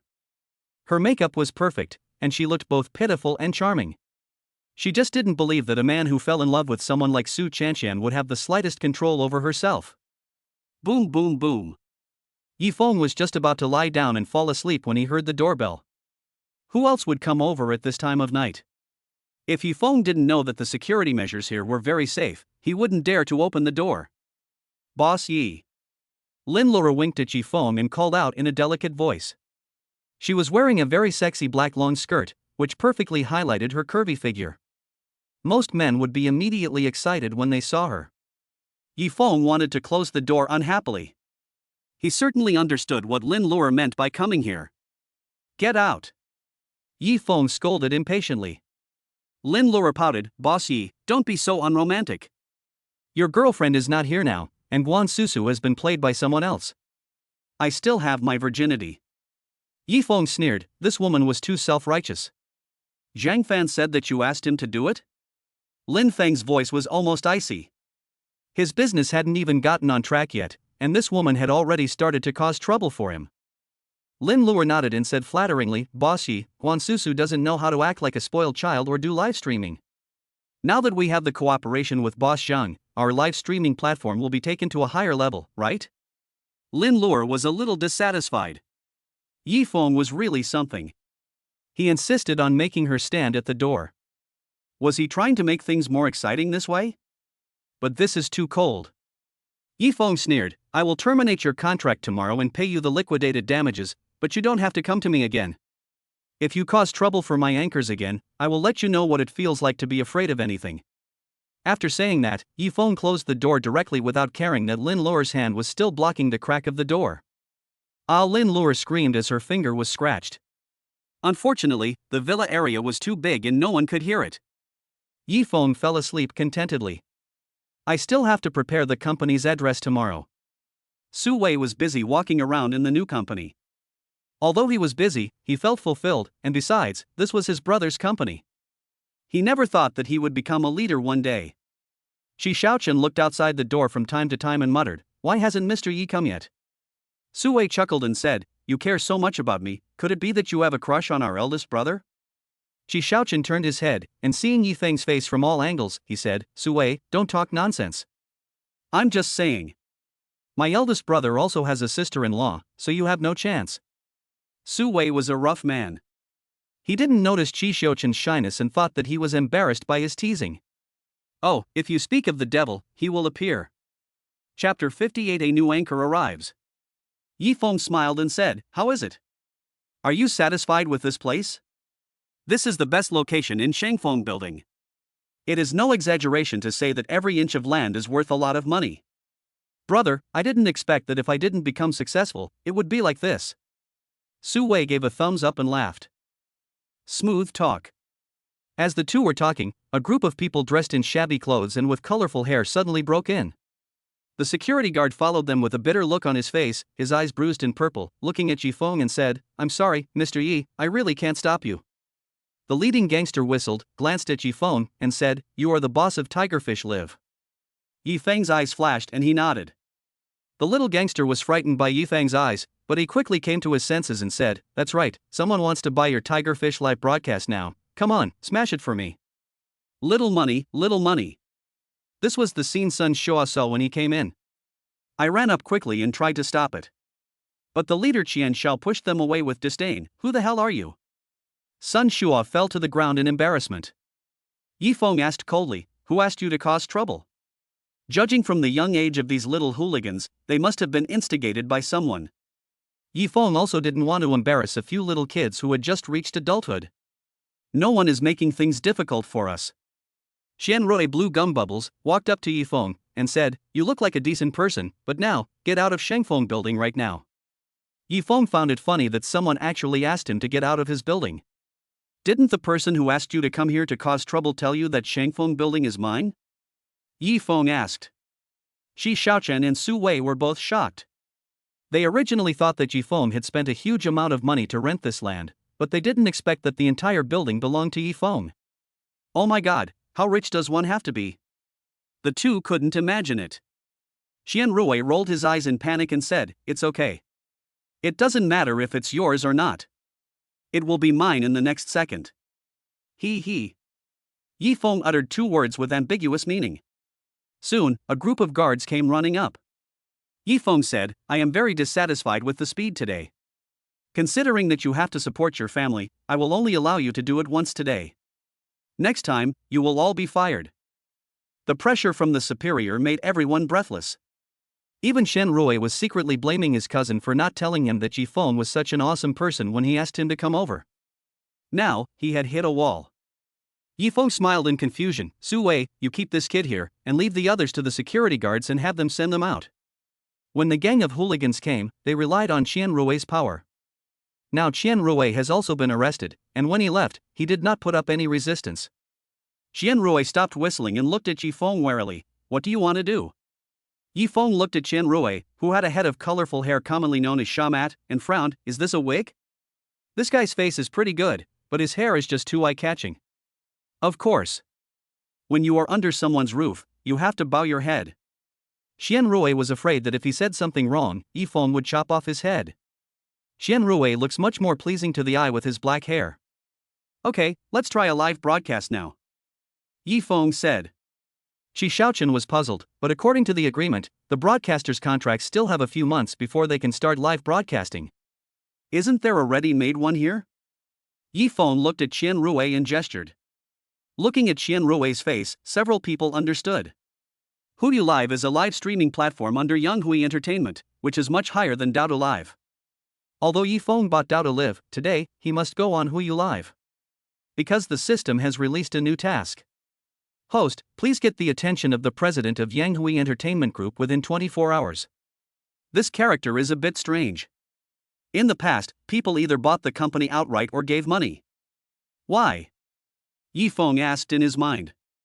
The host needs to get the attention of the president of Yanghui Entertainment Group to gain reputation points. At this moment, Yi Feng understood. Sui wondered, why don't we use Dao to live? Tigerfish Live will be our competitor in the future. Yi Feng pretended to be profound. Next, you will understand. Qian Rui was very nervous the first time he was a host and he didn't know where to put his hands.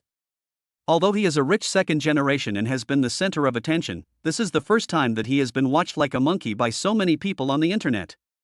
He didn't feel humiliated, but he felt that it was stupid for him to come here without being prepared. Yi Feng sat aside.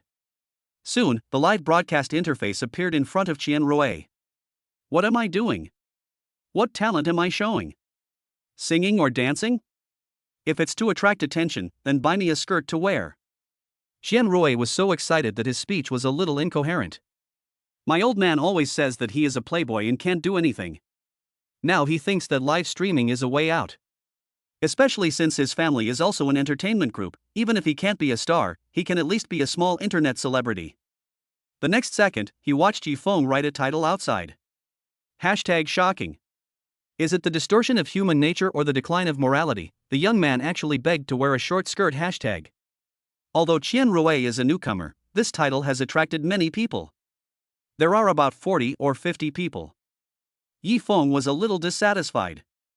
After thinking about it, he still had 100 million in his account, so he directly recharged 30 million on Huyu Live and started giving rewards. Little Leaf gave the anchor 100 airplanes. Spread your wings and fly to the moon. Little Leaf gave the anchor 100 superfires. The sky is no longer his limit. Little Leaf gave the anchor 100 aircraft carriers. The sea is just his private swimming pool. What the hell? Where did this big guy come from? It can't be official. Even though this guy is pretty good looking, there is no need to praise him so much. The little brother is so handsome, I want to marry him. The number one guy is more handsome, I want to marry him. Because Yi Feng's nickname Little Leaf is too neutral, netizens think this is a girl. If the top of the list is too ugly, will the anchor buy a ticket overnight and carry it on the train? Qian Rui looked at the people pouring into the live broadcast room and knew that it was time to show his abilities. Sing. This is fucking amazing. God, I've never heard anyone sing so badly. Fuck, this is beyond my tolerance. The number one on the list is indeed true love. Little brother, please don't despise me. Shocked. Such an unpleasant sound actually made my grandmother, who was in a vegetative state, stand up. Is this a medical miracle or a devil's exchange? The barrage was soon filled with a sense of nonsense. Boss, we saw the young master on the platform. Chapter 59, Cheap but Not Good. Qian Hai frowned as he watched his son on Huyu Live. What's going on? The assistant said, the young master led a group of people to Shangfeng building to cause trouble this morning. Qian Hai slammed the table and was furious. Why didn't you tell me such an important thing? Shangfeng building has now been bought by a young man. It is said that the young man severely humiliated Zhang Fan at DBC yesterday, and Zhang Fan could only stand there and be humiliated by him. How could such a person be easy to get along with? You rebellious son, you really want to kill me. Qian Hai's eyes were filled with bitterness, but he had to swallow it. Qian Rui was his and his deceased wife's child, and he really spoiled him. Prepare the car and go to Shangfeng building. Yi Feng discovered that this child had great potential. Hey, this is Shangfeng building. It's a pity that I can't accompany you for a walk today.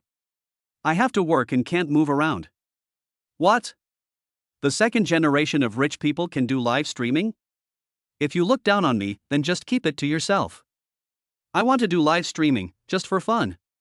Most netizens were questioning their lives after being criticized by Qian Rui, but Su Wei looked at Qian Rui with surprise. Apart from being a little reckless and his singing being a bit terrible, this guy is still very good. Lin Feng looked at Qian Rui, moved his fingers, and spent another 10 million on tiger fish. Qian Rui looked at Yi Feng, rolled his eyes, and said with a smile, "Brother Yi, you think my performance is good, can we sign a contract?" Yi Feng didn't expect that this kid could actually make this request during a live broadcast. But they really need people now. After all, Wan Susu and others are now unable to broadcast live due to their contracts, so it is difficult to find new talents. Of course, we cannot let go of a good seedling that we have finally found. Yi Feng nodded, of course. Ah, a man with such a nice voice, Anchor, I want to know his news within 3 minutes. This man is damn sweet, Anchor, turn your camera around so I can take a look at him and I'll give you 1,000,000. The barrage was swiping frantically, trying to see the man who just spoke. Qian Rui was not that stupid, and said with a smile, "Seeing how earnestly you ask, of course I can't do that. As for me, I will only be qualified to let the boss appear in front of you when I have 10 million fans." Qian Hai soon arrived downstairs at Shangfeng building. He came to redeem his son. Sun Shua had already seen Qian Hai coming, and said politely, "Mr. Qian, your son is safe and sound now, don't worry." Of course, Yi Feng asked him to say this. Qian Hai smiled and said, "I came here today because I wanted to meet Mr. Yi." After knowing that his son was fine, Qian Hai was curious about Yi Feng. After Qian Rui live streamed for an hour, he stretched and held out his hand to Yi Feng. "Boss, where's the contract?" Su Wei laughed and scolded, "Boy, is this your attitude towards the big boss?" Normally, when those who knew that Yi Feng was worth so much, they were all afraid or flattering. Only this kid dared to treat Yi Feng with this attitude, which also indirectly showed that this kid was not a bad person. He. Qian Rui scratched the back of his head. Yi Feng walked over and said, "Come with me. We need to discuss the contract with your father. You are not yet full term at the age of 18, which means you are not capable of signing the contract." Upon hearing this, the happy Qian Rui collapsed. In the end, he still needed his old man's consent?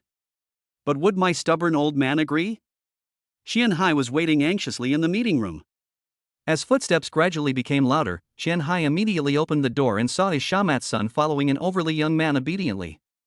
Qian Hai stretched out his hand and asked tentatively, "Mr. Yi?" Yi Feng nodded, "I have heard of Mr. Qian for a long time. Mr. Qian has taught the children very well." The two shook hands for a moment and then let go. Qian Hai's heart was filled with turmoil. Is this really the kind of young man he is? This guy is too young, only a few years older than his son. My son has caused trouble for Mr. Yi, and I am willing to compensate him. Qian Hai said, "It is within my ability, Mr. Yi, please feel free to make any request." Yi Feng smiled. Since the other party was sincere, he would not be aggressive. "No, I am very optimistic about Qian Rui. This is a draft contract. Except for the period when Xianxia is studying, I will arrange for him to come here to broadcast live at other times." In fact, he thought about it later. The system said that one should attract Qian Hai's attention to gain reputation points. In other words, one can also gain certain reputation points by attracting the attention of other powerful people. In addition to giving surprises to others yourself, you can also do so by helping others. So, Yi Feng decided to give it a try. Qian Hai did not bring a lawyer with him. Although he could understand it, there were some minor loopholes that could not be spotted without a professional lawyer. After reading the contract, Qian Hai paused, without making any movement or saying anything. The content of this contract is not the key point. The key point is that I originally had no intention of letting Qian Rui do any live broadcast. "Dad, your son is about to succeed, why are you still hesitating? Sign it quickly." Qian Rui was so anxious seeing his father's hesitation. If you didn't know better, you would think that he was blocking his way of life. Qian Rui was about to say something when his son interrupted him, "If you don't sign, I will jump off Shangfeng building today." This kind of threat happened more than once or twice, but Qian Hai had no choice but to sign his name. "Uncle, why are you here? We can do such a small thing as teaching Yi Feng a lesson." A young man with a very wretched look came over with a group of thugs. Yi Feng narrowed his eyes and asked, "Where is this dog barking again? Did I mess up the dog's nest today? Why do people keep coming to my door? You little bastard, how dare you talk to our Master Chen like that? Are you really that bold?" A gangster looked at Master Chen in a flattering manner, then pointed his gangster at Yi Feng. "Mr. Chen? Chen family? Yi Feng vaguely remembered that the last time he was at the police station, he said that a guy named Chen Duo commanded that group of fools to deal with him. Chen Duo? Yi Feng glanced at the young man. If he was really Chen Duo, he would not live up to the name. Brat! Chen Shi was furious. At home, they all thought that Chen Duo was the heir. When he came outside, he found someone to vent his anger on, and the other person actually thought he was Chen Duo. Damn, so frustrating. Remember my name, it's Chen Shi. After saying that, Chen Shi waved his hand and a group of people rushed forward. Xian Rui ran over worriedly to join the battle, but he must not let his boss get hurt. Ah, just a trifle. Yi Feng looked at the person rushing towards him and turned his wrist. It was a good opportunity for him to try out how powerful the physical strength added by the system was. Chapter 60. The Chen family came to the door. The thugs rushed up and surrounded Yi Feng. Yi Feng's eyes flashed as he looked at the speed at which everyone was coming up. For some reason, in his eyes, their speed had slowed down a lot, as if they had all turned into a slow-motion movie. With a thought, his body rushed out instantly and moved directly behind a thug. The thug showed a look of astonishment, but he was too late to react. He was hit hard on the back and fell forward, bumping into another thug. Then Yi Feng retracted his fist into an elbow and struck out with a strange arc. He was the first to arrive and knocked down the thug who wanted to attack from the side with his elbow. Yi Feng felt that his speed, agility and strength had all been greatly improved. In the past, this kind of attack might have made it difficult for others to retreat, but now, a casual blow could knock them back several meters. Like autumn wind sweeping away fallen leaves, dozens of thugs had no power to resist at all. In just a few minutes, dozens of thugs were lying on the ground wailing. What's wrong? Yi Feng looked at Chen Shi. Master Chen, do you want to experience it again? You can't touch me, I'm a member of the Chen family. Chen Shi gritted his teeth, took a half step back in fear, and threatened. Yi Feng frowned. What kind of business does the Chen family have to make them so confident? Xian Rui came up and whispered in Yi Feng's ear, Boss, haven't you been to DBC before? Simply put, Chen Duo from the Chen family knows someone on the second floor. The Chen family's business is a leading enterprise in the city, covering the hotel, real estate, and construction industries. It can be said that even if Du came, he would not be able to confront them head-on. Du is almost the boss of this city? Even he will not confront the Chen family head-on. How powerful is the Chen family? Seeing Yi Feng's expression change, Chen Shi thought that Yi Feng knew the power of the Chen family, and he was very proud. Ha, Yi Feng, as long as you let me go, I won't say anything about you in front of the head of the family. No way. Yi Feng certainly knew what this kid was planning. After all, not to mention him, even Chen Duo seemed to be threatening him. Chen Shi, as long as you tell me who asked you to cause trouble, I will let you go. Yi Feng repeated the question. How could Chen Shi say that? He immediately shook his head. Seeing this, Yi Feng smiled. The reason why he couldn't let Chen Shi say it out loud was that the other party's status was higher than Chen Shi's, and much higher. Another possibility was that she was a woman that Chen Shi was willing to submit to. Ah! You dare to hit me! Chen Shi staggered back and soon a panda eye appeared on his face. Yi Feng didn't have much control when he attacked, so he just hit with all his strength. Big boss! Xian Rui was also shocked. Didn't he tell the big boss about the terrible things about the Chen family? Why did he still want to get close to them? Xian Hai was not surprised at all. He would have been surprised if Yi Feng had really endured it. Go back and tell that person that if he wants to come, he should come in person. Don't bring any random people with him. They will make my land dirty for no reason. Yi Feng withdrew his hand and said coldly to Chen Shi. In an instant, Chen Shi felt as if he was carrying thousands of stones on his back, making it hard for him to breathe. Not caring about his bruised face, Chen Shi stumbled outside. Yi Feng looked at Qian Hai. I wonder if you are still planning to sign this? He has offended the Chen family now, and any smart person should know what to do. However, if Qian Hai really did this, Yi Feng would be disappointed, but he would not make a fuss. Qian Hai smiled and said, My son will work for Mr. Ye's company. I have only one request. Yi Feng asked, What's the request? I hope he can make some progress. Qian Hai said, and then he took out a business card. This is my personal number. If you have any questions, Mr. Yi, you can call me directly. Yi Feng took the business card and said, Don't worry, there won't be such an opportunity. Chen Shi and his thugs returned to the Chen family. When the butler saw his young master in this state, he was shocked and immediately ran back to inform the master. Chen Shi's father, Chen Wei, is the younger brother of the current person in charge of the Chen family. Sheer, tell dad who hit you and I will avenge you. Chen Wei was certainly not willing to let it go after his only son was beaten like this. Chen Shi fled back home and felt safe. The pain in his body surged through his body like a tide. Dad, please call a doctor for me. When I get better, I will make Yifeng pay. Chen Shi gritted his teeth. He originally wanted to teach Yifeng a lesson to please Chen Duo under the order of Chen Duo. But he didn't expect that this time it would be a big deal. It was a shame for his whole life. A young man wearing a white suit, with a handsome face and a smile on his face. When he looks at people, they can feel the kind smile in his eyes. He walked into the living room, saw the old housekeeper, and asked, "Housekeeper, I heard that Chen Shi was injured? I have some excellent medicine here, so I came here specially to check on him." When the housekeeper saw the young man, his face became serious, and his kindness faded away. He said, "Thank you, young master. This person is the future heir of the Chen family, Chen Duo." Back then, the Chen family was far from being as prosperous as it is now. Even though the Chen family was a first-rate family, they were still restricted in many ways. It was Chen Duo who got to know the people on the second floor of DBC that brought about the current high and mighty time for the Chen family. Mr. Chen is here. Even Chen Wei, the elder, did not dare to act rashly in front of Chen Duo. He knew that although Chen Duo appeared to be gentle and kind on the surface, in fact, Chen Duo was a devil in private. A devil who does all kinds of evil. Why was Chen Shi beaten? Doesn't the other party know that Chen Shi is a member of the Chen family? Chen Duo spoke calmly, but put great pressure on Chen Wei. The Chen family has long been under the control of Chen Duo. Maybe there are people arranged by Chen Duo and his family, otherwise how could Chen Duo come here by chance? Yes, Chen Shi hit a wall today. Chen Wei made a gesture of invitation, "Mr. Chen, please." Chen Duo nodded and walked up.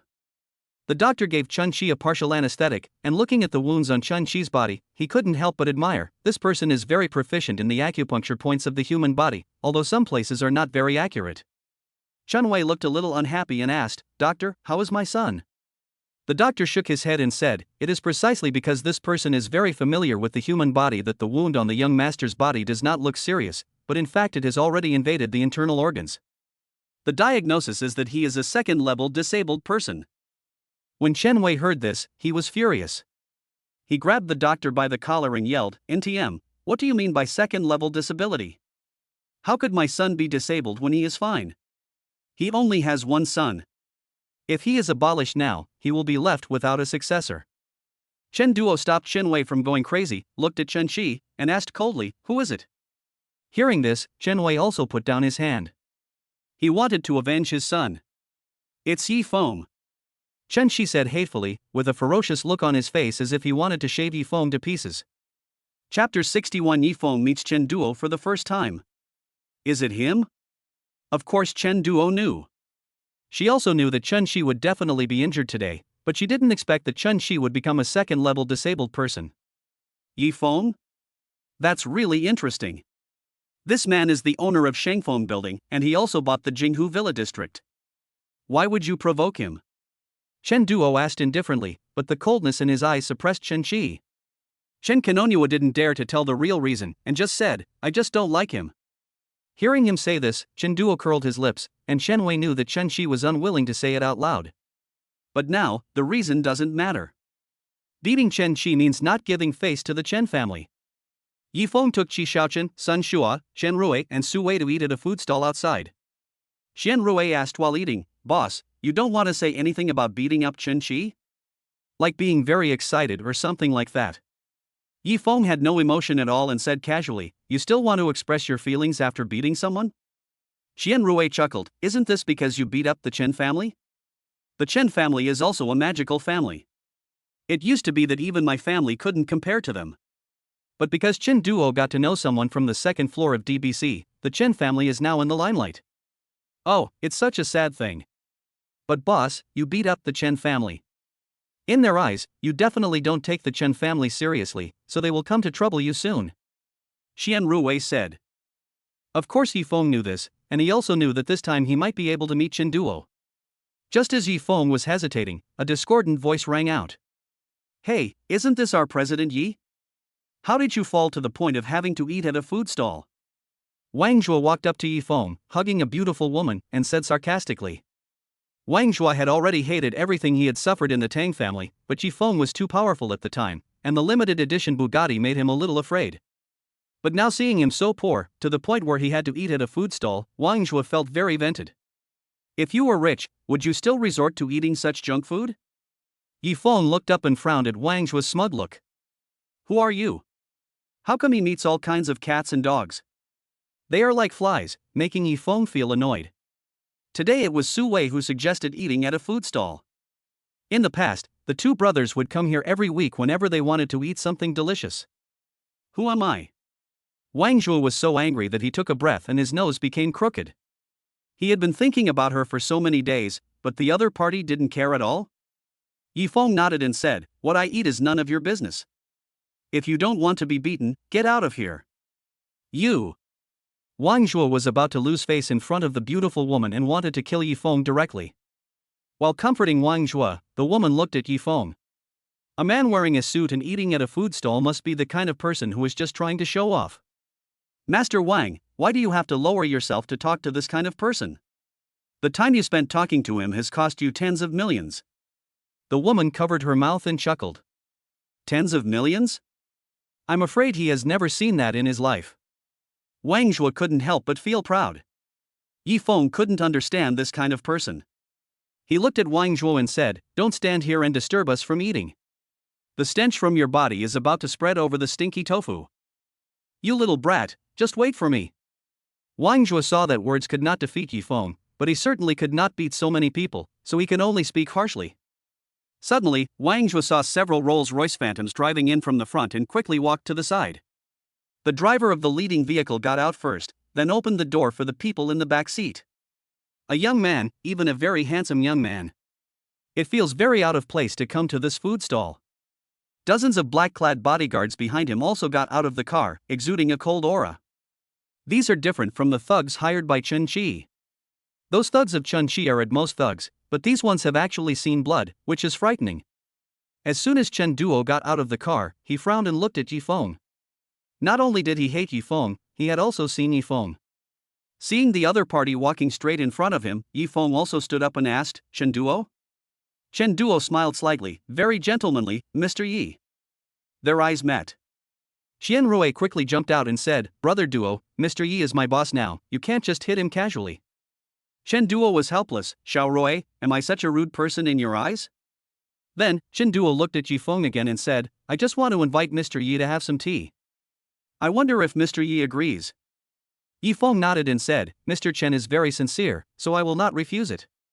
It's okay to fight against thugs, but Yifeng is not sure about these real bodyguards. Please." Xian Rui and the others also wanted to go up, but were stopped by Chen Duo. "Xiao Rui, you and your friends go back first. Don't worry, Mr. Yi, I will definitely send you back safely." Chen Rui was still worried. His mother was a member of the Chen family, so she naturally knew how ruthless this future heir was. Now that the boss has fallen into the wolf's den, can he come out unscathed? Xian Rui muttered to himself. When enemies come, we will fight back. When water comes, we will block it with earth. Yifeng didn't think too much about it. He just sat quietly in the car, and the surrounding buildings retreated rapidly. The place Chen Duo brought him to was the tea house owned by the Chen family. Full of ancient flavor. The woman in Cheongsam knelt beside them and poured tea for them with a smile on her face. Yifeng sat opposite Chen Duo. "The tea is ready." Chen Duo made an inviting gesture. "Mr. Yi, would you like to try it?" Yifeng took a sip, and even though he was an outsider, he could taste the extraordinary quality of this tea. Putting down the teacup, he asked, "Mr. Chen and I have no grudges against each other. Why does Mr. Chen send people to cause trouble for me again and again?" This time, Chen Qi acted on his own initiative. "I will apologize to Mr. Yi on his behalf." Chen Duo smiled calmly. Yifeng shook his head, staring at Chen Duo with a sharp gaze, and said, "I was talking about the time when young Master Chen sent someone to attack me, but they beat my girlfriend into a vegetable." Chen Duo's eyes flashed. "Can't Master Chen give me an explanation for this matter?" Chen Duo smiled slightly and said, "I had a misunderstanding with Mr. Yi before, but don't worry, I will take care of all Miss Tang's medical expenses." As for a girlfriend, as long as Mr. Yi is willing, I have many women and Mr. Yi can choose anyone. Yifeng sneered. It seems that Master Chen is not sincere anymore. A look of disappointment appeared on Chen Duo's face. Mr. Yi, why bother? Many things may not be as easy to deal with as Mr. Yi imagined after getting to the bottom of them. Yifeng stood up suddenly. The bodyguards around Chen Duo were also waiting for an opportunity to move. As soon as Yifeng moved, they immediately rushed forward. Yifeng walked past Chen Duo and said calmly, Mr. Chen is very capable, but don't forget that the Chen family is not. Chapter 62 Lin Yi's Invitation. Chen Duo turned around, watching Yifeng leave, and suddenly said, I can't do anything about what happened to Mr. Yi. After all, it was someone from DBC who asked. Since Mr. Yi knows the situation of our Chen family, he also knows that we are just a dog of the Chen family. He said helplessly. Yifeng turned around, but his expression was full of coldness. I know Mr. Chen's attitude. After saying that, Yifeng left. Chen Duo smiled slightly, but there was no smile in his eyes. Yifeng, I really want to kill you. Yifeng didn't know why Chen Duo hated him so much, but many times, it would be a small matter that would cause such a strong surprise. The system does not have an investigation function, and Yifeng has no clue. After walking around outside, he came to the ward where Tang Weiwei was staying. If you didn't know that Tang Weiwei had become a vegetable, you would have thought that the person lying on the bed was just sleeping. Weiwei, when will you wake up? Yifeng's face was full of pain, and he held Tang Weiwei's hand that was not receiving in drip with both hands. It is said that men don't shed tears easily, but they do when they are sad. At this moment, Yifeng's eyes were red. The scene of Tang Weiwei blocking his attack that night surged in his mind more than once, and the hatred in his heart was clamoring to break out of the cage. God knew that when he saw Chen Duo just now, he wished he could die with him. Xiao Yi, why are you here? Tang's father came over. Tang's father, who originally had no white hair, now looked as if he was 10 years older. The white hair on his head almost covered all the black hair. Yifeng forced a smile. Uncle, I came to see Weiwei. Looking at Tang Weiwei's appearance, Tang's father sighed, wondering when his daughter would wake up. The atmosphere was very quiet, and silence spread between the two men. Yifeng suddenly asked, Auntie hasn't gone out to gamble recently, right? Father Tang was stunned and said helplessly, I'm afraid your aunt's temper can't be changed. What this means is that Wang Meifeng went out to gamble again. Yifeng was almost angered to death by Wang Meifeng. Didn't he learn any lesson? Seeing Yifeng's bad face, Tang's father said quickly, Xiaoyi, don't worry, I will make your aunt change as soon as possible. This gambling is really not good. While the two were talking, the nurse came over and said, family member of bed 211, please go and collect the hospitalization fee. Hospital expenses? Didn't we just hand it over? After thinking about it, Mr. Tang asked. The nurse said, I don't know about this, but our hospital will not charge randomly. If you have any questions, you can go downstairs and ask. Yifeng said, Uncle, I want to stay here with Weiwei for a while. Father Tang nodded and walked away. The queue was very long and it was finally Tang's father's turn. Doctor, I'm the family member of bed 211. I just want to ask, didn't we just pay the hospitalization fee? How come the 1 million is suddenly gone? Tang's father was worried. The nurse checked and said, oh, that's right. A lady who is the patient's mother took out the other 800,000 yuan. She said that if she didn't have enough money later, she could come back to them to pay the bill. She needed this money for an emergency.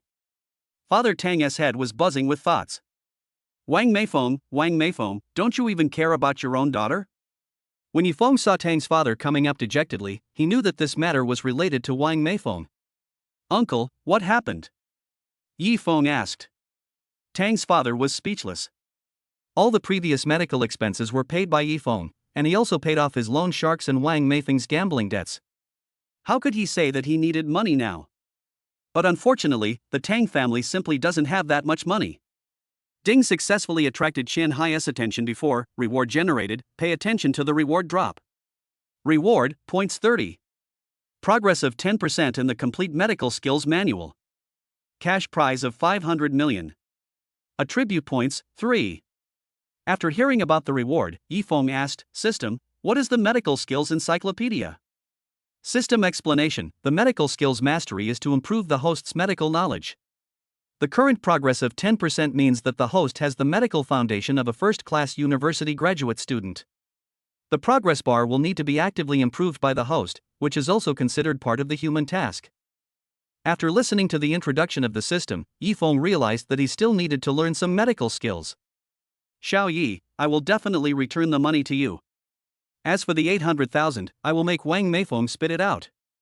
Tang's father was also very determined.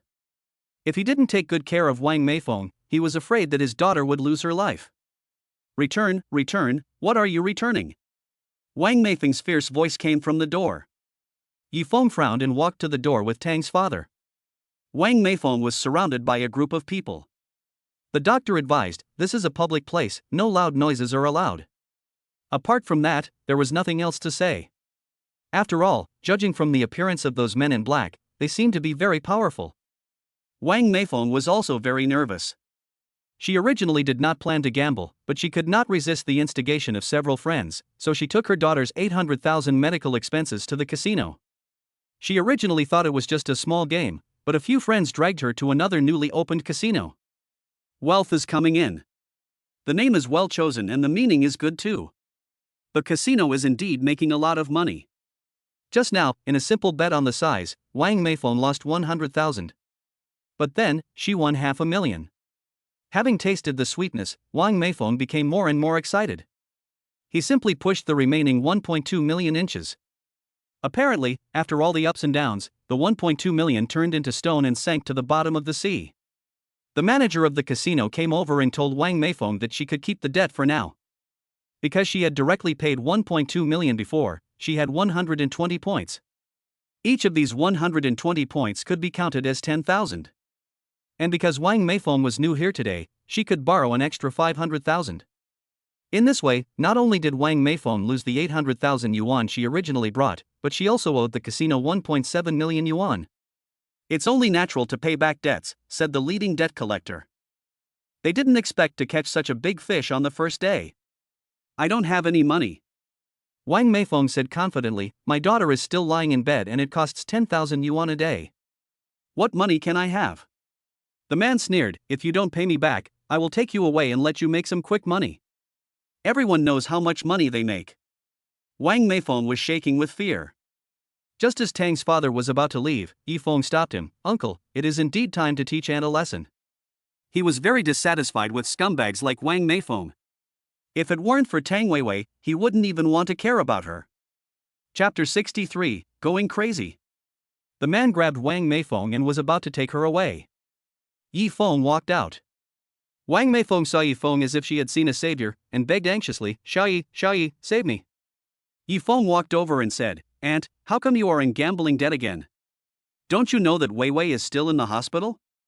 I just paid 1 million, why did you take away 800,000? The onlookers were immediately shocked. They thought that the money that could save their daughter's life was being used for gambling. Oh my God, how could there be such a heartless mother who would use her daughter's life-saving money to gamble? It's really not easy for this family to have such a woman who loves gambling. So, it really is true that gambling kills people. The fiery gazes of the crowd made Wang Meifeng's face turn red, half of it was from anger, and the other half was from shame. Of course, she didn't feel the slightest bit of guilt. She gave birth to my daughter, so of course I have to respect her. The man laughed, so there is another daughter. As he spoke, there was a lewd look on his face. Why not, hand over your daughter to me, that will be considered as paying off your debt. Wang Meifeng said, you have such evil thoughts. My daughter is still sick, how can I hand her over? In fact, she didn't think that her daughter couldn't be handed over, but she said that because Tang Weiwei is now a vegetable, what can a vegetative person do? What if she is returned and asked to pay back the money? Yifeng, if you pay back the money for Auntie won't gamble anymore. Wang Meifeng held Yifeng's hand and said, you will be the son-in-law of our Tang family in the future. You can't just watch Weiwei live in fear every day. Yifeng looked at Wang Meifeng holding his hand and said, Auntie, I've said it before, I'm raising Weiwei alone, not the Tang family.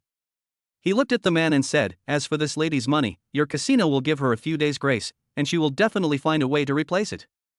This was Wang Meifeng's own fault, and Yifeng didn't want to pay it back for the time being.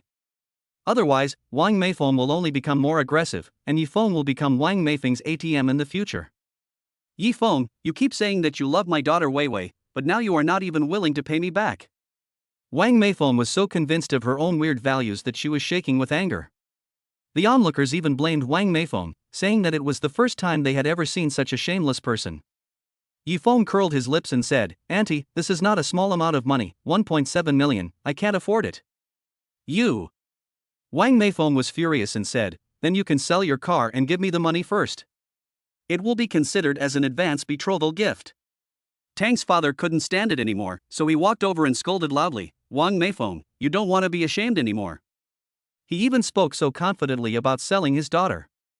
Wang Meifeng smiled coldly, "If you weren't useless, would I have to do this?" "You." Tang's father was so angry that he slapped Wang Meifeng in the face. Yifeng quickly pulled Tang's father over and said, "Uncle, don't be angry." Although Wang Meifeng deserved the punishment, he did not approve of beating women. "You." Wang Meifeng was so angry that she shed tears. She never expected that Tang's father would dare to treat her like this. Yifeng looked at the people in the casino. This gambling game was obviously aimed at the Tang family. "This is Mr. Du's business card. I believe he has the ability to give you a few more days." Yifeng took out Du's business card and said. When he heard Du's name, the man, Wang Yi, changed his expression. It seemed that he didn't expect that this young man actually knew Boss Du.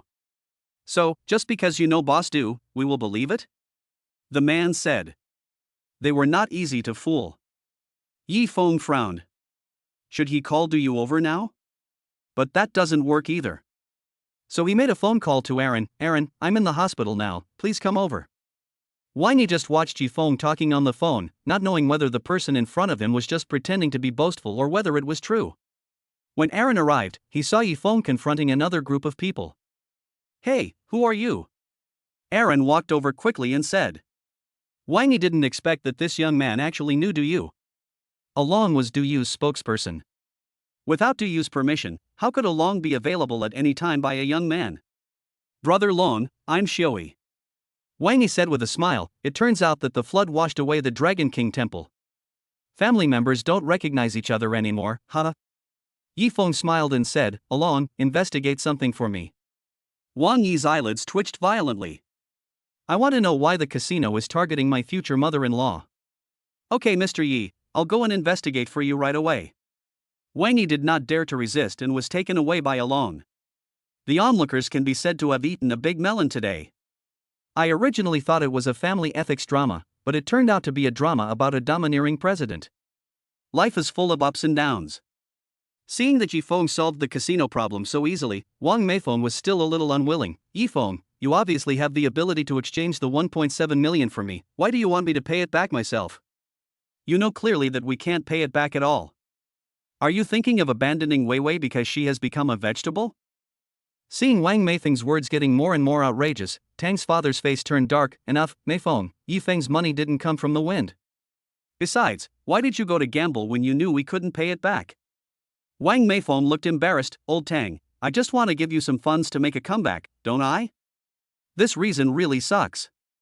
At this moment, the doctor came up and interrupted them. "Family of bed 211, if you don't pay the fee today, our hospital will have no choice but to discharge the patient." This is a new intern. Seeing that this family is addicted to gambling, he thought that since they definitely cannot afford the high medical bills, it would be better for them to go home and recuperate. Thinking of this, the intern couldn't help but reveal a look of contempt on his face. "Who are you? How dare you look down on us? Call your dean." Wang Meifeng was furious when she saw that a mere little girl dared to look down on them. Yifeng did not stop him this time. A doctor's duty is to save lives. Keeping a doctor who only looks down on others and flatters others would be a disaster. "You guys, you want to meet our dean? Just think about it." The intern sneered. "This hospital is a very prestigious private hospital. A gambler like you wants to meet the dean?" Wang Meifeng was extremely angry. She couldn't vent her anger on others just now, so now she took it out on the doctor. He rushed over and grabbed the doctor's hair, and the two started fighting. A nurse saw this and went straight to call the leader. "Mr. Yi, I didn't expect you to be here too." Just when everything was in chaos, a man walked towards Yifeng respectfully. Chapter 64, The Big Shots Are Here. When the dean saw that it was Yifeng, he immediately smiled flatteringly. Although their hospital has a good reputation, it is a private hospital after all. Unlike public hospitals, they need to attract investment to ensure the survival of the hospital. It was this Mr. Yi who gave them a large sum of money, a full 50 million, when the hospital was facing a survival crisis. Of course, he also became a major shareholder of the hospital. Dean Yi Feng greeted him lightly, glanced at the onlookers, and knew that his reputation value for today had been settled. The young intern was stunned. He didn't expect that the family of the patient in bed 211 was so powerful that even the dean had to show respect to them. Then wouldn't he be? Thinking of this, the intern's face turned pale. She came to this hospital with great difficulty. The hospital's salary is very high, but the entry threshold is much better than some public hospitals, and the treatment is also good.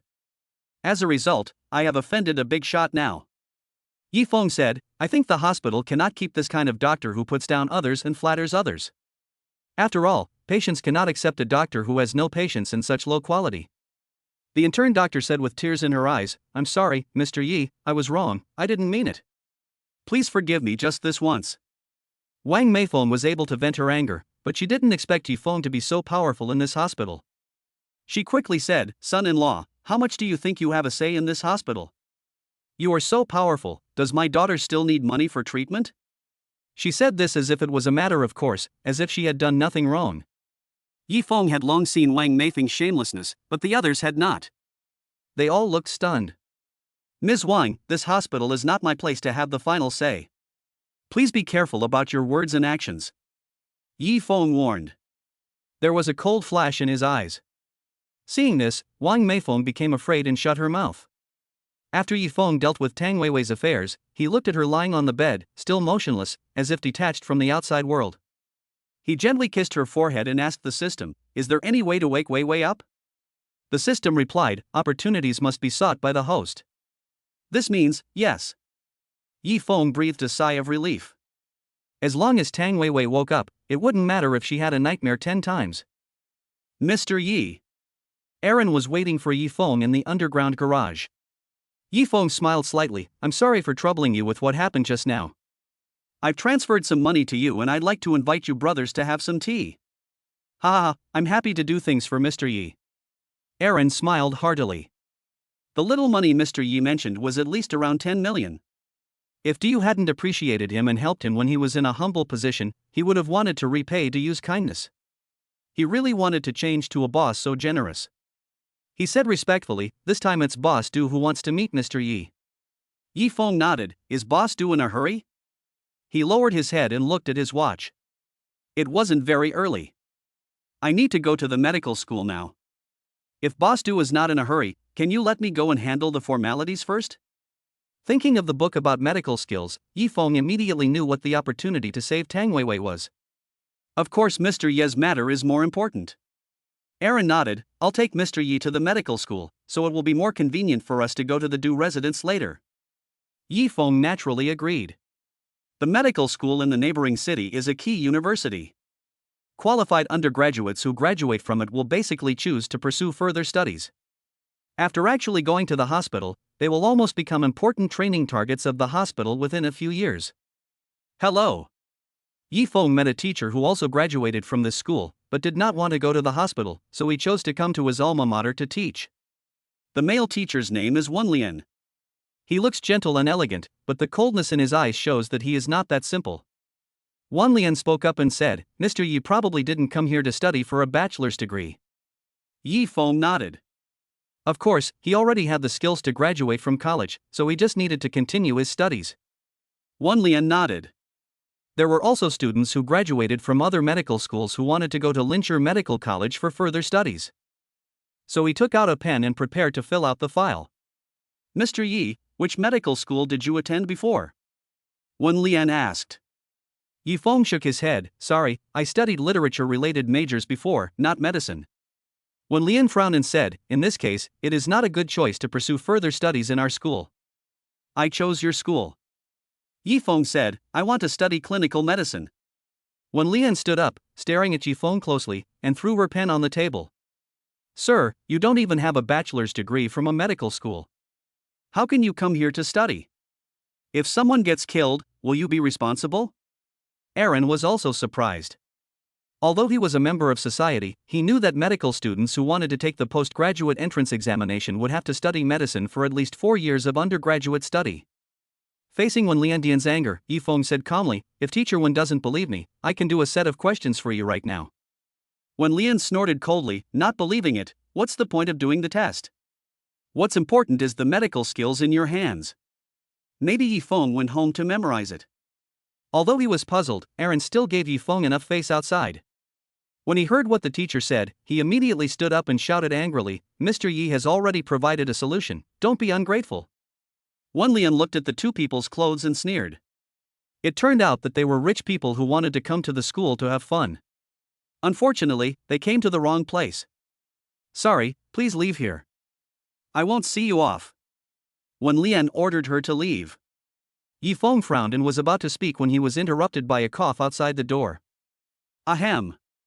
Wen Lian didn't care about Yifeng and quickly opened the door. "Dad, why are you here? If you are not feeling well, don't walk around casually."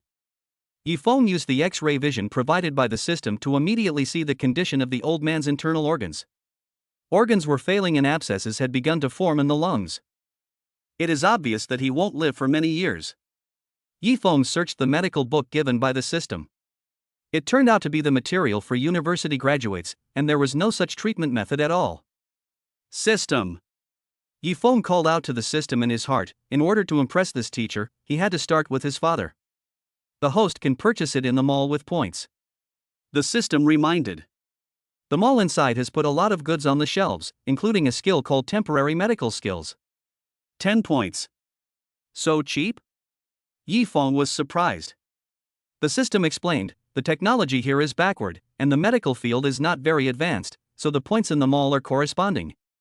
In other words, for the system, the advanced medicine on Blue Planet is actually very simple. Yifeng said he understood. Then exchange it for temporary advanced medical treatment. Yifeng said. System, deduct 10 points. Chapter 65. Is this talent? After deducting the points, Yifeng felt a coolness entering his head, and then a lot of medical knowledge appeared in it. In just 2 minutes, Yifeng found a way to treat the old man. "Alas, I won't live long either, and I'm just worried about you." Father Wen's cloudy eyes flashed with reluctance to part with Wen Lian. He also knew that he only had a few years left to live. "Why don't you get married now while I'm still here and give me a big fat boy so I can hug him before I die?" Wen Lian scolded. "Dad, what are you talking about? Don't curse yourself for no reason. I know my own body well. I've lived enough for so many years." Father Wen shook his head calmly. "I just hope you can let me go without any worries." "Father." Wen Lian couldn't help feeling sad when she looked at her father's loving eyes. Her father had worked so hard for so many years and ended up with this illness. But even though she had studied medicine, she still couldn't save her father. Thinking of this, she felt full of self-blame. "Teacher Wen, my father's situation is not completely hopeless." Yifeng spoke slowly from the side. "You?" Wen Lian was a little excited just now, and as Yifeng was contemplating without saying a word, Wen Lian almost forgot that there was another person in the room.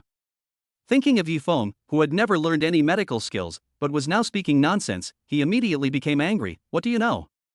Yifeng was not annoyed when he heard this, and said calmly, "Teacher Wen, your father must have fallen into the water in his early years, and he was not treated in time, so he had blisters in his lungs. Because of frequent smoking, irregular meals, and frequent work in places with high formaldehyde content, many organs have failed." Wen Lian originally didn't want to hear what Yifeng had to say, but she didn't expect that this person would actually explain the reasons behind her father's death. "So, your father often suffers from pulmonary hemorrhage, coughs, and sometimes even faints in serious cases. If it is discovered early, it can be slowly treated with medication." Seeing the shocked expressions of Wen Lian and Along, Yifeng smiled in his heart. The system is really useful. Then he said, "But now, your father is old and surgery is risky, so even taking medicine is useless. If I guess correctly, your father should be taking painkillers every day." Wen Lian looked at Yifeng in disbelief. Everything he said was right. Then the painkillers. He looked at his father. Sure enough, Wen's father looked evasive. Wen Lian turned her head and looked at Yifeng. "You know how to cure my dad, right?" Yifeng said, "If Teacher Wen believes me, I can treat your father." Wen Lian hesitated. This man had previously said that he was not a graduate of medical school. Are there any schools that offer a minor in medicine? She looked up at Yifeng, her eyes sparkling with hope as she said, have you studied medicine abroad? If Yifeng had some medical knowledge, just based on what Yifeng said, she would be willing to let him give it a try. After all, my father is now beyond cure. Even he himself knew clearly that he didn't even have half a year. Her father is her only relative. Her mother died in childbirth when she was young, and her father raised her with great difficulty. But when she was ready to repay him, her father couldn't wait any longer. Yifeng shook his head, seeing the pain in Wen Lian's eyes, and watching the light on her face slowly dim, he asked, but do you believe in talent? Wen Lian looked at Yifeng seriously and said, okay, I'll let you try. With her by her father's side, Yifeng would not have done anything else. Even if my father's life is in danger, I can pull him back from the brink of death. Yifeng nodded, glanced at the golden needles in the store, and said, in that case, Teacher 1, I will come on time at 9 o'clock tomorrow morning. Wen Lian said, I hope you will keep your word. If my father is fine, I can make an exception and allow you to enroll. Yifeng smiled and said, in that case, I would like to thank Teacher 1 first. After Yifeng left, Father Wen said, Xiaolian, I think this young man is pretty good. A blush appeared on Wen Lian's pretty face, and she said coquettishly, Dad, what are you talking about? Aaron had many questions in his mind, but he didn't dare to ask. Yifeng said, take me to Du's house now. Aaron nodded. The two got in the car and arrived at Du's house an hour and a half later. It was exactly 6 o'clock. Do you sat in the living room waiting for Yifeng? Mr. Yi. Do you smiled slightly and said politely? Boss Du Yifeng stretched out his hand and shook hands gently with Du Yu. The two looked at each other and smiled. Yifeng said, I am very grateful to Boss Du for helping me. If Boss Du needs me, please feel free to ask. Du said, haha, I just like Mr. Yi's frank and honest look. After expressing his admiration for Yifeng, Du ordered, Along, go get the Maojian tea from my collection room and invite Mr. Yi to taste it. Drinking tea late at night? Yifeng didn't know what Du was trying to do. You can only use stillness to counter movement and respond to each move. Du was also looking at the young man, and seeing that he looked calm and composed, he felt a little more satisfied. I won't say much today. I invited Mr. Yi here mainly to ask about several stores in Shangfeng building. Du explained. Yifeng thought about it and seemed to have no idea where the US store would be opened. What does Boss Du mean? Du said, I have a very annoying person doing business in Shangfeng building. He offended me a few days ago, and I threatened that I would not let him off easily, so I would like to ask Mr. Yi to do me a favor at Shangfeng building. Du kept a very humble attitude? Yifeng was flattered for a moment and said, Boss Du has helped me so many times, I will definitely help you this time. Tell me who that person is, and I will check it out later. Shangfeng building will definitely not stop Boss Du's people. Du smiled with satisfaction and said, this person is Yang Song from Shangfeng building? Yang Song, Yang family. No wonder Du invited him over. Yifeng understood. Yang Song can be said to be the face of Shangfeng building, running an electronics business. It can be said that this is a piece of fat meat. Du saw Yifeng's expression change, lowered his head and drank 2 sips of boiled water, and said, if Mr. Yi minds, Du can also find another way. Yifeng understood that if Boss Du really wanted to find another way, there were plenty of ways. Boss Du, you are joking. Why would I mind? I am just thinking that the Yang family is a piece of fat meat. Yifeng's eyes were filled with a hint of viciousness. Boss Du, isn't he tempted? Having lost the qualification to do business in Shangfeng building, the Yang family was not afraid of having its skin torn apart. Du didn't expect this young man to be so courageous, and said, today, Mr. Yi finally thinks the same as me? Come on, Mr. Du will give you tea instead of wine. Just at this time, Aaron brought over the tea leaves. Du was a real tea lover? The tea he brewed was fragrant and pleasant. The tea leaves were tumbling in the water, and the touch of green looked particularly beautiful. Yifeng knew that Boss Du was very satisfied with this cooperation. He himself was, of course, very satisfied. Chapter 66, It's that easy to drive people away. Yifeng successfully obtained information about the Yang family. The Yang family previously used bribery to attack their opponents and then sold their electronic products in Shangfeng building. The method may not be so clever, but it is very effective. The Yang family's company, Lu Rue Group, was soon listed. Yang Song is also the current president of Lu Rue Group. When he was having dinner with Boss Du before, there was a business deal that was not negotiated and did not follow Boss Du's rules. Yang Song was very low-key before, but after the Yang family rose to power, no one took him seriously. Shangfeng Building. Yang Song was counting the accounts inside and was planning to give another 5 million to the manager of Shangfeng Building. Let him clear out all the colleagues around him. Boss Yang, something bad has happened. Boss Du's people are here. The employee stumbled in. Yang Song said nonchalantly, I came if I wanted to. I'm not here to see you. As soon as he finished speaking, Aaron walked in and smiled, unfortunately, Boss Yang, I'm here to see you. Yang Song was stunned and sneered, along, don't forget where this is. You can't afford to offend. He had long known that the owner who bought Shangfeng Building was an important figure, and people who entered DBC were generally assumed to be upper-class people. People like me, although rich, are just lower-class businessmen. Aaron's face showed a ferocious look, his eyes were fierce, and he ordered, smash it, and leave after you're done. Seeing that the other party was ready to make a move, Yang Song was not to be trifled with, how dare you? If you commit a crime in Shangfeng Building, even if you are Boss Du's man, there is no way to protect you. The employees nearby felt that today was very dangerous. Normally, people who came to cause trouble were quickly asked to leave by the staff of Shangfeng Building, but today, Boss Du's people came in aggressively, and it was impossible for the people of Shangfeng Building to not receive any information at all, so now no one came. Yang Song was also worried. What went wrong? Call the manager quickly. Yang Song said to the employee who was standing there in a daze. Aaron smiled, but the fierceness on his face did not change. I don't have the time like Boss Yang, smash it. Yang Song came to inspect this place because it was important. He didn't bring any bodyguards with him, and several employees didn't dare to step forward to stop him. Suddenly, the sound of computers and mobile phones being smashed was heard everywhere. The door attracted many people to come and buy things. Oh, this isn't Boss Yang, how could this day come to pass? This is Boss Du's man. I didn't expect Boss Du to be so powerful that he could do this in Shangfeng Building.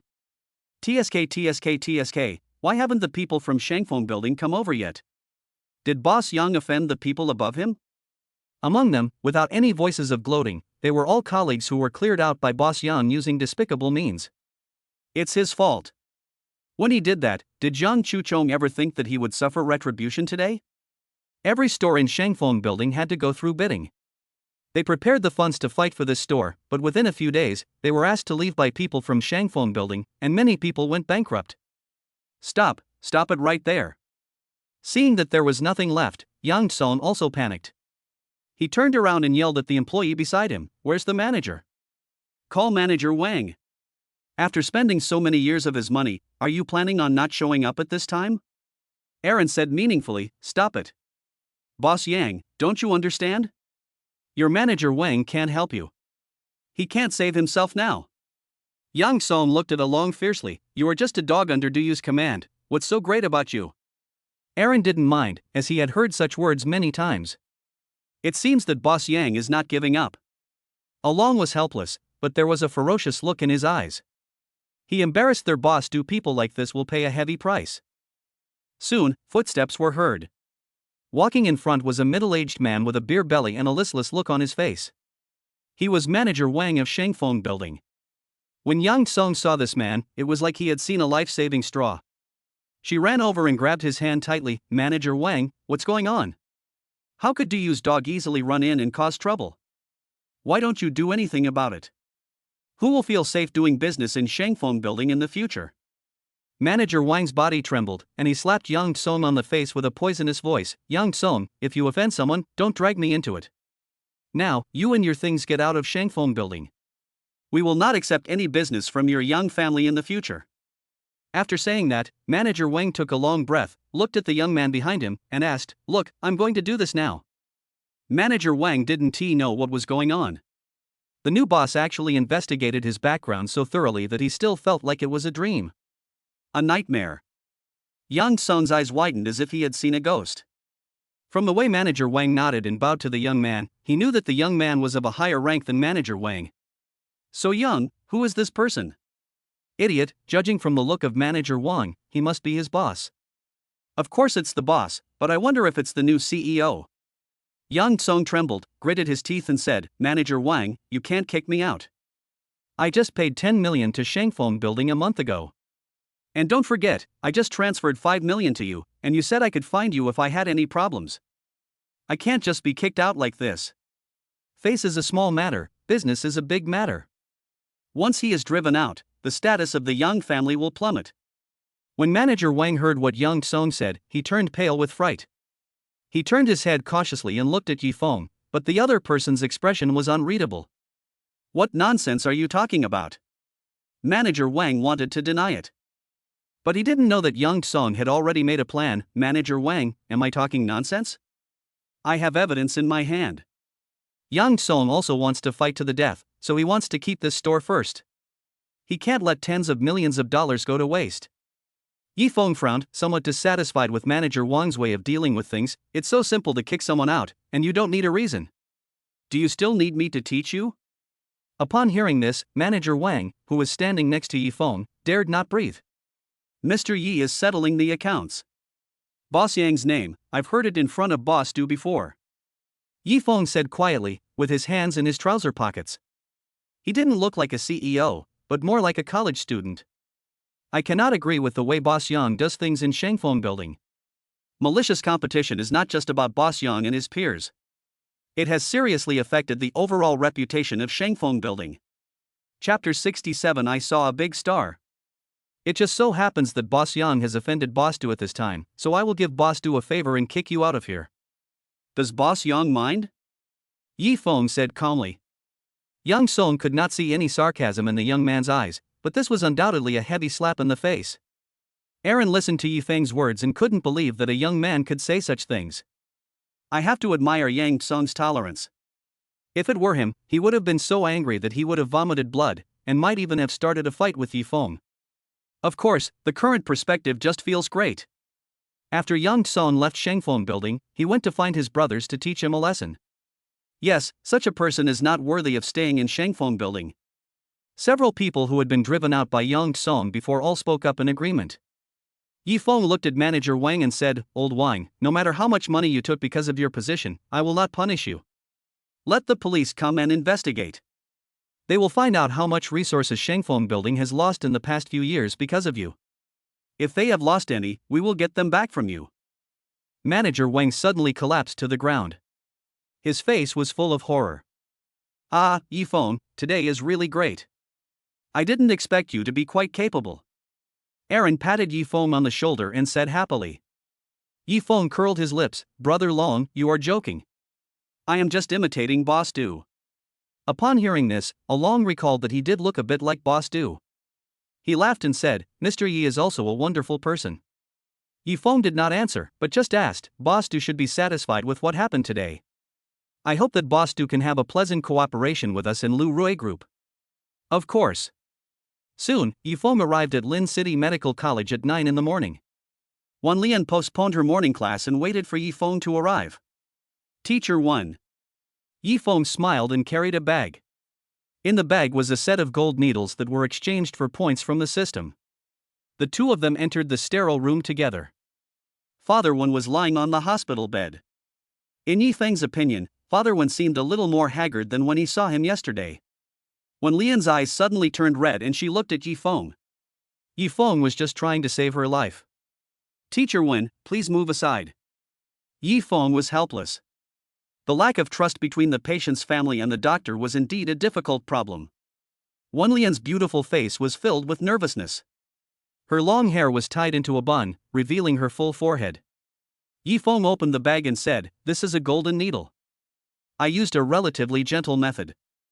Elder Wan can't bear the surgery. Open the cloth bag containing the golden needles. The golden needles are arranged in an orderly manner. There was a cold light on it. If it can heal people, it can also kill people. Medical skills slowly emerged from Yifeng's mind. Yifeng smiled and said, Teacher Wen and I have no grudges against each other, so don't worry. After saying that, Yifeng stabbed towards Mr. Wan's heart and lungs. Even though Wan Lian studied Western medicine, she knew that this guy's skills in Chinese medicine should not be underestimated. Steady hands and accurate eyes.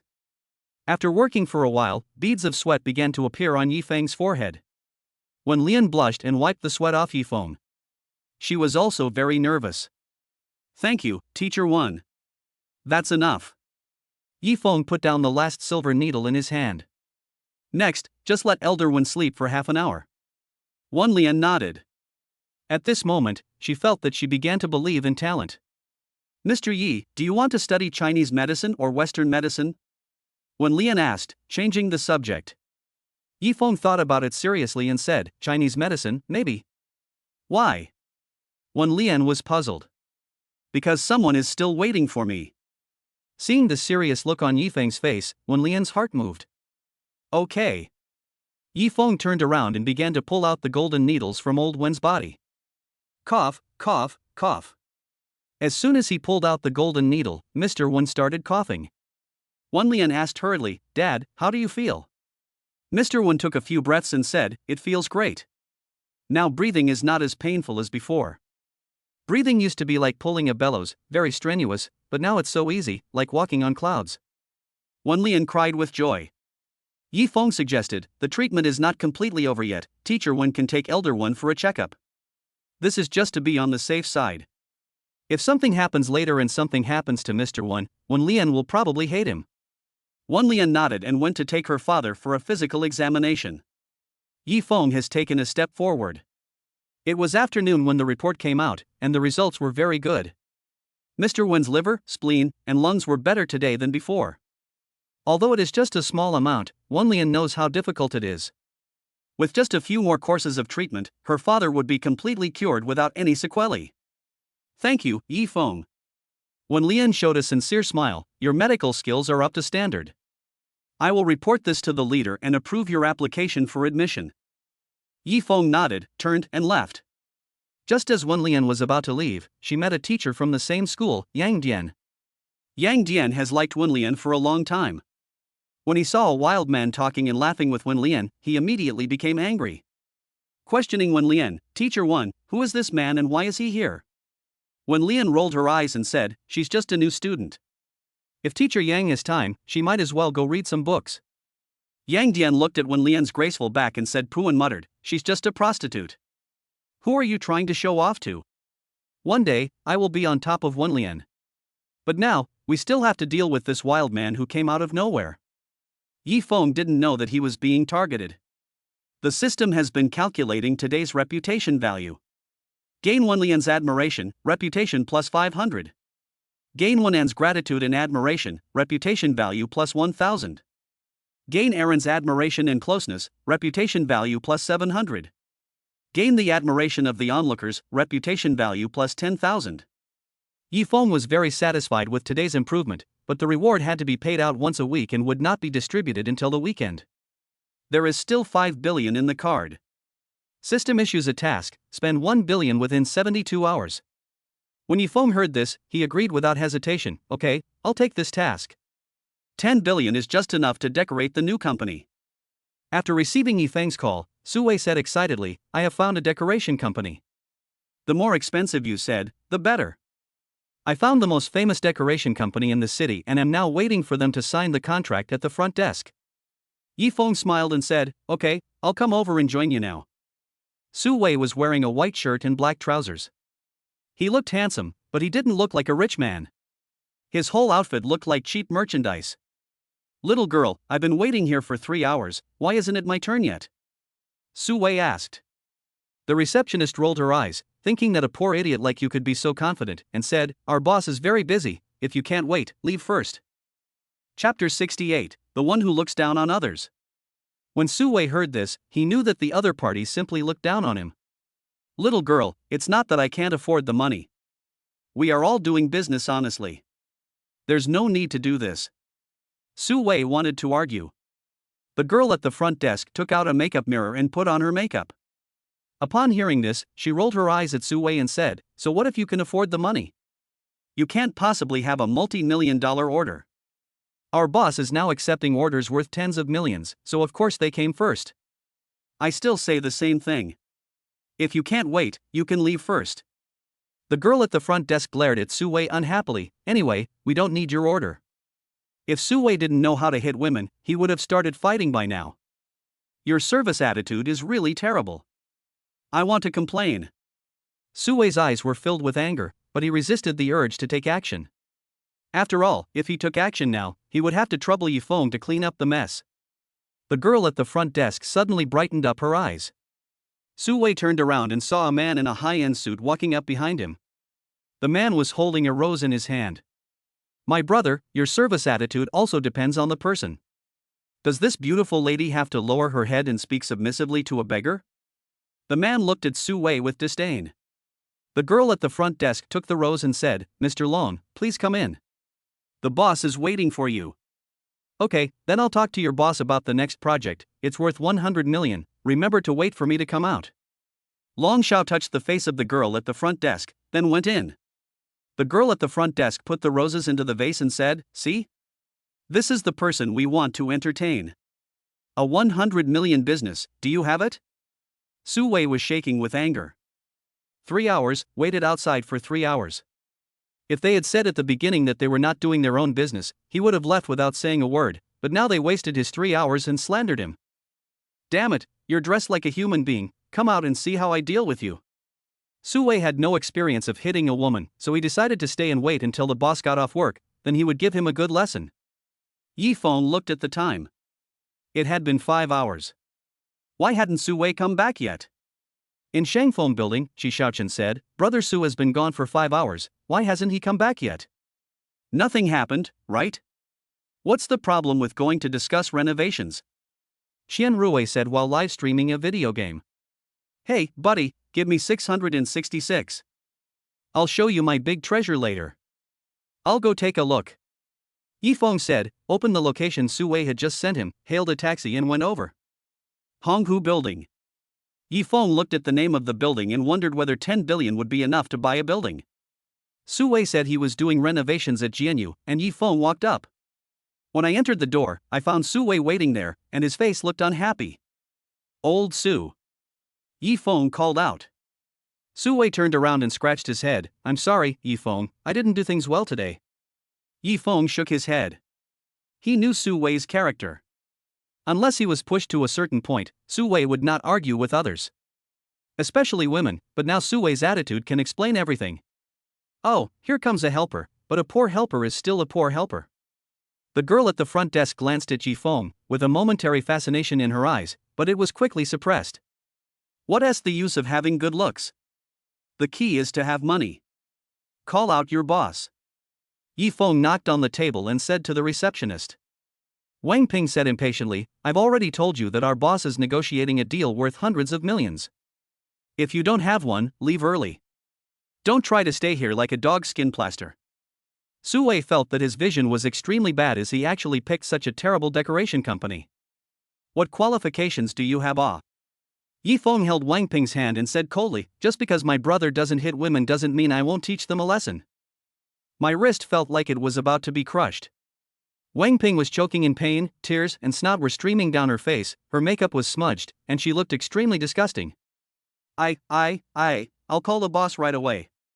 Wang Ping begged for mercy. Yifeng let go of her wrist with a cold face and wiped his hand with a tissue. Hiss. Soon, the call was connected. After Wang Ping finished speaking, the other party said, "Don't you know that young Master Long and I are discussing business? You are such a tactless person. You still want to meet the boss? Dream on." As soon as he spoke, the phone was hung up. Wang Ping looked at Yifeng helplessly and fearfully, afraid that he would hit her. "This man is so scary." Yifeng said, "Since the boss said he wants to see us, let's go in." Wang Ping was stunned. No, she had clearly turned on the hands-free mode just now. Su Wei knew Yifeng's plan, nodded and said, "Then let's go in quickly." Cheng Jian looked flattering, and nodded, and bowed to the young man in front of him, saying, "Don't worry, young Master Long, we will definitely complete this project and satisfy you." Young Master Long smiled and said, "Then it's settled. I'll give you a deposit of 30 million first." Yifeng rushed into the meeting room and interrupted their conversation. "Your project has been discussed, now it's time to talk about our business." He didn't want to do such an impolite thing, but since the other party didn't want to save face, why should he give him face? "Who are you? Get out now." Cheng Jian said immediately when he saw someone breaking in, "Where's the security? Get that person out now." Su Wei pointed at Cheng Jian and yelled, "It's you who made me wait outside for more than 3 hours in vain. Are you a wild boar reincarnated in this life, and do animal things? Chang Jian's face turned red with anger as he listened to Su Wei's insults. Yi Feng said, Boss Chang, you are just a general manager of GNU Decoration District. How can you be so powerful as to prevent my brother from meeting the boss? As soon as Su Wei arrived, he explained his purpose. Because he wanted to renovate Shangfeng building, Su Wei specified from the beginning that he wanted to meet the company's boss and let him be personally responsible for the project. I haven't even met the CEO of GNU Decoration, you two poor bastards. Long Xiao looked at the two of them and sneered, you should go home and daydream. Yi Feng frowned, it seemed that today's matter could not be resolved peacefully. I advise you to listen to me now, hand over the boss of your decoration company, and then you two get out, so that I can be more satisfied. Otherwise, when the time comes, what I want will not be so simple. Yi Feng said gloomily. Since they chose to be slapped in the face, he would oblige them. Mr. Chang, look at what these two poor boys are talking about. They must have fallen asleep. Why are they asking us to get out? Young Master Long laughed loudly. He hadn't seen such a wonderful show for a long time. Yi Feng stared at Long Xiao and said, did you fall into a daze? The result will be revealed soon. Chapter 69 Buying GNU for Decoration. Yi Feng called along. He didn't have the phone number of GNU Decoration's boss, so he could only ask someone else to contact him for him. Okay, Mr. Yi, don't worry. Aaron shook his head. He didn't expect that some people would go to such an extent these days. No wonder the scale of GNU's decoration could never be expanded. Yi Feng said, Along, thank you for your help. Long Xiao and Cheng Jian still looked disdainful, and asked Along to contact the boss. If he could contact the boss, he would be the boss of Shangfeng building. My time is precious. I don't have the time to waste it with you guys, said Long Xiao. Yi Feng looked at him, then you can go away first. You. Well, now that you've put it that way, I'd like to see if you can call the boss over. If not, you just have to lick my shoes clean. Young Master Long became more and more excited as he spoke. My shoes are made of cowhide. I'm afraid you've never seen someone like you in your life. Letting you lick them is a courtesy to you. When Su Wei heard him say this, anger boiled in his chest and he raised his fist and wanted to rush forward. Yi Feng stopped him and asked, What's your name, young master? Dragon. Young Master Long said proudly. Although his family is not top-tier wealthy, they do have some money. Yi Feng had never met or heard of anyone with the surname Long. Does young Master Long know Qian Haiyan do you, or has he joined DBC? Yi Feng asked. He just wanted to know where young Master Long's arrogance came from. To young Master Long, Yi Feng was just mocking him. His family is far from being able to come into contact with Qian Hai, do you, and the like, let alone enter DBC. After looking at the other party's expression, Yi Feng understood that he was just a small follower. Yi Feng smiled and said, Boss Chang, it seems that young Master Long is not a big shot. Be careful not to be cheated by his 100 million. Long Xiao looked grim, just because you can't come up with 100 million doesn't mean I can't. A trace of guilt flashed across his face. Yi Feng smiled slightly and said nothing, waiting for the boss of GNU Decoration to come. Soon, a middle-aged fat man with a bald head and a beer belly came running over. He was wearing a white shirt with his suit unbuttoned. He received a call from Brother Long and was severely scolded, saying that there was a young man named Yi Feng waiting for him outside and he dared to leave him alone. Mr. Wang was flirting with someone on the bed at the time. He was caught off guard by this and was so scared that he rolled to the ground. He hurriedly put on his clothes and ran over. Mr. Yi, you must be Mr. Yi. Mr. Wang is a smart man. He knew at a glance that Yi Feng was the person that Brother Long called to talk about. Yi Feng raised his eyebrows, Boss Wang? Yes, my last name is Wang. Mr. Wang said, wiping the sweat from his forehead. Which company would you like to renovate, Mr. Yi? Mr. Wang hurriedly led the person into the conference room. Yi Feng looked at Long Xiao and said, I'm not busy. Please wait for a moment, Mr. Wang. After saying that, he looked at Long Xiao and said, now that I have called the people here, shouldn't you also fulfill the bet? Young Master Long's face turned pale. He didn't expect that Yi Feng actually called the other person's boss over. Cheng Jian on the side was already frightened out of his wits. This young man called the busy boss over with just one phone call. The boss was still in a hurry and seemed to be very anxious. What kind of huge energy does this young man have? He is regretting it so much now. What is there that Mr. Wang doesn't understand now? These two idiots in front of him have offended Yifeng. He knew Brother Long, so Mr. Wang naturally didn't dare to say what it was. Long Xiao tried to remain calm. What bet? I only told you what would happen if you didn't call me, but I didn't tell you what would happen if you called me. Yifeng smiled faintly. You are right, but what I want to say now is, if I call you, then you should lick your shoes clean. Although he was smiling, there was no trace of smile in Yifeng's eyes. What he said made Long Xiao and Cheng Jian feel a chill in their spines for no reason. Su Wei applauded. Yes, that's right. We called Mr. Wang here, and you have to lick your shoes clean. As he said that, Su Wei rolled up his sleeves and said, if you don't want to, I can help you. Long Xiao subconsciously took a few steps back and shouted, do you know who my father is? If you do this, I will let my father kick you out of Lin City. Su Wei glanced at Yifeng, and seeing that his expression remained unchanged, he knew he was confident. Come on, just call your father over. Su Wei said, old and young are all the same, so let's go together and avoid wasting time. Okay. Young Master Long pointed at the two of them with a sinister look on his face and said, just wait for me. Yifeng nodded and said to Mr. Wang, then let young Master Long make a call first, and we will talk about the decoration.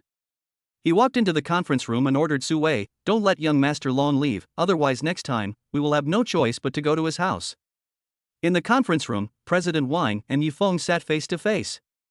When they were alone, Mr. Wang realized that Yifeng's aura was so powerful. It made him a little breathless.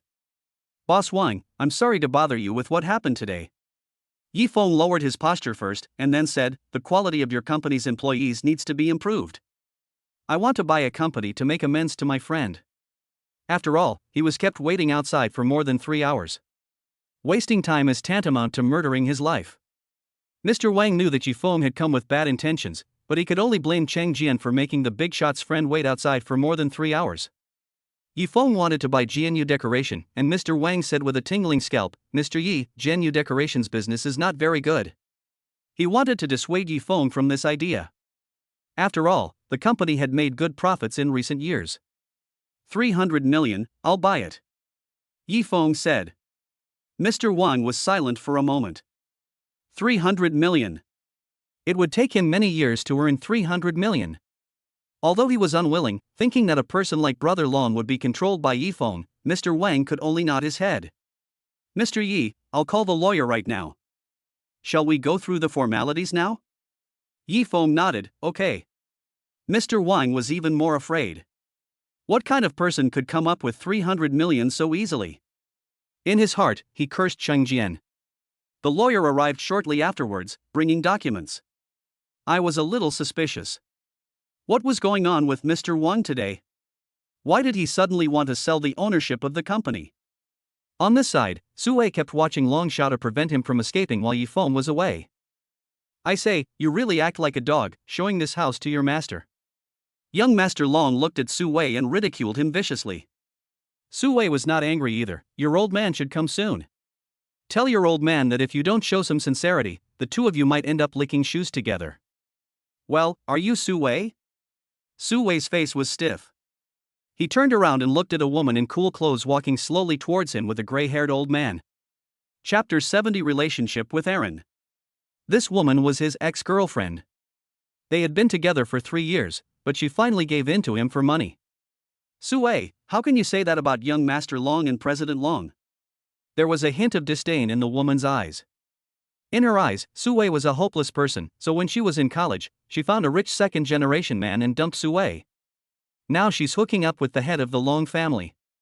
Even though she's just his lover, she earns him 100,000 yuan a month, which is much better than staying with this poor boy.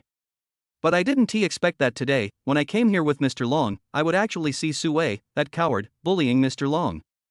Su Wei sneered, Liang Wei, I didn't expect you to be so lowly as to accompany an old man? Liang Wei hugged Mr. Long's arm and said tenderly, I really love Mr. Long. Love is not limited by age. Su Wei had long known about his girlfriend's so-called personality.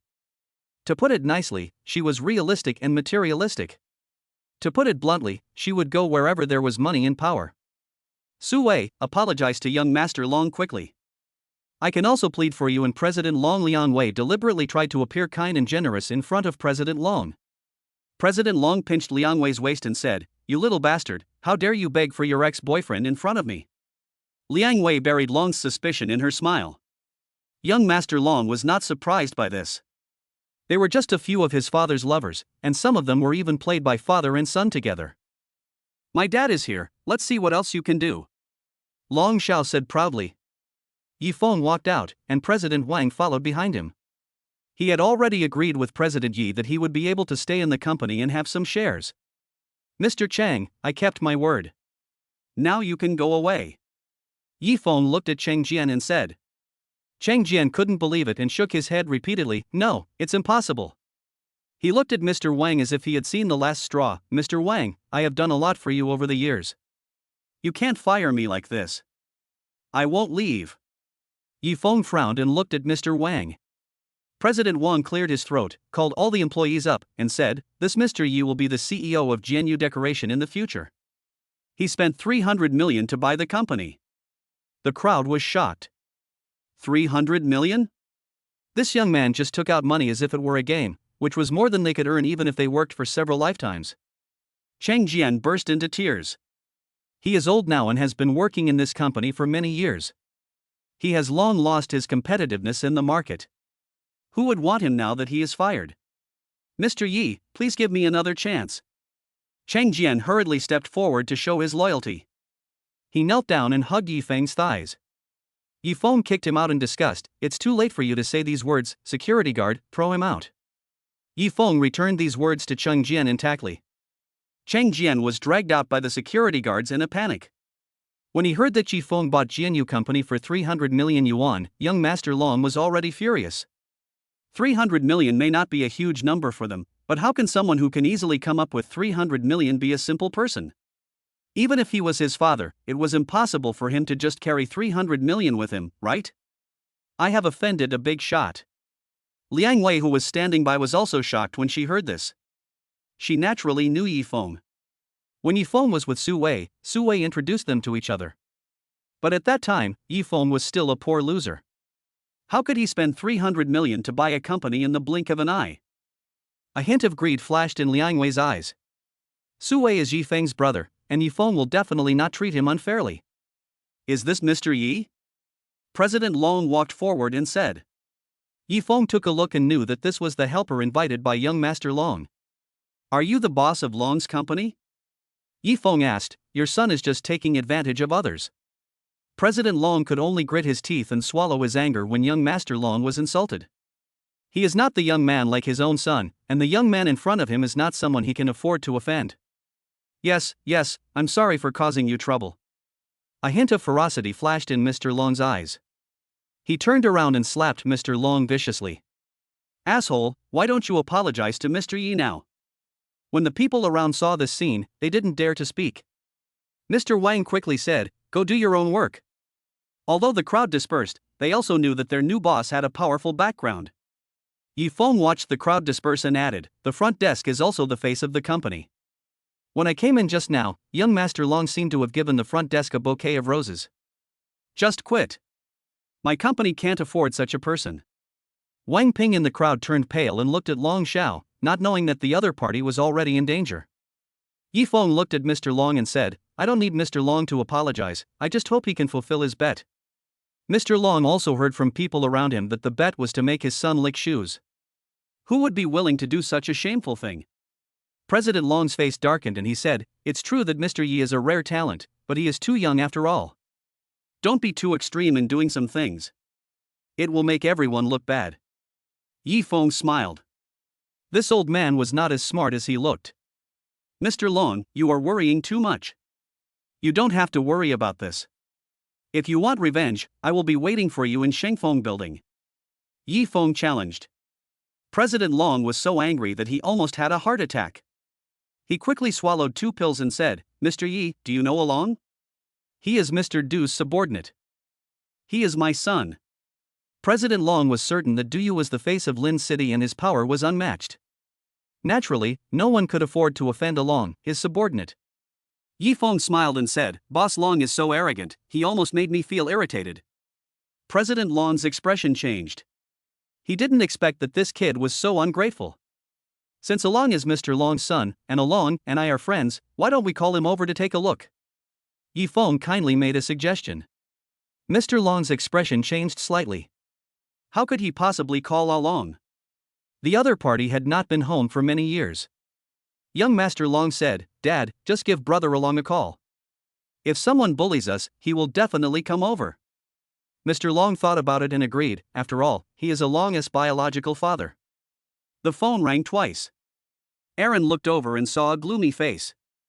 It turned out to be the old man and his family. "Aaron, we have something to do at GNU Company. Please come over here. There is a Mr. Yi who wants to see you."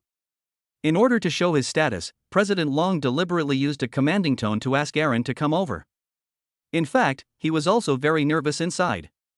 Aaron originally didn't want to pay attention to this person, but when he heard Mr. Yi, "I know, I'll be right over." President Long smiled widely. "Young man, I advise you to leave now, or you won't be able to leave when Aaron comes." There was also a smug look on Long Xiao's face. Although he didn't like his half-brother, it seemed that his stupid brother was still of some use. Aaron arrived quickly, and because Mr. Long was facing the door, he saw it immediately. He walked over with a cautious and proud look on his face. After all, he was also Mr. Du's subordinate. "Aaron." Mr. Long wanted to talk a little more, but Aaron just ignored him and brushed past him. He walked to Yifeng and respectfully called out, "Mr. Yi." Chapter 71 Need a Reason. Seeing how respectful Aaron was to Yifeng, everyone almost dropped their jaws in shock. Even Mr. Wang, knowing that Along and Yifeng knew each other, thought that they had an equal relationship. Now it seems that Yifeng is completely superior to Along. "Mr. Yi, Boss Du is very grateful for your kindness. I hope to invite you for tea." The next second, Aaron dropped another depth charge. "Yifeng and do you know each other?" Mr. Long now realized that his son did not come because of his face, but because of Mr. Yi. Yifeng smiled and said, "How could I refuse Boss Du's invitation?" Aaron smiled with satisfaction and glanced at the people around him with a cold face. Mr. Yi and Boss Du have cooperated many times, and Shangfeng Building is also Mr. Yi's property. I didn't expect that today someone would want to offend Mr. Yi. Don't you want to live anymore? Along had done a lot of dirty things under Du Yu's command in the past. When he said this, everyone lowered their heads in fear, fearing that Yifeng would settle the score with them. Aaron sneered and dragged Long Xiao out. "Are you going to die if you don't apologize to Mr. Yi?" Young Master Long could only say, "I'm sorry, Mr. Yi. I'm too ignorant and don't know what's good for me." Yifeng frowned. Young Master Long is not sincere enough. Mr. Long on the side had already lost his courage. He was a young man who could easily come up with 300 million yuan, had a close relationship with Boss Du, and owned Shangfeng Building. What kind of behemoth is this? Mr. Long couldn't imagine it. If Liang Wei hadn't supported him, he would have collapsed to the ground. There was a flash of disdain towards President Long in the two's eyes. "I thought he was capable of something so great, but this is all?" Yifeng looked at Long Xiao. Mr. Long moved his lips and said, "Along, he is your brother after all, just ask Mr. Yi for mercy." Aaron glared at him and said, "Mr. Long, I have severed ties with the Long family. He is no longer my brother." "No, he never was." Yifeng didn't expect that Along and the Long family still had a love-hate relationship, but now it seems that Along should have completely let it go. "Boss Long, since young Master Long is unwilling, I have another idea." Yifeng said, "I am very interested in the Long family's clothing. I want to buy some and take a closer look at young Master Gui's operating methods." Mr. Long's face turned pale with shock. If it weren't for the Long family, would they be left starving? Besides, those old guys in the company won't let him go. Of course, if young Master Long is willing to fulfill the bet, I can consider letting Long go. After hearing this, it is clear which is more important. Long Xiao was dragged in front of Yifeng by his father and said, "You caused this trouble, so you have to solve it yourself." Young Master Long looked at Mr. Long in disbelief. "Dad." Young Master Long knew that he couldn't escape this disaster today.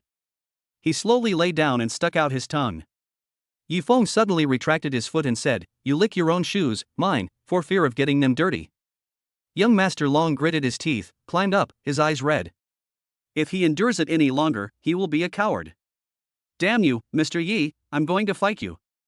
Young Master Long clenched his fist and was about to hit Yifeng. Along was standing next to Yifeng. He easily caught Long Xiao's fist and twisted it downwards. "Ah!" A miserable cry came from Long Xiao's mouth, and his arms fell limply. "It seems that Long always doesn't want to consider this," Yifeng said faintly. Aaron understood Yi Feng's meaning and immediately sent someone to acquire Long's company. Mr. Yi, this has nothing to do with me. I'll leave this brat to you. Please let me go. Mr. Long began to beg for mercy, looking at Mr. Long hatefully. This brat only caused trouble all day long, and this day finally happened to him. He looked at Aaron hopefully, hoping that he would speak to him. I'm sorry, Mr. Long. You like to kill everyone, and I like to kill everyone too. Within half an hour, Aaron received a call that the acquisition of the company was completed. Yi Feng was very satisfied, but he also felt that his power was insufficient. He couldn't ask to use men to handle this every time. Su Wei still needs to grow up. After visiting the decoration company, Yi Feng directly spent 1.1 billion to acquire 2 companies. Su Wei was surprised by his wealth and power. Yi Feng, you've really made it. Su Wei exclaimed. Yi Feng patted his shoulder and said, follow me and work hard, and we will get rich together. Okay. Su Wei let out a sigh of relief, smiled and said, let's go have a good meal at Ma Xiao today. I'll treat you. Yi Feng nodded, it's your treat, let's go to that food stall. The two walked towards their destination. Liang Wei left after seeing the pale-faced Mr. Long. Mr. Long is no longer valuable now, but it is her ex-boyfriend who makes her look at him in a new light. After asking people, I found out that the two of them actually went to a food stall. A trace of disdain flashed in Liang Wei's eyes. She was still a loser at heart. Even though she had money, she still went to such a low-class place. She rolled her eyes, went to a clothing store and bought a white dress, then removed all the heavy makeup on her face, revealing a charming and pitiful face. Wow, so refreshing. Yi Feng took a big sip of beer and let out a breath. Su Wei chuckled and said, Brother Yi, now that you have money, what do you plan to do in the future? Yi Feng seemed to have never thought about this question at all. Let's leave it at that for now. Now I just want Wei Wei to wake up. Yi Feng was feeling a little depressed. Su Wei blamed himself, Brother Yi, this is all my fault. If I hadn't. Lin Feng smiled and said, why should I blame you? This was done by Chen Duo. I will settle this account with you sooner or later. There was a ruthless look in Yi Feng's eyes. The reason he didn't take action against Chen Duo before was not because he was afraid, but because he couldn't find any reason why Chen Duo targeted him. Without finding a reason, he didn't dare to act rashly for fear of alerting the enemy. Suddenly, a flash of white appeared in front of my eyes. The woman held Su Wei's hand with a smile on her face, but Su Wei's expression looked very ugly. Yi Feng smiled and said, Su Wei, peach blossoms are coming. He didn't recognize that this woman was Su Wei's ex-girlfriend. Liang Wei, what are you going to do? We have broken up. Su Wei shook off Liang Wei's hand fiercely. He had always been attracted by Liang Wei's pitiful temperament. When Yi Feng heard this name, disgust appeared on his face. After they broke up, Su Wei went to ask Liang Wei for forgiveness, but this woman was a materialistic person and hurt Su Wei badly. He was hospitalized. Now that Su Wei has become successful, she comes to pester him again. Liang Wei, Su Wei has a girlfriend, so stop bothering him. Yi Feng warned. Su Wei knew that Yi Feng was making excuses for him and did not refute. Liang Wei said unsatisfiedly, impossible, he was so devoted to me at the beginning, how could he have a girlfriend? The subconscious words made Su Wei's face even uglier. It turned out that he was just a bootlicker in Liang Wei's heart before? How is it impossible? His girlfriend is Boss Du's daughter. How can you compare to her? Yi Feng said coldly. Chapter 72 The Eve of the Slap. Boss Du's daughter? Hearing Yi Feng's words, not only Liang Wei was shocked, but Su Wei was also shocked. Yi Feng smiled and said, Liang Wei, you didn't cherish Su Wei well back then. It's too late to run back now. Liang Wei clutched her sleeves tightly and looked at Yi Feng. Yi Feng, you are just Su Wei's brother, you'd better not get involved in the affairs between him and me. She didn't believe that Su Wei had let it go. As long as Yi Feng was not around, she could coax this silly boy Su Wei and he would definitely soften his heart. Su Wei smiled bitterly, Liang Wei, I have a girlfriend, so let's go our separate ways from now on. Don't come looking for me anymore. After saying that, Su Wei shook off Liang Wei's hand and left. Liang Wei stomped her feet unwillingly. There was still a long time to go. As long as she stuck to Su Wei, she didn't believe that there would not be a day when she would succeed. Yi Feng took Su Wei back to Shangfeng building. Qi Shaochen came up and asked, Brother Yi, Brother Su, are you okay? When she was in the building just now, a group of people suddenly came and she was startled. Later she found out that Yifeng actually bought a decoration company. Su Wei chuckled and said, "With Brother Yi here, nothing can happen." "Where is that kid?" Yifeng looked around and saw that Qian Rui was not there. "He went to school." Shi Shaochen said, "The teacher came to see him just now." You will never guess what school Qian Rui attends. It is actually a key high school affiliated with Linshur First Medical University. I didn't expect this kid's grades are quite good. It's not easy to get into this affiliated key high school. Even if you have money, you still need good grades. Qian Rui put his hands in his pockets and followed a middle-aged woman into the school. I learned this posture from my big boss. The middle-aged woman wearing black-framed glasses entered the classroom and said angrily, "Qian Rui, look at how many times you've skipped classes this semester. If you continue like this, don't take the high school entrance exam. Get out of this school right away." Qian Rui ignored him and walked straight to a seat. The boy next to him secretly stretched out his foot, trying to trip Qian Rui. Qian Rui looked at him as if he was an idiot, then stepped on him. The boy screamed in pain and complained to the teacher, "Teacher, Qian Rui stepped on me." The students in this school are either rich or noble. Even the students who are admitted without tuition are all placed in one class. Okay, teacher. No matter how many times you say it, I won't listen anymore. Save your breath and start teaching. Qian Rui said indifferently. The woman was raised up, gritted her teeth and said viciously, "Qian Rui, call your parents tomorrow. If they don't come, I will call the principal myself and report this situation." Qian Rui shrugged indifferently, but he was thinking frantically in his heart, should he call Shi Shaochen over tomorrow? It is too unrealistic to invite his father over. If people knew he was like this at school, he would probably be beaten up when he got home. The next day, Yifeng went to Lin City Medical College to give Wen Lian's father an acupuncture treatment. "Mr. Yi, thank you for your help." After Yifeng gave her father acupuncture, Wen Lian carefully performed a comprehensive examination on her father and found that her father's internal organs were slowly beginning to regain vitality. Although the effect was weak, it was indeed effective. Wen Lian couldn't understand why such a capable man didn't graduate from a specialized medical school, but this man was indeed talented. The Linshur golden finger that Yifeng had obtained before had a validity period of 1 month, and of course it could be maintained by 3 points per day. 2 hours later, Yifeng finished the acupuncture. Father Wen took a breath of air and felt like he was alive again. He hadn't breathed so easily in many years. He looked at Yifeng, and something in his mind came to his mind. He shook his hand and said gratefully, "Young man, thank you so much, you saved my life." Yifeng quickly shook his head. Old One was really polite. He would say such words every time he gave acupuncture. But it was obvious that he was serious this time. "Does Xiao Ye have a girlfriend?" Mr. Wen asked with a smile. Wen Lian naturally understood what her father meant, and a blush appeared on her cheeks. To be honest, Yifeng is tall and handsome, he dresses well, has medical skills that can save his father, and he is humble and low-key. It can be said that he satisfies many people's fantasies about the Prince Charming.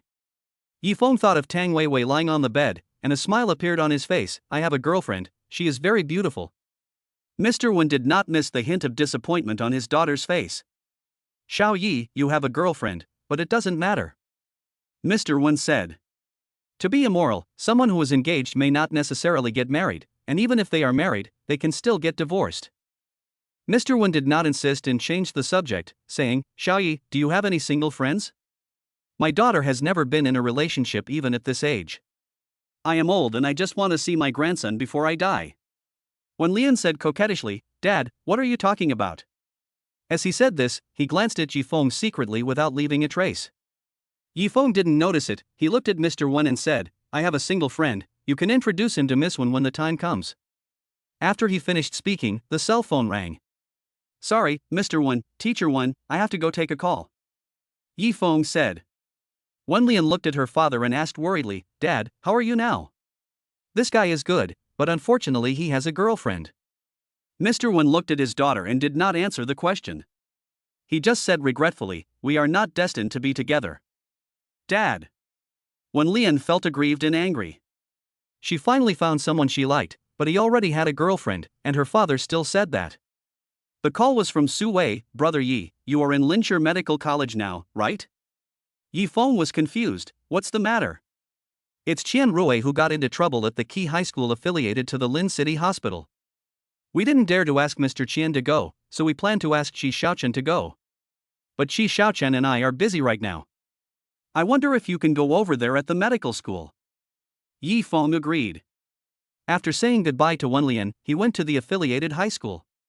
Qian Rui was waiting alone at the school gate with his hands in his pockets. There was a lollipop in his mouth. What's going on? Yi Feng walked over.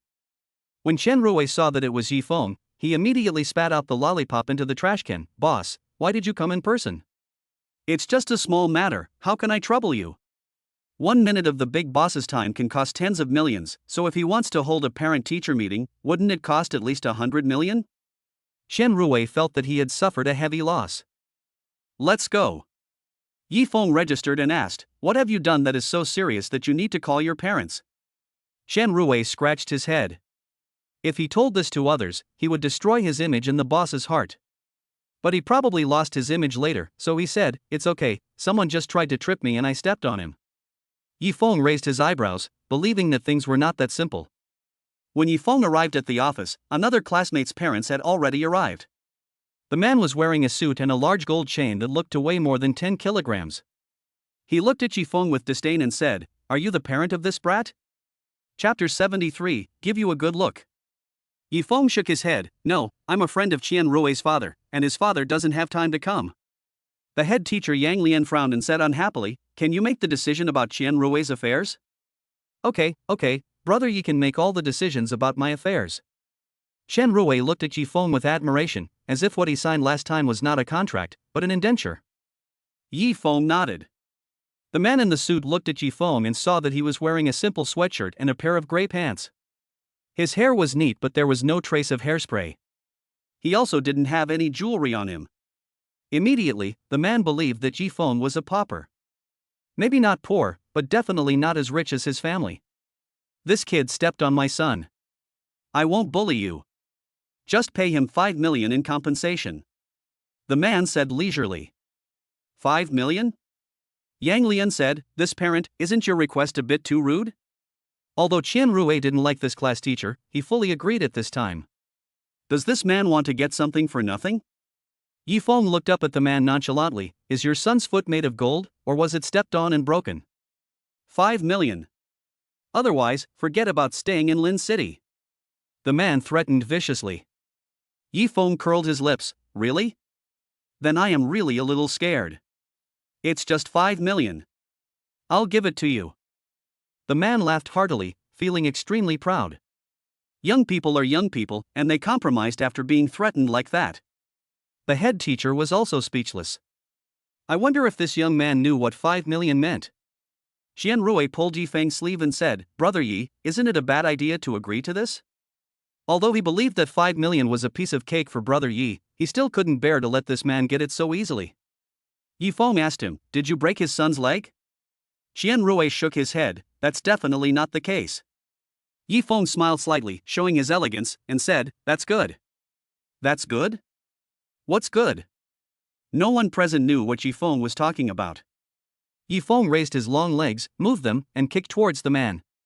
After the man fell, he slid back more than 10 meters and stopped only after hitting the wall. Everyone in the office was stunned. Ah! The timid woman was frightened and stared blankly.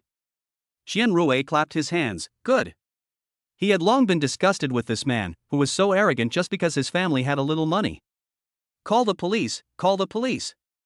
Yi Feng turned a deaf ear. Qian Rui admired the boss's confident attitude. The man was kicked, and the sound of his broken ribs made everyone shudder. This seemingly young and gentle man is really scary. The police arrived quickly with an ambulance. Several people carried the man who had fallen to the ground up. Mr. Yi, please come with me, said the leading police officer. Yi Feng cooperated and got into the car, then went to the hospital with the police to have the man's injuries examined. After assessment, the man was found to have a level 10 disability. The leading police officer Li He looked at Yi Feng, and Yi Feng smiled, how about this, I go and apologize to Mr. He and compensate him. Coincidentally, the man surnamed He was admitted to the same ward as his son. Yi Feng walked in and Qian Rui followed behind him. He wanted to see Mr. Yi slap someone in the face. He Jian was lying on the bed, his face pale. When he saw Yifeng, his eyes were full of hatred. Mr. Police Officer, arrest him immediately. He dared to do such a heartless thing in public. We must not tolerate it. Yifeng curled his lips, smiled and said, What law have I broken? You didn't break any law. You kicked me and broke my ribs. The man wanted to get up and fight Yifeng to the death. The leading police officer gave Yifeng a warning look. Mr. He, please don't get excited. The young policewoman quickly advised. Qian Rui was somewhat indignant. These police officers sided with this man even though they had no idea of the whole story. Yifeng smiled and said, You want me to compensate you 5 million? I thought about it and realized that your son's leg injury is only worth 1 million at most. But in this case, aren't you suspected of blackmail? So I'll do your thing. I kicked him and broke a rib, which is a level 10 disability. According to the law, I can be compensated with 7 months' salary. I checked your jewelry store. The monthly revenue, excluding costs, is only 450,000. This is the peak period. 7 months is 3.15 million. Add your son's expenses and it's 4.15 million. The remaining 850,000 is your medical expenses. I've already transferred the money. Yifeng smiled slightly, his eyes revealing a bone-chilling coldness. But I advise Mr. He to use his brain to think more about what he does in the future, and not to make decisions without thinking. After all, there are many more powerful people than you in this world, and not everyone has the same good temper as me. He Jian was so frightened that he couldn't speak. Qian Rui was relieved, it's what he deserves. Yifeng glanced at him. This kid, He Jian didn't hurt him at all, so why did he look so indignant? Qian Rui said, I just hate his self-righteous look, especially when he dares to look down on Brother Yi. Looking down on Brother Yi is looking down on me. Yifeng suddenly felt that this kid had a promising future. If he could be trained well, he might be able to reach the level of Long Suwei was loyal, but he still lacked some abilities, especially in terms of social skills, probably because he lacked confidence.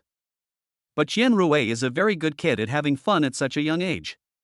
Li He looked at the two people who were talking happily and reminded them, even if you have money, you shouldn't be so arrogant. Come with us. Yifeng nodded and signaled Qian Rui to call Su Wei to resolve the issue. You can go into the police station, but you can't have any stains on your body. The few people ignored He Jian, who was frightened out of his wits, and just left. It was Qian Rui's first time riding in a police car, and he said excitedly, When I buy a car, I'll paint it this way, too. The police officer driving the car chuckled and said, Boy, you are trying to break the law. Qian Rui touched the handcuffs with a hint of obsession in his eyes. Yifeng asked, Want to be a policeman? Qian Rui shook his head, I know my own grades. I can do a small live broadcast for fun, but my grades are not good enough for a professional police academy. Li He, who was sitting in the passenger seat, didn't want to lose such a good seedling. After all, connections were needed in many places. This underage boy had a strong backing.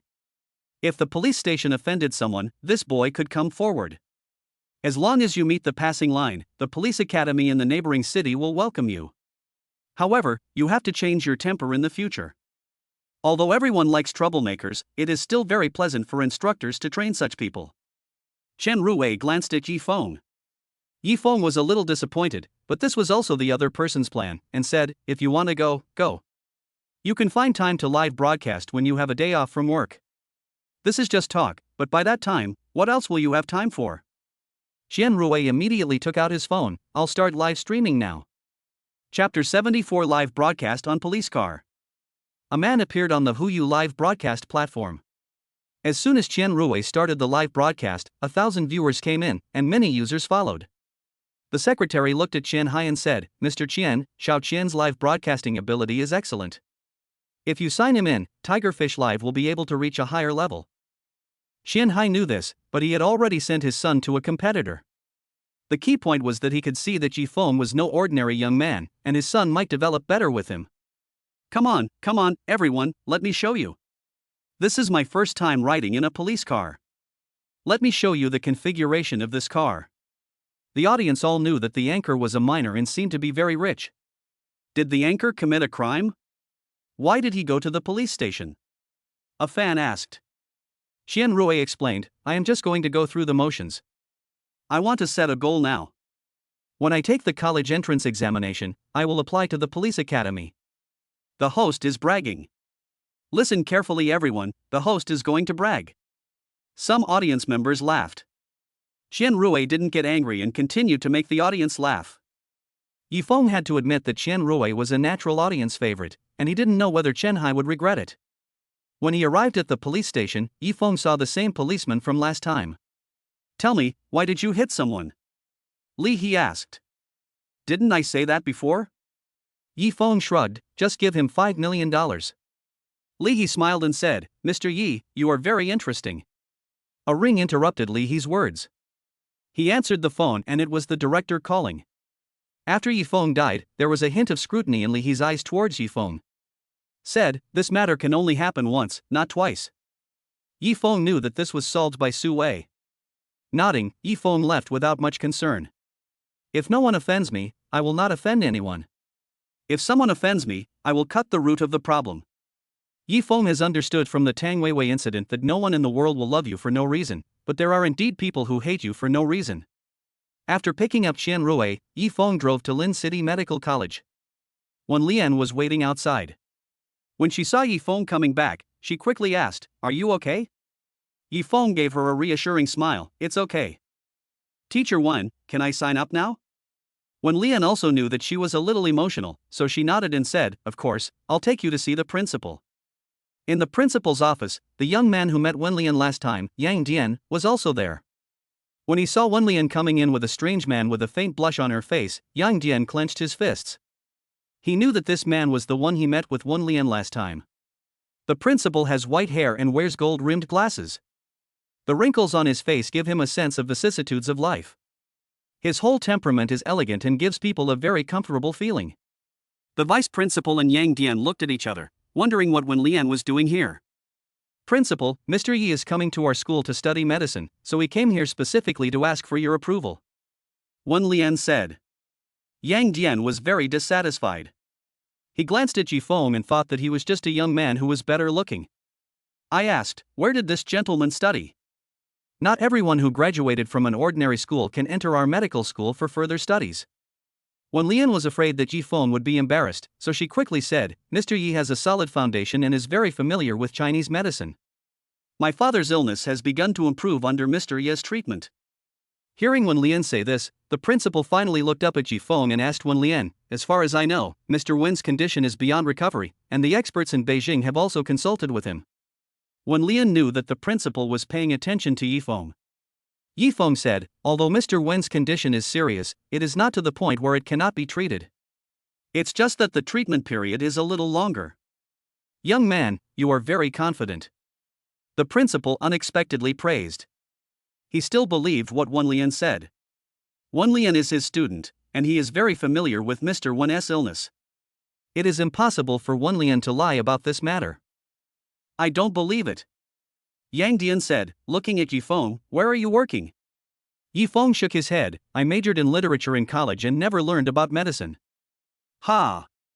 Yang Dian found it ridiculous for a moment. Wen Lian, are you stupid? A college student who has never studied medicine cured Mr. Wen? This is really ridiculous. Don't be fooled by this liar.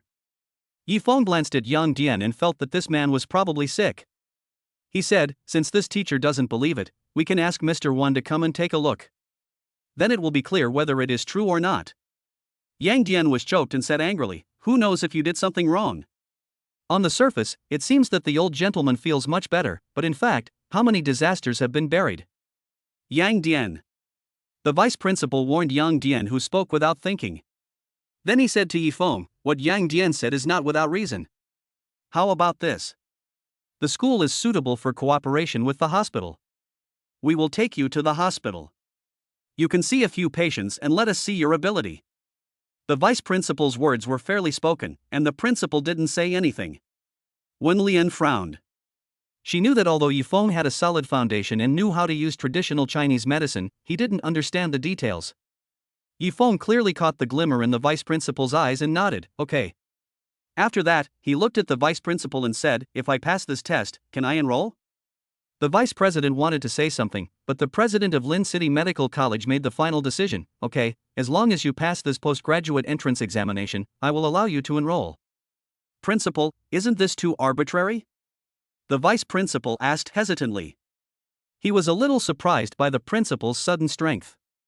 Chen Han, I have the right to make the decision for a student. The principal looked at Chen Han and said. The vice principal was so excited that he broke out in a cold sweat. Of course, of course. Chen Han? His surname is Chen. What is the relationship between this guy and Chen Duo? Yifeng thought about it and asked, the vice president's surname is Chen. Is he acquainted with Chen Duo, the young master of the Chen family? His tone was calm, and there was no sign that he had any grudge against Chen Duo before. Only then did Chen Han look at Yifeng seriously. This guy was actually related to Chen Duo? I'm his second uncle, Chen Han. The vice principal asked tentatively, are you and Chen Duo friends? If that was the case, he should be thankful that he had a good attitude just now. Yes, he and I are good friends.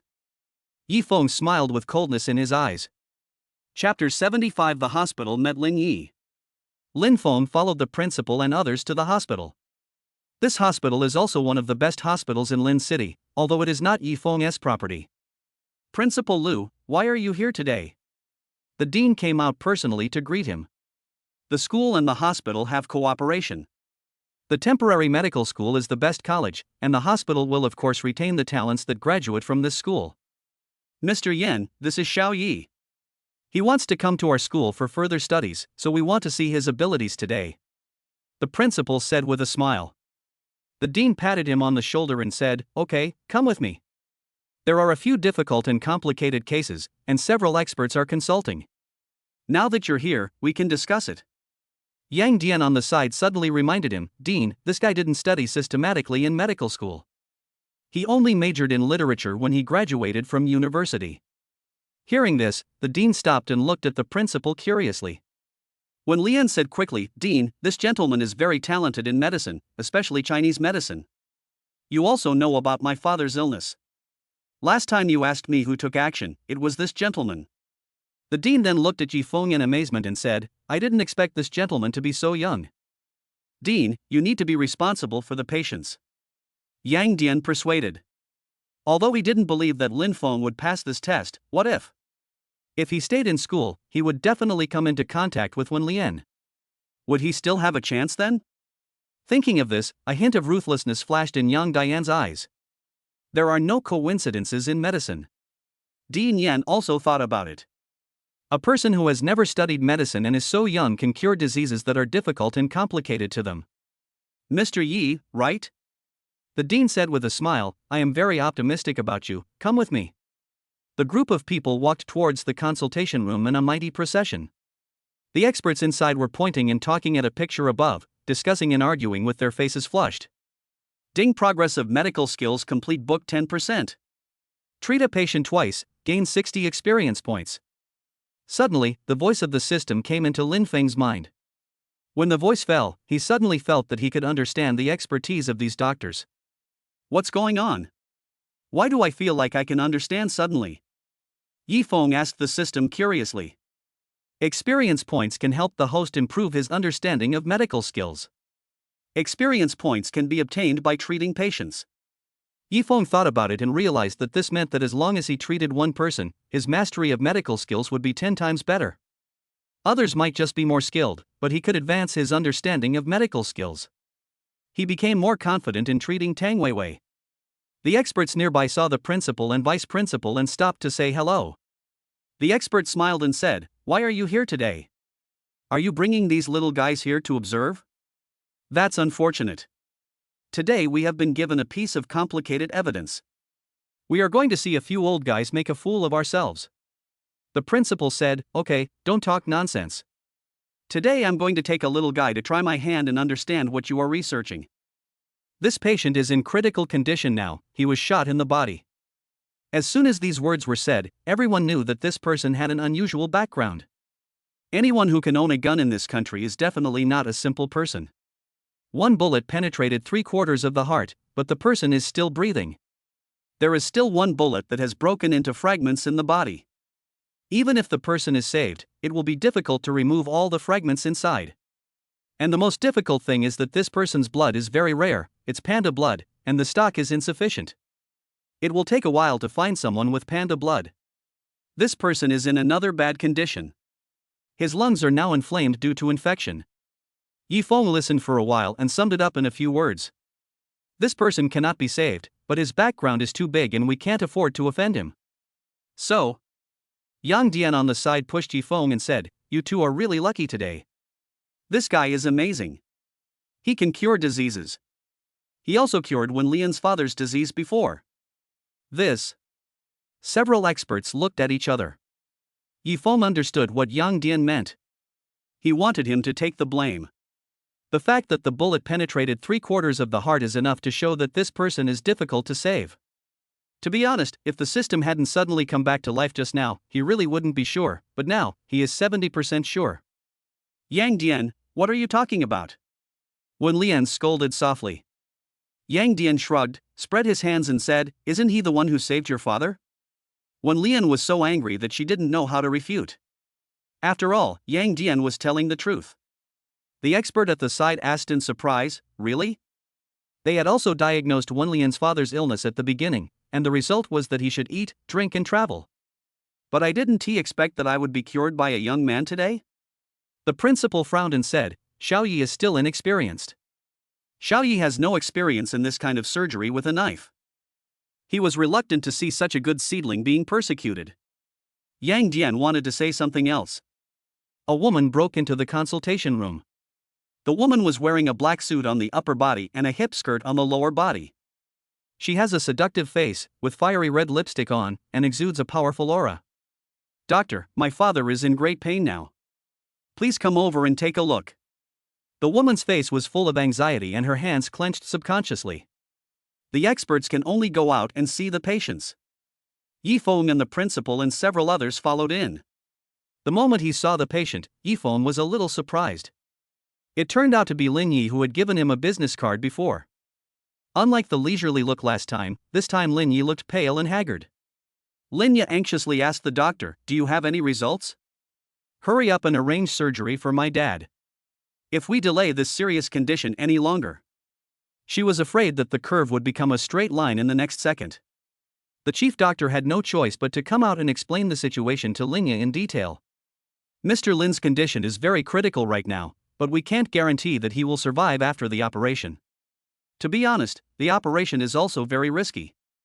Ms. Lin, your blood type does not match Mr. Lin's, and the operation is very difficult, so..." Lin Yi covered her mouth and sobbed.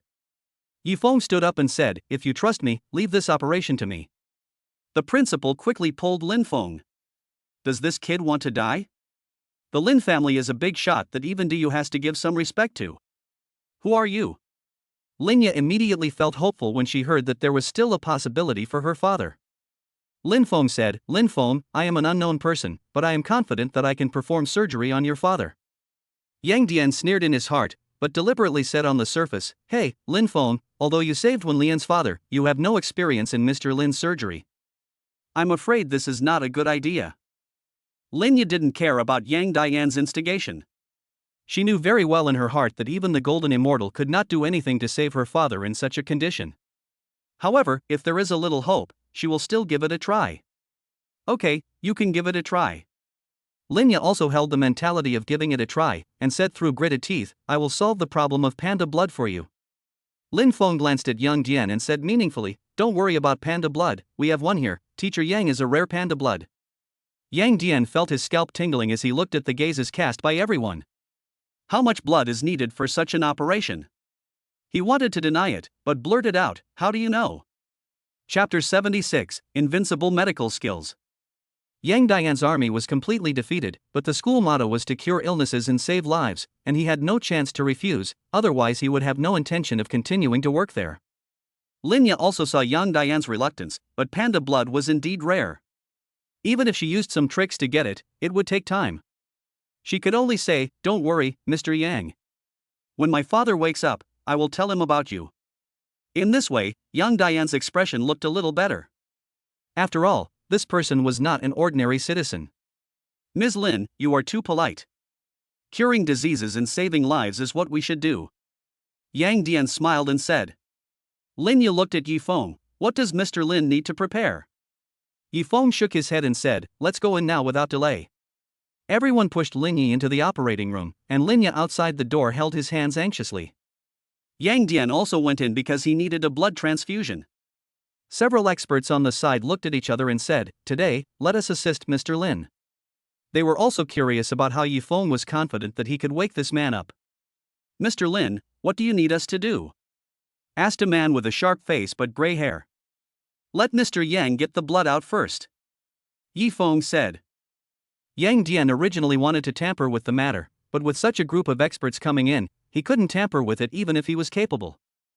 Otherwise, it would be tantamount to showing off one's skills in front of an expert and bringing trouble upon himself. After a blood test, it was confirmed that Yang Dian's blood type did match that of Mr. Lin on the bed. Yifeng cut open the skin on Linya's chest, layer by layer. The people around watched carefully. To be honest, if they hadn't seen it with their own eyes, they would have found it hard to imagine that someone's hands could be so steady. The location of the neutron bullet was indeed a headache, but Yifeng still slowly took it out. "Oh no, my heart stopped beating," someone exclaimed. Yifeng pursed his lips and continued to sew the wound carefully. Only after the wound was sewed did he start first aid measures. The electrocardiogram became fluctuating again. Yang Dian's malicious smile froze on his face.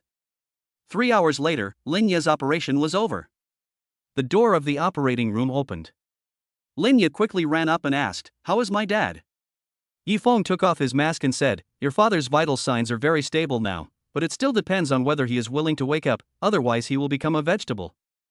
"Vegetative state?" Linya took 2 steps back in disbelief. The next second, she looked up at Yifeng and asked, "What are the chances of him waking up?" The Lin family is wealthy and powerful, all of which were built by her father's hard work, but once her father is gone, there will definitely be a bloody storm, so she has to go back early to prepare. "Of course it's a 90% probability." Yifeng smiled. "I have to say, the system is really a good thing. It's just that some punishments are too harsh." Yifeng said, "Mr. Lin will wake up tonight." He said this with absolute certainty. Several experts did not refute. They were all impressed by Yifeng's outstanding performance on the operating table. "Very good, Xiaoye." A specialist patted Yifeng on the shoulder, then looked at the principal and said, "This is the first time for this patient to be on the operating table." "Principal, you are lying to us." Yifeng's performance on the operating table was comparable to that of a veteran who had been immersed in medicine for more than 60 years. Only the national master who went to Beijing could be compared to him. Yang Dian on the side said unwillingly, "Mr. Lin hasn't woken up yet, we can't leave so soon. He must see Mr. Lin wake up before he can accept reality." Yifeng glanced at Yang Dian. He thought that this kind of clown should not be taken seriously at all. Yang Dian was so depressed that he felt he couldn't get rid of the anger. If he were in the hospital, he would have a way to trip up Yifeng. "Okay, then let's stay in the hospital and wait until Mr. Lin wakes up." Yifeng agreed. He also wanted to see the effect of the system. Lin Yi woke up in the middle of the night. At that time, Yifeng and others were having dinner in the restaurant. "Come on, everyone, this bill is on me." Yang Dian looked at Yifeng provocatively. Even if he has great medical skills, he is still a poor guy. His young family owns this big company. Although he is not a direct descendant, he has also received a lot of benefits. Yang Tsong is his uncle. Yifeng glanced at him and nodded, "Okay." Several other elderly people also praised, "Young people have a bright future." However, when paying the bill, they didn't want to take advantage of a younger generation, but Yang Dian had already paid. A meal cost 60,000 yuan. Yang Dian paid the money, but his heart was bleeding. His monthly salary is only 120,000 yuan. It's all Yifeng's fault. Why would he drink alcohol for no reason? "Yifeng, what are you going to do with the wine?" Wen Lian asked curiously. Yifeng smiled and said, "Godfather, Teacher Yang will treat me to a drink." Yang Dian was already furious and went back to the hospital without waiting for them. In the hospital, when the door of the ward was opened, Lin Yi was the only one lying on the bed. Yang Dian paused and looked at the pale old man. Then he slowly closed the door and walked out. But he didn't see it, a figure waited for him to go out and then immediately slipped in. Yifeng went back. Linya was almost going crazy with anxiety. Her father, who was originally fine, started coughing up blood and black blood flowed out of his mouth. After Yifeng learned the news, he rushed to the ward, carefully checked Lin Yi's condition, and said, "He's poisoned, hurry to the operating room." Yang Dian looked stunned. How could he be poisoned? Yifeng glanced at him. Is this Yang Dian's method? That's really not up to par. Yang Dian sensed Yifeng's contempt, stood up and snorted, "Yifeng, why are you looking at me like that?" Half an hour later Yifeng came down. "Mr. Lin is out of danger, so now we can check the surveillance carefully," Yifeng said. "The poison in the forestry industry is very strange, and it is not a simple poison. Yang Dian, a teacher, shouldn't he be able to get it?" In the monitoring room, the first thing everyone saw was Lin Yi making a phone call and then going out. Half an hour later, Yang Dian opened the door stealthily, but only waited at the door for a while. Yang Dian was glad that he didn't go in, otherwise he wouldn't know what to say. "I just went to check on Mr. Lin's condition," Yang Dian argued. Lin Yi looked at the surveillance camera and suddenly said, "Wait." Almost at the same time Yang Dian left, a figure quickly flashed into the door. Yang Dian exclaimed, "Fuck, is this still a human?" At such a speed, he almost didn't even feel it when they passed by. Yifeng frowned and said, "Of course it's a human, otherwise it's a ghost." "No, I mean speed," Yang Dian said. "I will investigate this matter thoroughly. Next, I will wait for my father to wake up," Lin Yi said. There is now a row of bodyguards in front of the forestry gate, making it difficult for people to get in. As for this dark shadow, he will investigate it personally. Chapter 77 called Death. The fact that Lin Yi was nearly killed reminded Lin Yi harshly that those people in the family would never want Lin Yi to survive. In the middle of the night, Lin Yi woke up. Yifeng was called into the ward. What was incredible was that Lin Yi, who should have been weak when he woke up, was now energetic. He looked at Lin Yi and said with a smile, "I have been through the gates of hell, and my old illness is gone." Lin Yi's face was filled with joy. Her father had suffered many injuries, big and small, and had even been poisoned by some unknown toxin, so his health had been deteriorating. Unexpectedly, this was a blessing in disguise. "Who saved me this time?" Lin Yi also knew that he was basically dead this time, but he didn't expect that there would be a day when he would wake up again. Lin Yi thought of Yifeng's handsome face and said, "He is a young man, probably in his 20s. There was a sharp light in Lin Yi's eyes. No one wanted to die. This young man was only in his 20s, but he had miraculous medical skills. If he was recruited as a subordinate, his power would surely be further enhanced. However, according to the principal of Lin City First Medical College, this young man is on the operating table for the first time." Lin Yi paused and continued, "Moreover, this person studied literature in college, which has nothing to do with medicine." Lin Yi looked at Lin Yi and smiled, "My daughter is much more courageous than me." If it were him, he would definitely not trust anyone to be entrusted to such an inexperienced doctor. Lin Yi smiled and said, "At the time, the experts consulted and said that there was not a great chance that my father's condition could be saved, but that young man was indeed very confident, so I had no choice but to take a gamble. If he loses, I will let him be buried with my father. If he wins, he will have a bright future and I will do my best to help him." After saying that, Lin Yi smiled, "But father, it seems that I have one now." Lin Yi also felt emotional. He has 2 sons and a daughter, but only his daughter misses his youth the most. Ruthless and courageous.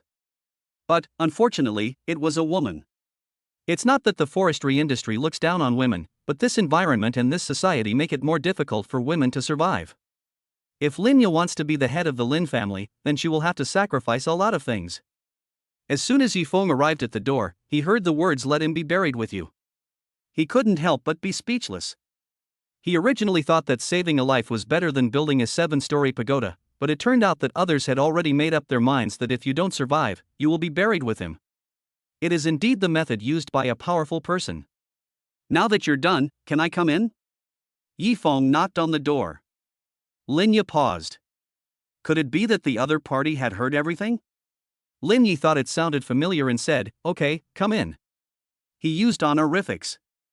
Yifeng walked in and said, "Long time no see, Mr. Lin." Lin Yi was also surprised.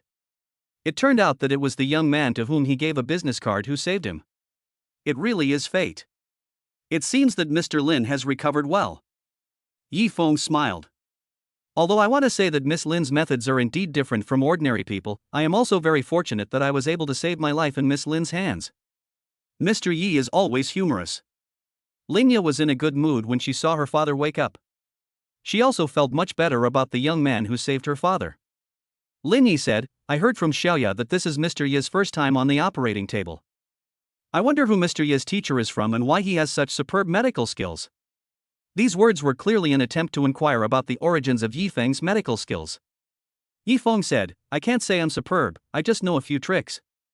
As for the teacher, does talent count? Ha ha ha. Lin Yi was amused by Yifeng's humor. Ahem, Mr. Yi, I really wanted to meet you before. How about setting a date today?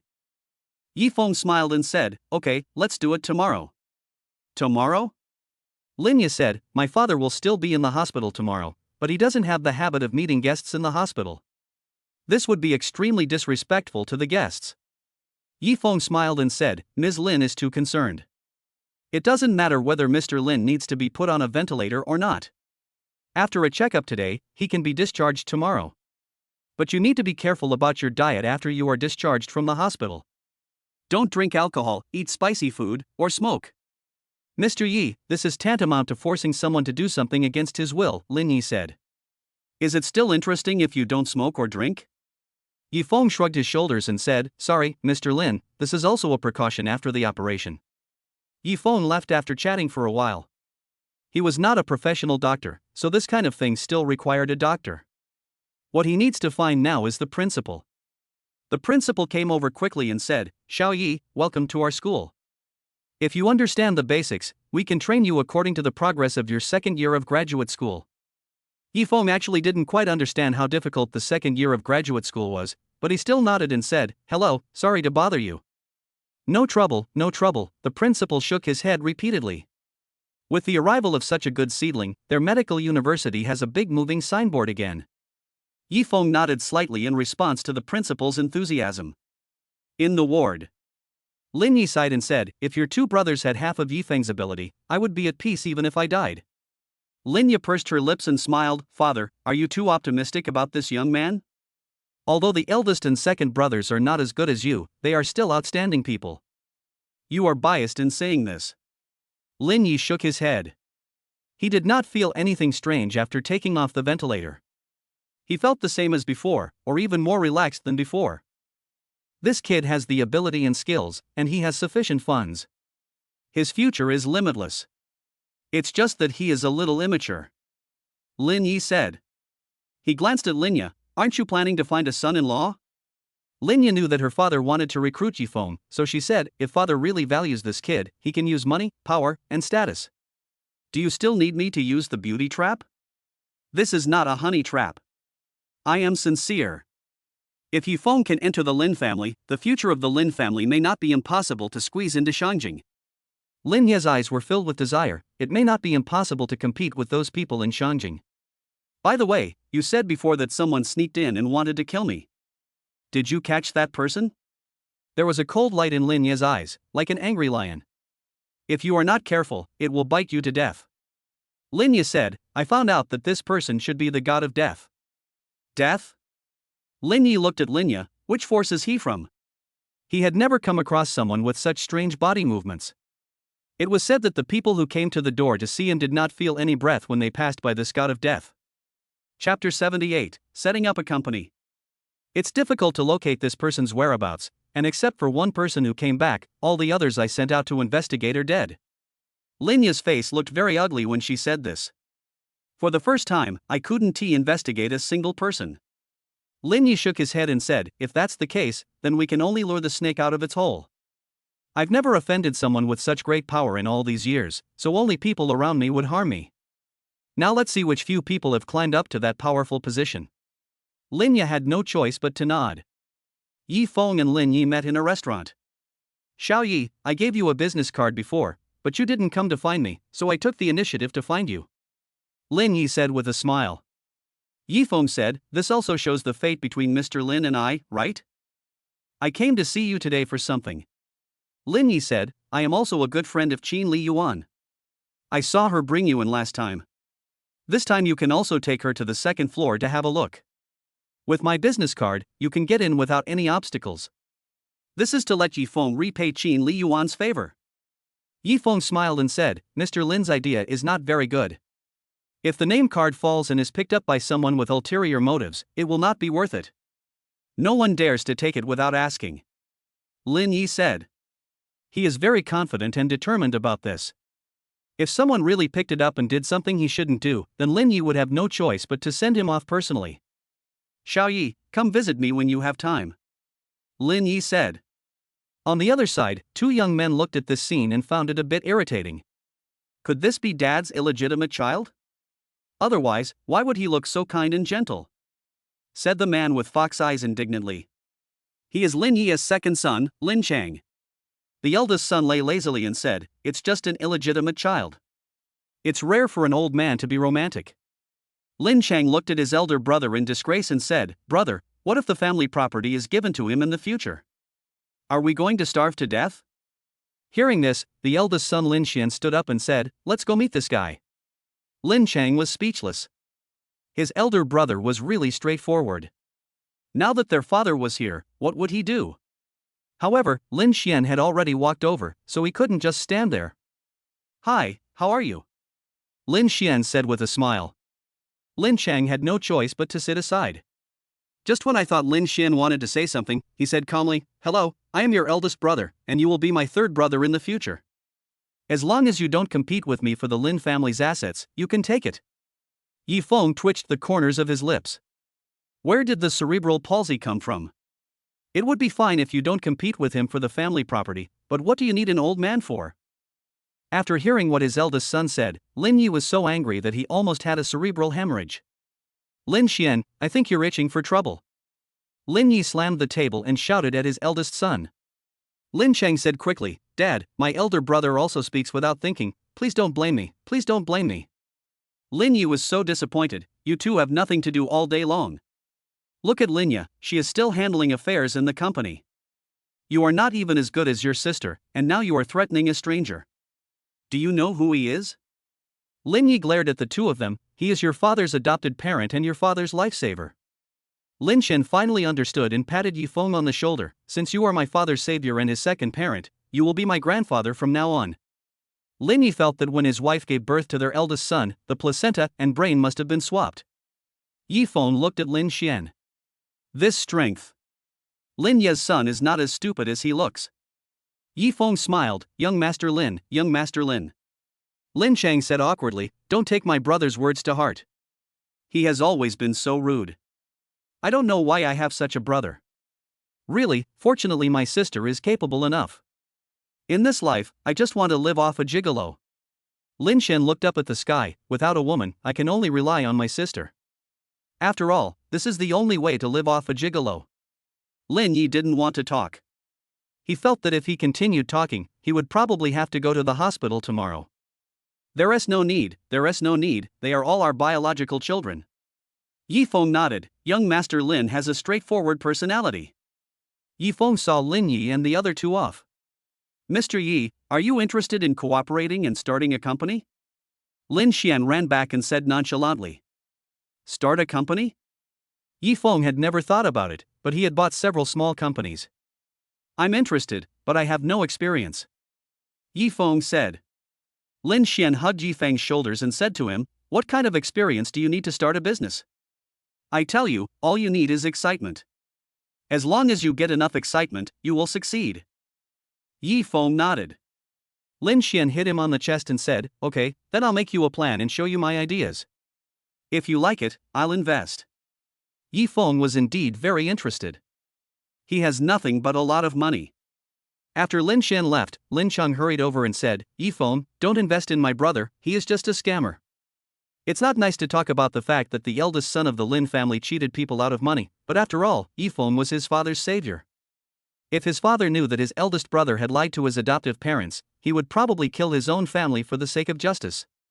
So this time, for the sake of his eldest brother, he could not just stand by and create an atmosphere for him, but chose to speak out. Yi Feng felt that the two sons of the Lin family were really interesting. Yi Feng. Su Chanxian was wearing heavy makeup and ran over when she saw Yi Feng.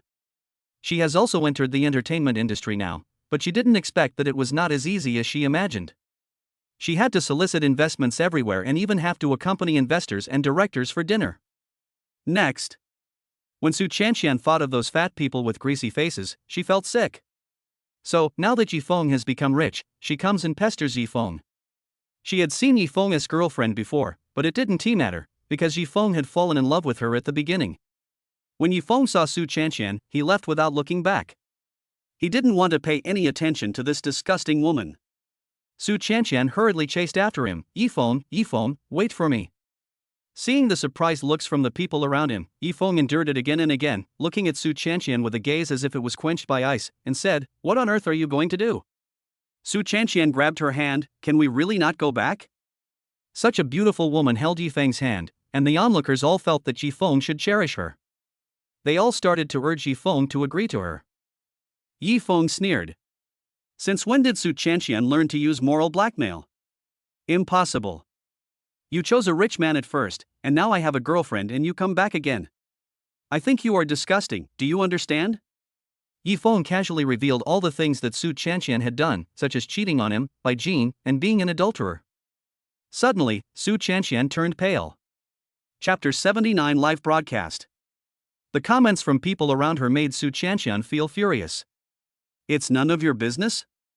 Su Chanxian sneered. At the beginning, Yifeng couldn't give me the life I wanted, so I left. I just want to pursue the life I need.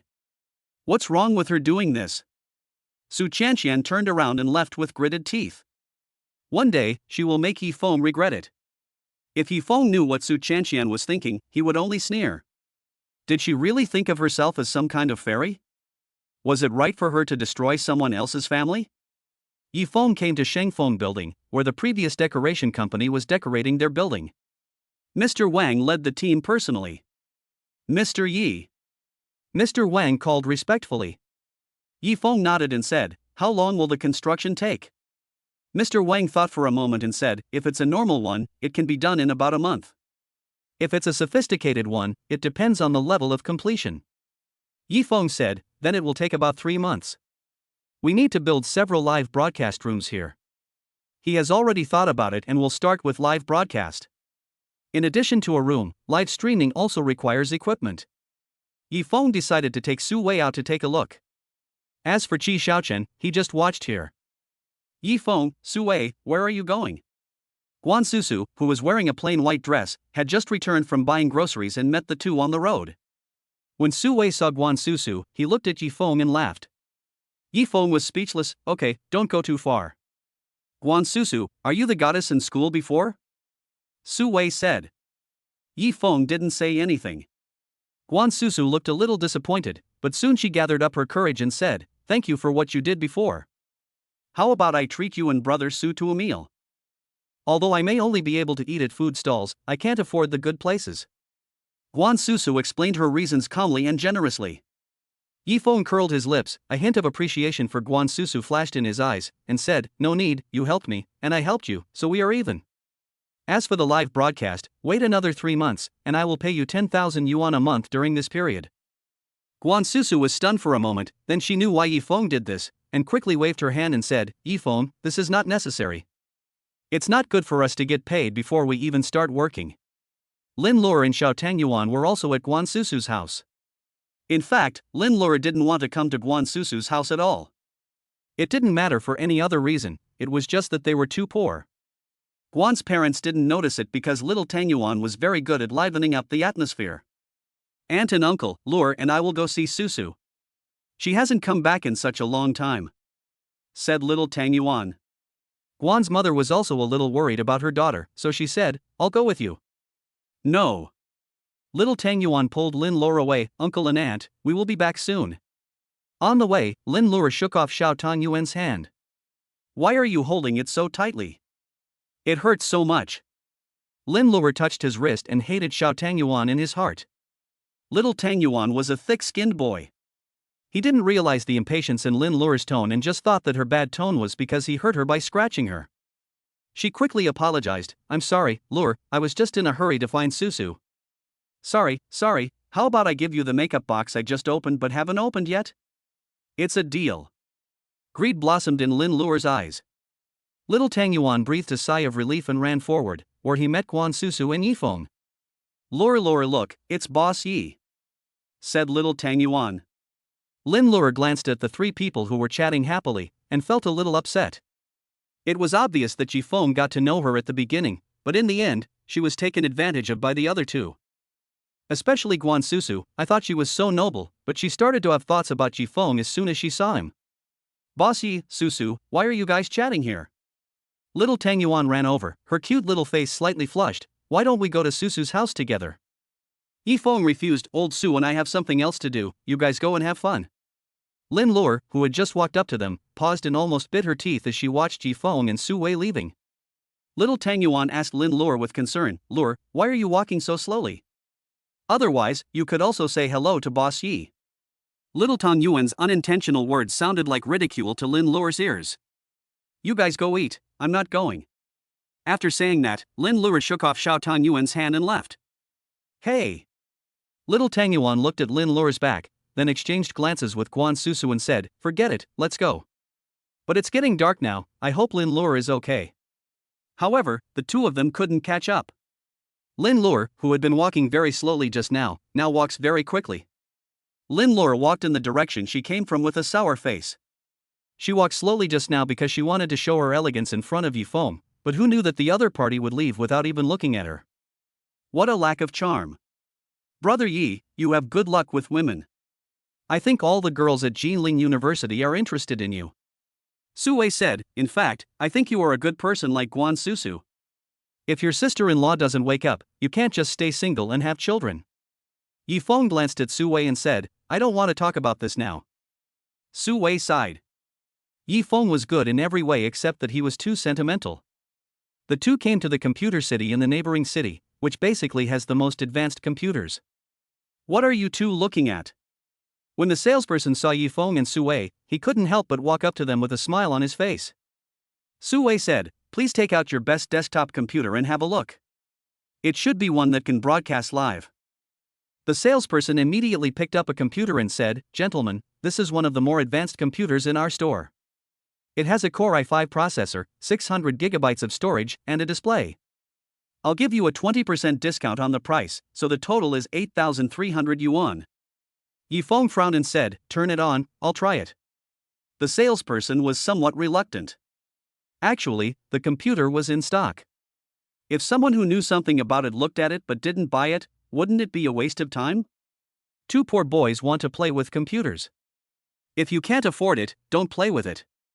Be careful, what if you break it? A voice sounded from a distance.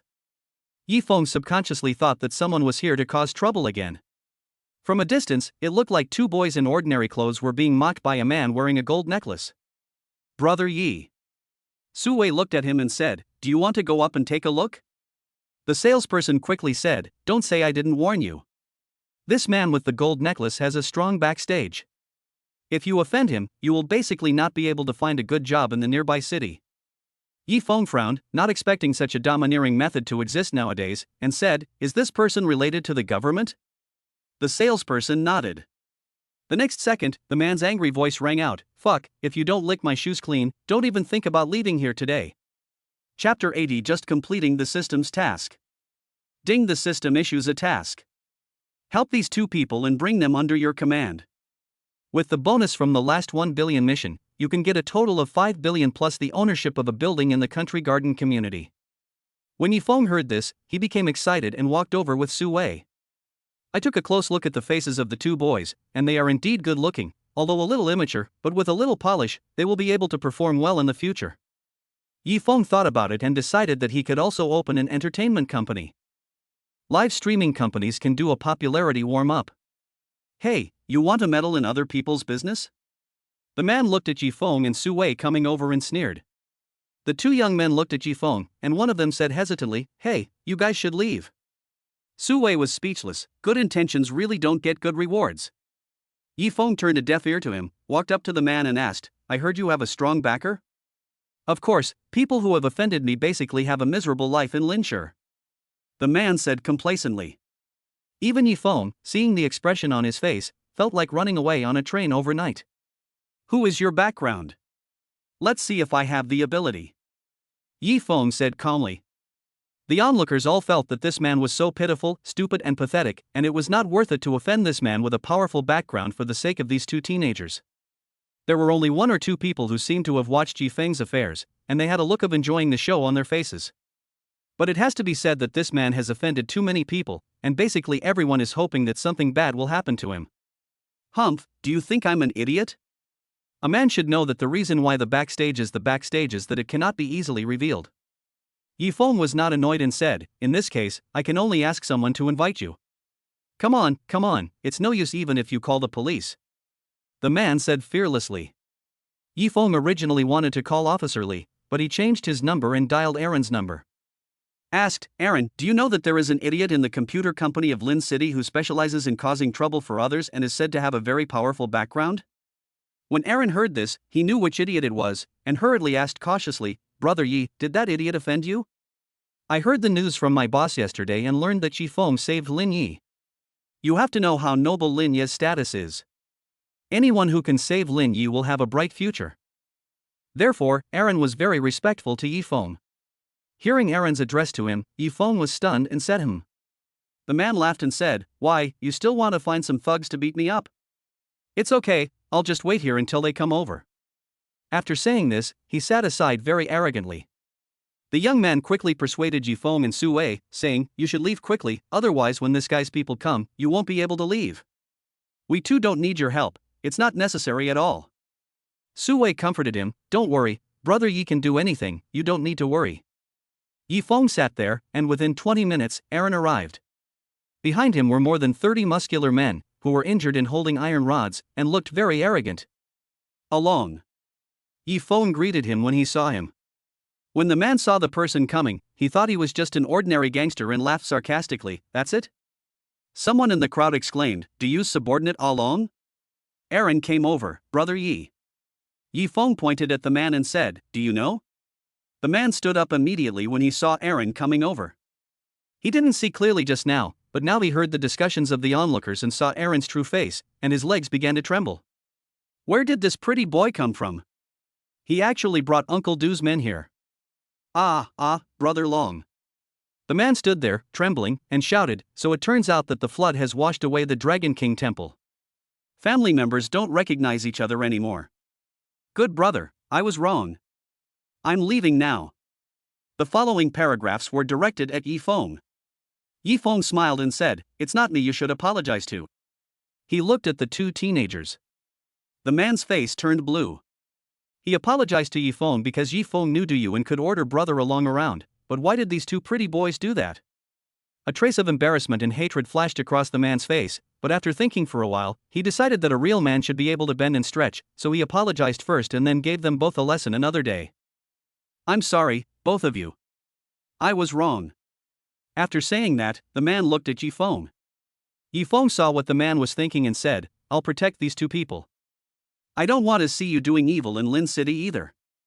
Do you understand? The man gritted his teeth, but his face looked submissive. Damn it, if it weren't for Uncle Du, he would have beaten this pretty boy 180 times. Aaron's face darkened, and he waved his hand and carried the man out. The man's face turned pale. Brother Along, what are you doing? I've already apologized, you can't resort to lynching. Yi Feng could feel from this that this man's so-called background was not as big as Du's.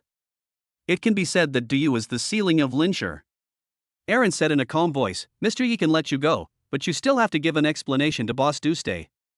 Brother Yi, then I will take this guy to see Boss Du Along said with a smile, lowering his posture. It seems that it is time to save the forestry industry.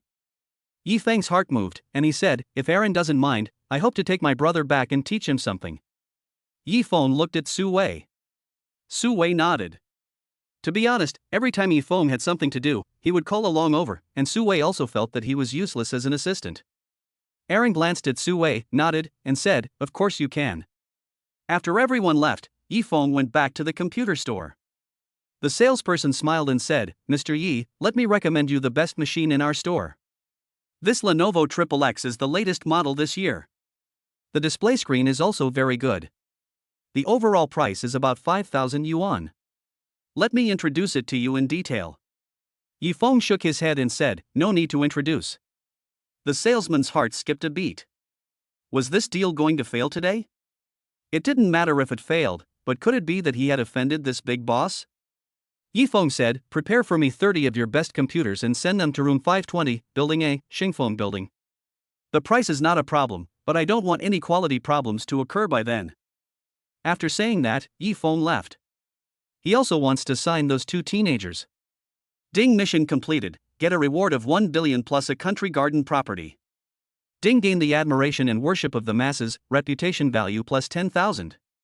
Ding, gained the admiration of Aaron and Su Wei, reputation value plus 10,000. Reputation value statistics are being compiled. A total of 100,000 reputation points have been collected.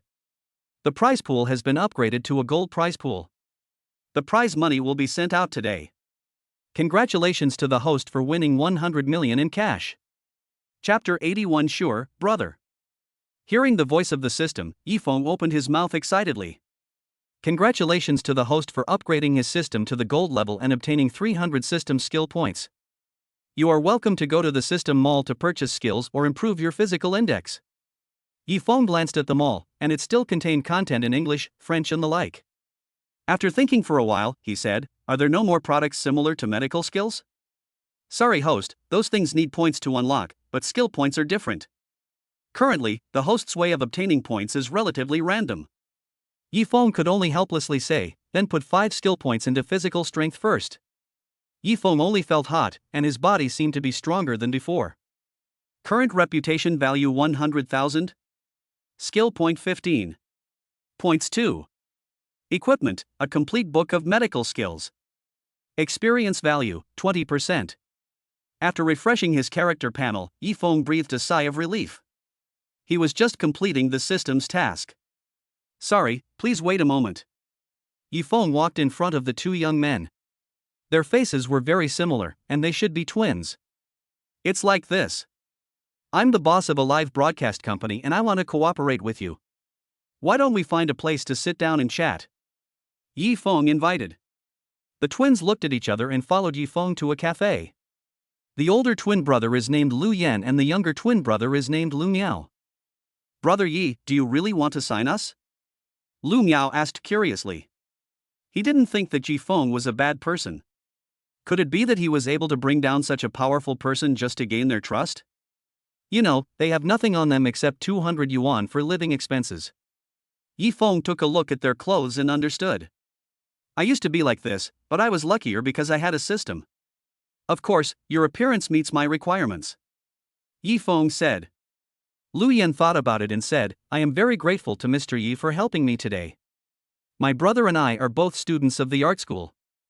If Mr. Yi wants to sign a contract with us, we need to look at the contract first. Yifeng nodded, as is human nature, and said, okay, I'll show you the electronic version first, and if you agree, you can print it out and sign it directly. Having said that, Yifeng handed the phone directly to Lu Yan. The 2 brothers took it. The monthly income is the base salary plus the tips. The base salary is 20,000 yuan. The platform does not take any money from the tips in the first 3 months, and starts to take a 20% commission in the last 3 months. If it's due to force majeure, you can just resign. In the live broadcast room, artists own the copyright to their own works. Seeing these, the brothers' eyes were filled with surprise, and the younger brother Lu Miao blurted out, Mr. Yi, are you doing charity? Yifeng smiled and said, as long as you can keep up with the progress, a 20% commission is actually quite reasonable. I will also take on advertising, so you don't need to worry about the company's future. As for if the artist in the live broadcast room performs well, I want to help them debut directly. Next, I will prepare a studio. Brother? The conditions were so good that Lu Miao was a little tempted. Lu Yan is not stupid. Why would such a powerful person sign him? No reason. Yifeng smiled calmly and said, my live broadcasts are all about new people. I don't need the old ones. Of course, since this is a newly established company, you may not have new employees in your heart. I can give you half of your basic salary after you start working for 3 days. Besides, you have the lowest salary here. Yifeng crossed his arms and said, we don't trust each other at the moment, and we need a running-in period. Lu Miao leaned close to his brother's ear and said, brother, why don't we give it a try? 5,000 in 3 days, and we'll have another 10,000 together. Mom needs medical expenses, and the hospital will definitely not be willing to see her if we waste any more time. Lu Yan listened to his brother and nodded, okay, let's sign. Yi Feng smiled with satisfaction, printed out the contract, and stamped it with the official seal after they signed it. He said, "Make 2 copies of the contract. You can come to work tomorrow. Although the interior has not been fully renovated, it won't be a problem. The address is room 520, Building A, Shengfeng Building. If you don't know him, you can call this person." Yi Feng took out a business card with Sun Shua's name and mobile phone number on it. Lu Miao took it and nodded. "Boss, don't worry, we will definitely be there on time tomorrow." After Yi Feng left, Lu Yan said, "I believed your lies. Even if Boss Yi is a good person, we won't broadcast live.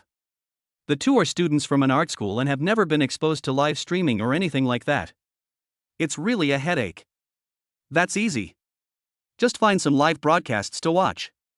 Lu Miao didn't have this worry. Live streaming is still in its early stages of development and has great potential. In the evening, Yi Feng and Lin Yi made an appointment to meet at DBC. This time there was no rush, so Yi Feng wore a more formal suit to avoid any further trouble. Within DBC. "Old Lin, you had a close call with death a while ago, and we brothers were worried sick." The man opposite Lin Yi said, with a beer belly and a woman in his arms. Lin Yi smiled, but there was no trace of smile in his eyes. "Thank you, old Sunday. The wreath you sent me is quite unique. I can sell it for 10,000 yuan. "Ha, as long as you are happy, Lao Lin," Sun Yan said. "Unfortunately, forestry is not dead." The man wearing glasses put down his phone and said, "Lao Lin, I thought you were going to die that day. Who has the ability to snatch someone from the hands of the god of death?" Lin Yi smiled mysteriously. "Don't worry, I called him here today, you just watch him carefully. Don't let your jaw drop." The 3 men did not take Lin Yi's warning seriously. They all started to make calculations in their minds that if they recruited this person, they would be well protected from any illness in the future. Lin Yi lowered his head to drink tea, hiding the gleam in his eyes. He knew what these old folks were planning, but it was useless, as Yi Feng didn't want to join any faction at all. Du Yu, on the other hand, is quite close to him, so perhaps he could cooperate with him through Du Yu.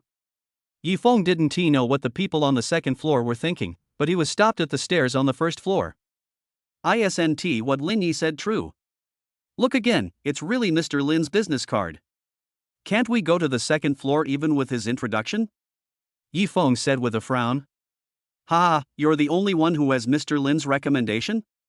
A newcomer sneered. "Maybe you picked up a business card that Mr. Lin dropped somewhere. I advise you to stop doing things you shouldn't do, otherwise Mr. Lin won't let you off so easily." Yi Feng had no choice but to call Lin Yi using the phone number on the business card.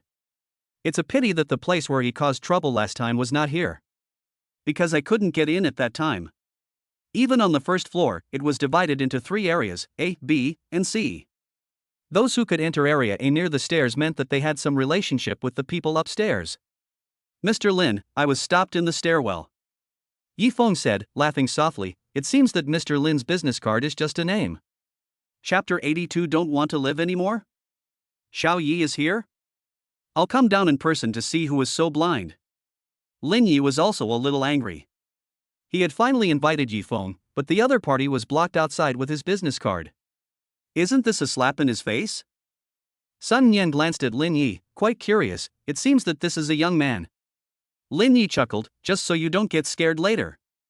After saying that, Lin Yi left for the afternoon. "It seems that old Lin really values this young man," said the man on the side. Sun Yan played a card. If he really values it, this old ghost Lao Lin might have planned to ask Lin Yi to recruit him back. Yi Feng hung up the phone. The doorman looked at Yi Feng with disdain. "Don't think I'll be afraid of you just because you made a fake call." Although he didn't know how this young man came to Area A, he would not let him go up to the second floor. "Fake call? What fake call?" Lin Yi said upstairs. The people in Area A opened their mouths in surprise. They didn't expect that Lin Yi would come. However, they did not think that Yi Feng called Lin Yi down, but thought that Yi Feng's actions angered Lin Yi, and perhaps tomorrow, this young man would disappear from this city. Someone shook his head regretfully. "Mr. Lin," Yi Feng said. Lin Yi also walked down happily, patted Yi Feng on the shoulder past the doorman, and said, "Xiao Yi, you are late." They agreed to meet at 6 o'clock, and it's already 6:35. Although this was not something I wanted to do, it is indeed my fault for being late. I will drink 3 cups of wine as a punishment to Mr. Lin later, Yi Feng said. Lin Yi nodded with satisfaction and said, okay, okay. Seeing that Lin Yi liked this young man so much, and that they actually knew each other and their tone was quite familiar, the doorman suddenly turned pale and fell down on the stairs. Lin Yi looked at him coldly and said, I don't know. Xiao Yi can't come in even though he has my business card. I don't know whether I should praise you for your dedication or for being ungrateful. The doorman was startled by the sudden loud noise and hurriedly hugged Lin Yi's thigh. Master Lin, I was wrong, Master Lin, I can't lose this job. I have parents and children to take care of. Master Lin, please forgive me this time. As he said this, he cowed out on the ground. He didn't care even though he was covered in blood. He just wanted Lin Yi to let him go.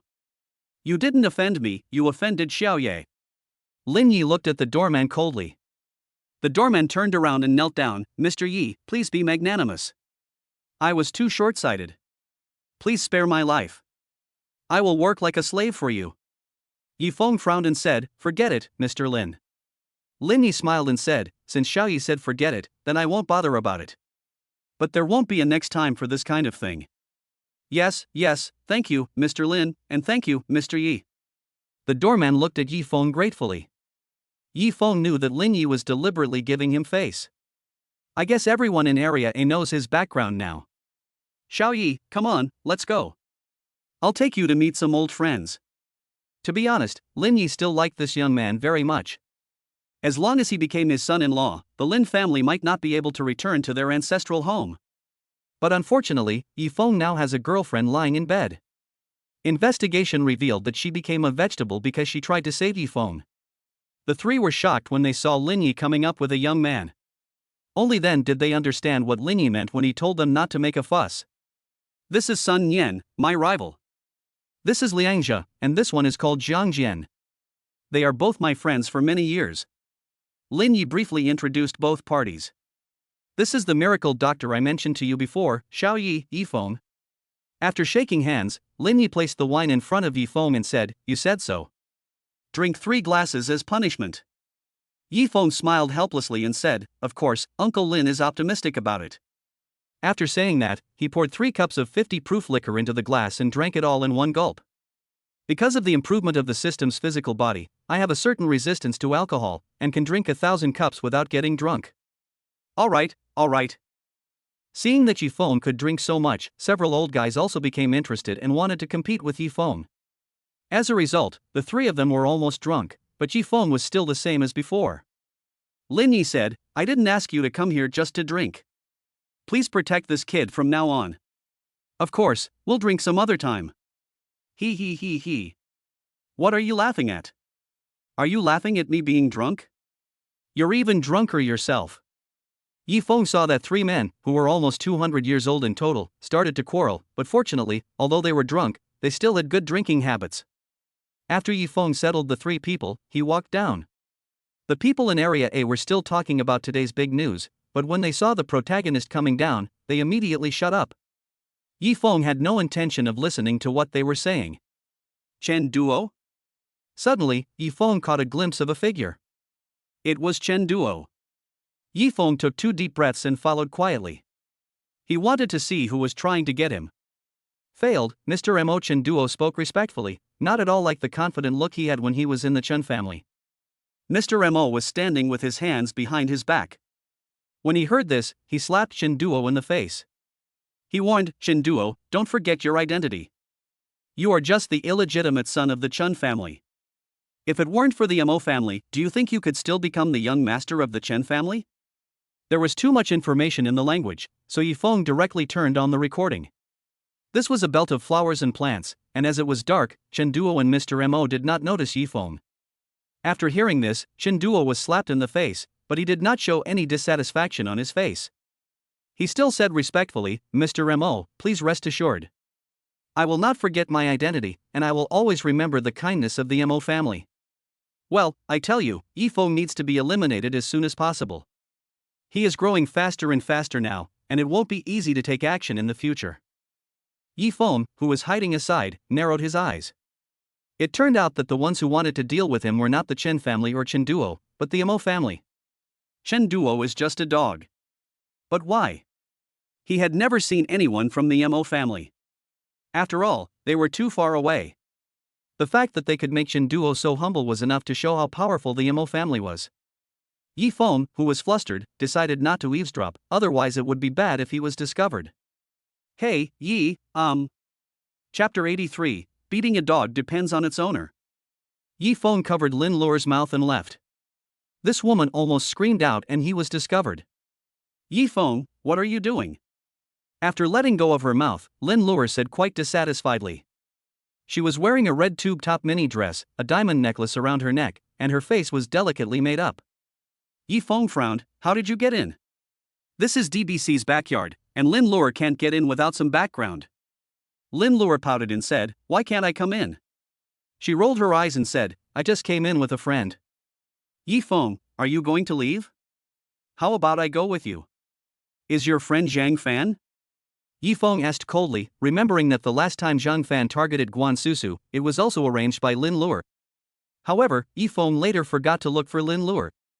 He didn't expect that she would come to him on her own initiative this time. Lin Lure's face turned pale and she said, no, how could I possibly know someone like Master Zhang? You don't know him? Don't you know that he asked Zhang Fan to target Guan Susu last time? Yi Feng asked as he approached Lin Lure and said, Zhang Fan said this himself. There's no need for such a person to use you as a shield. Lin Lure forced a smile, not daring to admit, Yi Feng, you really misunderstood. How could I target Susu? She and I are good sisters. Besides, Master Zhang may have found a woman with the same name as me. Her clever words did not convince Yi Feng at all. Yi Feng said, I didn't sign you into the studio to cause internal strife. If I find out about it next time, you will treat it as a breach of contract. After Yi Feng finished speaking, he left. Lin Lure bit her lip, her face full of reluctance. Why is Guan Susu so lucky that she can gain other people's favor without doing anything? And what about her? No wonder Zhang Fan beat her up severely after he returned last time. It turned out that she had hit a wall in front of Yi Feng. Looking at the faint bruises on her body, Lin Lure's heart trembled violently again. After Yi Feng left, he kept thinking about the Mo family's affairs. What is the relationship between the Mo family and him? 3 months later, the decoration of Yi Feng's live broadcast studio was finally completed, and the live broadcast contracts of Guan Susu and others could begin. With the addition of Lu Miao and Lu Yan, although there were not many people, Yi Feng felt that this one won in terms of quality. The live broadcast was renamed Dohu Live because the brothers Lu Miao and Lu Yan were newcomers. They both had a lot of talents but no experience. So I would first go to be a guest in the live broadcast room of Guan Susu and others, and wait until they are familiar with the audience, and then I would do it alone. Wow, this is the first time I see twin brothers. Where did Sister Susu pick them up? Let me go and take a look too. Hearing someone say this, Guan Susu smiled and said, this is not something I picked up there. You need to pick it out yourself. She is more relaxed now, probably because she is in Yi Feng's live broadcast room. 3 months later, Su Wei also came back, and his energy and spirit had greatly improved. How is it?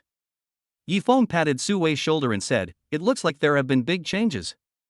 Su Wei laughed, of course, I learned a lot this time, but it's because I'm smart, otherwise I wouldn't be able to come out so early. Yi Feng felt that there was no gap between the two of them, and his heart immediately settled down.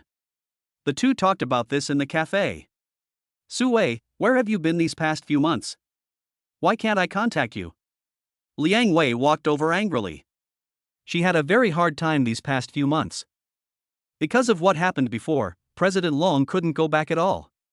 She wanted to find Su Wei to borrow some money, but she couldn't contact him in the past few months. When Su Wei looked at Liang Wei, he no longer had the same feeling as before. Liang Wei, what's the matter with you contacting me?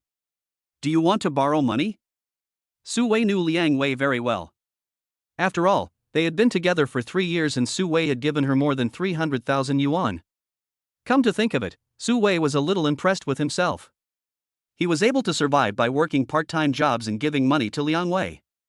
Liang Wei wanted to borrow money, but when she saw the sarcasm in Su Wei's eyes, she stopped talking. I'm not short of money, Liang Wei said stubbornly. She was treated too well by Boss Long before, spending tens of thousands of dollars every month. Now that she has no job, she is completely relying on her previous savings, so she is almost unable to make ends meet. Su Wei sneered, what do you want? Liang Wei has known how to deal with men for so many years, so she said, Su Wei, I admit that I was wrong to you back then, and I was also bewildered by the devil, so I want you to forgive me. Can't we go back to the past together? Yi Feng sat aside, watching the show leisurely. I can forgive you, but going back to the past is impossible. There was no feeling for Liang Wei in Su Wei's eyes anymore, only unfamiliarity. But Liang Wei is different. She thinks that since Su Wei can forgive her, it means he still has feelings for her. As for the fact that Boss Du's daughter is Su Wei's girlfriend, the two of them don't believe it. Okay, brother. You've changed quickly. Yi Feng smiled with satisfaction. 3 months ago, Su Wei actually still had feelings for Liang Wei, but now it seems that they are no different from strangers. Su Wei smiled and said, Don't tease me. My eyes were covered with shit back then, but now they are clear. By the way, how is my sister-in-law? I happen to be free today, so I'll go see her, said Su Wei. Yi Feng nodded, let's go together now. It's not possible to go there empty-handed. Su Wei went next door to buy a fruit basket. Of course he knew that Tang Weiwei didn't need these now, but it was also a kind of thoughtfulness. In the hospital, Tang Weiwei was still lying quietly on the bed, breathing normally, but she did not wake up. Su Wei looked at Tang Weiwei and asked, Brother Yi, what did the doctor say? Is sister-in-law unsure or something? There is a blood clot behind Weiwei's brain, which is pressing on her nerves. We need to wait until the blood clot dissipates automatically before we can wake Weiwei up, but... Yi Feng's throat was a little dry. He has been studying in medical school recently and has learned some information about vegetative patients. Because there is a lot of blood stasis, even after it is dispersed, Weiwei may still be blind. What? Su Wei was surprised and couldn't believe it. Blindness? He looked at Tang Weiwei lying on the bed and Yi Feng with a slightly painful expression, and felt even more guilty. Yi Feng looked up and knew what Su Wei was thinking. He said, Don't blame yourself. We will double our efforts to get it back from them in the future. Su Wei nodded vigorously. Xiao Yi, you're here. Wang Meifeng walked in elegantly dressed, and when she saw Su Wei, she didn't say anything. Su Wei called her auntie. Although he didn't like this woman, she was Brother Ye's mother-in-law after all. Chapter 84. Where did you think of? Yi Feng nodded and looked at Wang Meifeng's clothes thoughtfully. Xiao Yi, you see Weiwei hasn't woken up yet. You can't abandon her, otherwise you would be heartless. Wang Meifeng looked at her daughter lying on the bed, feeling very disappointed with her. Yi Feng looked at Wang Meifeng with disgust and said, Don't worry, Weiwei is my girlfriend, and I will never give up on her no matter what. That's good, that's good. By the way, Xiao Ye. Wang Meifeng secretly signaled Yi Feng and said, I haven't gone to gamble recently, but women always want to dress up. I take care of Weiwei in the hospital every day, and I don't have much income, you see. Yi Feng nodded and said, I will transfer 50,000 yuan to your card every month, but you need to take good care of Weiwei. Okay, don't worry, Weiwei is my daughter, of course I will take good care of her. Wang Meifeng received the money and said happily, You guys sit here, I'll buy you some fruit or something. After Wang Meifeng left, Su Wei looked at Yi Feng with an expression that he didn't know what to say, and said, Brother Yi, isn't my sister-in-law's mother too? But did you just promise her mother to give her 50,000 every month? Yi Feng said, Just think of it as hiring a nurse for Weiwei. I don't trust anyone else, but Wang Meifeng is Weiwei's biological mother after all. Su Wei had an eye-opener today. Brother Yi, I heard that this hospital is also yours? This is what he heard from Brother Long during the training camp. Yi Feng said, Yes, I'll give you a discount if you come here in the future, but I hope I don't have this opportunity. Su Wei smiled and said, Brother Yi, everyone has some minor illness or major disaster. Remember to give me a discount. Su Wei said this heartlessly. Hey, what are you doing? This is a hospital, you can't do anything stupid. Yi Feng heard Tang's father's voice and glanced at Su Wei. Su Wei walked out and saw an old man surrounded by people, holding something tightly in his hands. He also knew the old man, he was his sister-in-law's father. Uncle, what's going on? Su Wei walked up quickly and put Tang's father in front of him. Father Tang looked at Su Wei doubtfully and said, Young man, you should leave now. The hospital security had already been dispatched, after all, they knew that this was their boss's father-in-law. But these people were so brave that they dared to hold knives in public. Many patients were scared away. Su Wei frowned and warned, Don't mess around. If I don't know you, I'll call the police. The leading thug sneered, Report it. I want to see if they dare to arrest me. Obviously, this is a habitual offender. Su Wei sent a message directly to Li He. He couldn't guarantee other people, but Li He was a passionate young man. If this group of people fell into Li He's hands, there would be no good outcome. However, this was not the time for a head-on confrontation. Su Wei looked at the man and asked, "What does uncle owe you? What do you owe me?" "Of course I owe you my life," the man said with a fierce look in his eyes. "You're talking nonsense. Xiao Ye has paid off all the money he owes you. Why are you still here?" Tang's father said angrily. "At first, they took the money and said they didn't know me, but I didn't expect to meet me again when I went out today. Of course I want to borrow some money to spend. You don't mind, do you?" Greed was revealed in the man's eyes. When his brothers wanted to investigate how this old guy suddenly had so much money, one of their brothers died because of this. The man said fiercely, "Old man, don't forget that my brother's life was lost because of you." Tang's father was so angry at the man's rogue appearance that he was shaking. Yi Feng was in the ward. He waited for Wang Meifeng to come over and then walked out. Su Wei said sternly, "Don't refuse a toast and then drink a penalty drink. You little brat, if you have the guts, you can do it." The man threatened viciously. Su Wei originally wanted to resolve the issue peacefully, but now it seems that is simply impossible. So he called someone and asked him to bring his brothers over directly. When Yi Feng arrived, he saw a group of people fighting each other. Su Wei stood there and watched coldly. "I have to say, the effect of these 3 months is really great. It seems that I should find some time to thank Aaron properly." Stopping to think, Yi Feng walked over. "Brother Yi." Seeing Yi Feng, Su Wei returned to his usual honest appearance. Yi Feng patted his shoulder and said, "Have you called the police?" Su Wei nodded, "Don't worry, Brother Yi, we will definitely send them all in today." After the order was given, the thugs who had originally had the upper hand immediately stopped and surrounded Su Wei. Brother Su. The third brother was a straightforward person. After being saved by Su Wei, he decided to follow Su Wei, even if he had to be a dog. What's more, Su Wei was a really good person. Su Wei introduced, "This is Lao San, a gangster. This is Brother Yi, your future boss." The third brother called out respectfully, "Brother Yi." In his eyes, he can certainly tell who is the boss. Su Wei smiled and said, "Third brother, although I saved your life, Yi Feng is my good brother and also my big boss. From now on, you will only listen to him." Yi Feng smiled and said, "Su Wei, this is not necessary. From now on, the third brother will be yours." "I know this." The third brother finally felt relieved. To be honest, he still wanted to follow Su Wei. Li He and the police officers came quickly. Looking at the thugs lying on the ground, and seeing Yi Feng who was watching coldly with a group of people around him, he probably understood something and said, "Please come with me again." He was also a little angry. He had just been on a mission outside when he saw the information about Su Wei. Thinking that this man was Yi Feng's brother, it meant that Yi Feng was in trouble again. So he could only send his men to stay there while he hurried over. Yi Feng smiled and said, "Officer Li, we are all acquaintances now. There is no need to go again." Yi Feng didn't want to go, and he just happened to have something to ask Li He. Li He thought of his boss's instructions and could only nod angrily and reluctantly.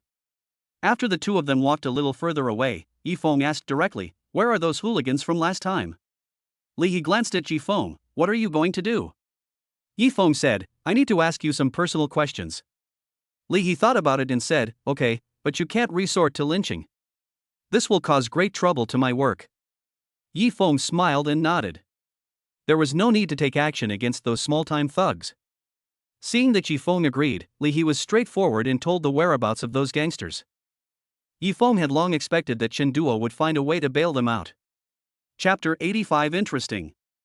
Li He came and carried away the thugs lying on the ground. Although Yi Feng and the others also took part in this matter, his background was there after all. Even if someone came forward to say so, a hospital's surveillance could provide evidence. In the police station, the man wore a large gold chain around his neck, a mink coat, and a green dragon on his arm. He looked at Li He with hatred and said, "Officer Li, you have to look at the owner before you beat the dog. They beat my people without a word, and my people were put in jail, but they were fine. Officer Li, that's not right. This guy is considered a local boss in the neighboring city." This time, his brothers went to ask the old man for money, but ended up in jail. If this matter is not explained, he will never be able to continue in the underworld in the future. Lee He took a look at this man, who usually acted arrogantly in the police station. Since he had not committed any serious crimes, such as fighting, which was not a big deal, he had never been able to deal with this man. Now, he had hit a wall. Lee He sneered, took off the hospital's surveillance and said, "Go and see for yourself and you will understand whose fault it is. Don't blame me for not reminding you. He has a good relationship with Boss Do. I'll show you all the surveillance I found before so you don't seek death." The man frowned. He didn't believe it. After all, who was Boss Do? If someone was really under Boss Do's protection, how could his brothers, who were as cunning as humans, not know about it? He felt that Lee He was lying to him. Lee He certainly knew what the man was thinking. He thought it would be better to let the man go to Yifeng for a good talk, maybe he could teach the man a lesson. But he also knew that how could someone who had been in the underworld for a long time not have any IQ at all? "Chen Quan, listen to my advice. Your Chen family can't afford to offend him," Lee He persuaded from behind. In fact, Chen Quan was not an unforgivable person. He had helped me before, so this reminder was just a favor. A few months ago, a young man saved Mr. Lin. You should have heard about it. At that time, many people in the hospital knew about Lin Yi's illness, and naturally they also knew that the young man who saved Lin Yi had superb medical skills. Chen Quan was slightly stunned and looked at Lee He. "You mean this young man is today?" The following words seemed to stop abruptly as if he had suddenly lost his voice. How could he have the guts to mess with someone who has connections with Boss Du and Lin Yi?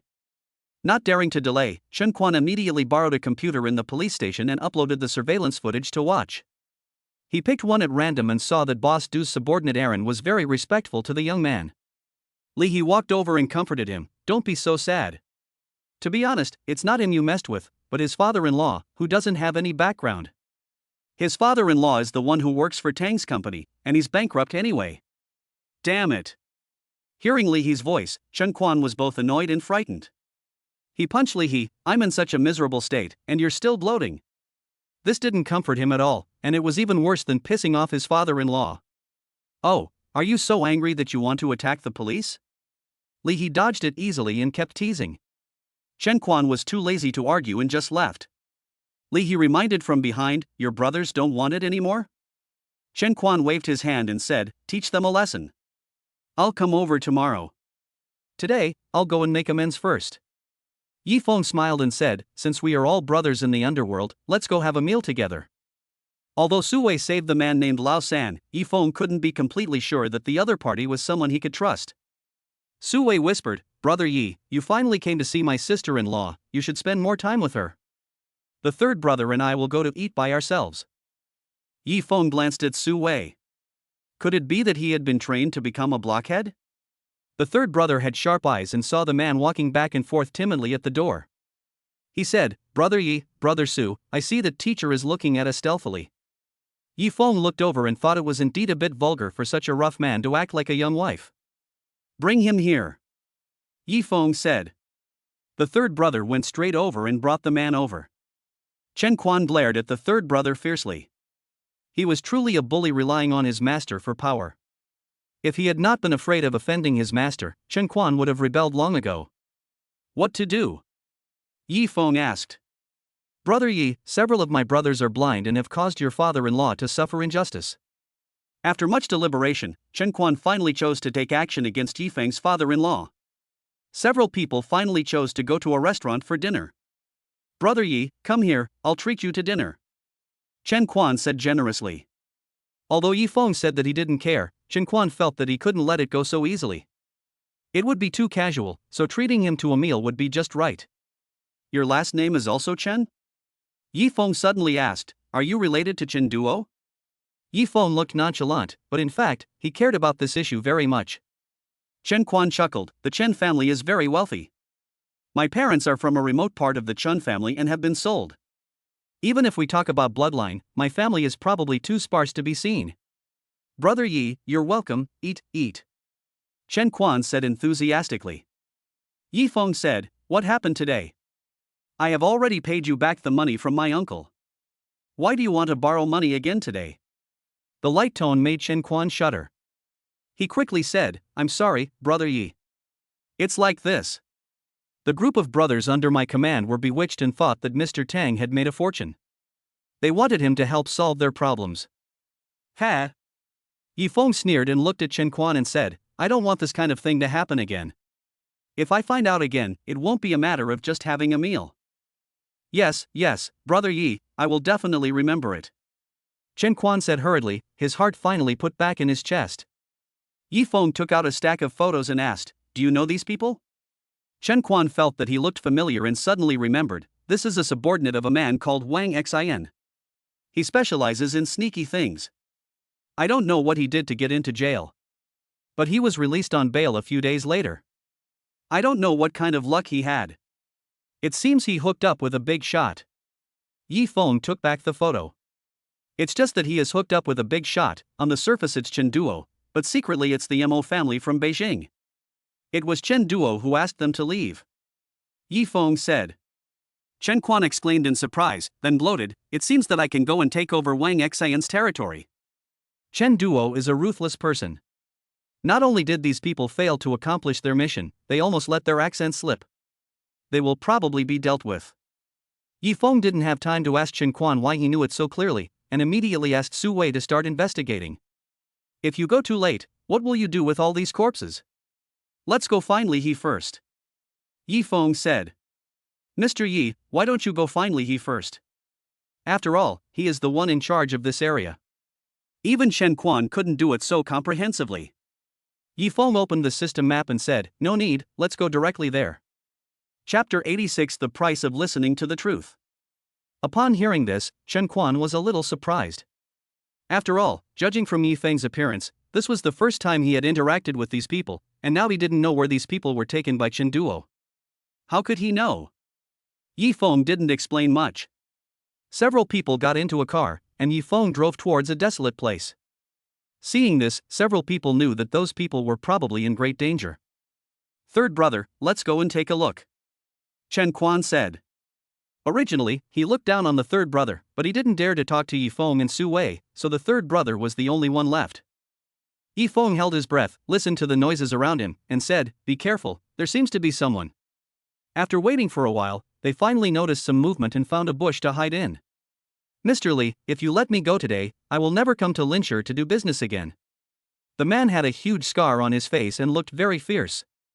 Li He smiled. Even though he and this person were the only ones around, he was not afraid at all.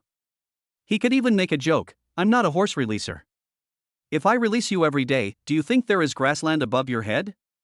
The man was furious and pointed his weapon at Li He. Ding issue a task, rescue Li He, and gain his admiration and respect. Yi Feng twitched the corners of his lips. What was the point of a grown man's admiration? Okay. Yi Feng looked at the situation on the opposite side. Li He didn't even have a gun or a horse, let alone a single person. The situation did not look optimistic. The other party did have a gun in his hand, but he was emotionally agitated and dazed, and looked a little easy to deal with. You guys wait here, I'll be back soon. Although Li He was still in the mood to joke, he was also very cautious. After all, if he was not careful, he would be dead. Scarface looked at Li He viciously. To be honest, he didn't want to kill anyone, especially a policeman. Put down your weapon, brother. Li He smiled gently, so gently that it made people feel a little creepy. Don't come over here. Scarface said, a trace of ferocity flashed across his face, and he pulled the trigger. Yi Feng took advantage of the two men's inattention and rushed over, intending to knock down Scarface and capture him. But unexpectedly, this person was very alert. Even when he was talking to Li He, he noticed Yi Feng's movements. He turned the direction when he pulled the trigger, and the bullet was aimed at Yi Feng. Li He knew it was too late and could only pounce on Scarface. After all, he was the most important person in this mission. Yi Feng dodged the bullet with a strange and very quick movement. He landed on the ground with one hand. Why are you here? Su Wei, Lao San, and Chen Quan walked over. Li He couldn't help but feel a little overwhelmed when he saw these people. It's really beneath his status as a police officer to deal with these hooligans. I'm here to look for someone. Yi Feng said, those thugs I told you about before. Successfully rescued Li He, gained Li He's admiration, reputation value plus 10,000. Gained the admiration of the third brother, reputation plus 1,000 plus 5,000. Gain Chen Quan's admiration, reputation plus 1,000 plus 5,000. Gain Su Wei's admiration, reputation value plus 10,000. Yi Feng joked, "You've been promoted. If strangers admire you, will you get a new member gift pack? Gain the admiration of the onlookers, reputation value plus 50,000. Yi Feng didn't bother to ask the system to call up the map, and asked, "Is there anyone else around here?" Li He paused and smiled, "I really can't hide anything from you. You are all my brothers." But he was a little confused in his heart. How did Yi Feng know the distance so far? At least 1,000 meters. Yi Feng knew that Li He suspected him, but since he couldn't provide any evidence, he had nothing to fear. He called up the system map and said, "We have something else to do, so we'll leave first." Li He felt that Yi Feng did have many secrets, including his strange skills, mysterious medical skills, and family background. "I'll take you there. After all, you saved my life today," Li He said. After handcuffing Scarface and sending him to his colleague, Li He and Yi Feng went to look for him together. "How do you know those gangsters are here?" Li He was a little curious.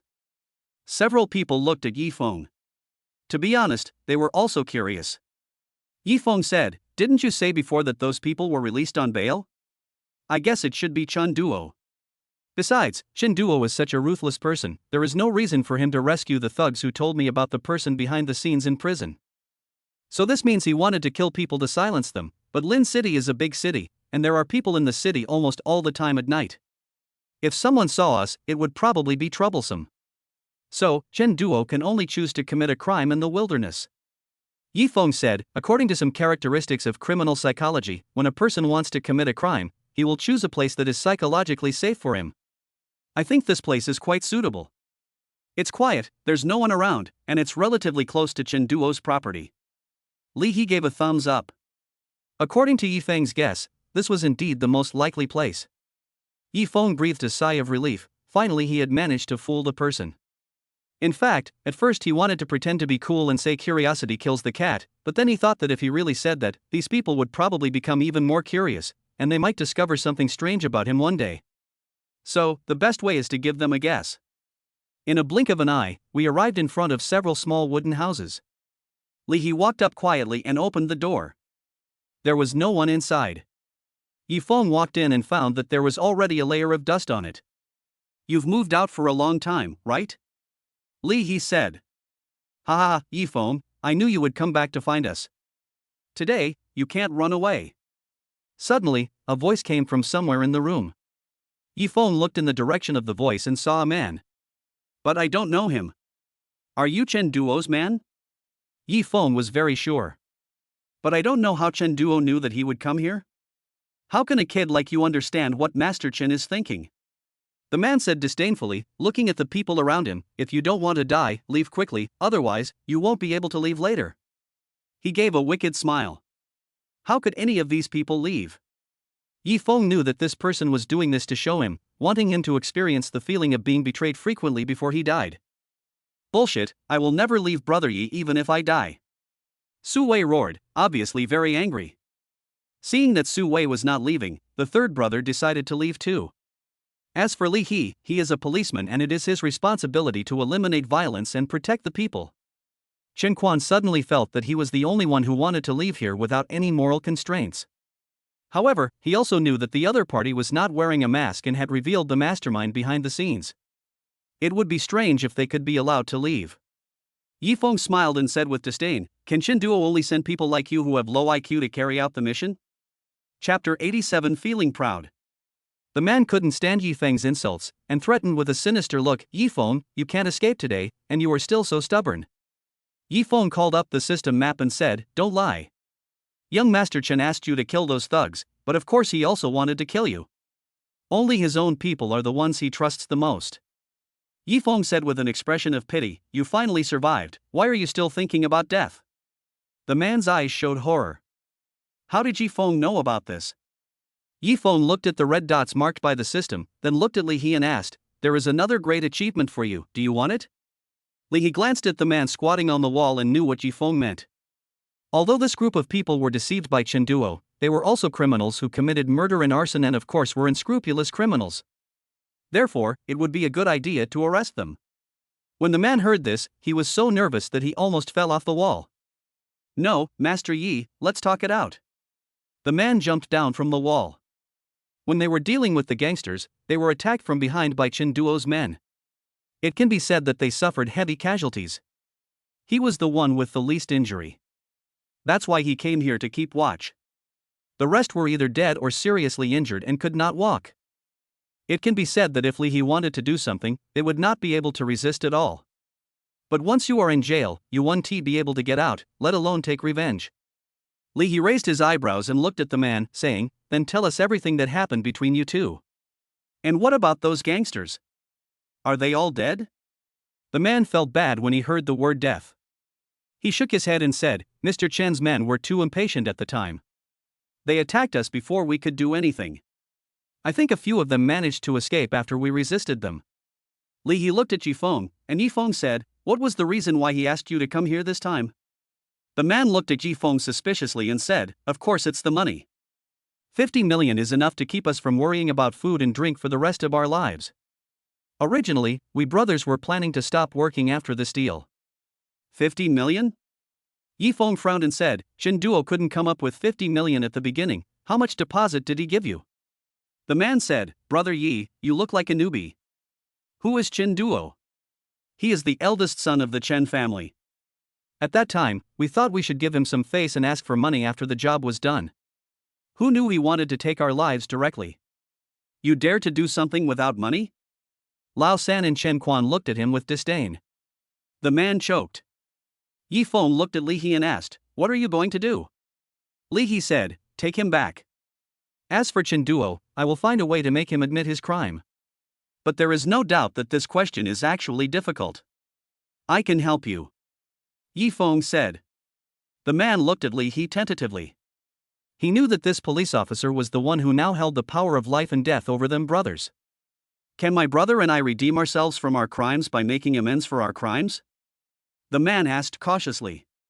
Li He pondered for a moment and said, "Don't forget who Chen Duo is. To deal with him is equivalent to dealing with the Chen family and the person behind him. This pressure is actually not small. Let's not talk about this for now.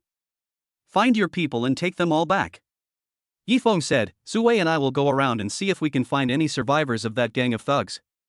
Li He nodded, "Then be careful." Then he handcuffed the man, called the intercom to tell them the situation around him, and then went to the police car and put the man there. "What weapons did Chen Duo and the others use?" "If they were using bare hands or weapons like wooden sticks or iron bars, you wouldn't be injured so badly," Li He said firmly. The man said, "It's a gun. Otherwise, they wouldn't have ended up like this." Li He seemed to be thinking about something. Here, firearms are actually strictly controlled. Even for a family as wealthy as the Chen family, it is impossible for so many people to be allowed to own guns at once. What's more, the identities of that group of people cannot be obtained so quickly. Therefore, Chen Duo was able to determine their identities in such a short time and allow them to legally own guns. It seems that the network of relationships behind him is indeed very large. "I don't know, can the Bureau allow him to continue investigating?" Yifeng, Sui, Lao San and Chen Quan were looking for the gangsters when several corpses suddenly appeared in front of them, with expressions of fear on the faces of the dead. "These are the ones who want to escape," Yifeng said. After calling up the system, there were no red dots around except for the area around Li He, which meant that there were no living people. "Brother Yi," Sui said with some concern. Yifeng really wanted to find those gangsters, but now that they were dead, there was still another group. "I don't know what Chen Duo was thinking. He actually used his real face to hire someone to kill someone. Besides being stupid, that is being fearless." Yifeng believed that Chen Duo was the latter. After saying goodbye to Chen Quan and Lao San, Li He took Yifeng and Sui to Shangfeng building in a police car. The white area of Shangfeng building is decorated with the Dohu Live logo. Guan Susu and others were broadcasting live, and Lu Miao was making a funny smile in an attempt to make his brother Lu Yan laugh. Yifeng smiled as he saw how energetic they were. "Why is Lin Lor gone? Didn't she appear on today's live broadcast?" Yifeng didn't see Lin Lor. Thinking of the last time he met her in the backyard of DBC, he thought that she must have gone to discuss business with some boss again. Shi Shaochen came over with an invitation letter. "Boss Yi, someone just sent you an invitation letter, saying that you must go." When Yifeng saw the huge word Chen on the gold embossed paper, his face turned cold. Old Su, let's go together tomorrow. Yifeng waved the invitation letter at him. Since Chen Duo couldn't wait that long, he would go to meet him. The next evening, Yifeng, wearing casual clothes, walked in with Su Wei. They were dressed casually and rode small electric scooters. As soon as he reached the door, he was stopped by the Chen family's gatekeeper. This is the Chen family, you can't go in. The gatekeeper looked at the two men's clothes and mounts, and couldn't help but show contempt. Such people still want to come to the Chen family? I'm dreaming. Yifeng took out the invitation letter from his canvas bag. Would you like to take a look? The names of Chen Duo and Yifeng were clearly written on the invitation letter, and it was clean without a speck of dirt. The two gatekeepers looked at each other. Does the young master really have such a poor friend? With the invitation, even if they looked down on Yifeng and Su Wei, they had no choice but to let them in. Su Wei said, "What a dog-eyed guy who looks down on others. Aren't they just two gatekeepers?" Yifeng smiled and did not interrupt Su Wei. He also hates such people very much, but there is nothing he can do about it. This world is so realistic. The rich are the masters, and the poor are the grandsons. Yifeng, I didn't expect you to come. Chen Duo said calmly with seemingly surprised words. Mr. Chen, yes, I came to see you. When will you cry and beg for mercy from me? Chapter 88. Don't die here. Chen Duo is the heir of the Chen family, and the Chen family is now worthy of the title of a first-class family. Therefore, when everyone heard Yifeng say this, they thought that this kid was dead. Chen Duo also thought so. Otherwise, why would he invite Yifeng over? You're sharp-tongued. Chen Duo smiled faintly. Since you're here, sit for a while. There will be some exciting shows later, I'm sure you'll be interested. Yifeng smiled, as if he had some deep meaning in his smile. Yes, seeing how confident Chen Xiao is, it shouldn't be too boring. The people around were a little surprised. This seemingly poor and ordinary boy actually had such a good relationship with Chen Xiao. Were they joking before? Chen Duo walked inside. Now that Yifeng was here, the show was about to begin. Although he didn't understand why the Mo family targeted Yifeng, every confrontation made him hate Yifeng more. Su Wei asked from the side, Brother Yi, what are you and that boy talking about? Although he had never attended such extravagant banquets, it was because he was not very interested in money and power. At the banquet, Yifeng only knew big bosses like Du Yu and Lin Yi. However, according to Chen Duo's status as the heir, these two big bosses would not condescend to come in person, so Yifeng really didn't know any of the people here. Ha, what a poor boy you are. A member of the Chen family's branch looked at Yifeng and said sarcastically. They originally didn't like Chen Duo for snatching the position of heir, but because he knew people on the second floor of DBC, and it was Chen Duo who made the current Chen family move to a higher level, so they couldn't do anything to Chen Duo. But this poor boy is Chen Duo's friend, so he is the only one who will be unlucky. After all, it's impossible for Chen Duo to fall out with his brothers just because of a bad boy. Yifeng naturally saw the ill intentions of these people, but it didn't matter, because the Chen family would soon cease to exist. These ants can't jump anywhere. Chen Duo walked into the room and saw an old man standing in front of the window, looking at the banquet scene outside. Upon closer inspection, one could see that he was looking at Yifeng. Yifeng is here, great elder, what should we do next? Chen Duo was very respectful. It was not the kind of respect that was forced, but the kind of respect that came from a sincere heart. The elder turned around, revealing a weathered face. He looked at Chen Duo and said, You did a good job, so let's get rid of him today. Yes. Chen Duo took the order and left the room, while the great elder turned around and stared at Yifeng closely for something. Yifeng felt goosebumps all over his body, and always felt that there was a poisonous snake lurking in the dark about him. Suddenly, Yifeng looked up. I was faced with a dark area on the second floor. He seemed to see someone upstairs slowly raising the corners of his lips. He said to him, Your death is coming. Yifeng frowned. Su Wei came over and said, Brother Yi, I think there is something strange about this Chen family, why don't we go back first? Su Wei still had some intuition. He had felt that Chen Duo had bad intentions before. Now he invited Brother Yi to the banquet. He must have something to hide. Yifeng shook his head. It was impossible for him to leave. After all, if it were him, today would be a good opportunity to kill someone. Can't miss it. What's more, looking at Chen Duo's expression, he is completely devoted to the so-called Mo family, and no one knows why. Yifeng, my dad wants to see you, let's go together. Chen Duo said to Yifeng with a gentle fake smile on his face. When Su Wei heard this, he immediately separated the two and said, Brother, Yi doesn't know your father, so why does your father want to see him? How can a dog have the right to speak? Chen Duo laughed softly, his tone full of disdain. Yifeng said calmly, Su Wei is my brother, what he said is what I said, you said he is a dog? Isn't that also scolding me? Chen Xiao's sincerity is not enough, why should I go to see your father? Chen Duo heard what Yifeng said, smiled, and said, Sorry, I'm in a bad mood. As for why I wanted to meet Yifeng, it was probably because I told my dad that a young man had rescued Mr. Lin before, and my father was curious so he wanted to see his true appearance. What a high-sounding reason. Yifeng sneered in his heart, but nodded, we can't let the elders wait, so let's go. Chen Duo felt relieved and made a gesture of invitation. Seeing Chen Duo's response, Su Wei became more cautious. For such a flexible person, who knows how big his intentions are and how deep his scheming is. Chen Duo walked in front, passing through the Chen family's garden. The road was very quiet and there seemed to be no one around. They were taken somewhere else. Didn't you say you would bring us to see your father? Where is your father? Su Wei said indignantly. Although he spent 3 months in the training camp, he learned more about skills rather than temper. Chen Duo smiled, with a smile on his face, what do you think? Yifeng had a blank expression on his face, your father should be dead, so are you going to send us to see him now? Chen Duo clapped his hands and said, Smart, but it's true that my father heard that you have medical skills, so he asked me to ask you to go down and see him. Yifeng turned his wrist and said, Then I'm afraid you will be disappointed. No, there are only 2 of you.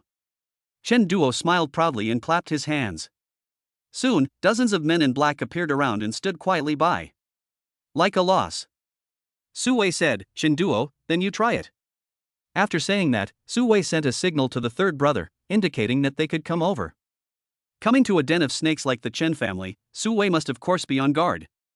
So the third brother had already been arranged to ambush in a hidden place, and now he was asked to contact Li He. After all, it would be better to kill someone later than being caught suddenly. Chen Duo smiled and said, Then let's give it a try. Who is faster, you or them? After saying that, the men in black all moved at once and rushed towards Su Wei and Yifeng. Yifeng had nowhere to hide and could only face it head-on. With a crisp sound of click, Yifeng broke the opponent's wrist. The opponent continued to attack Yifeng as if he felt nothing. Yifeng kicked the man out, then turned around and punched another man in black in the face. At the same time, Su Wei blocked the attacks of several other people for Yifeng. Yifeng kicked out one after another, but the opponents seemed to feel no pain and continued to pounce on him. Yifeng and Su Wei stood back to back. The two were alert. It was obvious that these people were very abnormal. Chapter 89, Test subjects also need to be self-aware. Seeing Yifeng's solemn expression, Chen Duo felt as if he had let out a sigh of relief. He said, Yifeng, we have used a lot of important things for you. You should feel honored. Yifeng glanced at Chen Duo, a cold light flashing in his eyes. He leaned over and whispered a few words into Su Wei's ear, and Su Wei nodded. Yifeng suddenly jumped up and stepped on a man in black, then walked past them and came to Chen Duo's side, grabbing Chen Duo's collar with one hand. In this case, Mr. Chen should be very curious about the effects of these people, why not experience it yourself? When Yifeng reached out his hand, Chen Duo grabbed his shoulder and sneered, Yifeng, do you think I'm not prepared? The two of them were suddenly very close. Yifeng moved his nose and there seemed to be a strange smell on Chen Duo. Medicine smell? It seems that the Mo family is very worried about you. They even put something on you. Yifeng sneered with narrowed eyes. Chen Duo punched Yifeng in the abdomen and was punched in the chest at the same time. Blood immediately flowed from the corner of his lips, but he still smiled. I can be where I am today, and the Chen family can be where they are today, all thanks to the Mo family. You don't need to sow discord for me. The cold light in Yifeng's eyes became even more fierce. What a loyal dog that protects its master. The men in black did not target Su Wei much, but still attacked Yifeng. The instructions they received were to kill Yifeng. At this time, the third brother also arrived with his men, followed by a group of police officers. It can be said that this was also the first time for them to cooperate with the police. The guests outside were already surprised when they saw the gangsters and the police coming in, and they followed them in with the idea of watching a good show. As a result, they saw the heir of the Chen family being knocked to the ground by a poor boy, which was incredible. Yifeng looked outside and said, Chen Duo, you are suspected of intentional homicide. I'm afraid you will have to stay in jail for a while. Chen Duo stood up shakily, his chest still hurting. Yi Feng's power was too overbearing. Just a moment ago, he thought his chest was pierced by Yi Feng. Murder, what evidence do you have? Chen Duo sneered, with blood on his lips, very creepy, like an evil ghost. Officer Li, please don't meddle in other people's business. You are just a small policeman, you can't control me. The gentleness of the past is completely gone, and now Chen Duo is only ferocious and cruel. Li He stood up and said, although no one was killed today, it was only an attempted murder. As for before, when you hired someone to kill someone, you wanted to kill those people as well. Unexpectedly, they were lucky and not all of them died. I even got their confessions. If you want to know more, please come with me. There was no way Chen Duo would agree to that. If he really went in, he might not be able to come out. It's a pity that his Chen family has not yet become a first-class family, otherwise he would not have needed to speak harshly in front of Li He today, but would have directly stripped him of his official position. Li He, you are full of enthusiasm, but your boss is much more realistic than you. Chen Duo smiled, took out his mobile phone and made a call. Soon, Li He received a call from the director. What are you doing at Chen's house, you little brat? Come back quickly, there are things to do in the bureau. Li He looked at Chen Duo viciously, as if the person in front of him was an unforgivable murderer. This is also true. Yi Feng coughed twice and said, Chen Go, you are so loyal to your master. Why doesn't he come out even though you are in this situation? He couldn't wait to meet the Mo family member. I don't know what grudge they have against me, but they actually want to kill me. Mr. Yi, I've long heard of your name. Suddenly, a voice floated past Yi Feng. It's an old man. Yi Feng was shocked. If this old man had attacked him just now, he would have died without even being able to react. But why? Obviously everyone has thought about this question. Great Elder, you. Chen Duo wanted to say something unwillingly. The old man called the Great Elder slapped Chen Duo in the face and said, useless thing. After these words were spoken, Chen Duo was like a docile sheep and did not say anything. Yi Feng felt strange. What era was this? There were still people being called the Great Elder? But he was sure that this old man was the poisonous snake he had sensed before. The elder of the Shangjing Mo family, and also the grandfather of the Mo family master. The old man introduced himself, Mo Fenglin. Mo Fenglin. Someone said faintly, this man is really ambitious. The Great Elder laughed, how can a person not have ambition? What the Great Elder said makes sense, but the way he does things is quite immoral. Yi Feng sneered coldly. Everyone took a deep breath. Although they didn't like this so-called Great Elder, he was from the Shangjing Mo family after all. He was even more powerful than Boss Do. This poor boy actually dared to mock him like this. He was really ungrateful. Yi Feng said, we live in a society ruled by law now. Is the Great Elder defying the law by hiring someone to kill someone? The Great Elder smiled, thinking that only a young person who had never seen insomnia would have such a naive idea. If Mr. Yi wants to sue, I won't stop you. The elder stood with his hands behind his back. Looking at Yi Feng with regret, he said, what a pity. Although I really want to kill you myself, I have made an agreement with someone. I can't do it here. It's a pity. I let you go this time, maybe you can get rid of me next time. Yi Feng didn't expect that this vicious old man would have such a ridiculous thing as principles. He said, since Mr. Mo won't kill me, let me ask a few questions. Who are you anyway? Yi Feng gritted his teeth, wishing he could slap this so-called Great Elder hard. Mo Fenglin smiled, with a hint of deliberateness, and said, wouldn't it be more interesting for Mr. Yi to find the answer himself? Yi Feng's eyes gradually turned cold. He knew that he couldn't do anything to this old man for the time being, so he said, then Mr. Mo, do you still want to protect Chen Duo? Mo Fenglin looked back at Chen Duo, feeling a little sorry, and touched his head lovingly, in the end, I am the one who let you down. Chen Duo's eyes were filled with tears, and he said, if it weren't for the Great Elder, I, Chen Duo, would not only not have the position I have today, but I also don't know if I could survive.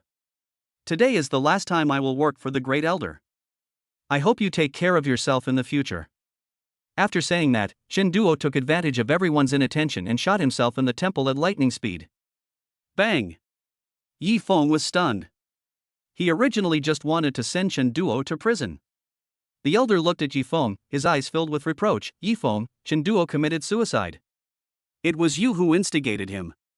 Did I instigate him? Yi Feng's eyes were dull for a moment, but he quickly realized that this old man also knew hypnosis. I almost got fooled. Chapter 90 Su Family Parents. Seeing that Yi Feng was not fooled, Mo Fenglin was a little disappointed. Sure enough, Yi Feng is not so easy to kill, what a pity. A nice banquet turned into a funeral. It must be said that this was the fastest changing banquet Yi Feng had ever attended. He had said before that he would send himself and Su Wei to meet his father, but now he went there first. Brother Yi. After the show was over, Su Wei asked worriedly, that old man looked so sinister, he wouldn't suddenly attack you, would he? Yi Feng shook his head, no, there are probably a lot of people watching him now. Yi Feng lured him out, which meant that this old man could no longer act recklessly in the dark, but had to come out into the open. However, it was impossible for people like the Mo family in Shangjing to have no enemies at all. So, he was on guard against the old man, and the old man also had to be on guard against him and those enemies. Brother Yi, when did you get into trouble with such a powerful person? This is what Su Wei is most curious about. Before, Yi Feng and he played together, and they were almost inseparable. Later, when they became rich, they still worked together. Could it be during the 3 months he was away? Su Wei was completely puzzled, and so was Yi Feng.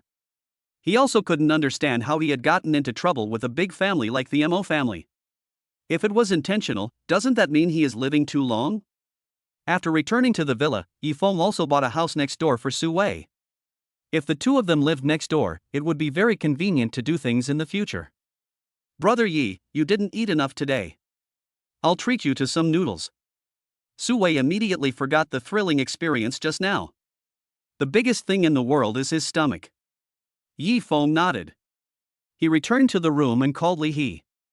At that time, Li He was receiving a lesson from the director. Do you know that you have caused me a big trouble today? Not only the Chen family, but also the Mo family. I wonder if you don't like me and deliberately want to cause trouble for me? Li He frowned, somewhat dissatisfied with what the director said. Chen Duo hired someone to kill someone, which was illegal in the first place. He committed suicide, so I didn't do anything. If he dies, he can only blame himself for feeling guilty. The director was so angry at Li He's attitude that he said, stay in the bureau and don't go anywhere for the next few days. This is no longer just a matter of handling the case. Although Chen Duo committed suicide because he was afraid of something and felt guilty about it, it was also partly because Li He had passed away. The director looked at Li He's back as he walked out, sighed, picked up the phone on the table and dialed a number. Hello Yi Feng, what's wrong? As soon as Li He went out, he received a call from Yi Feng. Yi Feng turned the pen cap and said, how is it? What else can I do?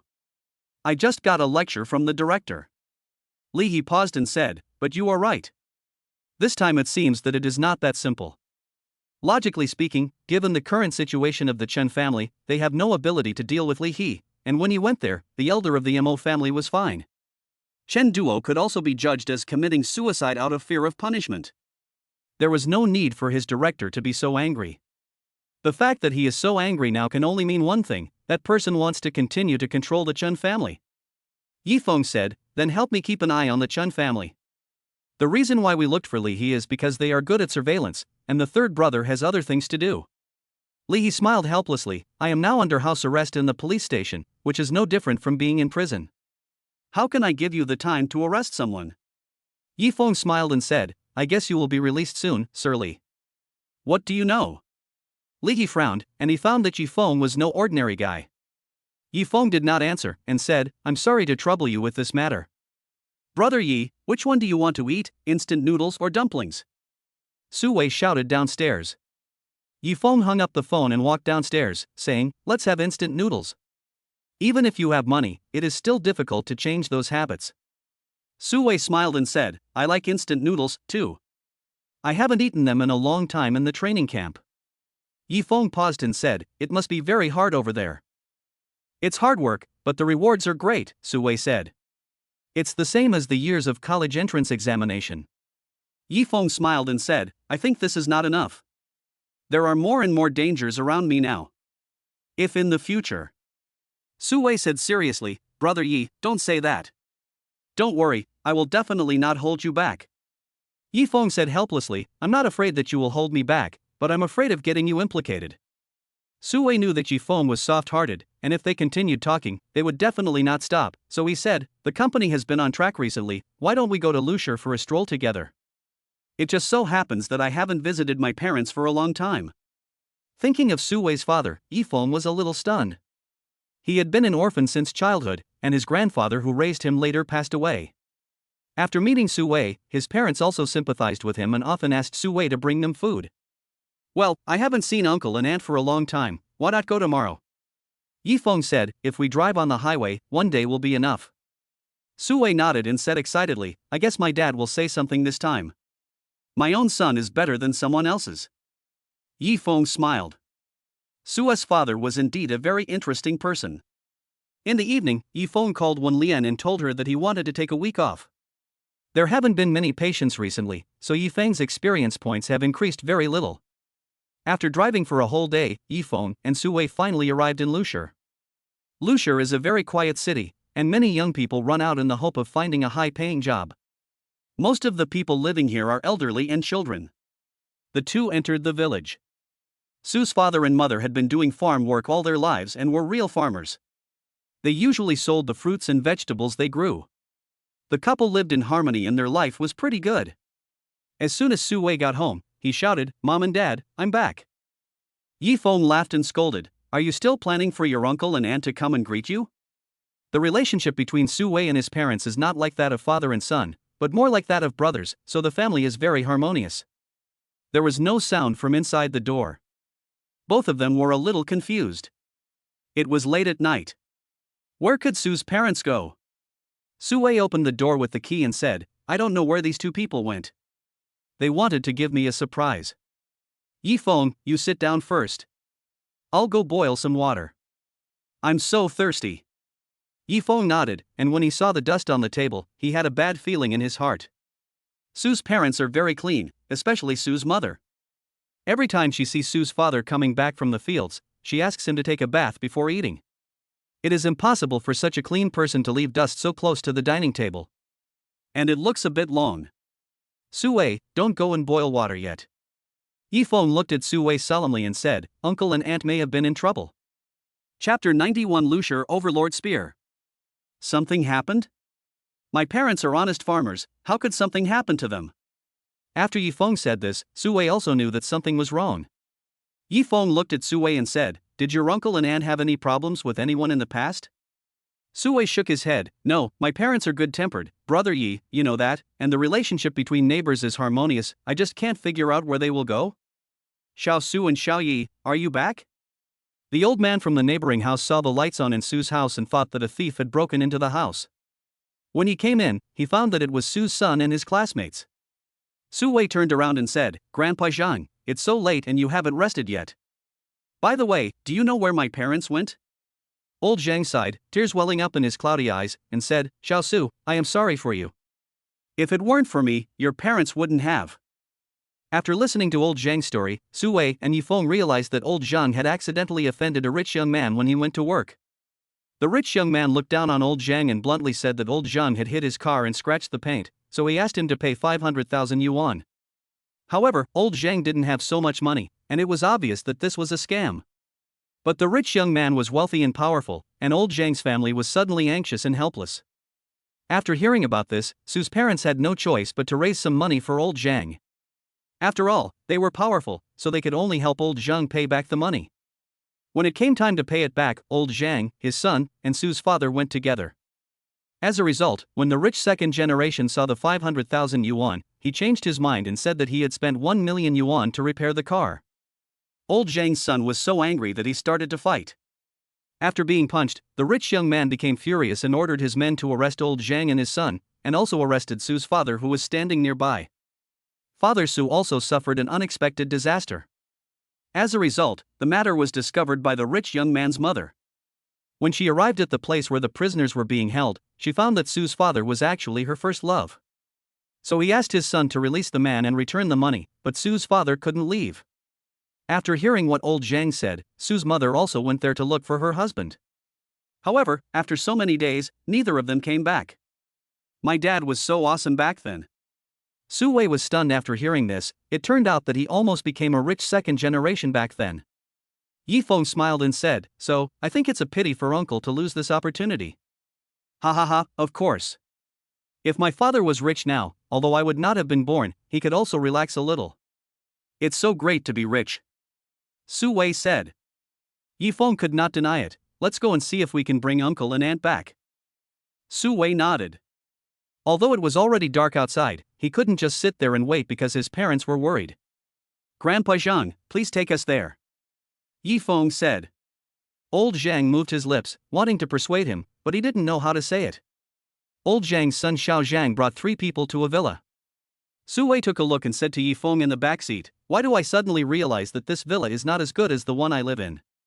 He spoke in a low voice, not wanting to attract the attention of Zhang's father and son. Of course. It is a new first-tier city after all. Lushur has suffered from a serious brain drain. It can be said that it has almost reached the bottom of second-tier cities. The cost of this villa will not exceed 3 million. Yifeng has seen the villa under his name and has some understanding of this type of building. No entry for outsiders. The guard stopped the 4 people. Old Zhang said, "We came here last time and wanted to meet Su Fei and his wife." The guard shook his head and refused. "You can only enter with the consent of the owner." Old Zhang glanced at Su Wei and Yifeng and shook his head. Su Wei had no choice. He couldn't break into a private house, so he could only say, "You can't even see my parents?" The guard still refused. Although he was very diligent, Yifeng thought he was annoying and ungrateful now. "System, can you consider giving me a prize?" Yifeng asked secretly in his mind. "The system is very cold. No, host, you haven't gained any reputation recently, so there is no reward, and it's not the end of the month yet. Therefore, it is impossible to directly buy the villas in this area now." Thinking that he still had several 100 million in his hand, Yifeng frowned and said, "I came with them to see the villa. Now we can finally go in." The guard looked at the young man coldly, sneered, and said, "I'm sorry, we don't provide house viewing services at night, and you need to come with an agent to view the house, you." He looked at the 4 people. The 2 young men were dressed better, but what were the other 2 wearing? "I'm telling you, don't look down on others." Su Wei pointed at the guard and scolded. The guard didn't care at all. Su Wei was almost hurt by his attitude. "In that case, let's come back tomorrow," Yifeng said, and walked back with Su Wei. Standing outside the door, I watched the 4 people leaving and shook my head. People nowadays. You just want to see the villa, but you lied that your parents live in it and said you have the money to buy a villa. Why can't you be more down to earth? Brother Yi, are we going back like this? Su Wei's face was full of anger. Yifeng shook his head. "Of course it's impossible, uncle and aunt are still in there." "Grandpa Zhang, Uncle Zhang, you 2 go back first," Yifeng said.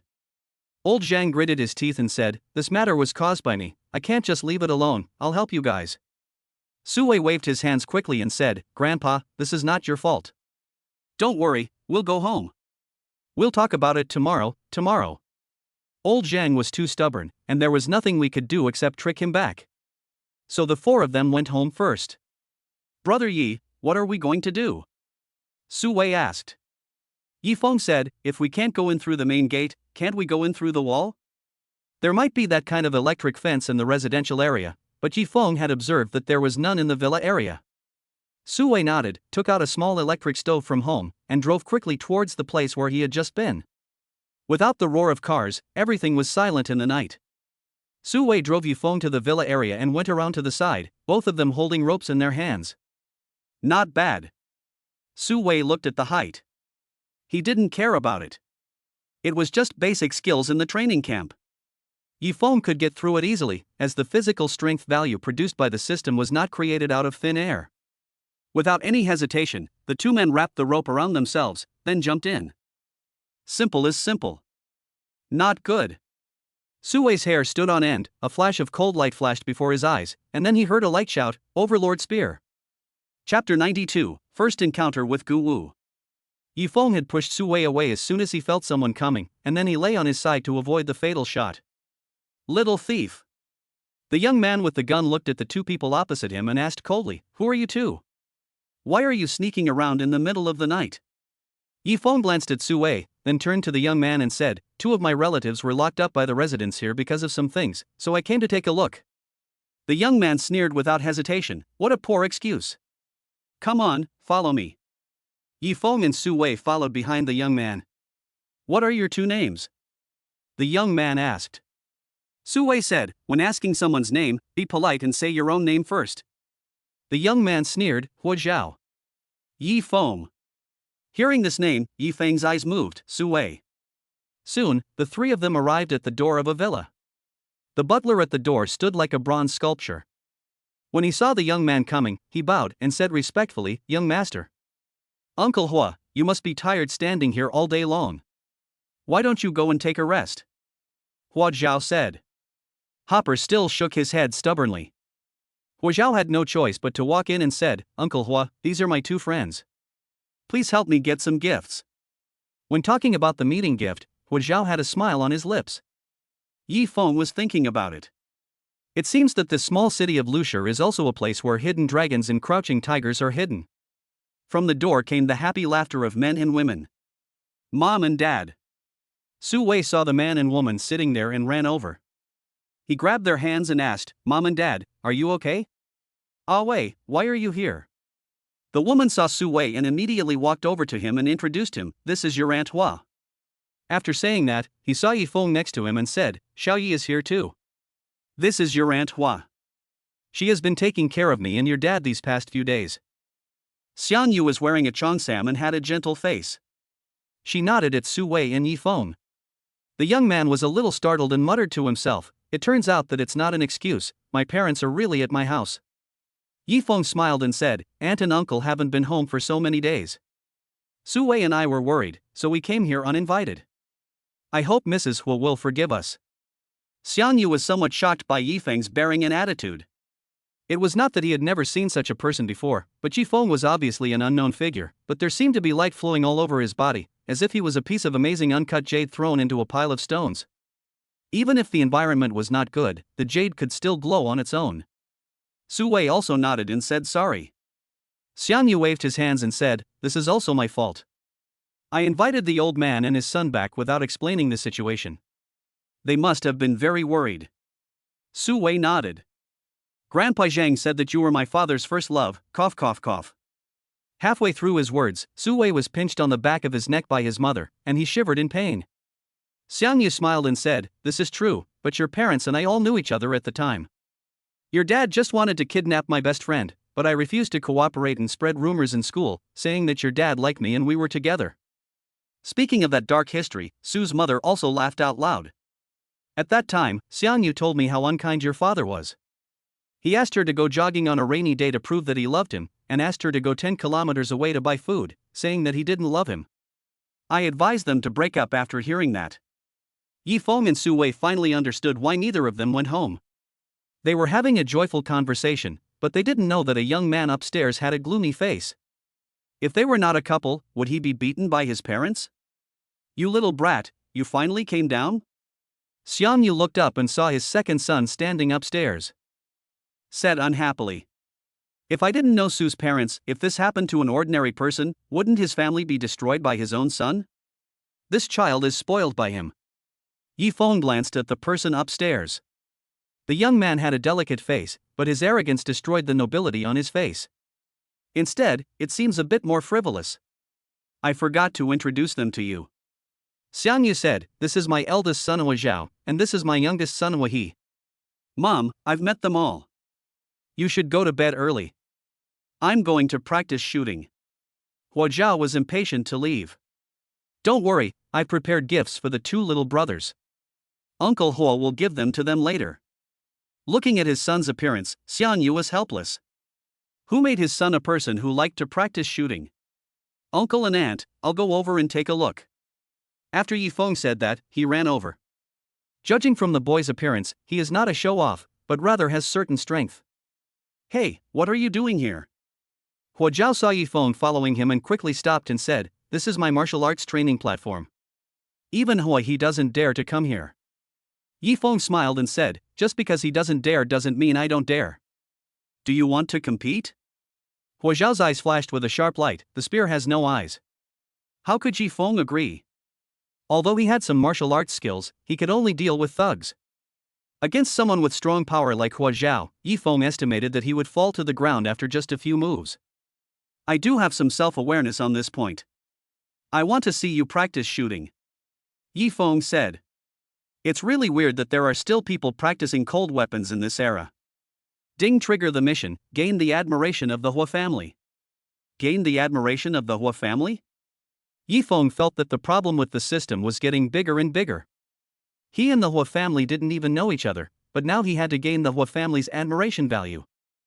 Dropped item, Ancient Martial Arts 1. After Yifeng clicked to accept, he suddenly felt as if his mind was cleansed. Okay, I'll show you the power of Lucier Overlord Spear. Hua Zhao shouted softly and swung the spear in his hand. Chop, hack, dodge, avoid, all in one go. Well, my son's martial arts is really improving day by day. A burly man on the side said, obviously very happy. The Hua family was once a family very powerful in martial arts, but with the changes of the times and some inhumane reasons, they could only live in seclusion in a small city in Lucier. But they all still remember the family rules and practice shooting, because the gun is the soul of their Hua family. His eldest son, Hua Zhao, has mastered the art of shooting at a very young age. Even if he were to fight him, he might not be able to gain the upper hand. Yifeng, who originally thought he would be stunning, didn't know if it was because of the props, but felt that everything Hua Zhao did was full of flaws. Hua Zhao, I think you have a little flaw. Being in someone else's territory, Yifeng was naturally a little polite when speaking. Chapter 93. Yifeng overestimates his own capacity. As soon as he said this, Yifeng felt two pairs of malicious gazes. Hua Zhao moved and said, Dad, don't be angry, he is also Mom's guest. When the man heard that they were his wife's guests, he was helpless. His two wives at home would not let them leave, so he could not even get close to his wives. Huan Yan looked at Yifeng and said, You also know about guns? For the sake of his wife, he didn't beat him. Yifeng nodded and said, I dare not, I just know a little bit. Huan Yan narrowed his eyes, his face slightly cold, and said, Boy, you have to be responsible for what you say. If you really know, then go up and compete with Hua Zhao.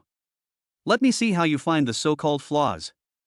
Yifeng smiled and said, Uncle Hua, I understand a little bit of what I said. Even I can't do it. I am just a giant in theory. Huan Yan sneered. Hua Zhao did not laugh, but asked, Where do you think my weakness is? Son, you actually want to believe this kid? Huan Yan looked at Yifeng and felt that he was not pleasing in every way. Hua Zhao glanced at his erratic father. Thanks to his mother, otherwise the Lu family would probably have been extinct.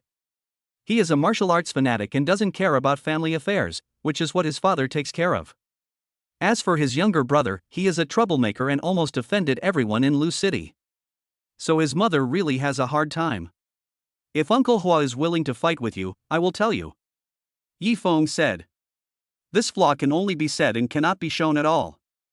Only if someone comes up to fight with him, then his strength can be discovered based on what he says. Old Hua, how is your Hua Zhao's shooting skills going? Huan Yan, who was about to confront Yifeng, turned around immediately when he heard this disgusting voice, and indeed saw that annoying face. Even Hua Zhao's face looked even colder. The man was wearing a black Taoist robe and had a mean face. Next to him stood a young man whose face was exactly the same as his, like a smaller version of the man. He must be his son. Hua Zhao, the 1-month period is up. How about, when does the competition start?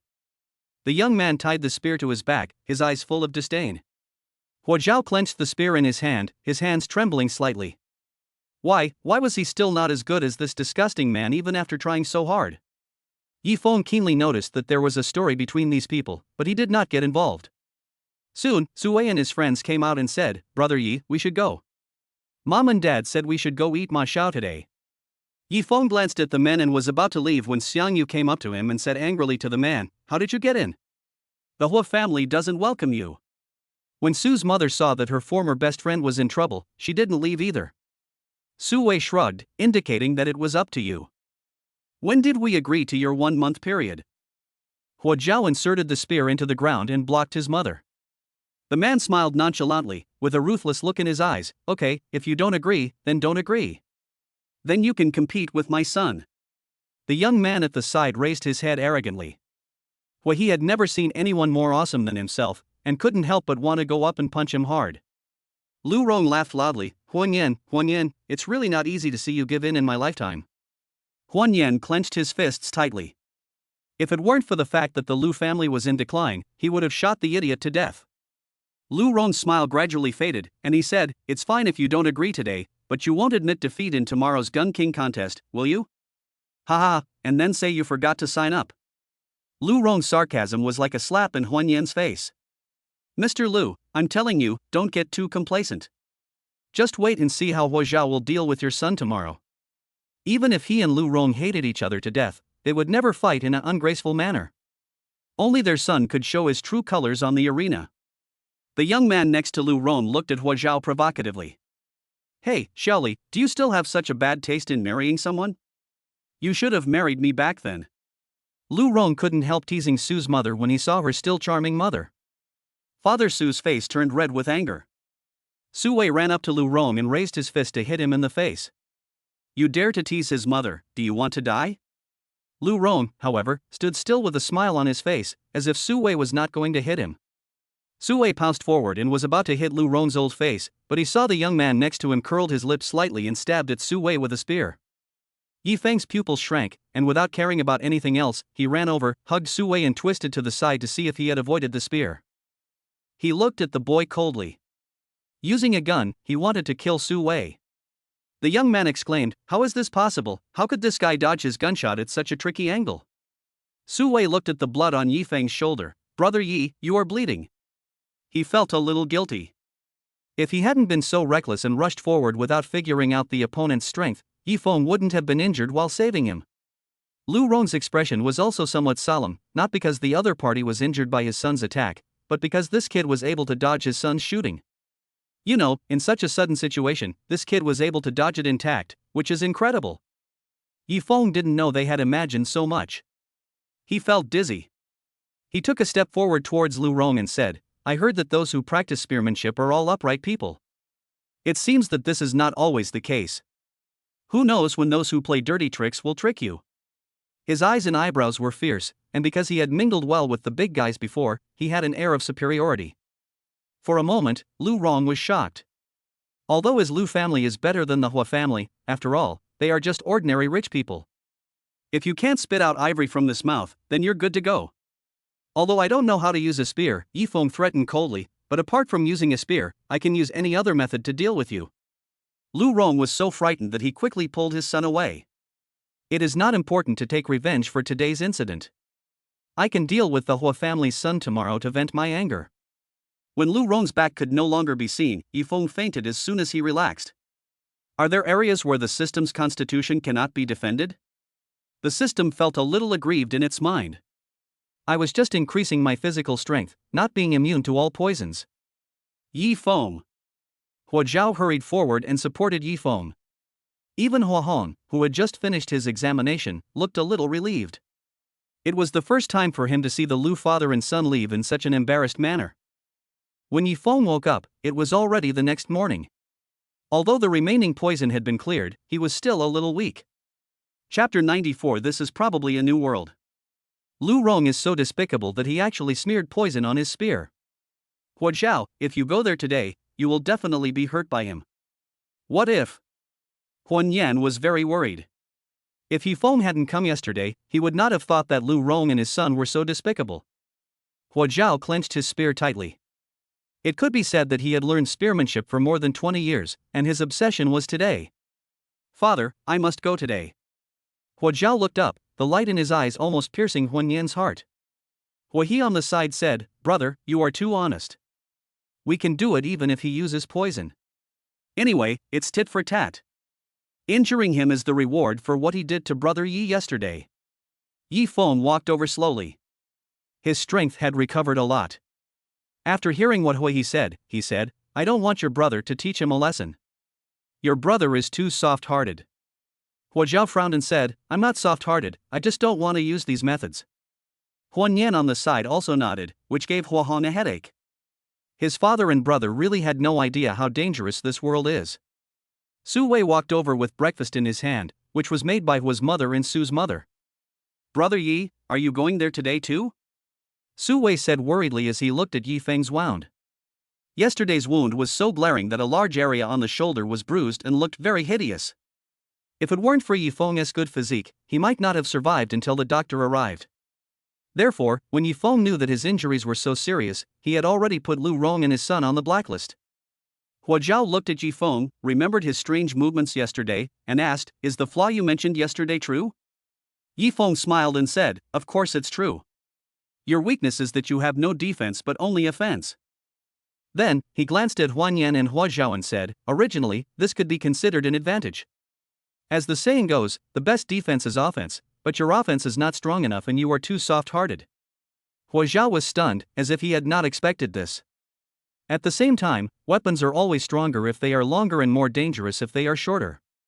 So the disadvantage of a spear is that it cannot keep the enemy close. But you don't seem to have this kind of defense. If the enemy gets close, just fighting hard will weaken the advantage of the spear. It's very disadvantageous to face the enemy like this. Yifeng's voice seemed to still echo in his ears. Hua Zhao stood on the stage. Opposite him was Lu Yi, the son of Lu Rong and also his mortal enemy. "TSK, Hua Zhao, I didn't expect you to come up here so arrogantly," Lu Yi said sarcastically, his face full of ridicule, as if Hua Zhao was a piece of trash. Hua Zhao curled his lips. "It's not that easy to irritate me." Lu Yi snorted coldly. It didn't matter if it didn't have the effect he had imagined. Hua Zhao's marksmanship was just average anyway. "Do you think my brother will win?" Unlike the bored onlookers, Hua Hong was very nervous. This Gun King competition is held every 3 years and is a rule passed down by our ancestors. However, many young people nowadays simply cannot understand it and just regard it as a local custom. Naturally, they do not regard the above as real things and think they are actors. Yifeng said, "The probability of winning is about 2/3. Hua He lowered his head, "So low? Brother Yi, you can't take revenge on me." He had been beaten up by his mother a long time ago. Yifeng smiled and said, "A 2/3 winning rate is already impressive. Are you still not satisfied? In this competition, everyone has to play 3 games, and you can advance if you win 2 games. Hua He's face was full of confidence. "Of course I believe my brother will win." On the stage, Lu Rong looked at Hua Zhao and felt a little anxious. What was wrong with Hua Zhao today? Why couldn't he get close to him? Hua Zhao was sweating profusely as he resisted every blow from Lu Rong. "Hua Zhao, it's useless, give up, waste." Lu Yi shouted the last 2 words very loudly and chopped the spear down at the same time. Sizzle, sizzle. Sparks actually flashed where the 2 spears touched. Yifeng frowned and looked at the 2 people on the stage, feeling a little uneasy. That's not right. Normally, Hua Zhao's skills are stronger than Lu Yi's, but now, Hua Zhao is suppressed so much that he has no room to resist. What's wrong with Xiao Zhao?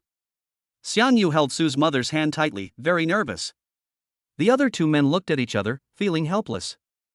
Father Su said, "The Hua family's spearmanship has always been famous for its domineering style. In my opinion, the Lu family's spearmanship is even more domineering than yours." Father Su's words made Father Hua's face change. Yifeng also felt something was a little strange. "You." Hua Zhao on the stage's expression changed. These moves were somewhat similar to the Hua family's spear techniques, and they were no longer something that could be ignored. Hua Zhao, who was distracted, did not notice the viciousness in Lu Yi's eyes. Seeing that he had revealed a flaw for a moment, Lu Yi, with a bloodthirsty smile on his lips, pointed the spear at Hua Zhao's heart and stabbed it straight down without any hesitation. Puff! Even though Hua Zhao realized something was wrong and tried to dodge to the side, he was inevitably stabbed in the chest. The girls who were originally taking pictures of the young men on the stage exclaimed in unison, "Is this real blood?" Yifeng ran up immediately. Lu Yi looked at Hua Zhao lying on the ground with a smug look on his face. "Referee, can you decide the winner of this match?" Lu Yi said.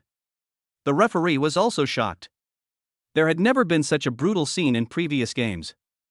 In the first match, Lu Yi wins. Lu Yi looked down at Hua Zhao lying on the ground, and said with disdain, "The Hua family's spearmanship is nothing special."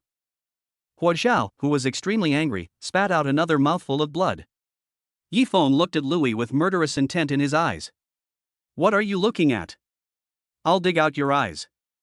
Lu Yi felt extremely embarrassed when he recalled the scene where he was scared by Yifeng and ran away in a panic yesterday.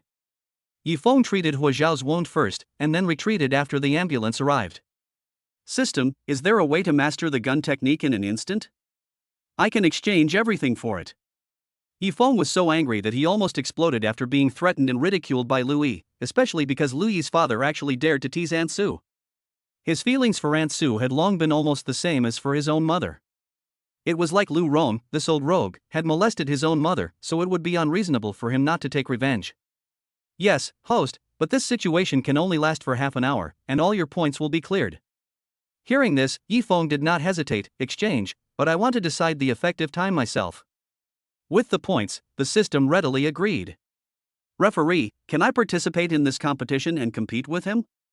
Yifeng pointed at Louis and said. TSK, you are overestimating yourself.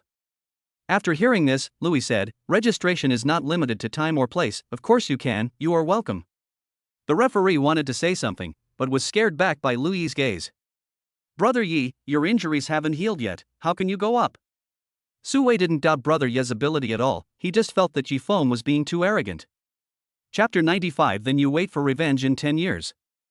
No, just because you don't know how to use a spear, don't show off. Hua He on the side said. He felt that Yifeng just couldn't stand Louis's behavior, and because he was injured, he wanted to retaliate against Louis.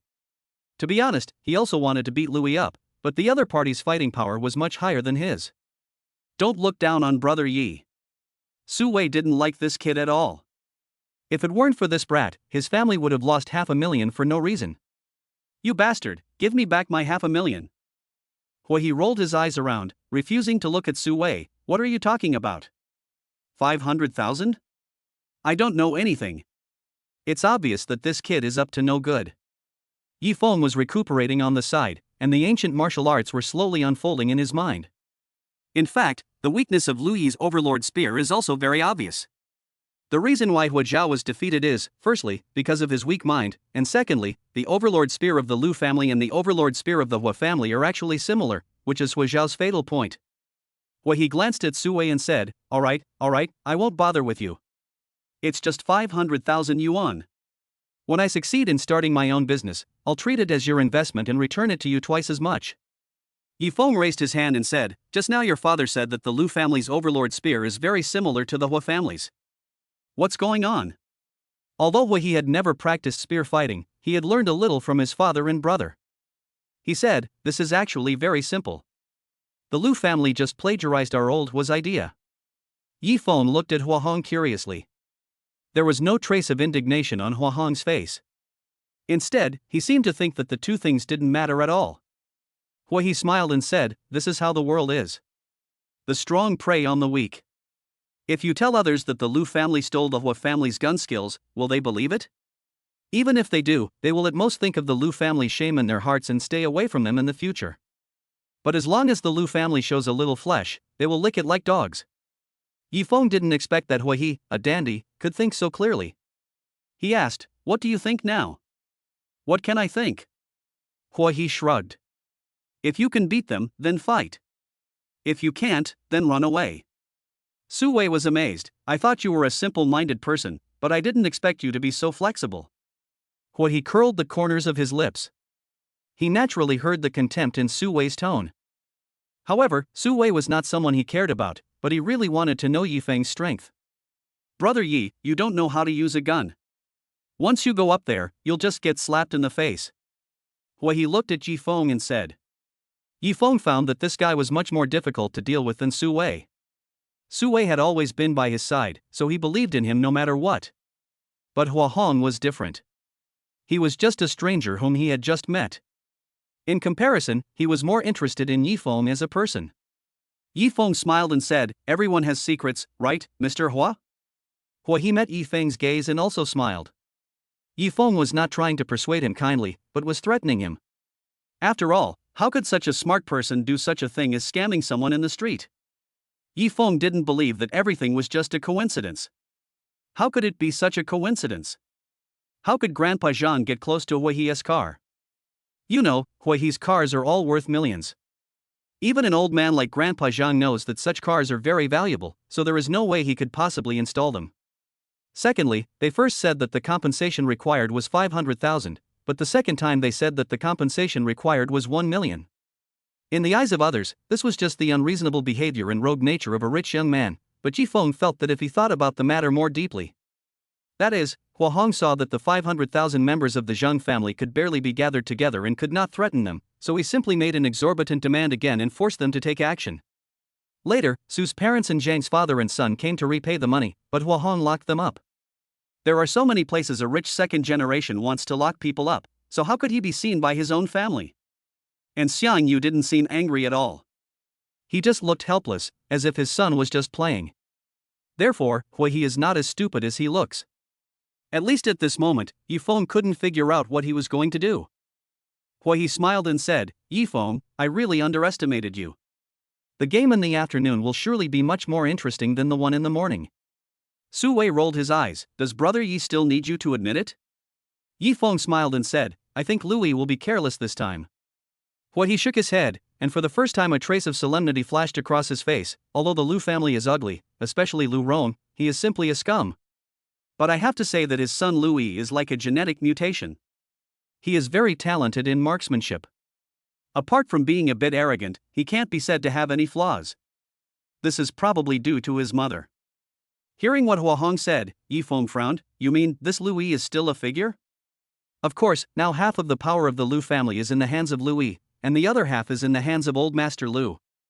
Lu Rong only dares to act so arrogantly because he thinks he is Louis's father. Little did he know that he was being played around by his own son. Su Wei touched the back of his head and said, I didn't expect that a small city like Lu could be so awesome. Brother Yi, I'm starting to worry about you now.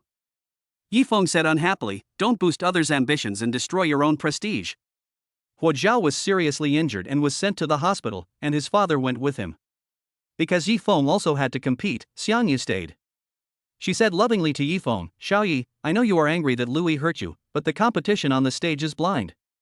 If something happens, what will your parents do? Mother Su coughed awkwardly. She had watched Yifeng grow up since he was a child, so she naturally knew that he was an orphan with no father or mother. Xiang Yu, that's enough, stop interfering in the child's affairs, said Su's mother. Yifeng was calm and didn't look sad at all. Auntie, don't worry, nothing will happen to me. Su Wei on the side also nodded and said, Auntie, you don't know Yifeng's ability. In this moment, whoever dares to go against Brother Yi will be disgraced. Su's mother slapped Su Wei on the top of his head. You are the one who has so many things to do. Su Wei felt a little aggrieved. Looking at his mother's stern face, he finally said nothing. Yifeng smiled, turned his head and saw Louis opposite him. Lu Rong seemed to be saying something to him. Louis smiled and turned his head, and their eyes met unexpectedly. Yifeng waved while holding up a Coke. Louis also smiled at him. Son, when the time comes you must beat that guy badly, at least not to death. Lu Rong was very proud. Chapter 96 The Unbelievable Hua Family. Although his talent is average, his son is not only talented but also hardworking. Louis suppressed the disgust in his eyes, nodded, and said respectfully, Okay, father. Lu Rong on the side was very happy. Although his son was in power in the Lu family, he was still very obedient to him. Yifeng looked at the scene of loving father and filial son over there and smiled slightly. It seems like something is about to come out. Huan Yan also rushed over from the hospital. It was common for people who practiced martial arts to get injured, but as long as they were not disabled or died, it would be fine. Huan Yan was also shocked when he heard that Yifeng wanted to challenge Louis. This honest martial artist was also very dignified when he got angry. Xiao Yi, do you know that you are risking your life by doing this? When Yifeng listened to the Hua family's concerns about him, he felt a warm feeling in his heart. He smiled and said, Uncle Hua, don't worry, I know what I'm doing. Even if I can't beat him, it's impossible for me to die. Louis stroked the spear in his hand. This spear had been with him for so many years. Even when he met an opponent like Hua Zhao, he had never failed. But I don't know why, facing the guy named Yifeng, the feeling of uneasiness in my heart is indeed getting stronger and stronger. It's like the excitement of meeting a worthy opponent, but also like there is a hint of fear hidden in it. Lu Rong looked at his son in deep thought and said, That kid has never even touched a gun. If you ask me, you think too much, son. So many talented people were defeated by you. Louis pursed his lips, not knowing what to say to the stupid father. Although stupid people are easy to control, if they talk too much, they will become annoying. Father, I'll go up first. Louis interrupted Lu Rong's mumbling. If he continued listening, perhaps his image in front of his father might collapse. Louis looked at the opponent in front of him.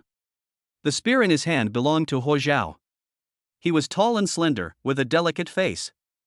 Apart from being good-looking, to be honest, Louis could not find anything else that made him feel uneasy.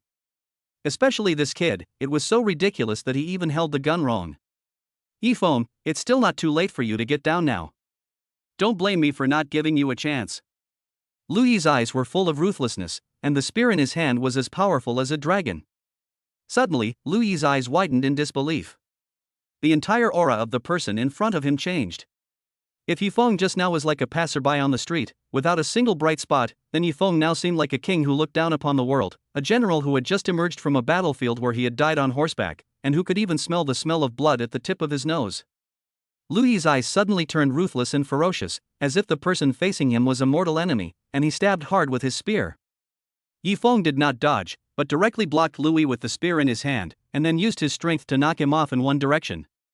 Before he could react, Yifeng stabbed Louis directly in the chest. Louis watched the deadly spear approaching, but his body seemed to be frozen and unable to move. In the end, he could only roll on the ground with all his strength. Even so, Louis was still stabbed in the shoulder. He believed that he was unrivaled in marksmanship, had great talent, and practiced every day.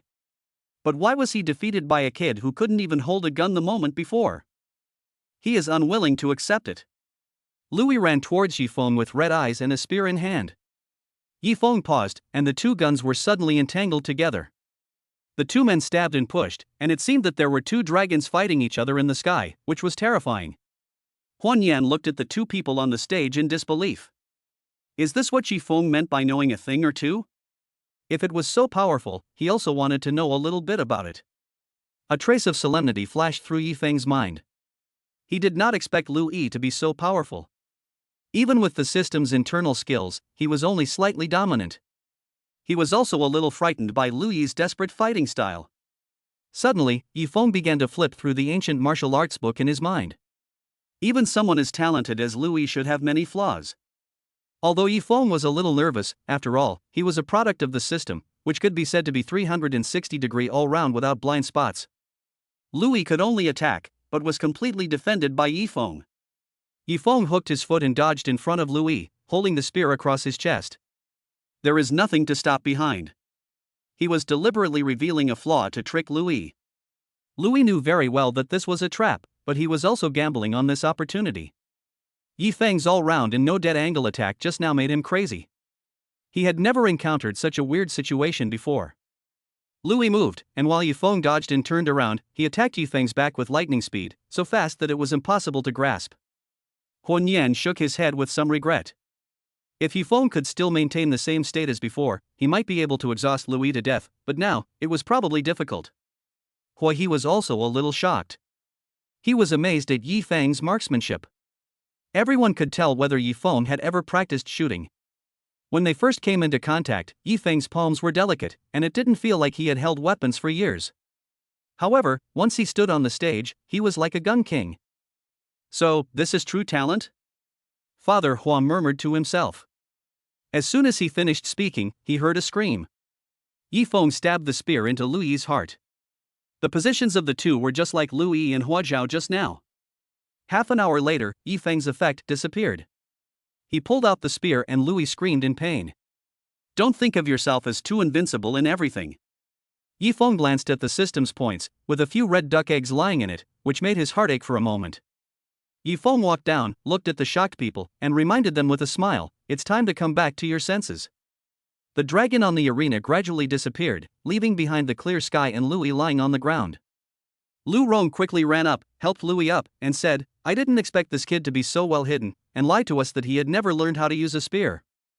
This shooting skill is comparable to that of the founder. Lu Yi covered his chest, his lips turning pale. Did you record our competition just now? Lu Rong shook his head, thinking that his son didn't want to show himself in such an embarrassing state in front of the family, and said quickly, don't worry, no one dares to take the video back today. Idiot. Lu Yi was nearly pissed off to death by his father, but he couldn't shout or scream, otherwise the image he had designed over the past decade would collapse. Dad, then do me a favor and send me the videos in their phones, and then delete them from their phones. Of course he knew whether Yifeng had ever practiced shooting. It was ridiculous for someone without calluses on his hands, who even held the gun wrong when he first went on stage, to know how to shoot. However, this does not solve the problem of why Yifeng suddenly became able to shoot. Lu Rong on the side nodded with lingering fear. Yi Feng was really ruthless just now. Looking at his son who had fainted beside him, Huan Yan quickly dialed 120. Chapter 97, Throwing yourself into the arms of a man on the street. Yi Feng returned the spear to Huan Yan. This was Hua Zhao's spear. Huan Yan exclaimed, "I didn't expect that Xiaoye you were such a hidden talent." Several people came to the hospital together, and Hua Zhao was no longer in danger. When they arrived, they happened to meet Lu Rong and Louis coming to the hospital. Hua He chuckled, "It's true that enemies often meet on a narrow road. Uncle Lu, even though Louis is seriously injured, my brother is out of danger, so your son must be fine too." When the family of a dying patient said this, the doctors nearby showed their contempt and anger. Of course, it was directed at Hua He. Hua He seemed not to feel it and continued to smile. Even though Lu Rong didn't want to spread the video of the competition day, he couldn't prevent someone from secretly uploading it to the cloud disk, so in fact, it is useless to delete a video from your phone. On that day, a big V named Blibbling appeared on the internet and uploaded a video. The copywriter wrote "Shocked me HX." The comments below are also filled with comments expressing shock, such as "My mother asked me why I was kneeling to watch the video." Until the last scene, everyone was even more shocked than before. "This can't be true, this can't be true. Tell the people upstairs, this is true. I was in the audience when it happened." The man was sent to the hospital after the game. "Oh my god, this is just a game, there's no need to take it so seriously, this could be considered murder." At XX official media. "This is just revenge for a good friend. The other person was stabbed by the injured person. It's tit for tat. Hey, we hold this competition every year, and people get hurt. To be honest, I really urge the local authorities to cancel this custom." Yi Feng took a look at the things that had become a hot topic. Even though everyone was arguing over certain things, Yi Feng still had a group of fans. Ding gained the Hua family's admiration and respect, and gained 300,000 reputation points. Ding gained the audience's admiration and respect, and gained 15,000 reputation points. Ding gained the admiration and respect of netizens, and gained 300,000 reputation points. Task completed, get 3 billion in cash, ancient martial arts, Xiaoqiao Renjia Villa area. Hearing about this reward, Yi Feng curled his lips, and took out his mobile phone to check the so-called Xiaoqiao Renjia Villa area. It turned out to be the most upscale villa area in Shangjing, and it was not a place where just the rich and powerful could live. But you have to be rich and powerful enough to live there. Basically, only the top families in Beijing are qualified to live there. And now, these villas all belong to him, which means that the big guys all live next door to him. "Hua Zhao, you're awake." Yi Feng suppressed the joy in his heart. However, it was useless to suppress it no matter how hard he tried. So when looking at Hua Zhao, Yi Feng's face was still beaming with joy. Hua Zhao felt a little resentful. Even though he didn't like the ways of the world, he would not show such a happy expression in front of a seriously ill patient. Yi Feng also knew that his expression was a little inappropriate, so he found an excuse and said, "Don't worry, I sent Louis to the hospital as well." As he spoke, Yi Feng shouted toward the door and called the doctor and the people from the Hua family. Xiang Yu couldn't help but tear up when she saw her son's condition, while Hua He was pondering over something on the side. Hua Zhao asked, "Dad, did Yi Feng really defeat Louis?" Huan Yan nodded, thinking that he was still saying yesterday that Yi Feng didn't know how to use a gun, but in the blink of an eye, Yi Feng defeated his son's powerful enemy. Hua Zhao hurried to get up, but was suppressed by Xiang Yu. "Hua Zhao, what are you doing?" "Yi Feng, you said you would teach me how to shoot." Hua Zhao was afraid that Yi Feng would suddenly disappear. Yi Feng thought about it. Did he ever say that? He was clearly just pointing out the flaws. Actually, looking at Hua Zhao's hopeful eyes, Yi Feng could only say helplessly, "I don't understand anything either, but I will point out your flaws to you." Hua Zhao nodded and said, "You will stay at the Hua family for the next few days. I will ask Hua He to entertain you well." Sui glanced at Yi Feng and said, "Brother Yi, how about we stay here for a few days?" Yi Feng nodded and did not object. "However, I can live outside. There is no need to live in the Hua family." Hua He smiled and said to Yi Feng, "That's fine, I have another villa outside. If you want some quiet time, you can live there." Xiang Yu was a little confused. You know, his second son hated others setting foot in his territory the most. As for that villa, even if he went there by himself, he had to disinfect it, and it was as if he was very dirty. Hua Zhao didn't think too much about it and said happily, "That's fine, you can just come to the Hua family's martial arts training platform during the day." Yi Feng nodded. He didn't expect to become Hua Zhao's sparring partner. Su Wei patted Yi Feng on the shoulder and said, "Brother Yi is awesome." The two looked at each other and smiled. Hua Jia was anxious to be discharged from the hospital. With such a master by his side, he wanted to improve his martial arts quickly just like Teddy. But unfortunately, Xiang Yu's orders could suppress his father, and Hua Jiao could not oppose his father. "Brother Yi, you really surprised me." Hua Hong and Yi Feng left the hospital. Yi Feng walked under the clear sky and seemed to smell a hint of flower fragrance. Hearing Hua Yi's words, he smiled and said, "You surprised me too." Hua Yi said, "No, Brother Yi's surprise is different from mine. Even though I have been pretending for so many years, there are still traces to follow, but Brother Yi seems to have appeared out of thin air." Yi Feng didn't expect that this boy was so sensitive. It seems that he is going to overturn the previous speculation. The Hua family does not rely on Xiang Yu, but on this young boy. The two didn't say much. It was a secret, so they just had to try it out. If they really tested it out, it would no longer be a secret. While the two were chatting and laughing, they heard a panicked voice, and then a soft body threw itself into Yi Feng's arms. The scent of flowers is real, not an illusion. Yi Feng let the girl go, but the girl held Yi Feng's hand tightly and refused to let go. Hua Yi smiled, with a gleam in his eyes. "Brother Yi is quite lucky with women." Yi Feng was helpless and said, "Little girl, I won't leave, you let me go first." The girl had fair and delicate skin and watery eyes. She looked at Yi Feng pitifully.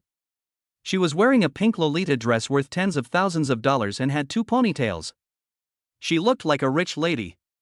After all, 9 out of 10 Lolita girls are rich, and one is extremely rich.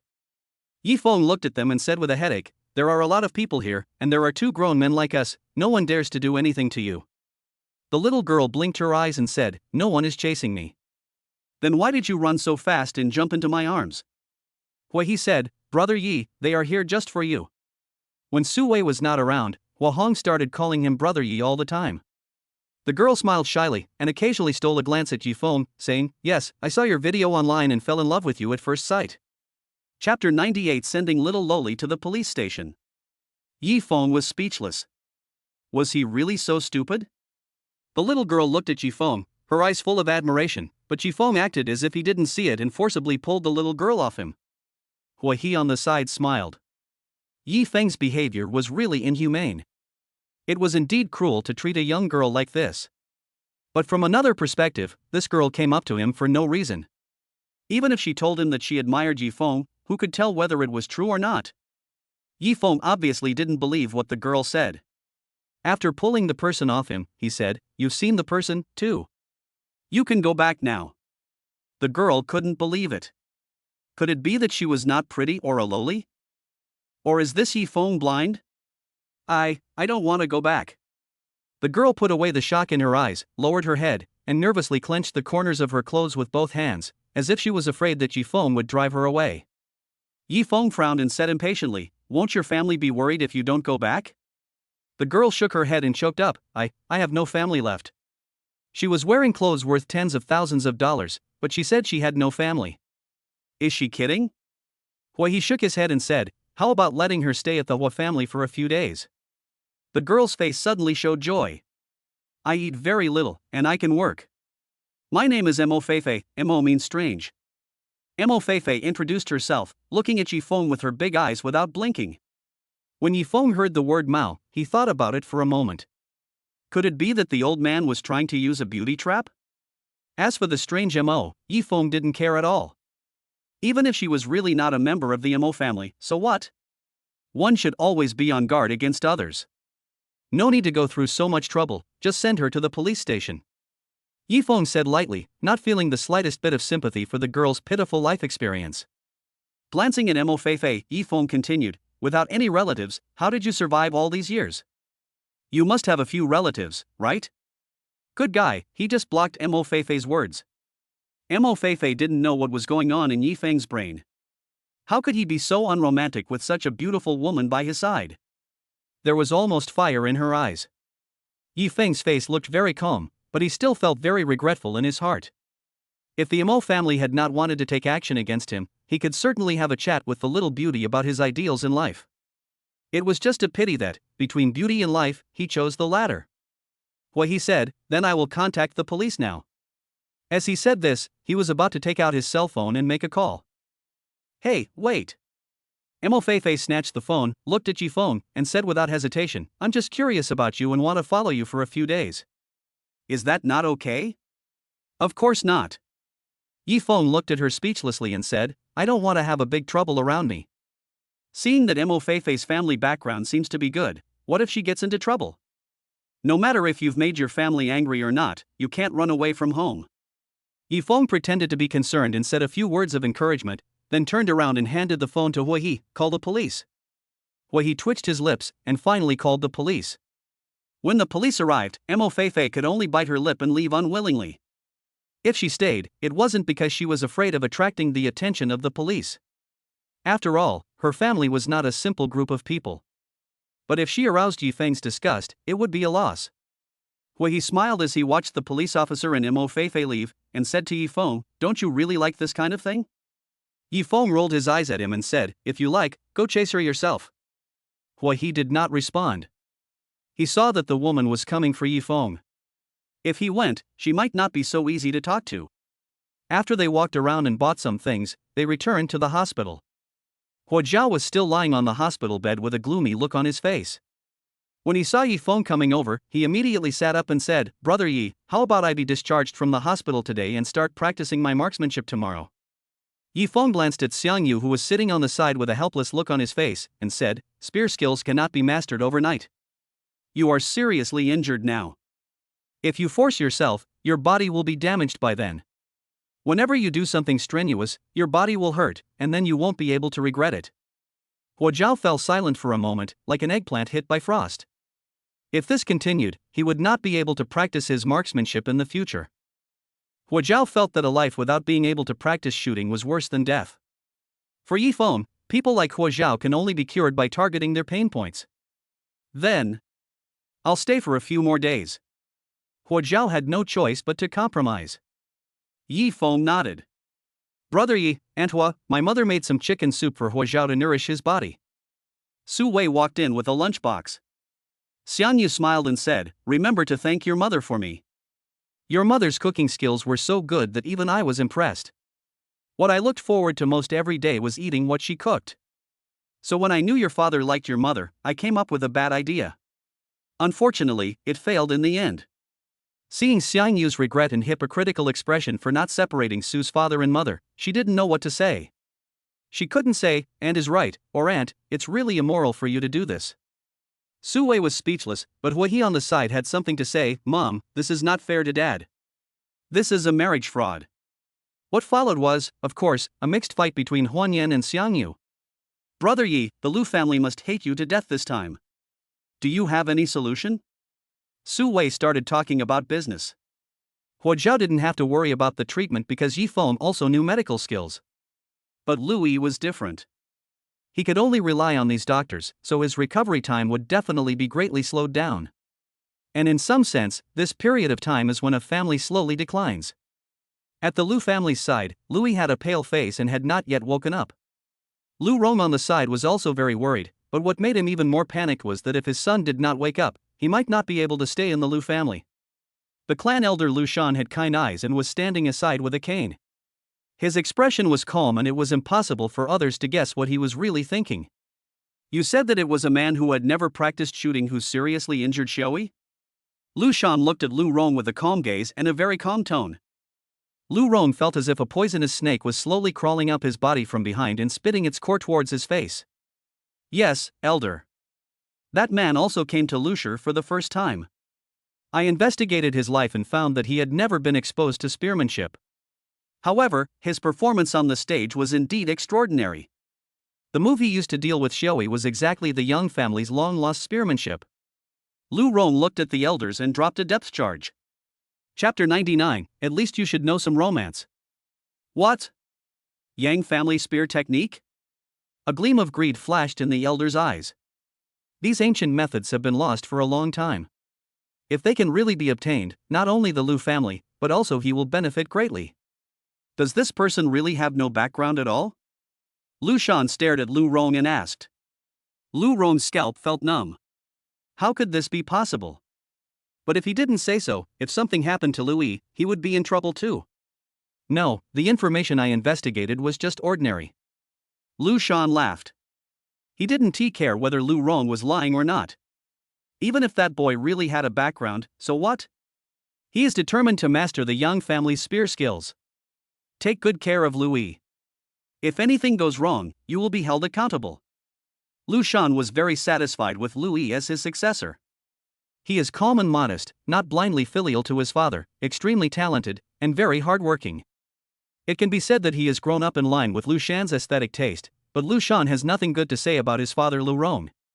He used his son's name to bully others, and I don't know how he taught Louis to be so outstanding. It would be an accident if he had a son born by a mouse. In response to Su Wei's question, Yifeng said, "When the enemy comes, the general will fight, when the water comes, the earth will cover it." What kind of family is the Lu family? Xiang Yu thought about it and considered his words. The Lu family has been passed down for hundreds of years. In modern times, due to the popularity of hot weapons, it has declined, but the power behind it cannot be underestimated. Xiao Ye, you must be careful. A family that has been around for over 100 years? As if thinking of something, Hui said, "The Lu family is not united, but Brother Yi, since you have demonstrated the Yang family's spear skills in front of Lu Rong and Louis, they will surely want to take it for themselves. Brother Yi, you must be prepared. The Yang family's spear skills, produced by the system, are truly awesome." Yifeng secretly praised in his heart, but he also knew that it was a sin for him to possess the treasure. The reason why he had not suffered any substantial harm now was because they did not know his bottom line. Don't worry. The Lu family is such a big family with many loopholes. If you want to make trouble, there will naturally be many opportunities. Yifeng was confident that he could get rid of the greedy jackals of the Lu family. If that didn't work, he would just run back to Lin City, which was his base camp. What trouble could the Lu family cause? Su Wei said, "Brother Yi is confident, so I feel relieved." Yifeng looked at Su Wei with admiration. He had to admit that having such a person who always believed that he would win would give him a great sense of accomplishment. Why, he felt that Su Wei was simply possessed by a demon. No matter what happened, he always acted like I'll listen to Brother Yi, as if he had been bewitched. Soon, Hu Zhao was discharged from the hospital after a few days. As soon as he was discharged, he wanted to ask Yifeng for advice. The key was that Yifeng only had half an hour to spare. What strength did he have to compete with Hu Zhao? Yifeng said, "There's no need to ask for advice, I'm afraid I might hurt you. However, I can first teach you the flaws in your gun skills that I mentioned before." Yifeng acted like a master. "You have to know that everyone's style is different. Your Hu family is overbearing, but mine is different, so it's difficult to get along with each other. In the future, when you have grown to a certain stage, you will be qualified to compete with me." After hearing what Yifeng said, Hu Zhao seemed to be inspired. In the past, he just thought that the Hu family practiced domineering spearmanship, which was just a method, but Yifeng said that it had been integrated into his bones, so there was no way to get rid of the word domineering. If you want to improve, you have to correct your shortcomings other than being overbearing. This way, it is unique. Yifeng smiled. Actually, he didn't know what nonsense he was talking about. After all, he was pretending to know something. The previous enlightenment seemed like an illusion. Hu Zhao naturally agreed. Of course, if he asked Yifeng to teach him some moves, Hu Zhao might not be able to take it. During this period, there was no movement from the Lu family. Not only Yifeng was surprised, but even the Hu family, Huanyan, often sent people out to inquire whether something had happened to the Lu family. Nothing happened to the Lu family. When Lu Shan knew that Yifeng knew the Yang family's spear skills, he did covet it and greedily wanted to take it for himself. But later on, when I thought about it carefully, this boy was so strange that if I went up to him rashly, I was afraid that nothing good would come of it. You know, even Louis failed. Many of the young men in the family are not as good as Louis, so this matter still needs to be carefully considered. Lu family. The Lu family is a big family that has been passed down for hundreds of years, so naturally there are some rules.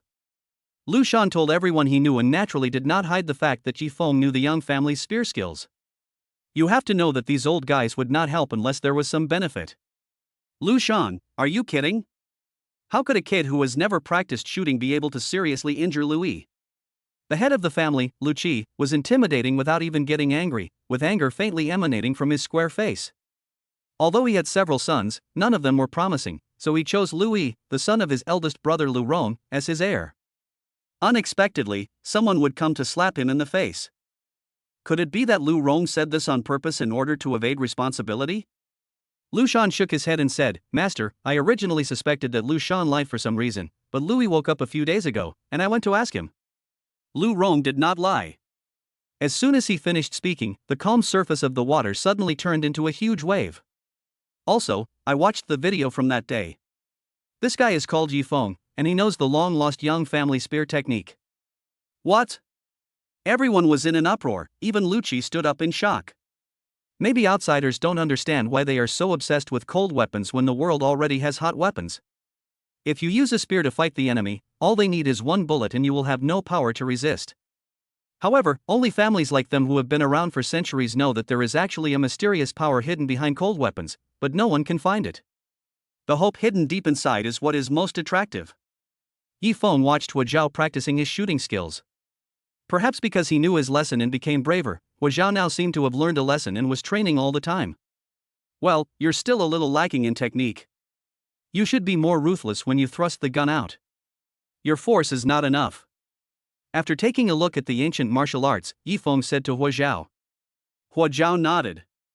He originally thought that Yi Feng's strength lay in fighting against the enemy, but he did not expect that Yi Feng was also so good at coaching people.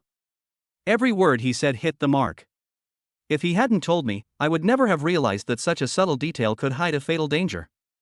Yi Feng said, although the Hua family is known for their domineering approach, in many cases, being domineering alone is not enough. Some softness is also needed to assist. So, Hua Zhao, your biggest shortcoming is that you don't have a good grasp of the degree of dominance. Chapter 100, Bringing a Burden. As he spoke, Yi Feng glanced at the words on the ancient martial arts. He felt something powerful. How could such domineering have limits? Is it the kind where he makes a domineering 3 points, an awesome 4 points, and still has 3 points left that are sharp? However, he did not notice that Hua Zhao listened to his words and seemed to have an epiphany. Hua Zhao, who always felt that something was missing, now understood what Yi Feng said. Indeed, tyranny cannot become one's own shackles, because softness can overcome hardness, and hardness is not invincible, so one must still have strategies, which is softness in a certain sense. Brother Yi, thank you. Hua Zhao let out a long sigh and looked at Yi Feng with gratitude in his eyes. The master is indeed a master. With just a few words, he pointed out something that even someone who had practiced for many years could not discover. Yi Feng nodded seriously. What are you thanking me for? I'm glad you got promoted. After Hua Zhao finished speaking, he raised the spear in his hand, integrated what he had just realized, and performed it again. Even though Yi Feng was a layman, he could see that Hua Zhao's attacks were more fierce and more comprehensive. Huan Yan on the side was also amazed after seeing this. He didn't expect that his son had improved so much. If Louis had an 80% chance of defeating Hua Zhao before, then Hua Zhao could definitely beat Louis now. Huan Yan didn't think much of Yi Feng at first. Even if he used the Yang family's spear skills on the stage, it could only show Yi Feng's own talent and hard work, and it couldn't prove anything. But his son's abilities improved by leaps and bounds under Yi Feng's guidance, which meant that Yi Feng's understanding of marksmanship was at the master level. No, it was even better than a master. Otherwise, he wouldn't have been able to make Hua Zhao grow to this level with just a few words. After Hua Zhao finished his set of shooting skills, he was sweating all over, but he didn't care at all. He just felt comfortable all over. Dad! Hua Zhao shouted when he saw Huan Yan. Yi Feng also came down, Uncle Hua. Huan Yan patted the two little guys on the shoulders and said, it seems that Xiaoyi is really powerful. If I were to guide Hua Zhao, I would never be able to play to this level. Hua Zhao nodded heavily. Yes, Dad, you are definitely not as powerful as Yi Feng, otherwise I would have defeated Louis long ago. Hua Zhao is a very direct person. Huan Yan's face couldn't help but stiffen after hearing this. It would be fine if you said these words in private, but you said them in front of outsiders. You really don't care about your father's face. However, Huan Yan did not say this out loud. Yi Feng, your talent and understanding of gun skills are beyond the reach of ordinary people. Are you interested in developing it? He also learned from Su Wei that Yi Feng was developing business, but Huan Yan felt that Yi Feng's talent was too good and it would be a waste to put it into business. Yi Feng shook his head and said with a smile, I am too old now, it is not suitable anymore. He knew that Huan Yan had good intentions, so after some thought, he decided to give the Hua family a gift. That night, Yi Feng rubbed his sore wrist, looked at a notebook on the table, and smiled. Hua Zhao was practicing shooting. Yifeng could see that this guy was practicing shooting except for eating, sleeping, drinking water and going to the toilet. He didn't know what kind of person his future wife would be. Brother Yi, are you looking for me? Hua Zhao stopped what he was doing and looked at Yifeng. Yifeng nodded and handed the notebook in his hand to Hua Zhao. Su Wei and I will also be leaving in the next few days, so I will leave this notebook to you. Hua Zhao took the notebook and his eyes lit up after looking at it for a few seconds. This was a really good thing. If Yifeng knew what he was thinking, he would definitely say that this was certainly a good thing. After all, it was an ancient martial art produced by the system. He copied down all the parts about gun skills. Aren't you staying for a few days? You haven't played in Lu City for a few days. Hua Zhao felt a little guilty when talking about this. Originally, Yifeng and Su Wei came to reunite with their family, but because of Hua Hong, they had to stay at the Hua family for a few days. Later, because of himself, Yifeng did not go out either. Yifeng shook his head and said, I still have some things to deal with in Lin City. I won't stay here any longer. I'll come back when I have time. As for this thing, you'd better not let others see it. Yifeng reminded him that after all, a man is innocent, but the one who possesses a treasure is guilty. Hua Zhao nodded. Yifeng and Su Wei decided to go back tomorrow morning. Mother Su is a little reluctant to let go of the two boys. They don't know how to come back once a month. Instead, they will only come back when Su Wei remembers them. I really don't know what to say. From now on, you two have to come back every month, do you understand? Said Su's mother, with her hands on her hips. Su Wei smiled playfully, while Yifeng looked serious. They said in unison, yes, we will definitely come back once a month in the future. If it weren't for the fact that the Hua family knew Su's mother this time, it would be too late when they came back. After returning home, Su's parents told Zhang's father and son what had happened, which put their minds at ease. Yifeng, there's a girl looking for you here. Father Su shouted outside. Ignoring Su Wei's winks, Yifeng frowned and walked out. It was indeed the same Mo Feifei as before. Today she was wearing a white dress and nude makeup. Her image was exactly the kind of well-behaved type that the elders liked. Sure enough, Su's mother liked her very much. Xiao Yi, this girl is not bad. Su Wei looked at his mother's eagerness to tie the knot, and quickly said, Mom, Brother Yi has a girlfriend. All of a sudden, Su's mother's attention was diverted, and she scolded Su Wei, Xiao Yi already has a girlfriend, what about you? When will your girlfriend fall from the sky and hit you? Yifeng glanced at Mo Feifei, walked to her side, and said coldly, you want to go to Lin City with us? Mo Feifei's coming here today was equivalent to exposing herself, admitting that she was investigating Yifeng and that her motives were not pure. Yes, I want to go to Linshur with you. Mo Feifei stopped pretending to be cute and looked at Yifeng. The only thing that remained unchanged was the curiosity towards Yifeng in her eyes. Yifeng knew that he couldn't get rid of this trouble now, so he just threatened, when we get to Lin City, you'd better be sensible and leave on your own. The next morning, Yifeng and Su Wei went back. This time, they drove their own car. Brother Yi, you are driving too slowly, and this suburban road is too remote. Let me give you a navigation map. Seeing that Yifeng's route was getting more and more remote, Su Wei couldn't help but wonder if Brother Yi was lost. Yifeng was still driving very slowly, and said, don't you feel like something is missing these days? After Yifeng's reminder, Su Wei remembered that they had been guarding against the Lu family from the beginning. Because whether it was the Yang family's spear skills that Yifeng demonstrated or the fact that he had seriously injured Louis before, they all had every reason to come and seek revenge on Yifeng, but he had not been seen for so many days. Brother Yi, are you fishing? Su Wei immediately understood what Yifeng meant. Coming to such a remote place just means that you should take action quickly. This place is so remote, it is a good place to kill people and bury the bodies. Chapter 101 Fishing Game. Yifeng nodded and said, they didn't take action in Lu City before, but once they go to Lin City, which is my place, they will definitely be afraid. So, apart from their last chance on the road, I'm afraid there will be no other chance. Su Wei nodded, and then he had another question, Brother Yi, there are only two of us. What if they send more people? Su Wei was not afraid, but if he lost his life for fishing, that would be too lame and not worth dying. Yifeng said, don't worry, nothing will happen. Su Wei didn't know why Yifeng was so sure, but he still believed Yifeng out of habit. Glancing at Mo Feifei who was sitting in the back, Su Wei didn't take such a weak girl into account at all. It's coming. Yifeng closed his eyes and listened, and a faint voice came from behind. I've long heard of your name, Mr. Yi. An old voice came, but it was very malicious. Yi Feng did not get out of the car, but rolled down the window. Who is this old gentleman? Lu Qi narrowed his eyes, was silent for a moment, then smiled. Mr. Yi is so calculating, why bother pretending? Yi Feng raised his eyebrows. It seems that the head of the Lu family is here in person. It's my fault for not welcoming him in person. After saying that, Yi Feng got out of the car. Lu Qi looked at the young man in front of him with admiration in his heart, but since they were already enemies, he would not show mercy. Master Lu, are you here to avenge Lu Yi, or for the Yang family's spear skills in my hands? They did not explain their purpose, so Yi Feng made it clear himself. Only when he took the initiative could he make the other party feel afraid. Lu Qi's eyes flashed with admiration. You can think of it as revenge for Lu Yi.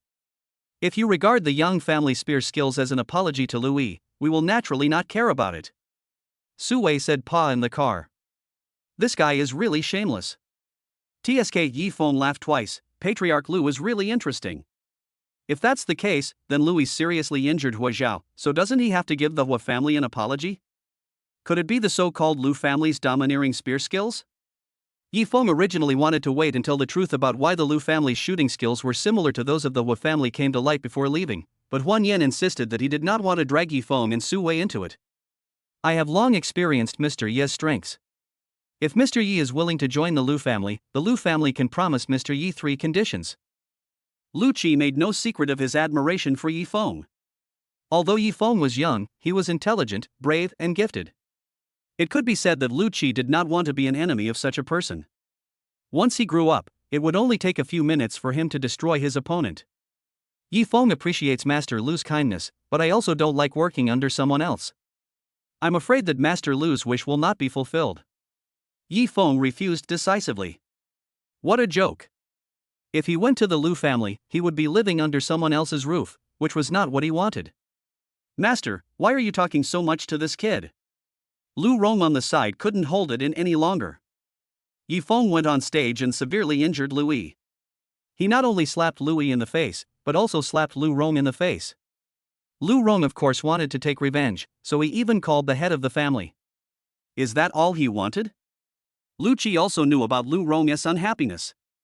In this case, let Lu Qi be the first to take action. Not only did you seriously injure Lu Yi, you also stole the Yang family's spear skills that belong to the Lu family. Yi Feng, unless you come back, you will face the pursuit of the elite of the Lu family. Lu Rong gritted his teeth in hatred and spoke without thinking. Yi Feng glanced at Lu Qi and saw that the other party looked indifferent and did not object. Naturally, he knew that this was allowing Lu Rong to play freely. Mr. Lu, you also said that how could the Yang family's spear skills belong to the Lu family? You are not the one who tells lies without thinking. If Louis knew about this, he would definitely be ashamed that he has such a father. Yi Feng said sarcastically. Louis did not participate in today's events openly, but it is unknown what role he played secretly. Mo Feifei was sitting in the car, playing games on her mobile phone intently, paying no attention to what was happening outside. But Su Wei couldn't bear it anymore. He got out of the car and slammed the door shut. He started to scold her. Look at you, as a father you rely on your son for protection. Now that your son is injured you don't blame yourself but brother Yi. Also, how come you didn't know that Louis also injured Hua Zhao? Why don't you apologize to Hua Zhao? Lu Rong was so angry when he heard this that his eyes turned red, like a beast that wanted to eat people. Many people following behind him were eager to take action and learn Yi Feng's Yang family spear skills. However, without the master's order, they did not dare to move. You little brat, you have no right to speak here. Lu Rong became angry and embarrassed. Although he did rely on his son, people usually just envied him for having an outstanding son, instead of blatantly revealing that he relied on his son. Su Wei didn't care. Seeing Yi Feng's confident look, he felt relieved. Yi Feng sighed helplessly in his heart. Doesn't old Su know that there is an idiom in the world called bluffing? To be honest, he was just taking another gamble. After taking a look at the car, Yi Feng withdrew his gaze. Master Lu, that's all I have to say. There's no need to continue this conversation. Yi Feng said. Lu Qi smiled and said, that's all I have to say. I am willing to give Mr. Yi a chance to leave, but my brother loves his son dearly, so Mr. Yi may have to give him an explanation. Lu Rong got Lu Qi's permission, and a ferocious look appeared on his face. He grinned at Yi Feng and said, Mr. Yi, don't accuse me of bullying a child. Just let me come and learn your Yang family spear skills alone. Yi Feng said with disdain, do you think your marksmanship can be better than Lu Yi's? Lu Rong was stunned for a moment, then came to his senses. Yes, he was originally a person without much talent. Ever since his son became the heir, he had neglected practice. And Yi Feng was a ruthless man who was not even a match for his own son. If he goes there alone, not only will his face be trampled underfoot, but even his life might be in danger. Seeing the hesitation and fear flash across Lu Rong's face, the head of the Lu family could only lament the misfortune of his family. Lu Rong laughed bitterly and said, you reminded me. Let's go together. Everyone looked at each other in bewilderment. Although they also thought Yi Feng was very powerful, Lu Rong had just said that he would go up alone, and now he wanted to defeat the minority with a superior force. Wasn't this a bit unfair? Lu Qi glanced at Lu Rong and felt that his elder brother had some genetic mutation. Brother, forget it. He is just a child. If we tell others, they will think we are bullying the minority. How can we still live in Lushire with dignity? Lu Qi's voice was gentle, but his words were like hammers hitting Lu Rong in the face. Lu Rong was so angry that his face turned red when he was hit by his own family. Chapter 102, Expected Events. Brother, this kid seriously injured Lu Rong. If we don't teach him a lesson, others will think that our Lu family is so easy to bully. Hearing Lu Qi's obstruction, Lu Rong's face flushed and he said to Lu Qi. On the side, Mo Feifei got out of the car, walked to Yi Feng, and looked at the Lu family. Mr. Lu, why don't you give me some face today and let Yi Feng go? Mo Feifei's face was cold, and the Lu family members opposite seemed to feel substantial pressure from him. Lu Rong gritted his teeth, stepped forward and questioned, who are you? How dare you interfere in the affairs of the Lu family? In an instant, Lu Qi's face turned pale. Yi Feng noticed this. It seems that this girl's identity is more powerful than he thought. Maybe Mo is really Mo? Mr. Yi is very cunning. Today, for the sake of this young lady, our Lu family will not pursue the matter. But next time, Mr. Yi, you must be careful. Lu Qi warned. Looking at the girl, a deep fear flashed across his face. Even for a family like theirs, there was still an insurmountable gap. Su Wei glanced at Mo Feifei and said to Yi Feng, Brother Yi, you are so amazing. Anyone who follows casually is a big shot. Yi Feng glanced at Mo Feifei and didn't say anything. He just asked them to go back into the car. Lu Rong was unwilling to accept this, and looked at Lu Qi and said, Second brother, why are you doing this? Louis was seriously injured by Yi Feng, and Yi Feng still has the Yang family spear skills. If you let him go, you will be letting a tiger return to the mountain. I have to say that although Lu Rong is not good at fighting, his IQ is still very high when it comes to sowing discord. Lu Qi smiled, without a trace of disappointment on his face, and said, Don't worry, someone will remind us to teach him a lesson. Leaving these words gloomily, Lu Qi brought all the Lu family members back home. Soon they returned to Lin City and arrived at Jinghu Villa. Yi Feng opened the car door and said to Mo Feifei, We are at Lin City. You can leave now. Mo Feifei opened the car door and took out a business card from her bag. Mr. Yi, I saved you 3 hours ago. Is this how you repay your savior? Yi Feng did not take the business card between Mo Feifei's fingers. His face turned cold and he said, You saved me, but I also sent you to Lin City. We are even now. You. Mo Feifei was angry. She didn't expect Yi Feng to be such a rogue. Seeing that the two bosses were in a bad mood, Su Wei quickly ran back to the room and said, I'll cook you a bowl of noodles. Miss Mo, you should eat before leaving. Mo Feifei said coldly, I don't want to eat anymore. After saying that, Mo Feifei left without looking back. Yi Feng walked in and ignored the pink gold-plated business card on the ground. While Su Wei was frying noodles, he said, Brother Yi, will it be troublesome if we make her angry and leave? It's always a little unsafe for a girl to be outside. Yi Feng said, Don't worry, she is much more powerful than you think. As for the trouble you mentioned, that doesn't exist at all. Seeing that Yi Feng looked indifferent, Su Wei continued to cook noodles. Mo Feifei was walking on the side of the road and looked back, and found that Yi Feng had not caught up with her. I don't know what Yi Feng was thinking. He actually let a beautiful girl like himself walk on the street. Suddenly, a man in black appeared in front of Mo Feifei. Although the weather was not cold, the man was wrapped up tightly. The next morning, Yi Feng went to the Lin City Medical College and asked for a week's vacation. Yi Feng also had a lot of schoolwork to catch up on.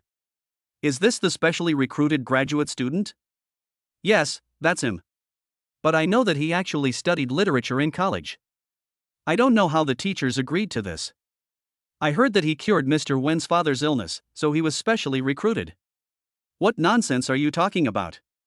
Even experts from Beijing have consulted with Mr. Wen's father, but there was no result. If he can cure him, it means he is better than those experts. Then why are you here? TSK, there must be a lot of inside information. Yi Feng, thank you. When Lian looked at Yi Feng, her eyes full of gratitude. Upon closer inspection, there was a hint of deep admiration hidden in his eyes. Yi Feng cured her father's illness and was the benefactor of their Wen family. This was the last acupuncture treatment. After this treatment, it can be said that Mr. Wen was fully recovered. Sure enough, after Yi Feng put away the golden needle, old Wen opened his eyes and found that his body had become much lighter. He even felt that if he were asked to go hiking now, he could go for an hour without even breathing hard. Teacher Wen, Mr. Wen's last course of treatment has ended. You can go and check it out first. Yi Feng said seriously. When Lian smiled and said, Yi Feng, I trust you very much, and so does my father, so you don't have to worry so much. Yi Feng didn't think it was a trust issue, and said, Teacher Wen misunderstood. I just think it would be more reassuring if I let Mr. Wen check it out. Old Wen sat up. At this moment, he felt that his body had endless energy. The more he looked at Yi Feng, the more satisfied he became.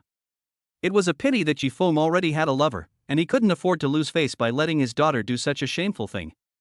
Lianer, take Yi Feng to class. I can go for a physical checkup myself. Old Man Wen said in a vigorous manner.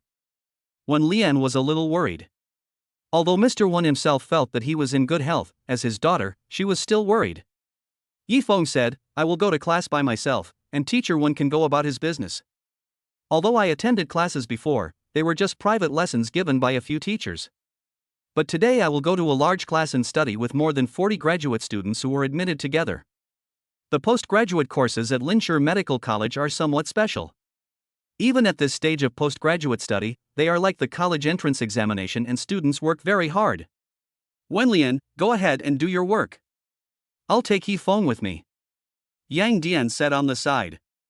Although he had seen Yi Feng's medical skills, he still couldn't stand Yi Feng. It just so happens that I have to go to class later, so I'll take Yi Feng with me. When Lian nodded and said, Thank you, Teacher Yang. Yi Feng followed Yang Dian to the classroom without saying a word along the way.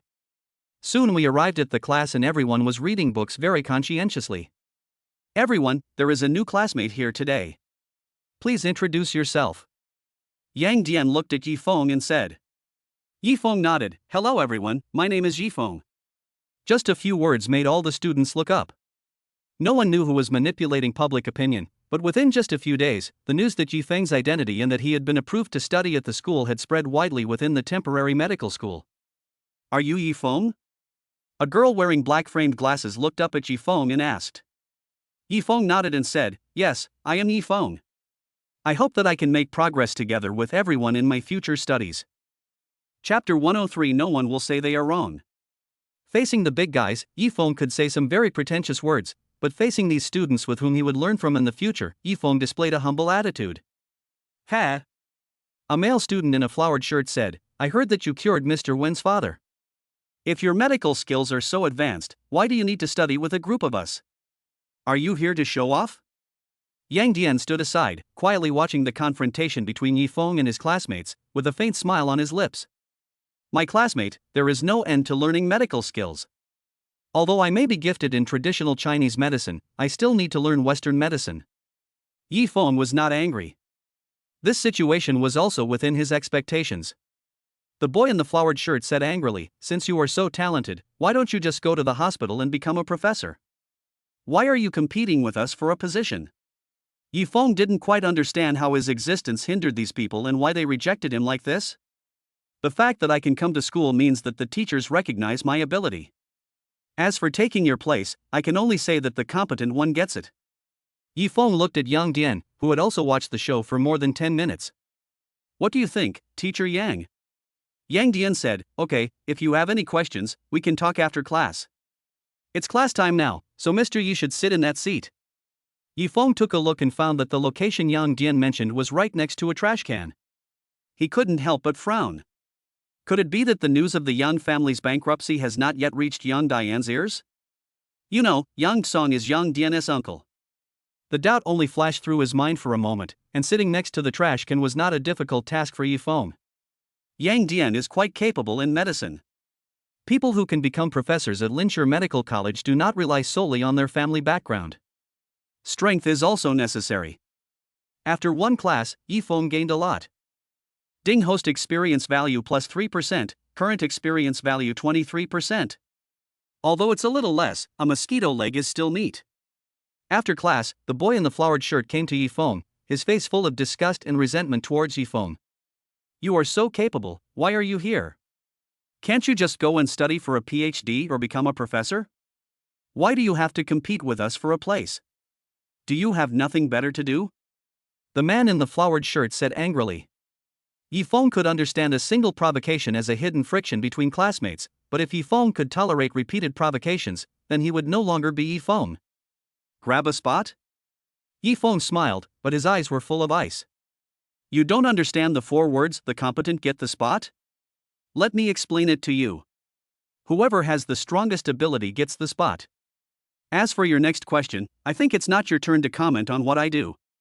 For no reason, the student in the flowered shirt felt a chill down his spine. But when he thought about his girlfriend who was eliminated in the ranking because of Yifeng, he felt full of strength again. Yifeng, if you have the guts, come and compete with me. If you win, I won't bother you, but if you lose, get out of the medical school. Yifeng found it a little funny and said, it was wrong of you to cause trouble to me, but now it has become a reward for me after I win? You are really, quite ridiculous, or you can't afford to lose at all. You. The male student opened his eyes wide and said, Yifeng, I get it, you just don't dare to compete. You didn't even study medicine in college. It's just a coincidence that you cured Mr. Win's illness. Yifeng shook his head regretfully. He didn't want to talk to such an stupid person. When the classmate in the flowered shirt saw Yifeng walk out with a look of disdain on his face, he punched the table in anger. The temporary medical school has a fixed number of graduate student admissions each year, so if Yifeng comes in, the last one will be eliminated. Yifeng went to the library after class. Many things still needed to be learned from books. In order to cater to the learning progress of these new students, Yang Dian slowed down the pace of his lectures. Yifeng really didn't understand, but because of the system, his memory and ability to draw inferences were very strong, so as long as Yang Dian said something, Yifeng could understand it. So he felt that this course was not as fast as self-study, which was something Yifeng had not thought of before. Okay, let's start the class now. In this class we will talk about the human body. An old professor with gray hair walked into the classroom and began to explain the knowledge about the human body. This old professor was very famous, not only because of his superb medical skills, but also because he was a very old-fashioned person who liked to respect his teachers. The boy in the flowered shirt glanced at the empty trash can and raised his hand. The old professor said, Student, what's the matter? Professor, Yifeng hasn't arrived yet, said the man in the flowered shirt. Yifeng? The old professor was suddenly shocked. Which young man had brought Mr. Lin back from the brink of death? He was on an exchange program abroad that time and did not actually see it, but his colleagues all saw it and did an internship with the young man. When he returned to the hospital, all he heard was about the young man's legend. His curiosity about Yifeng does not mean that Yifeng can be late or leave early. Yifeng ran at the speed of a 1,000-meter runner. He was so engrossed in reading that he only realized that class was about to start when the bell rang. Sorry, Professor. Yifeng stood at the door, panting, holding a book in his arms, and said. The old professor looked at Yifeng carefully. This young man had a good appearance and could be said to be the best among his peers. The clothes he was wearing were also nice, and it seemed that he came from a good family. And the book in his arms indicated that he had just been to the library. But all these are not reasons to be late or leave early. Yifeng, right? Asked the old professor. Yifeng didn't understand and nodded. He had heard of the reputation of this old professor before. He was very powerful, but also very old-fashioned. Yes, Professor, my name is Yifeng. Okay, then Yifeng, you are late for my class. Are you willing to accept my punishment? Asked the old professor. Yifeng said, Professor, I am willing to accept your punishment, but I hope it will be done after class, otherwise it will be a waste of class time. The old professor smiled and said, You are right. Then please sit down and start the class. The student in the flowered shirt looked proudly at Yifeng, who was sitting next to the trash can. Yifeng knew that someone was looking for trouble, but he was not worried. He would just fight back when the enemy came and blocked the water with earth. Okay, now we are done with get out of class. Please stand up, Yifeng. The old professor looked at Yifeng, who was farthest away, and a gleam of light flashed in his eyes. He is old-fashioned, but that doesn't mean he is stupid. What Yifeng was holding in his arms was a medical book that only a second-year graduate student could understand. What did this mean? This means that Yifeng's current level is higher than that of his first year of graduate school. I have a friend who suffers from frequent headaches.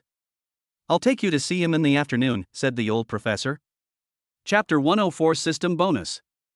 Yifeng was a little surprised, as if he didn't expect the old professor to propose this condition. He nodded and said, "Okay, professor." The student in the flowered shirt was a little indignant. "Professor, Yifeng was late for your class.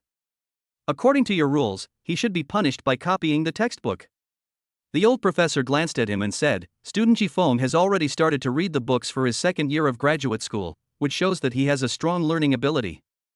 In this case, why should I waste other people's time just to be a few minutes late?" Everyone was speechless for a moment. "It seems that, teacher, you also know that making them copy textbooks as punishment is a waste of time." Knowing that Yifeng had a strong learning ability, the others had nothing to say. After all, it was impossible for anyone to pretend that he could read a second-year graduate school book for no reason. But the student in the flowered shirt was very unconvinced. "Professor, don't be fooled by him. He might have known you were coming, so he pretended to be here." The professor frowned slightly. He looked at the student in the flowered shirt and asked, "So, student, what do you want to do?" The student in the flowered shirt was stunned for a moment. He just wanted Yifeng to accept the punishment, but he didn't say what kind of punishment he wanted. Yifeng lowered his head and remained silent.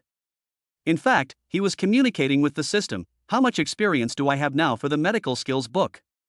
27%. It has been proven that as long as you see patients, attend classes, or read books, these activities will increase your experience points. The only difference is the amount. Yifeng felt relieved. He looked at the student in the flowered shirt and said, "How about this? The teacher just said that he has a good friend and asked me to go see him. Let's compete. Whoever can cure him will be kicked out of the academy that day and will never come back. How about that?" As soon as Yifeng said this, the student in the flowered shirt stopped talking, clenched his fists, and then gritted his teeth and said, "Okay." He agreed, and Yifeng did not show any happiness. To him, this was just an annoying fly and he just wanted to drive him away. "Mr. Yi, I'm Linya." Linya looked at the scenery outside the window. There were tall buildings standing there, and Lin's was the tallest building of the Lin family. But that was not enough. Their ambitions did not stop there. Yifeng didn't know why Linya called him, and he wondered in his heart if Linya's illness had relapsed. "Mr. Yi saved my father last time, and I haven't apologized to Mr. Yi for my rudeness in the hospital," Linya said. Of course Yifeng knew that this was just an excuse. But he really has no interest in meeting Linya now. If it is Lin Yi or his two sons, of course he will go to meet them. But Linya is a capable woman with great say in the Lin family. But as far as he knows, Lin Yi will not regard his daughter as an heir. So, facing such an attractive family business, will Linya be able to get rid of this temptation? In Yifeng's opinion, this woman was too powerful and too complicated. "Sorry, Miss Lin, I'm attending classes at the medical school recently and don't have time to go out." Yifeng refused bluntly. Linya didn't seem to expect Yifeng to reject her. After a moment of silence on the phone, she said, "Okay, if Mr. Yi has time next time, you can call me." "Okay, Ms. Lin, I have something else to do, so I'll hang up first." You don't have to worry about what happened in the hospital. I understand the feelings of the patient's family. Listening to the beep sound on the phone, Linya smiled meaningfully, with curiosity and exploration revealed on her delicate face. Someone who doesn't like fame and fortune? After Yifeng hung up the phone, he went to the cafeteria. He had something to do in the afternoon, so he naturally had to have a good meal at noon. In the afternoon, the old professor asked for leave for Yifeng and the student in the flowered shirt, and the two went to the hospital together. "We're here." The old professor opened the door and saw an old lady sitting inside. This is exactly the friend the old professor was talking about. "How come you have time to come here today?" The old lady smiled, but her face looked pale and very ugly. She has been tormented by headaches for many years.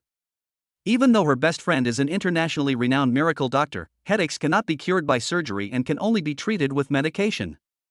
Yifeng observed the old lady carefully. Her face was pale and her eyes were dull. It was obvious that she had suffered a lot from this disease. "Bring the two children to show you," said the old professor.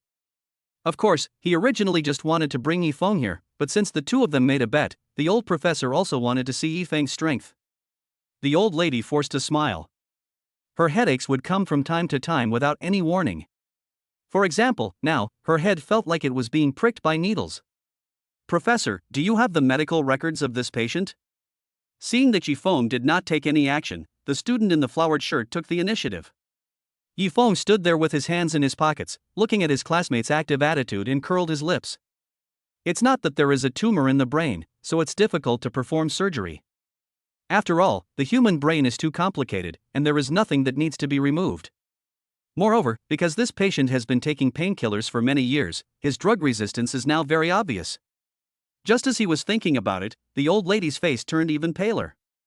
She quickly took out the medicine bottle from the drawer, took out a dozen pills at a time, and swallowed them all without even drinking any water.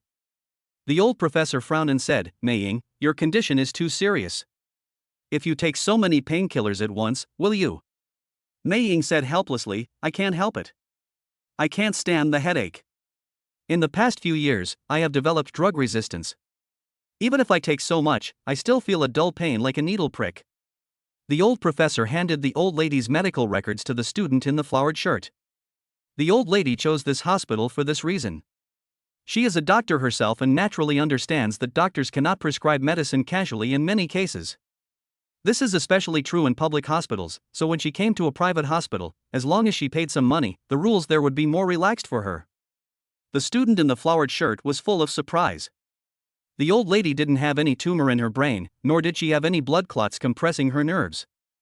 Her physical report also showed that she was healthy. So, what was wrong? He looked at every word in the report with difficulty and carefulness, but still could not find a breakthrough. The old lady liked the diligent student and said, "Young man, don't bother me. I am used to this problem. I didn't believe the result of the examination at first, but I had no choice but to believe it. What this means is that you don't have to struggle anymore, because it can't be cured." The student in the flowered shirt, however, refused to believe in it. This not only concerned his future, but also his confidence in himself. Yifeng came over, took a look, and said, "This is a type of headache caused by blood deficiency. Headache and dizziness, palpitations, yellowish-white complexion, pale tongue with white fur.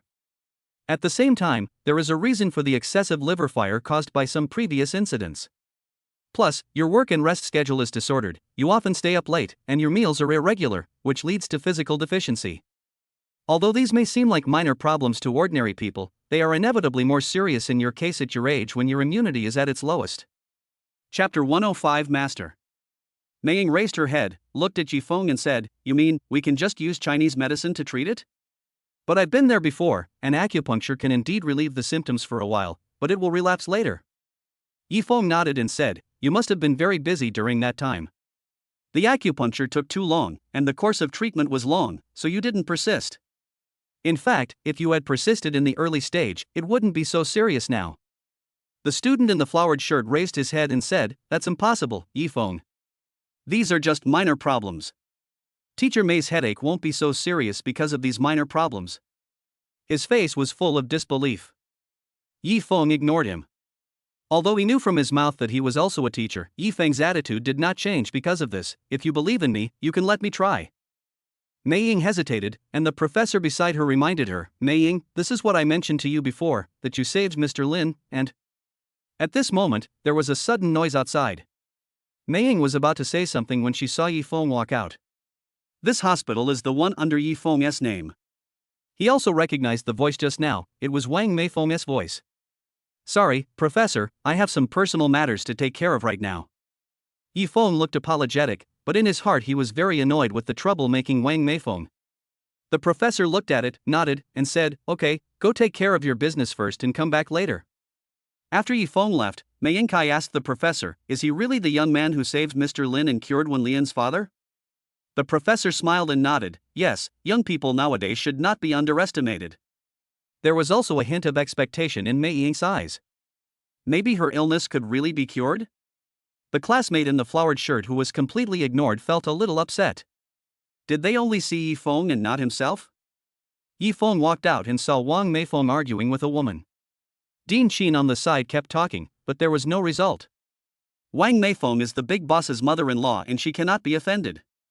The woman next to her is also a distinguished guest of the hospital and she cannot be offended either.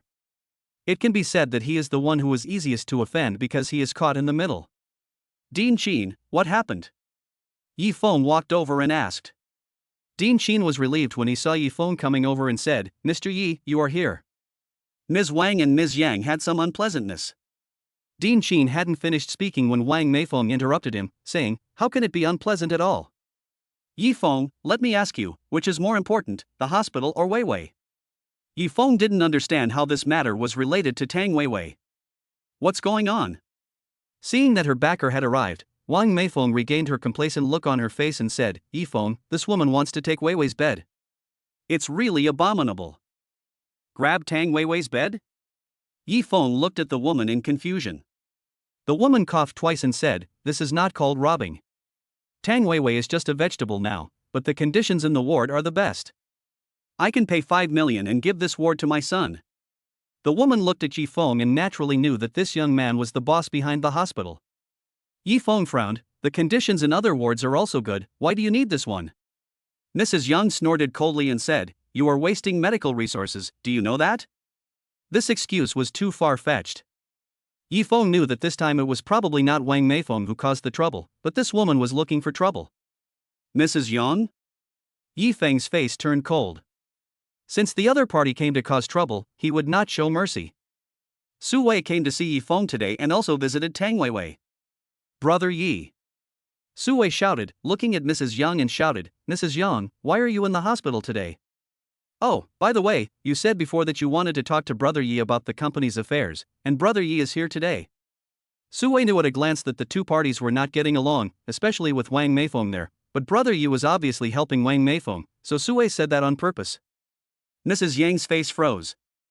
If Su Wei hadn't pointed it out just now, she could still play dumb and say it was a misunderstanding the next time they met for cooperation. But now that Su Wei has said it clearly, this matter cannot be swept under the rug so easily.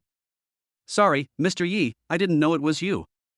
Mrs. Yang smiled flatteringly, but her eyes were full of unwillingness. Yi Feng looked at her calmly and said, you don't know, I don't believe it? How could an entrepreneur fail to thoroughly investigate the person he wants to cooperate with? I can only say that she did it on purpose. Wang Meifeng was very proud at this moment. Ha ha ha, I told you to go against me. My son-in-law is the boss of this hospital. You still want my daughter's ward, but you don't even look at yourself in the mirror. Yi Feng sighed and could only say that Tang Weiwei's good character must have been taught by her father-in-law. Mrs. Yang's face turned green due to Wang Meifeng's ridicule, and she couldn't help but sneer, your daughter can't wake up now, and it's hard to say whether Yi Feng will find someone else by then. This is what Wang Meifeng had been worried about. Mrs. Yang pointed it out to her at once, and she immediately looked at Yi Feng. Yi Feng said, until Weiwei wakes up, I will always be responsible for her, and I will not have any inappropriate behavior with other women during this period. Saying this in public also shows Yi Feng's attitude. Su Wei felt that his brother Yi had made a huge sacrifice, but he couldn't take back what he had said. He could only look at Mrs. Yang coldly and said, Mrs. Yang, you don't need to repeat what you said to Brother Yi again. You can leave now. Mrs. Yang's face turned pale. She had finally met Yi Feng, how could she go back so easily? My own company can no longer hold on. If we fail again this time. Yi Feng said, Mrs. Yang, you also know that Yang Tsung's company was acquired by me. Why are you so quick to start a new business? Mrs. Yang gritted her teeth. Although the big company was acquired by Yi Feng, they opened another small company. However, because of Yi Feng's previous targeting, no one dared to cooperate with the Yang family. So she had no choice but to talk to Yi Feng. Since Mr. Yang has registered the name of the company under Mrs. Yang, he should know some reasons. So, let's forget about this matter. I have something else to do, so I'm sorry I can't keep you company. Yi Feng still remembered why he came here, and wanted to leave immediately. Mrs. Yang wanted to stop Yi Feng. Ever since their company was acquired, the family assets have plummeted. This company was cobbled together from various sources. If it were impossible to cooperate with Yifeng, all previous efforts would be in vain, and they would instead owe tens of millions in debt. Chapter 106 I'm Not a Good Person. Seeing that Yifeng was about to leave, Mrs. Young didn't care about anything else and wanted to step forward to stop him. Su Wei was quick to grab Mrs. Young and threw her to the side of the security guard. He said to Director Qin, "People who cause trouble in the hospital like this will no longer be received." Dean Qin looked at Su Wei and said, "But doctors are kind-hearted. Rejecting patients is unethical." Su Wei's eyes flashed with a cold light, and he said, "Do you think this kind of person looks like a patient? I'm afraid he will cause trouble to other patients. Besides, there are so many hospitals in Lin City, and we are not asking all hospitals to refuse to accept them." Dean Qin could only bow his head. After all, Yifeng valued Su Wei very much. Su Wei accompanied Wang Meifeng back to the ward first, because he knew that Yifeng had important things to do. Yifeng naturally also heard what Su Wei said. He thought that he was not a good person, let alone someone as aggressive as Mrs. Yang, so he did not object to Su Wei's approach. In the room, after listening to the professor's words, Mei Ying immediately felt that this young man Yifeng was indeed amazing, especially in the field of traditional Chinese medicine. You know, even the experts from Beijing were helpless in treating Wenlian's father's condition. I didn't expect that it could be cured by a teenager. Yifeng walked in. Mei Ying said with a smile, "Xiaoye, now I leave my illness to you." The man in the flowered shirt standing by had no hope anymore. He knew that he had no way of curing Teacher Mei's illness. He didn't even know the cause, let alone cure it. Since the old lady agreed, Yifeng took out the golden needles and started the treatment. But it's a pity, the old lady's head is already full of gold needles. Flowered Shirt can only hope that Yifeng can't be cured either, so that the two of them will be tied and he will not be expelled from the academy. But it was obvious that Yifeng's treatment methods were very effective, and the old lady's complexion gradually improved. But half an hour later, the old lady felt that her head finally had its own feelings, instead of just pain. When all the golden needles were removed, the old lady breathed a sigh of relief and said in surprise, "I have never felt so relaxed before." "Thank you so much, Yifeng." Yifeng smiled slightly and said, "It's good that Teacher Mei thinks it's effective, but it will take at least 3 consecutive courses of treatment, about 3 months, to be completely cured." Mei Ying's face lit up and she said, "Okay, then I'll leave it to Xiaoye." After saying that, Yifeng turned to look at the student in the flowered shirt and said, "Now that the results are out, you can pack your bags and leave." The student in the flowered shirt gritted his teeth, "No, I won't leave. You have to admit defeat if you lose the bet. Can't you afford to lose?" Yifeng narrowed his eyes, a hint of danger flashed across his face. The flowered shirt argued, "Teacher Mei hasn't been cured yet, so it doesn't count, it doesn't count." Yifeng frowned. In fact, this is the disadvantage of traditional Chinese medicine. The treatment process is too long. He glanced at the flowered shirt and said, "Okay, then I'll keep you for another 3 months. But if you are targeting me, I won't use such a peaceful hand to break it off." The man in the flowered shirt felt a sudden chill on his back and didn't dare to say anything. The professor at the side said, "Xiaoyi has made great contributions today, I will treat you to a meal." Mei Ying also smiled and said, "I'll treat you. I've been in the hospital for so long, it's time for me to be discharged. You two are both teachers. It's not right for a teacher to treat a student. I'd better treat you," Yifeng said with a faint smile. In the restaurant, Yifeng handed the menu to the professor. The man in the flowered shirt sat aside, feeling somewhat uneasy. He had agreed to be irreconcilable with Yifeng, but now he has to let others treat him to a meal. Yifeng didn't think too much about it. This was a newly opened restaurant with many discounts. It was also carefully selected by the two teachers, who were afraid that Yifeng could not afford it. "Isn't this Chen Wei and Chen Qi?" Yifeng saw 2 familiar people from afar. They were Chen Qi, who came to cause trouble before. As for the other one, he had also seen him from afar at the banquet hosted by Chen Duo before. Chen Qi is now a second-level disabled person and cannot do any heavy work. Now, because of Chen Duo's death, the Chen family and that big shot lost their connection, and the Chen family fell into decline. As for Chen Wei and Chen Qi, they had lost the opportunity to compete for the status of heirs and had no choice but to come here to work. Yifeng sighed that life is unpredictable and said nothing more. He would never do such a thing as to add insult to injury. Yifeng. However, when Chen Wei saw Yifeng, he was so angry that he couldn't control himself. Yifeng beat his son into a second-degree disabled person, who is now confined to a wheelchair. He also killed Chen Duo, making him the murderer who caused the Chen family's current situation. How could Chen Wei tolerate this? Who are you? Yi Feng looked at Chen Wei, who was wearing a red waiter's uniform and rushing towards him aggressively, and asked indifferently. Chen Wei was so angry that his teeth were itching. If it weren't for Yi Feng, would he and his son still need to do such menial work? I am Chen Qi's father, Chen Wei. Oh, who is Chen Qi? You. The professor on the side saw the two people quarreling and was worried that Yi Feng would suffer a loss, so he hurried to call the boss. The owner of the restaurant came over quickly and frowned when he saw Chen Wei. He was Chen Wei's son-in-law. Seeing that his father-in-law and brother-in-law had nothing to do, he opened a restaurant and asked them to come and help. He didn't expect that they would get into big trouble on the first day. Sorry. The boss lowered his head. He knew that the most important thing in this kind of service industry is the customers. It's okay, just take this waiter away. Yi Feng said. Chen Wei is a person who cares most about his reputation, and today's situation made him feel uncomfortable. As expected, after being taken away by his son-in-law, Chen Wei had to be taught a lesson. He used to be the one who taught others a lesson, but now he was taught a lesson by a junior, which was more painful than killing him. Dad, can't you just be patient? Now that Chen Qi has become like this, you still want to provoke that evil star? The son-in-law accused, you are not young anymore, you should be more calm. Yi Feng raised his eyebrows. With his sharp ears and eyes, he vaguely heard what Chen Wei was being scolded for. After finishing his meal, Yi Feng went to the ward to check on Tang Weiwei. The person on the bed was still the same. Yi Feng couldn't help but ask the system again, when can I find a way to cure a vegetative patient? It depends on luck. Apart from this? Yi Feng didn't know what to say when he heard these three words.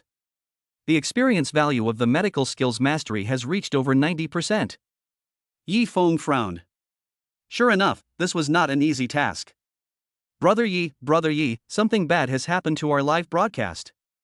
Su Wei had just gone outside to make a phone call, but when he walked in, his face looked very bad. Yi Feng said, what's wrong? Su Wei said, someone put some negative information in the comments of Lin Luo's live broadcast and posted some photos on Weibo. After we verified, these are all true. Lin Luo's negative information has been exposed, and now several other anchors have also been affected. Chapter 107, Dark Material. Yi Feng frowned and said, how are they doing now? Once the audience makes indiscriminate comments, the more sensitive the anchors will soon be unable to bear it and do something even more annoying to the audience.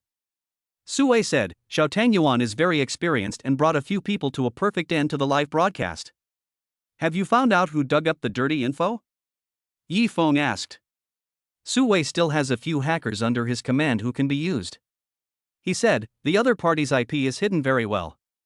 The other party has anti-reconnaissance awareness.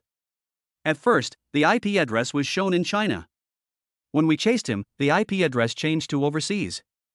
Rather than saying that he was escaping, it would be better to say that he is playing tricks on us. Yi Feng responded to Su Wei's words with a gloomy expression.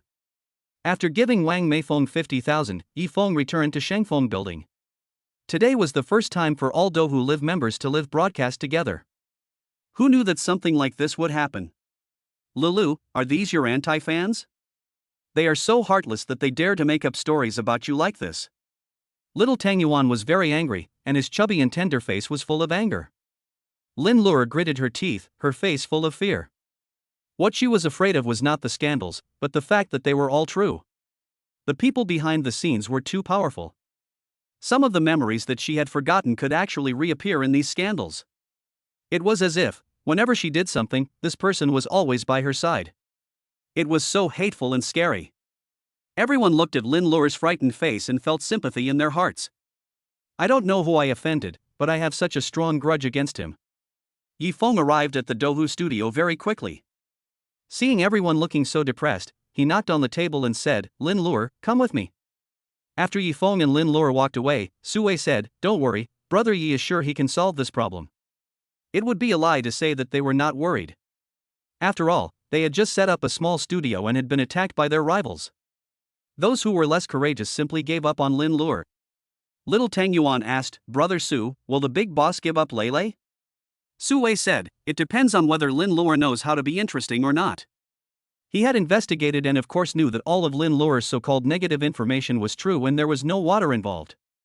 Lin Lure stood in front of Yifeng with her head lowered.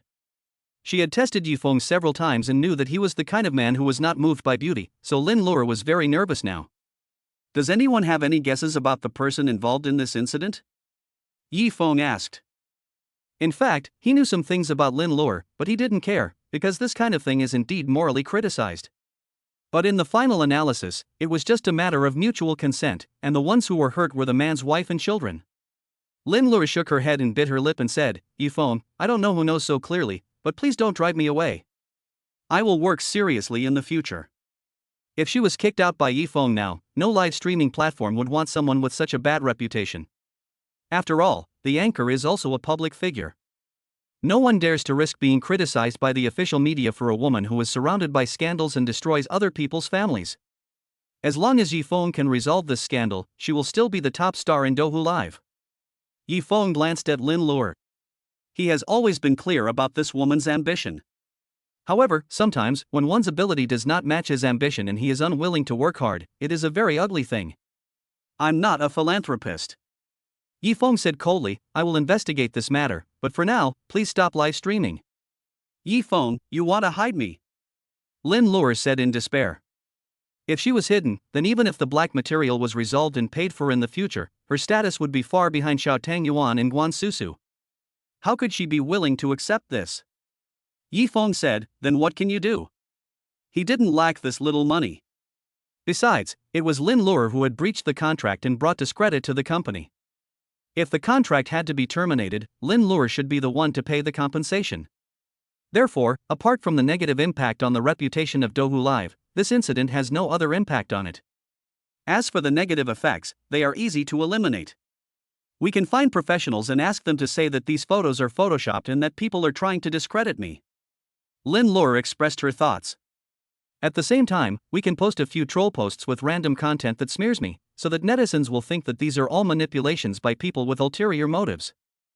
Yifeng thought about it and had to admit that Lin Lure was indeed quite experienced. But, maybe she had given it a little less consideration. Are these all fake? Yifeng asked. To Lin Lure's ears, this sounded extremely ironic. These are not fake, but... Yifeng looked at her, about to cry, and waved his hand, saying, you go out first. This matter still needs to be handled properly, maybe it can gain some popularity. After Lin Lure went out, her eyes were a little red. Little Tangyuan came up worriedly and said, Lele, Bossy didn't say anything about you, did he? Lulu, don't take it to heart, these are all fake, and everything will be fine once the boss sorts it out. Faced with the comfort of several people, Lin Lure forced a smile. Su Wei didn't say anything and went straight to the office. He knocked on the door and walked in after getting Yifeng's permission. He asked directly, Brother Yi, what are you going to do about Lin Lure's matter? He actually looked down on people who were mistresses, not to mention those who destroyed other people's families. Of course, we also look down on men who keep mistresses outside. Yifeng pointed at the table and said, have the male protagonists mentioned in the article made any response? Those people are considered to be prominent figures in the city. It would be impossible for them to remain indifferent. Although the disclosure only took half a day. But the public relations department of such a large company is not just for show. Su Wei said, several companies' official media have already spoken out about this, and this is completely false. Yifeng nodded and said, then you should also buy some internet trolls and say that this is a play directed and performed by Douhu Live to boost its reputation. Brother Yi, if you really want to do this, it will damage the reputation of Douhu. After hearing this idea, Su Wei wanted to organize it. After all, this matter is not as easy as it is said. Once they admit that Douhu Live broadcast was directed and performed by themselves, netizens will think that they are crazy about money. A live streaming platform that is only intended to make money will not be very popular with the audience and netizens will not buy into it. It's okay, just do it. Yifeng said, as for those photos, just say they are a collaboration between Lin Lure and several CEOs. 3 days later, arrange a live broadcast for me, and I will personally give you an explanation. Chapter 108 Yifeng's Thoughts. Okay, I understand, Brother Yi. Su Wei walked out. Soon, some people on the internet began to say that this was a play directed and performed by Douhu Live, in order to attract the attention of netizens and enhance the fame of its own small platform. Some people also say that the boss of Dohu Live is crazy about making money. Lin Lure's fans originally didn't believe that the goddess would be as corrupt as the negative news said. Now professionals have begun to say that the negative news pictures are actually photoshopped, thus clearing the goddess name. So after seeing the self-directed and self-acted remarks made by Dohu Live on the internet, Lin Lure's fans attributed all the evils to Dohu Live and vented their anger on the official media of Dohu Live. Some fans also advised Lin Lure to leave Dohu Live. Why stay in such a blood-sucking company? Suwei originally created a Dohu Live broadcast account, which had less than 2,000 followers, but now it has 100,000 followers. The speed at which his fans grew surprised even him. Although, they were all scolding. "Brother Su, isn't it inappropriate for us to do this?" Even the thick-skinned little Tang Yuan could see that this was drawing Lin Lure's anger to the platform. Suwei glanced at Lin Lure, who looked much more relaxed, and said, "These are all orders from Brother Yi. Although we don't understand them, Brother Yi is sure of them. Don't worry." Little Tang Yuan pursed his lips and nodded, and said to Lin Lure, "Lulu, don't worry, you are fine now, and you will be able to resume live broadcasting soon." Lin Lure smiled and nodded, thinking about something. Guan Susu on the side said, "Brother Su, is Brother Yi in the office today? I have something to talk to him about." Suwei said, "Yes." Guan Susu entered the office, looked at Yifeng, and said, "Yifeng, have you made too much sacrifice to help Lin Lure this time?" Yifeng looked at Guan Susu, knowing that this girl was really worried about him, and smiled and said, "I won't do anything that I'm not sure of." At the Lin group, Lin Yu looked at the latest public opinion on the internet, clicking the mouse, as if thinking about something. The boss behind Dohu Live will be live in 3 days. The secretary at the site said, "Miss, does Mr. Yi have any other deep meaning by doing this?" He had observed Mr. Yi from a distance before, and he didn't look like someone who was obsessed with women. Lin Yu said calmly, "Wait 3 days and you'll know." She was really becoming more and more curious about Yifeng. Time flies, and soon, 3 days are up. Suwei stood beside Yifeng and said, "Brother Yi, I think Lin Lure's recent situation is a little strange. Logically speaking, since the company has given her the task and diverted the attention of netizens, she should work diligently, but no one knows what happened in the past few days. Not only does she take leave frequently, but she is not even that diligent in live broadcasts." Yifeng had anticipated this situation, as Lin Lure was not a person who would obey his will. Even though she was afraid of being caught at the beginning, the negative information has now become fake, and she is just a victim. She has successfully captured the sympathy of a group of netizens and made them her loyal fans. How could Lin Lure let go of such a good opportunity? Yifeng said, "Have you arranged the live broadcast tonight?" Suwei nodded, "Brother Yi, don't worry. Even if there are bad comments, I will control the screen and will not let them slander me maliciously." "No need, just let it go," Yifeng said.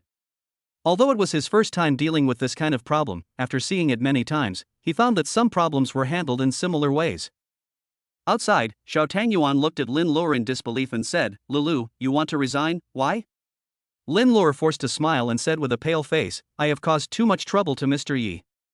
Now Dohu Live is also being scolded by netizens because of me.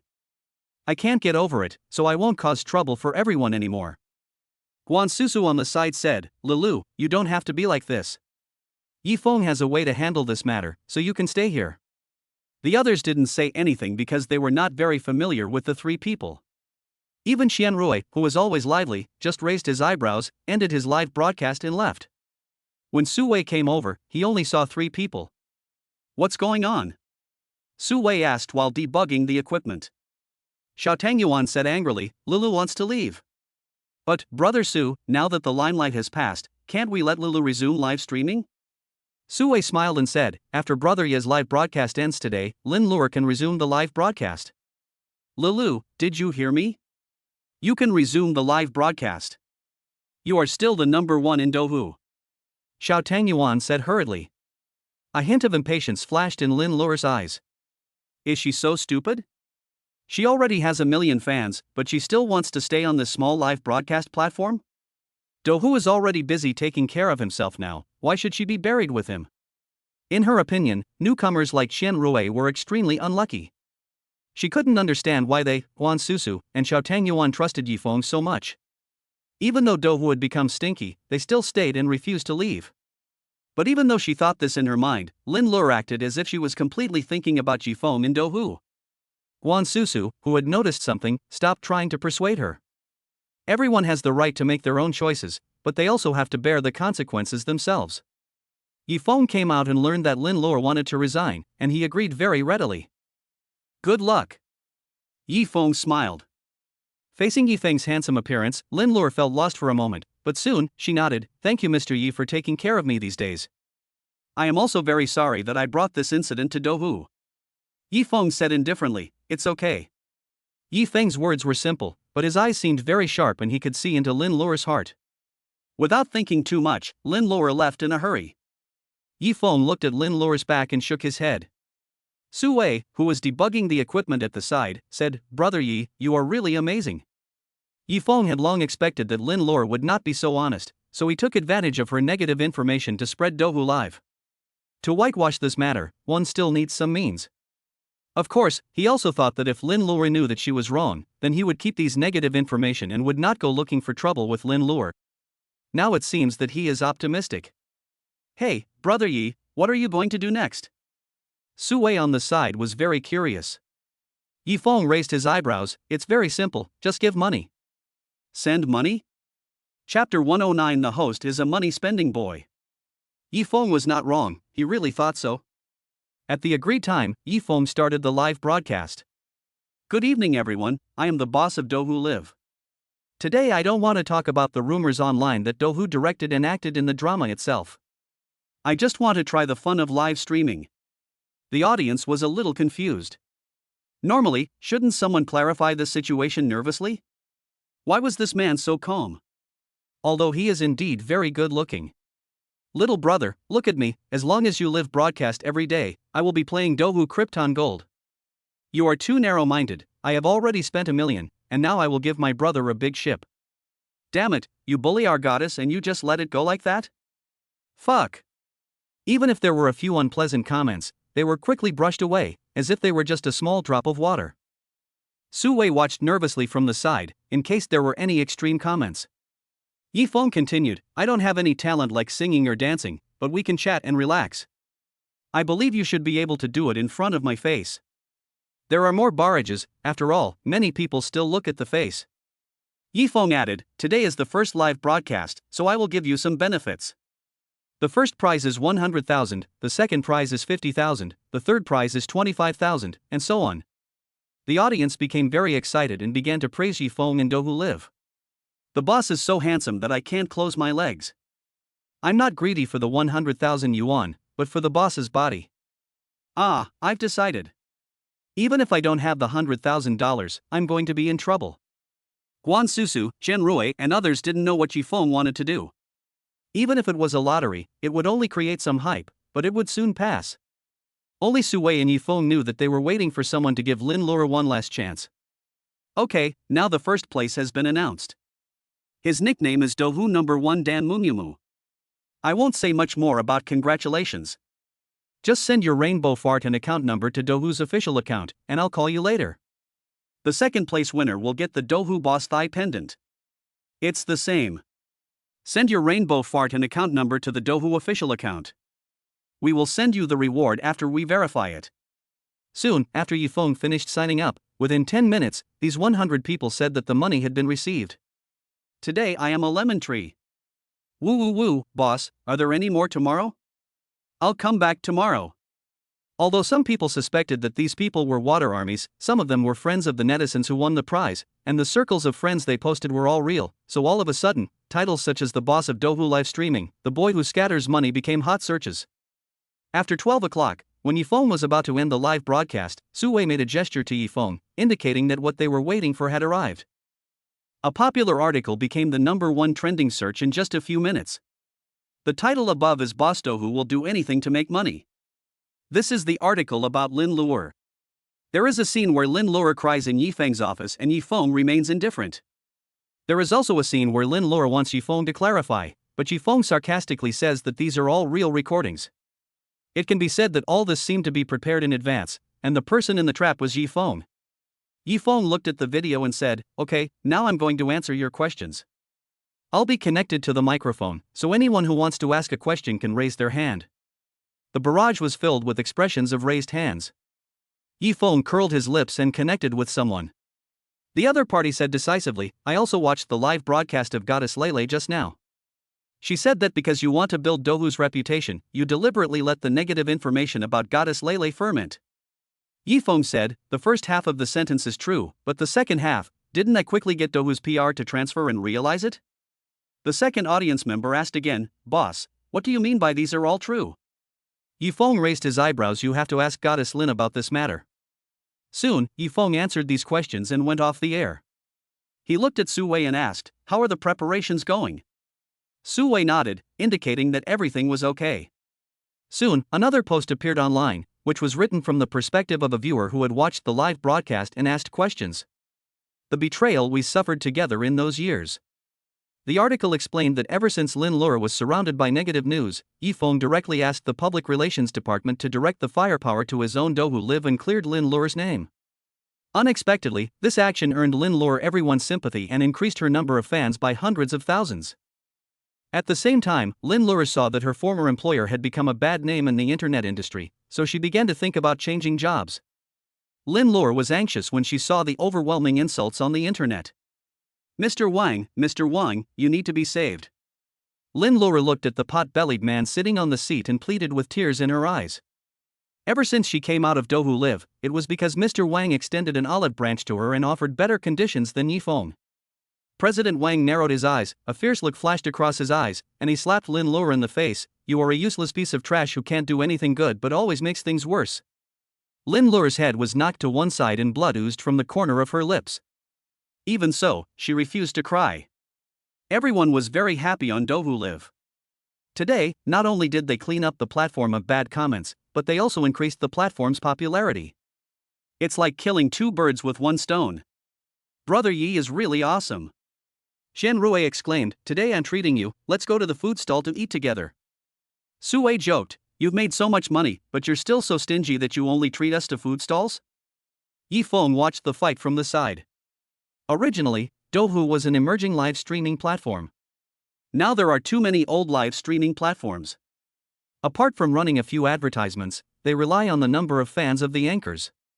Dohu has no fans except Lin Lure, Guan Susu, and Xiaotang Yuan. As for advertising, the cycle is long and the effect will not be very good.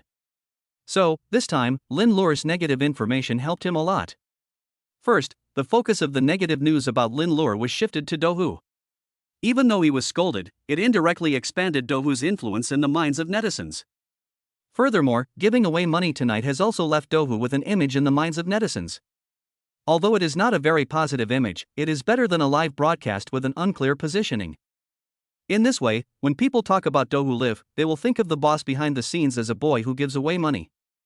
Of course, Yifeng's plan is divided into Plan A and Plan B. The first two are the first and second parts of Plan AB. As for the difference between the two plans, it depends on Lin Lure's actions. Chapter 110 Lin Lure is courting death.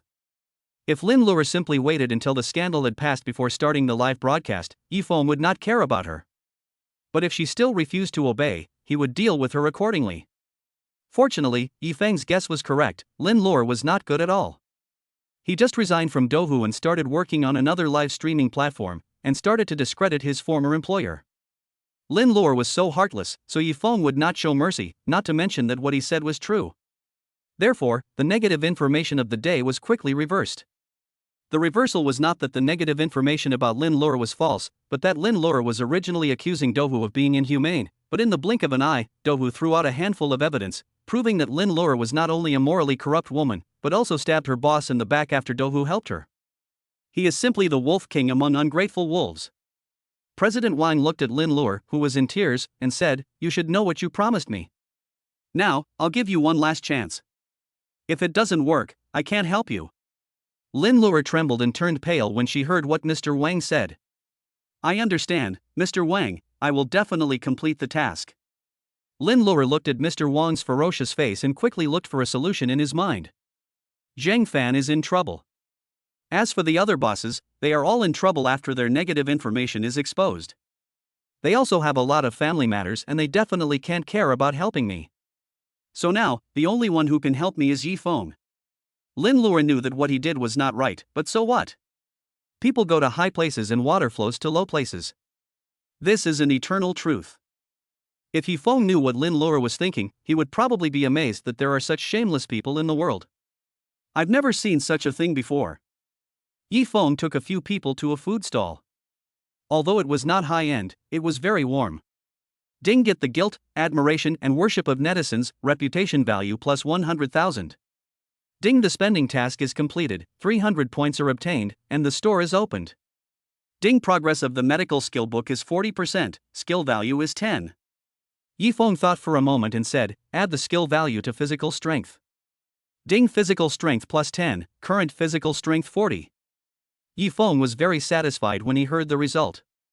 Now the point store was also opened, which meant that he had more cards up his sleeve. Brother Yi, let me toast you a drink. Xian Rui came over with a beer, smiling. Xiao Tang Yuan and Guan Susu were feeling a little low. When they were live streaming together, they were very happy, just like sisters. Although Lin Luo was a little materialistic, everyone in this society is realistic, so they never took it to heart. However, they did not expect that Lin Luo would be such a person, which made them completely disappointed. Yifeng knew what the two were thinking, and said, now that we know what kind of person Lin Luo is, it's not too late. Let's have a drink and end our past friendship. His comfort made the two women feel better. Guan Susu smiled and said, thank you, Yifeng. Lin Luo watched several people eating happily in the food stall, but she found it very irritating. Restoring the vicious look on her face, Lin Luo walked up and greeted everyone. Guan Susu nodded politely but distantly. As for Xiao Tang Yuan, she was originally a rough and hot-tempered person.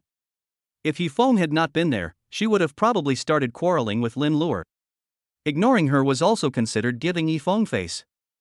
No one present paid any attention to her. Lin Luo gritted her teeth, feeling a little embarrassed. Yifeng asked coldly, what's the matter with you coming here?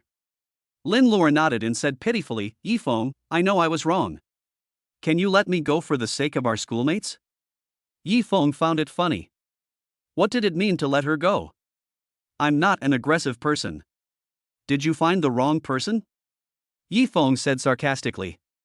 Lin Luo looked at Yifeng and wanted to back out, but when she thought of Mr. Wang's ferocious expression, she became firm again. Yifeng, I was wrong this time, but please give me a chance.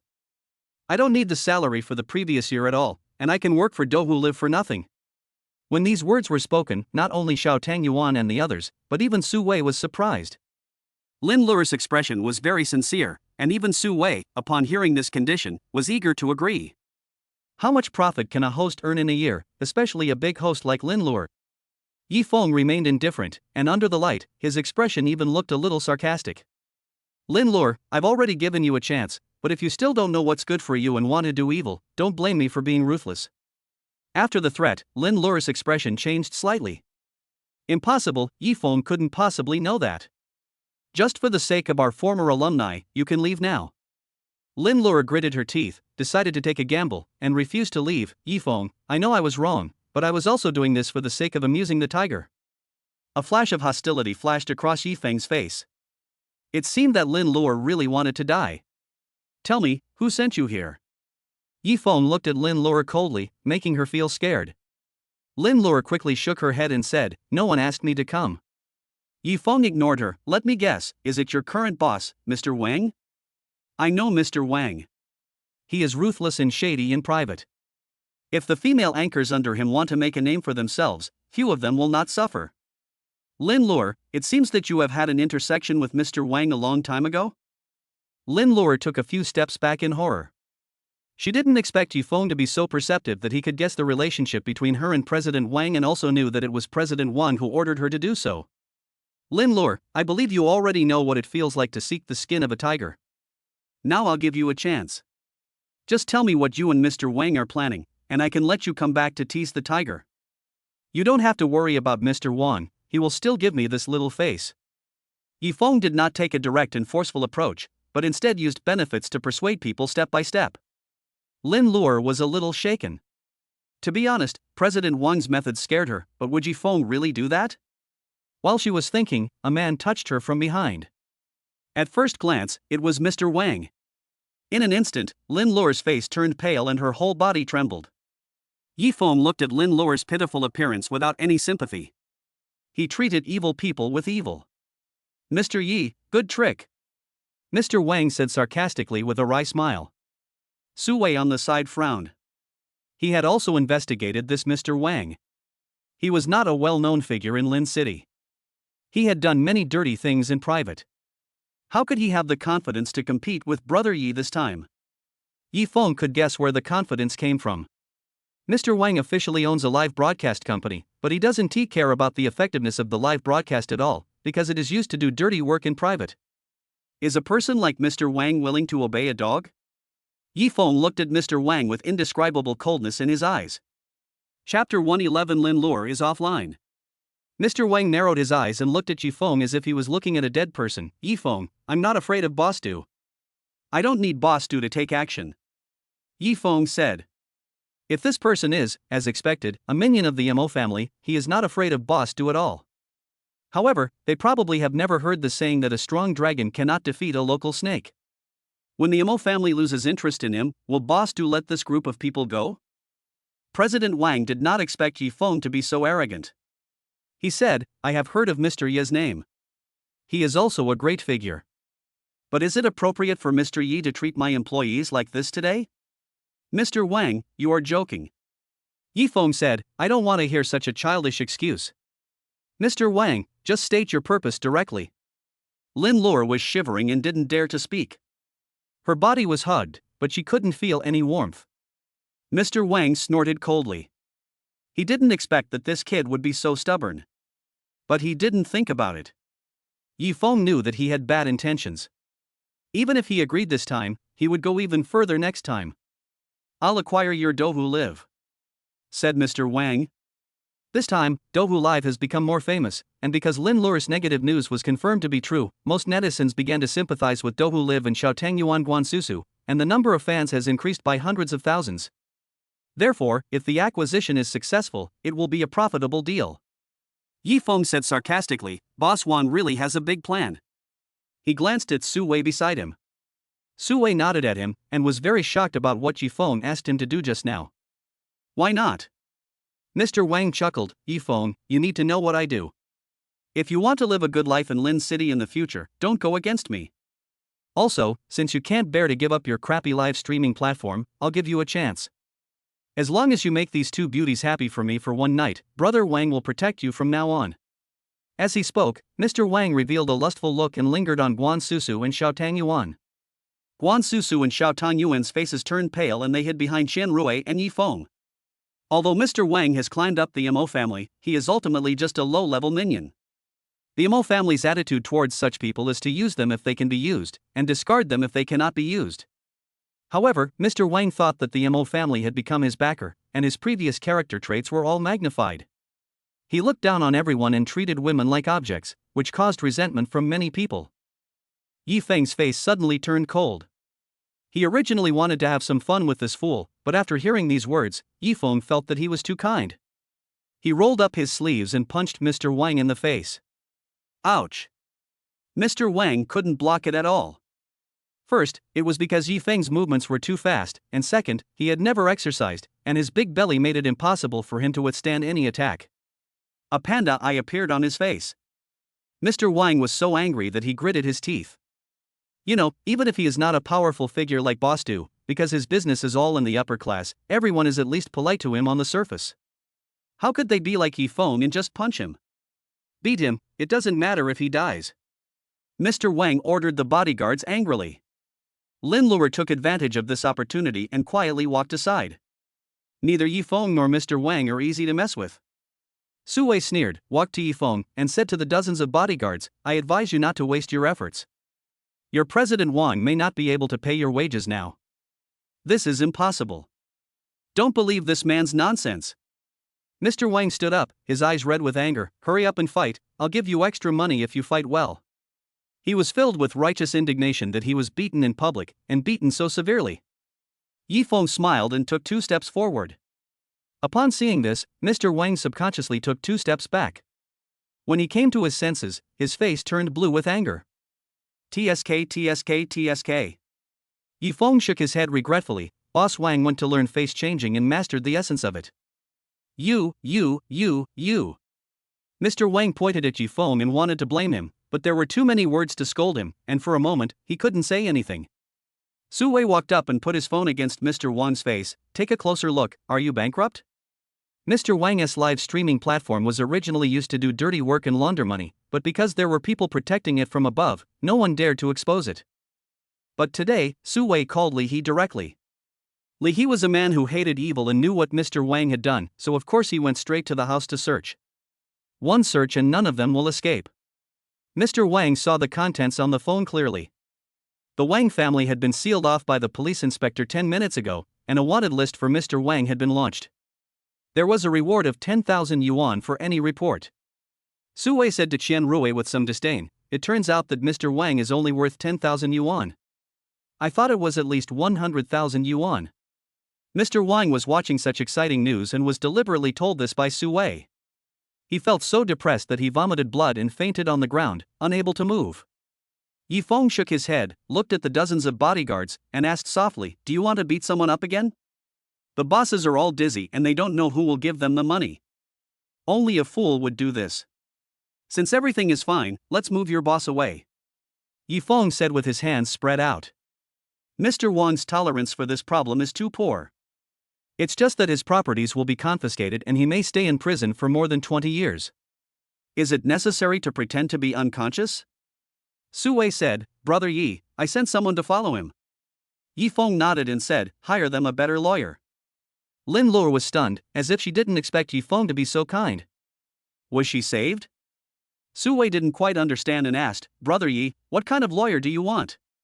Yi Feng smiled and said, of course it's the kind that can turn a 5-year sentence into a death sentence. Hearing this, Lin Luo's face turned pale. Seeing Lin Luo like this, Xiao Tangyuan snorted, it's your own fault. They originally thought that Lin Luo just wanted to change jobs, which they could barely understand. But how could she jump directly to Boss Ye's competitor? Wouldn't that create trouble for the boss and be a betrayal? Su Wei nodded, indicating that he understood everything. He knew that Brother Yi was not a kind-hearted person. Yi Feng glanced at Lin Luo and said, don't even think about returning to Dohu Live. After all, you are a pitiful person. I won't do anything to kill you. I just hope you can take care of yourself. Take care of yourself? Lin Luo smiled bitterly. Sure enough, Yi Feng was not someone who would easily be soft-hearted. Her reputation on the internet had already been ruined, and some people even doxed her because they were deceived. Now there was no one who could protect her. Watching Yi Feng and his group leave, Lin Luo regretted it for the first time. Guan Susu walked at the end and looked at Lin Luo sitting in the corner. After thinking for a while, she finally took out her cell phone, transferred 50,000 yuan to Lin Luo, and then deleted the friend. Chapter 112, please. After Xiao Tangyuan knew about this, he always felt that Guan Susu shouldn't have done this. Do you know that when we were live streaming together, Lin Luo was very scheming? She has always disliked you. She was not stupid. After knowing Lin Luo's true identity, she remembered the previous operations and naturally knew that those were aimed at them. Guan Susu smiled and said, just treat this money as feeding the dog. I have deleted her. When Xiao Tangyuan heard this, he was satisfied. Our boss Yi is really awesome. His ability to identify bitches is amazing. Little Tangyuan had stars in his eyes and was full of admiration. Yi Feng sat in the office. Ding gained Lien Yuan's admiration, reputation value plus 20,000. Ding gained Guan Susu's worship and admiration, reputation value plus 20,000. Points plus 30. After taking a look at the things in the points mall, Yi Feng shook his head. They were good things, but they were a little too expensive. Su Wei knocked on the door and walked in, saying, Brother Yi, Miss Lin invites you to dinner. Lin ya? Yi Feng asked, how is Mr. Wang doing in prison? Su Wei said, Brother Yi, don't worry. We don't need our lawyers this time. Li He directly presented the chain of evidence and let Mr. Wang sentence him to death. Now it's Wang who is on death row. Yi Feng nodded, quite satisfied with the result. However, this crime was so easily convicted, it seems that Mr. Wang has also been abandoned by the Mo family.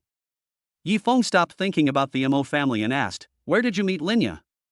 It's in the cafe downstairs. Su Wei has now become Yi Feng's assistant and has gradually become more professional.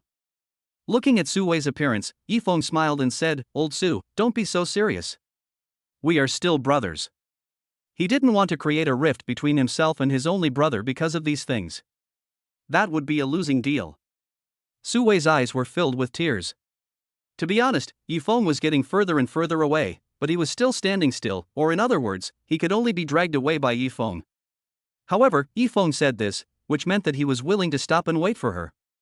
Linya wore a black suspender top with a small suit on the outside and a hip skirt underneath, showing off her beautiful figure, and her makeup was even more charming and delicate.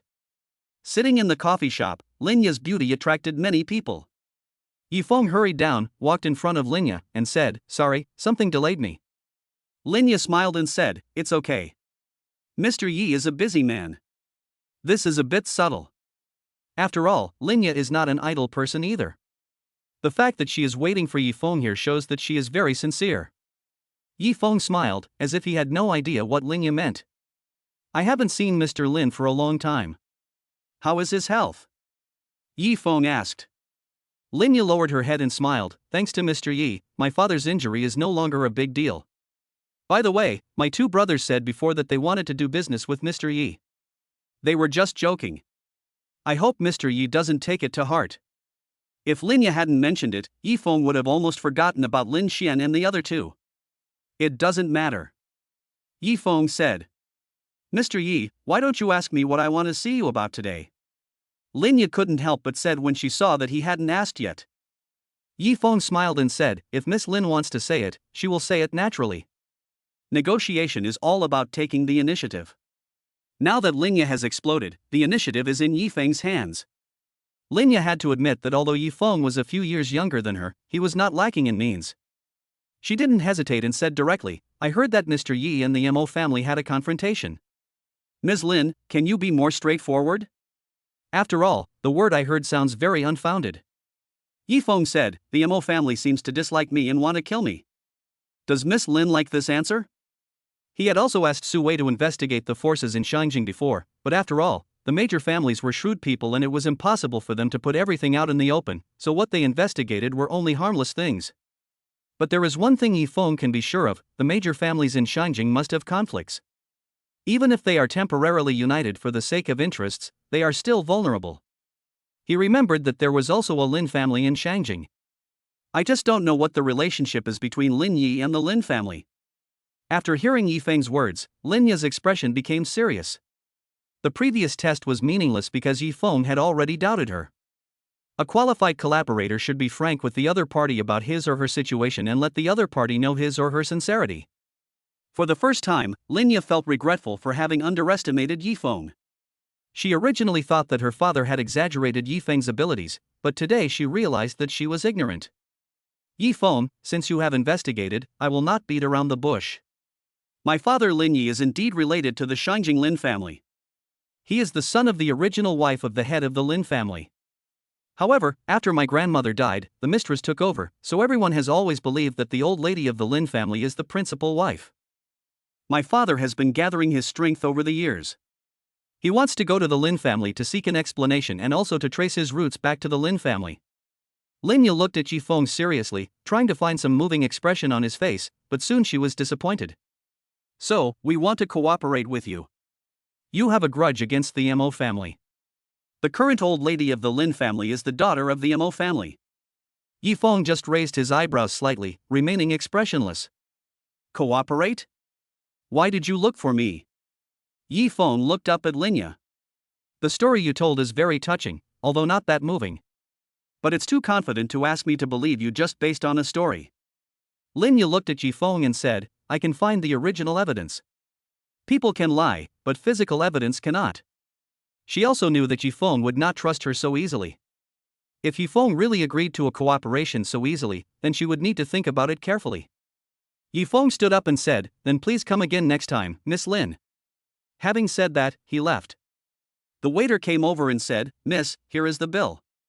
Linya looked at the receipt in her hand in disbelief.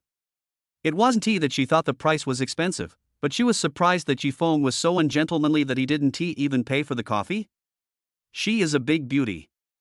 Wouldn't she feel happy after chatting with Yifeng for a while? Yifeng stood outside for a while and called Wang Meifeng. "Auntie, how is Weiwei now?" Wang Meifeng was watching over Tang Weiwei in the hospital today. When she saw her future son-in-law's call, she picked up the phone immediately. "Oh, son-in-law, Weiwei is still the same. Chapter 113 First Trip to Beijing. After hearing what Wang Meifeng said, even though Yifeng was mentally prepared, he still felt a little disappointed. He really hoped that one day he would suddenly hear that Tang Weiwei had woken up. Yifeng's heart was filled with deep guilt. Gangster, Chen Duo has been dealt with, so now only the Mo family is left.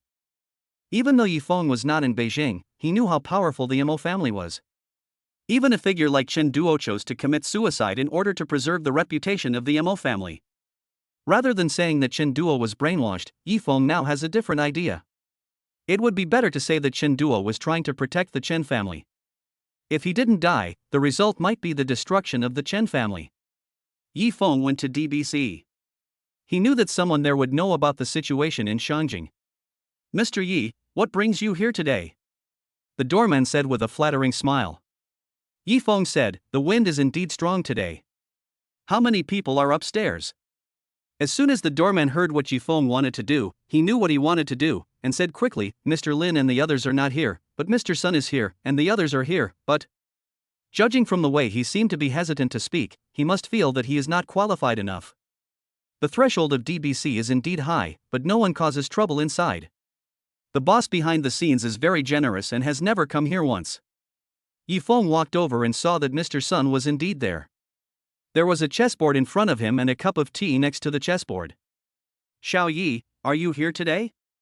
Mr. Sun looked at Yifeng and said. Yifeng nodded and said, Mr. Sun is waiting for me? Mr. Sun put the chess pieces on the chessboard and said, I have the idea, but I have been waiting for a few days. Lao Lin has to go for a checkup today, so I came here to try my luck. Yifeng sat directly opposite Mr. Sunday. He didn't have many thoughts about Mr. Sunday. He couldn't say whether the people who were with Lin Yi were good at business, but at least their character was guaranteed. However, this Mr. Sun is not like he appeared to be last time. Xiao Yi, are you here to ask about the Lin family in Shangjing? Mr. Sun made a pleased gesture. The rook on the chessboard has crossed the Chuhan River.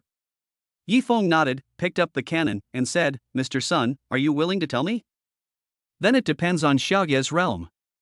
After that, the two of them stopped talking and just played chess back and forth. After a long time, Mr. Sun sighed comfortably. Xiao Yi, your chess skills cannot be said to be superb, but your blind attack without any defense has given me some inspiration. Mr. Sun laughed. He is a chess fanatic and can play with anyone. Yifeng lost this game of chess. The real power in Shangjing will not be revealed. As for the Shangjing Lin family and Shangjing Mo family you mentioned, they can only be considered second-rate families at best. In Shangjing, the real first-rate families are not worth associating with. Mr. Sun was reviewing the chess game with the chess pieces in his hand while saying, the Lin Yi family is indeed related to the Shangjing Lin family. Back then, Lin Yi's mother came to Linshur in anger because his father cheated on her and gave birth to Lin Yi. After Lin Yi's grandfather found out about the incident, he wanted to separate his son from his mistress, but the mistress was already pregnant with the Lin family's child. So in order to make up for Lin Yi and his mother, the head of the Lin family allowed them to open a company in Lin City. However, Lin Yi's mother was still depressed and eventually died of heart disease. The mistress back then is the sister of the current head of the Mo family. The Lin and Mo families also have cooperation. After Mr. Sun finished reviewing the situation, he looked at Yifeng and smiled, with your ability, it is not realistic to want to destroy the Mo family at the moment. If you work with Lin Yi, you know what kind of person he is, and your relationship is not very good. That's all I have to say. It's up to you whether you want to listen or not, Mr. Sun said frankly. Yifeng nodded and smiled gratefully, thank you Mr. Sun for telling me.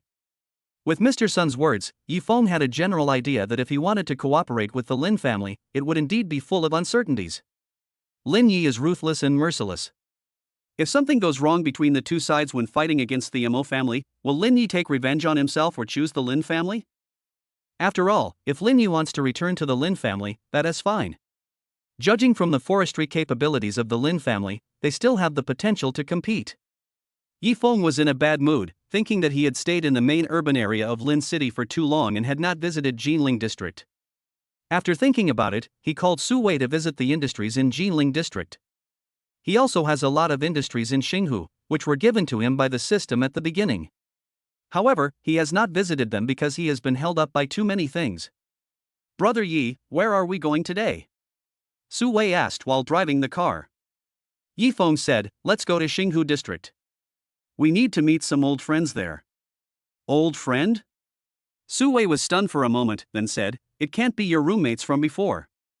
Su Wei was very disdainful. Although he and Yi Feng lived in the same dormitory during college, that was only in the second half of the semester. At the beginning of the freshman year, Su Wei was not in that dormitory. It was only later because of some things that Yi Feng changed his dormitory. Thinking of the time when they were maliciously targeted, Su Wei gnashed his teeth for his brother, but Yi Feng felt as if a long time had passed and there was no ripple in his heart. "No, brother Yi, it's just those scumbags. You still keep their contact information." Su Wei really couldn't understand. Sometimes brother Yi had such a good temper. Yi Feng smiled and said, "I thought I could slap them in the face later, but I didn't expect that they would contact me first this time." Upon hearing this, Su Wei smiled and said, "Of course I have to go. If they knew that brother Yi is doing so well, they would probably regret it." Yi Feng smiled. He originally wanted to visit the industries in Xinghu district, but someone he hadn't contacted for hundreds of years actually contacted him to have a meal together. It was a free meal, so of course he had to go. "Let's go, I'll treat you to a free meal." Yi Feng put his arm on Su Wei's shoulder and said with a smile. The most famous restaurant in Xinghu district is the only Michelin restaurant. When Yi Feng and Su Wei arrived, the other 5 people had already arrived. Seeing them, Su Wei's face inevitably darkened. If it weren't for brother Ye's order, he would have taken action long ago. Back then, Yi Feng was targeted by these roommates because he had some contact with the school beauty. I threw spiders, bugs and other things onto the bed, and even threw socks into it while brother Yi was eating instant noodles. Yi Feng was asked to go to the cafeteria to buy food but was not given any money. Yi Feng himself was also in financial difficulty at the time. Yi Feng looked at these people without any special feelings, so he found a seat and sat down. "Yi Feng, this is your brother Su Wei, right?" The leading man, wearing a high-end suit, slammed the keys of the Rolls-Royce on the table. "That's right, I am brother Ye's brother, Su Wei." Su Wei was not polite and sat next to Yi Feng. The two of them looked as if it was a matter of course, while the other 5 people all looked unhappy. Chapter 114. Someone stretched out his face. Yi Feng's indifference made them seem aggressive. Su Wei smiled and said, "You are all elites. You look like you are doing well. But now, brother Yi and I are poor losers. Please order the food quickly. Brother Yi and I haven't had lunch yet." When brother Yi knew you were going to treat us to a meal, he hurried over, Su Wei added. His self-mockery made several people look at each other in confusion. So, Yi Feng and Su Wei are treating them as freeloaders? Although he wanted to humiliate Yi Feng, the situation now was more like the opposite. "Yi Feng, since you are not doing well now, why don't you come to Xiaofei's company? We are in need of a cleaner." "Ha ha ha." One of the men teased. Yi Feng raised his eyes lazily, not caring much. He was even a little vague about the man's name. "Oh, how much is the salary?" Yi Feng asked.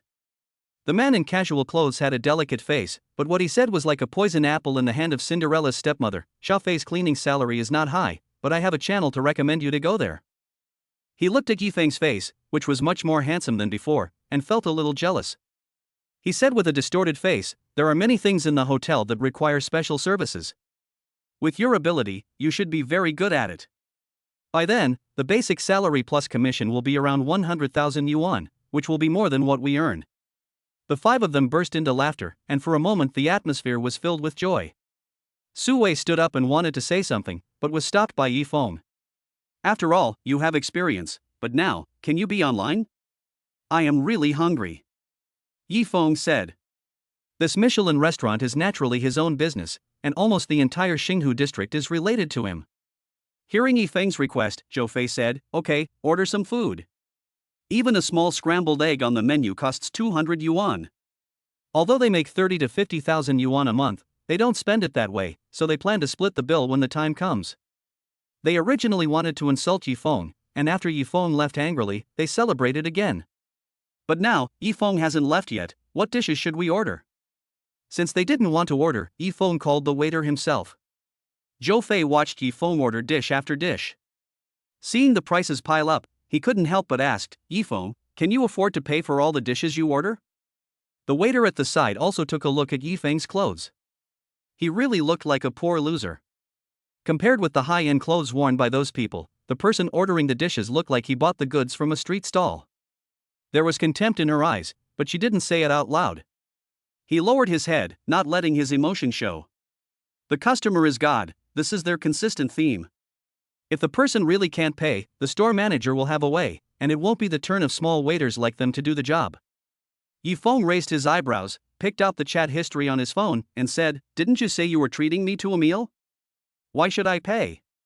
By the way, I've ordered, you guys order."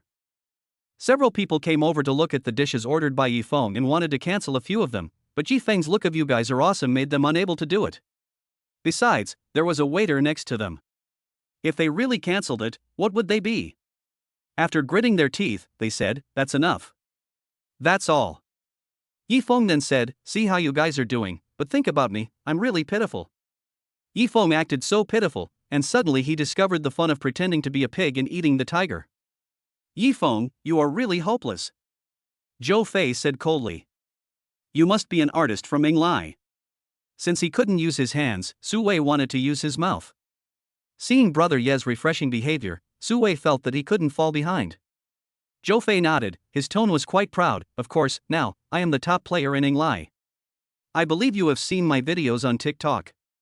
Now is the era of traffic, so Zhou Fei is considered to be the one who has done the best.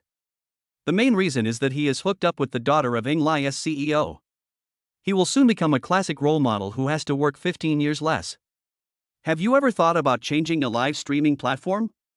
Recently, I saw a live streaming platform called Douhu that seemed like a dark horse and suddenly became popular," Su Wei said. When Yifeng was broadcasting live, his entire face was not revealed. Only his chin was shown in the video. So even if these people watched the video, they would not think in Yifeng's direction. Zhou Fei's face suddenly turned cold. He felt that Su Wei was laughing at him. Yinglai is certainly good, but that's just the best he can do now. If he goes to Douhu, he will definitely have potential for development. And according to industry insiders, Douhu's big anchors will develop in the direction of the entertainment industry in the future, and Douhu will provide help. So after this incident, many people want to go to Douhu, but unfortunately the threshold is too high. He also submitted his resume to Douhu, but was rejected in less than a day. "It's just a small broken platform, I don't want it," Zhou Fei said. Su Wei smiled secretly in his heart. He had seen Zhou Fei's resume in the pile before, so he directly screened him out. The reason was that he lacked the ability. Although there were private messages, it was indeed Zhou Fei's ability that was more important. As the top star in England and Lebanon, his fans all rely on buying things. The content of the live broadcast was also very monotonous and boring. It was estimated that if it weren't for the boss's daughter, Zhou Fei would not have been able to keep his position as a major anchor. "Yifeng, why don't you come to work in our company?" Wu Yu said on the side. He didn't know anything about live streaming, but looking at Zhou Fei's appearance, he thought it was mysterious. Yifeng pointed at the table and asked, "Where do you work as a programmer?" "It's in the internet company in Xinghu district." As you know, there is only one internet company in Xinghu district. Lu and Bayo, don't be too self-deprecating. Your university degree is real. As long as you want to go, I just need to give you a greeting," Wu Yu said with a proud smile. Another person also said, "That's true. Wu Yu is a supervisor now. Recruiting people is just a matter of a word, right?" Yifeng smiled coldly and said, "Okay, I'll go over and take a look tomorrow." The dishes arrived very quickly. They were expensive for a reason, and they were delicious and tasty. Yifeng and Su Wei ate slowly. To them, this kind of expensive dish was no different from the ones sold at roadside stalls. They were used to eating them anyway. But for others, this time they have shed a lot of blood and they must earn it back. "Brother Yi, do you think they would be so angry that they would vomit blood if they knew this store was yours?" Su Wei did not have a good face towards these people. If he had not come here to cooperate with Yifeng, he would not have come here.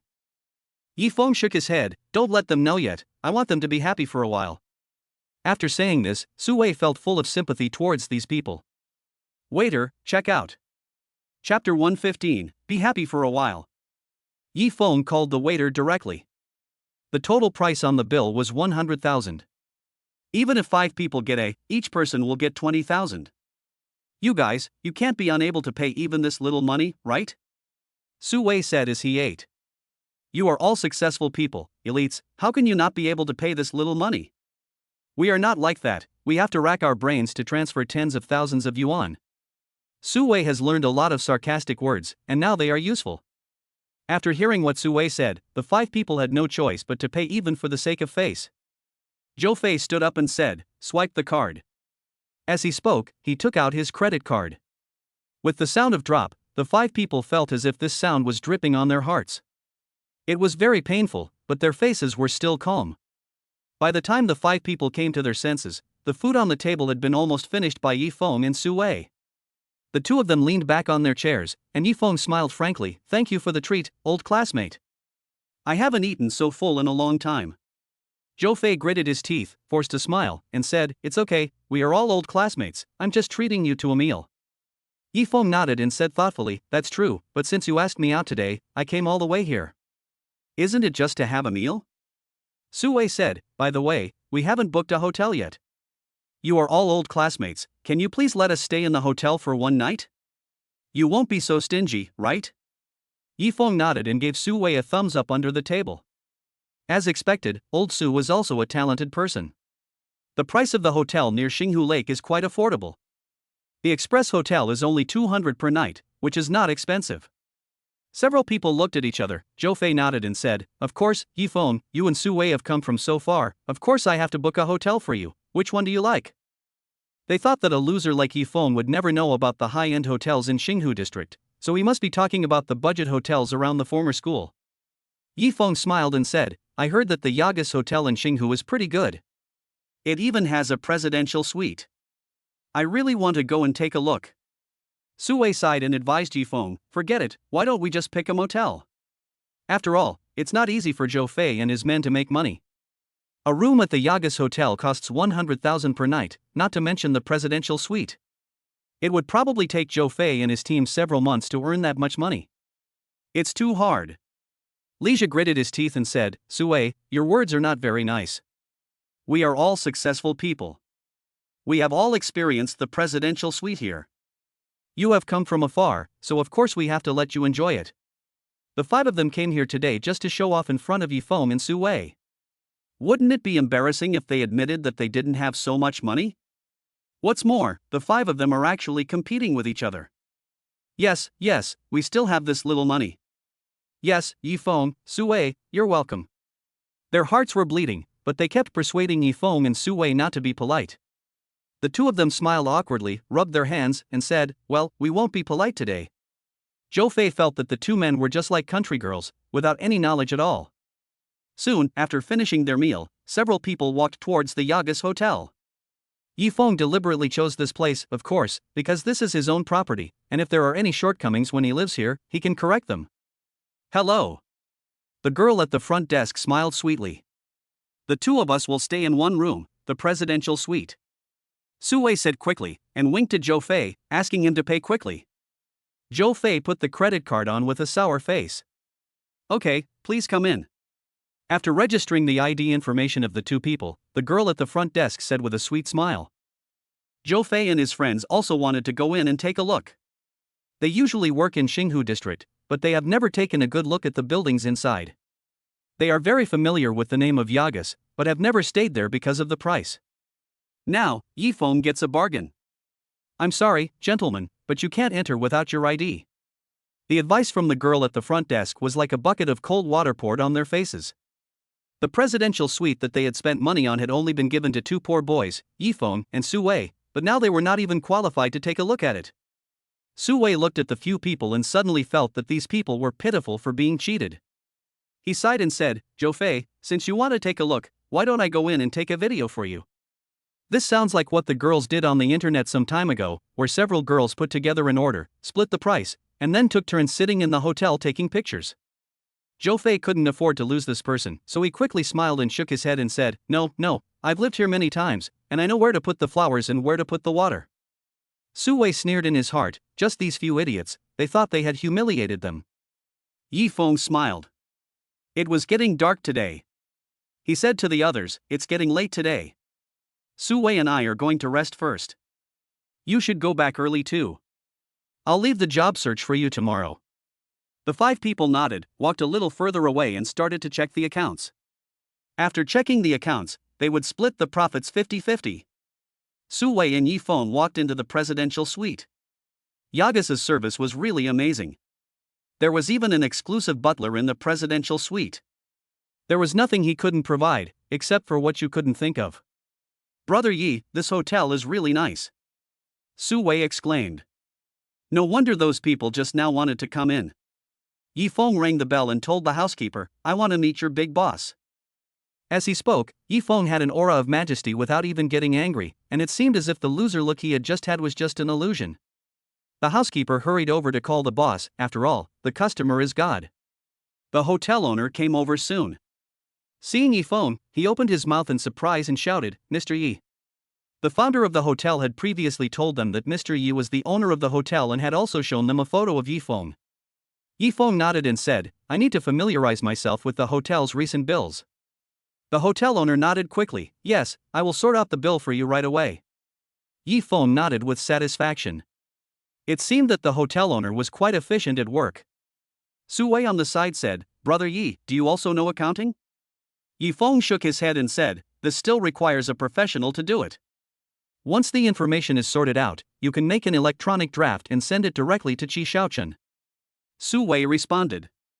Early the next morning, Yi Feng and Su Wei were ready because Zhou Fei said he would take them to find a job. Chapter 116. I really want to keep a low profile. Zhou Fei was sitting here with a beautiful woman.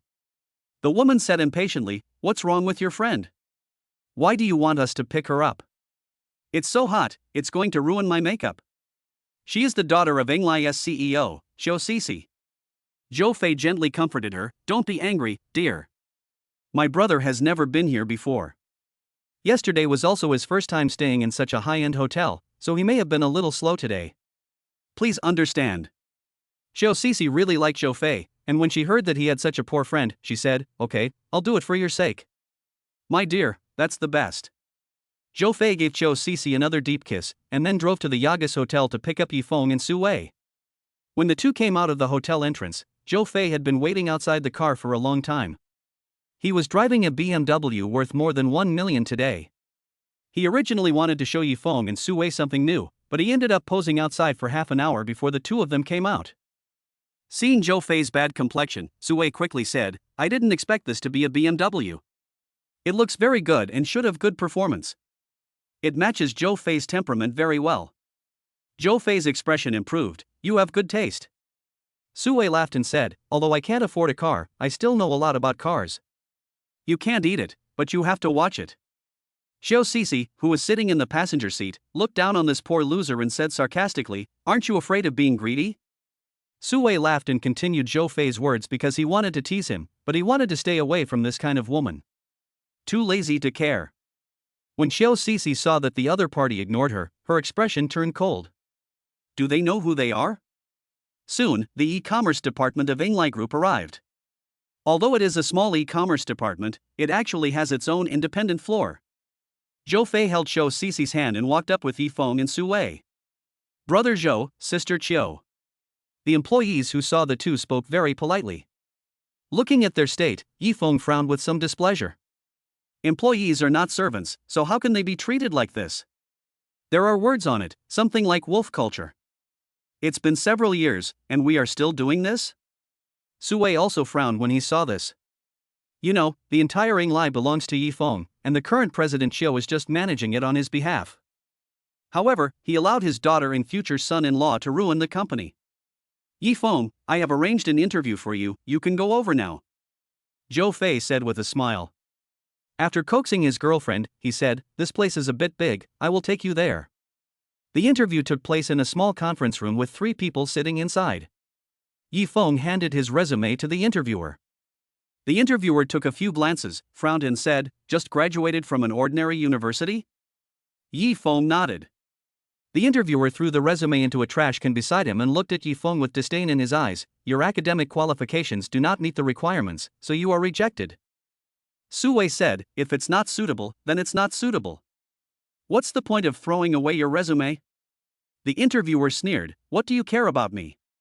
Come on, leave now, and don't delay our business." Yi Feng glanced at the interviewer's job title, Zhou Ping. Are you Zhou Fei's relative? Yi Feng suddenly asked. Zhou Ping was not ashamed of this, but felt very honored, because her brother was the son-in-law of Engli's president. She was very comfortable in the company and many people complimented her. Of course, Zhou Fei is my brother. Zhou Ping laughed. You don't think my brother really wants to find you a job, do you? He just wants to humiliate you. Ha ha ha, tell me, are you guys stupid? When Zhou Fei and Xiao Sisi were talking yesterday, Zhou Ping was there too. She looked down on these two poor losers, so she asked her brother to give her a chance to play tricks on them. Yi Feng smiled and said, I also know what your brother is thinking, but you should leave here soon. Su Wei had already notified Mr. Chiu to come over when they arrived in Yinglai. As for what kind of person Mr. Chiu is, it remains to be seen. However, as a father who has raised a daughter like this, I guess his values are not very good either. Yi Feng pointed at the table. It seemed that he had to find another person.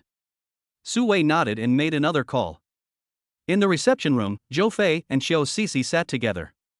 Looking at his young and promising son-in-law and daughter, Mr. Chiu smiled with satisfaction and said, Have you set a date for your wedding? Xiao Sisi glanced at Zhou Fei shyly and said, Not yet, Dad. Xiao Fei is a little busy at work, so I want to wait a few months before talking about it. The girl is outgoing and is so quick to speak well of her husband's family. Mr. Chiu shook his head, finished talking about his daughter's personal affairs, and then asked, Is there any important person coming today? Someone just called me and said that someone from higher up was coming to inspect. Although he is the boss of Yinglai is just one of the branches of the company founded by this person, so what he needs is a higher status and more power. Xiao Sisi shook her head and said, There is no father. Only Zhou Fei and his two loser brothers came today. They are really poor. Looking at the clothes they are wearing, they should be street stall goods. After hearing what his daughter said, since the big shot had not come yet, Mr. Chiu had no interest in going to see Zhou Fei's two worthless brothers. Yi Feng and Su Wei walked out. The interviewer's smug expression was really disgusting. Su Wei felt that he had reached his limit. Yi Feng said, Evil will be punished by evil, there is no need for us to be angry about this. Su Wei was indignant, these people are just too arrogant. They don't know that there are always people better than you. Yi Feng said calmly, Then you can teach them what it means that there is always someone better than you. Su Wei nodded, glanced at the message, and said, What's wrong with this old man? He hasn't come yet. As he was speaking, Mr. Chiu called. Hello, Mr. Su, is Mr. Yi in the company now? I didn't see you too. Mr. Chiu said cautiously. Su Wei snorted coldly, You didn't see it or didn't come in, we have been waiting for you inside for a while. Upon hearing these words, Mr. Chiu was frightened out of his wits. How could he have this donut and yet he made the biggest boss wait for him? Xiao Sisi and Zhou Fei looked at their father's unclear expression and said worriedly, Dad, what happened? Mr. Chiu glared at the two of them and said, How dare you ask what happened? Mr. Yi has already gone in, and you lied and said no one went in. Don't you want to stay in Yinglai anymore? No, Dad, why would we think so? Xiao Sisi said aggrievedly, There is no such big shot as you mentioned. However, Zhou Fei keenly caught the name of a person, Mr. Yi. Chapter 117 Don't push me. He felt a little ridiculous. Why would he trick a poor loser like Yi Feng? He immediately asked, Mr. Chiu, what is the other party's name? Do you know? Mr. Chiu said, The other party's surname is Yi. Oh, by the way, the one who called me just now is surnamed Su. For a moment, Zhou Fei took 2 steps back in disbelief. It was really Yi Feng. No, that's impossible. Yi Feng is obviously a poor loser, how could he suddenly become a rich man, and even Mr. Chiu's boss? It must be a coincidence. Tisk, it's already now, you still can't believe it? You must be fake. When Zhou Fei heard someone say something unbelievable again, he subconsciously denied it. Xiao Sisi looked at Yi Feng's handsome face, and a look of obsession flashed across her face. If this man was really the Mr. Yi that her father had mentioned, then it wouldn't be a bad thing. Being stared at by a woman with a disgusting look, Yi Feng frowned all of a sudden and looked at Mr. Chiu. Mr. Chiu is a good parent. Mr. Chiu was frightened and his lips trembled when he saw Yi Feng's cold gaze. Zhou Fei's face was pale and his eyes were terrified, as if he had encountered some bad news that would only happen once in 1,000 years. If Yi Feng was really the boss of Yinglai, then they were no different from monkeys. Yi Feng just watched with amusement as they paid for their own meals in hotel rooms. Not only were they being treated like monkeys, but they were also being taken advantage of. It's such a humiliation. Zhou Fei regarded what he encountered as a humiliation, but did not regard what Yi Feng received as a humiliation. Mr. Cho said, "Mr. Yi, I'm sorry. I'm not sensible enough to know that you are Mr. Yi." Yi Feng was too lazy to look at Mr. Cho's expression. Soon, a middle-aged man walked in. He was another director of Englai. The number of shares is more than that of Mr. Cho, so Mr. Cho needs to be polite to this person under normal circumstances. "Boss Li, why are you here?" General Manager Chiu wiped the unnecessary sweat from his head and looked at Boss Li, who was extremely humble. He knew that what happened today was true. Yi Feng was indeed the boss here, the mysterious boss. Mr. Chiu was a little hesitant, as his daughter and son-in-law seemed to have offended Mr. Yi. "Even if I apologize to Mr. Yi now, is it too late?" Yi Feng smiled and said, "I really didn't expect that the e-commerce department of Englai today would be dominated by the Zhou family. You have to say hello when you enter, and during the interview, if you are a bachelor's degree holder from an ordinary university, the interviewer will reject you without even looking at you. Even if they are successfully admitted after the interview, they still have to coax the surname Zhou, because Zhou Fei is the boss's son-in-law. So, tell me, how did all this come about?" Yi Feng looked at Mr. Chiu with an icy cold gaze. Mr. Chiu was almost frightened to the point of peeing his pants, while Chiu Cixi and Zhou Fei knelt on the ground without daring to breathe. Yi Feng sneered and said, "Boss Chiu, do you have anything else to explain?" Mr. Chiu shook his head with a dejected look on his face. His eyes were red with anger, but he only had one daughter and it was impossible for him to blame her, so he could only vent his anger on Zhou Fei. "Go back and reflect on yourself." Mr. Chiu slapped Zhou Fei in the face, leaving blood on the corner of his lips. Chiu Cixi looked at him with pity and did not notice Zhou Fei's gloomy expression. Zhou Fei ran out and contacted the other 4 people. "How is it? Is Yi Feng very miserable? Ha ha ha." As soon as they came out, the other 4 people looked at Zhou Fei and wanted to say something bad about Yi Feng proudly. He stopped laughing and saw Zhou Fei's face, then realized something was wrong. "Damn it, this guy dares to hit you? Does he think we are vegetarians?" Several people cursed. Zhou Fei shook his head and said, "Wait a minute, Yi Feng's identity is not that simple. He's just a loser, what's so difficult about him?" One person said nonchalantly. Zhou Fei saw his expression and knew that he had not been reminded to go in, so he quickly said, "He is the boss behind Englai." "What? Are you sure? You can't make such a joke, Zhou Fei," said a man, grabbing Zhou Fei's collar. Zhou Fei smiled bitterly and pointed at the slap mark on his face. "I don't want to do that, but who can blame me for this being true? Damn it, he and that kid Su Wei are playing tricks on us." After knowing Yi Feng's identity and thinking about Su Wei's previous flattery and sympathy, he knew what the other party was doing. Not only were they treated like monkeys, but we also paid for their food and accommodation. This is so damn stupid. No, I can't continue this attitude. I have to find them and get my money back. A man thought about the fact that he still owed Jack Ma 40,000 or 50,000 yuan, and he felt he couldn't breathe. Zhou Fei stopped him and said, "We can't come back now. Yi Feng has the record. We invited him to dinner. Is there any proof that it's fake? You mean, I won't get the money back?" "Hey, Haolian, stop arguing." Several people were chattering together. Zhou Fei was already very confused, and now he started fighting directly. Yi Feng stood there and looked at Mr. Chiu, and said, "I want to lay off a few people." Mr. Chiu should have no objection. Mr. Chiu no longer dared to have any objections now, and he wished he could take action against Yi Feng himself. Yi Feng glanced at Zhou Ping and fired her directly. As for the rest, Yi Feng said, "I don't know the capabilities of the current employees either. I will arrange performance for them later. Those who have made progress can continue to stay. If they hope to rely on Zhou Fei's relationship to continue, just throw them out. I'll leave this matter to you." Yi Feng glanced at President Li and said. Mr. Li nodded and agreed.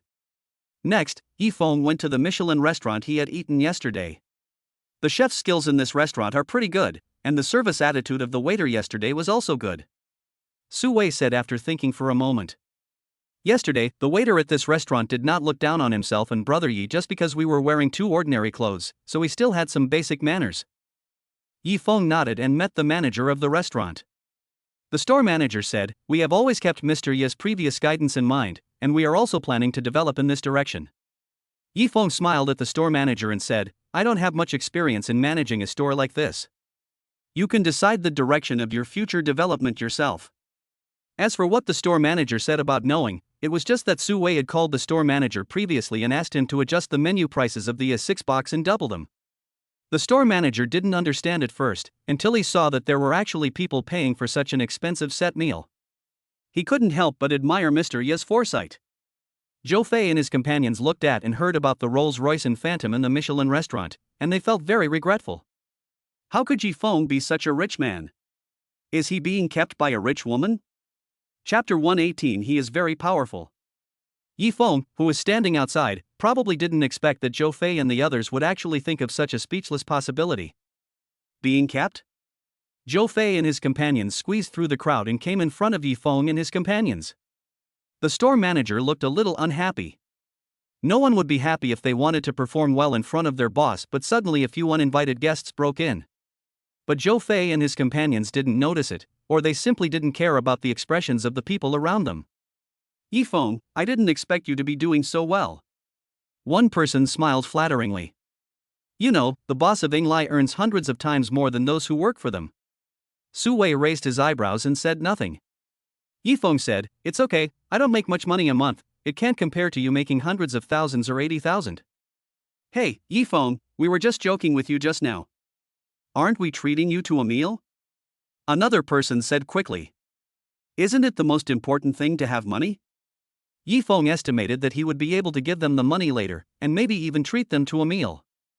Yifeng smiled and said, What a joke, how could I not know? Didn't you want to treat me to a meal? It's just a meal, what's the big deal? Zhou Fei gritted his teeth and trembled with anger. Yifeng didn't want to pay back the money at all. At this time, Su Wei continued, Brother Yi is not only the CEO of Yinglai.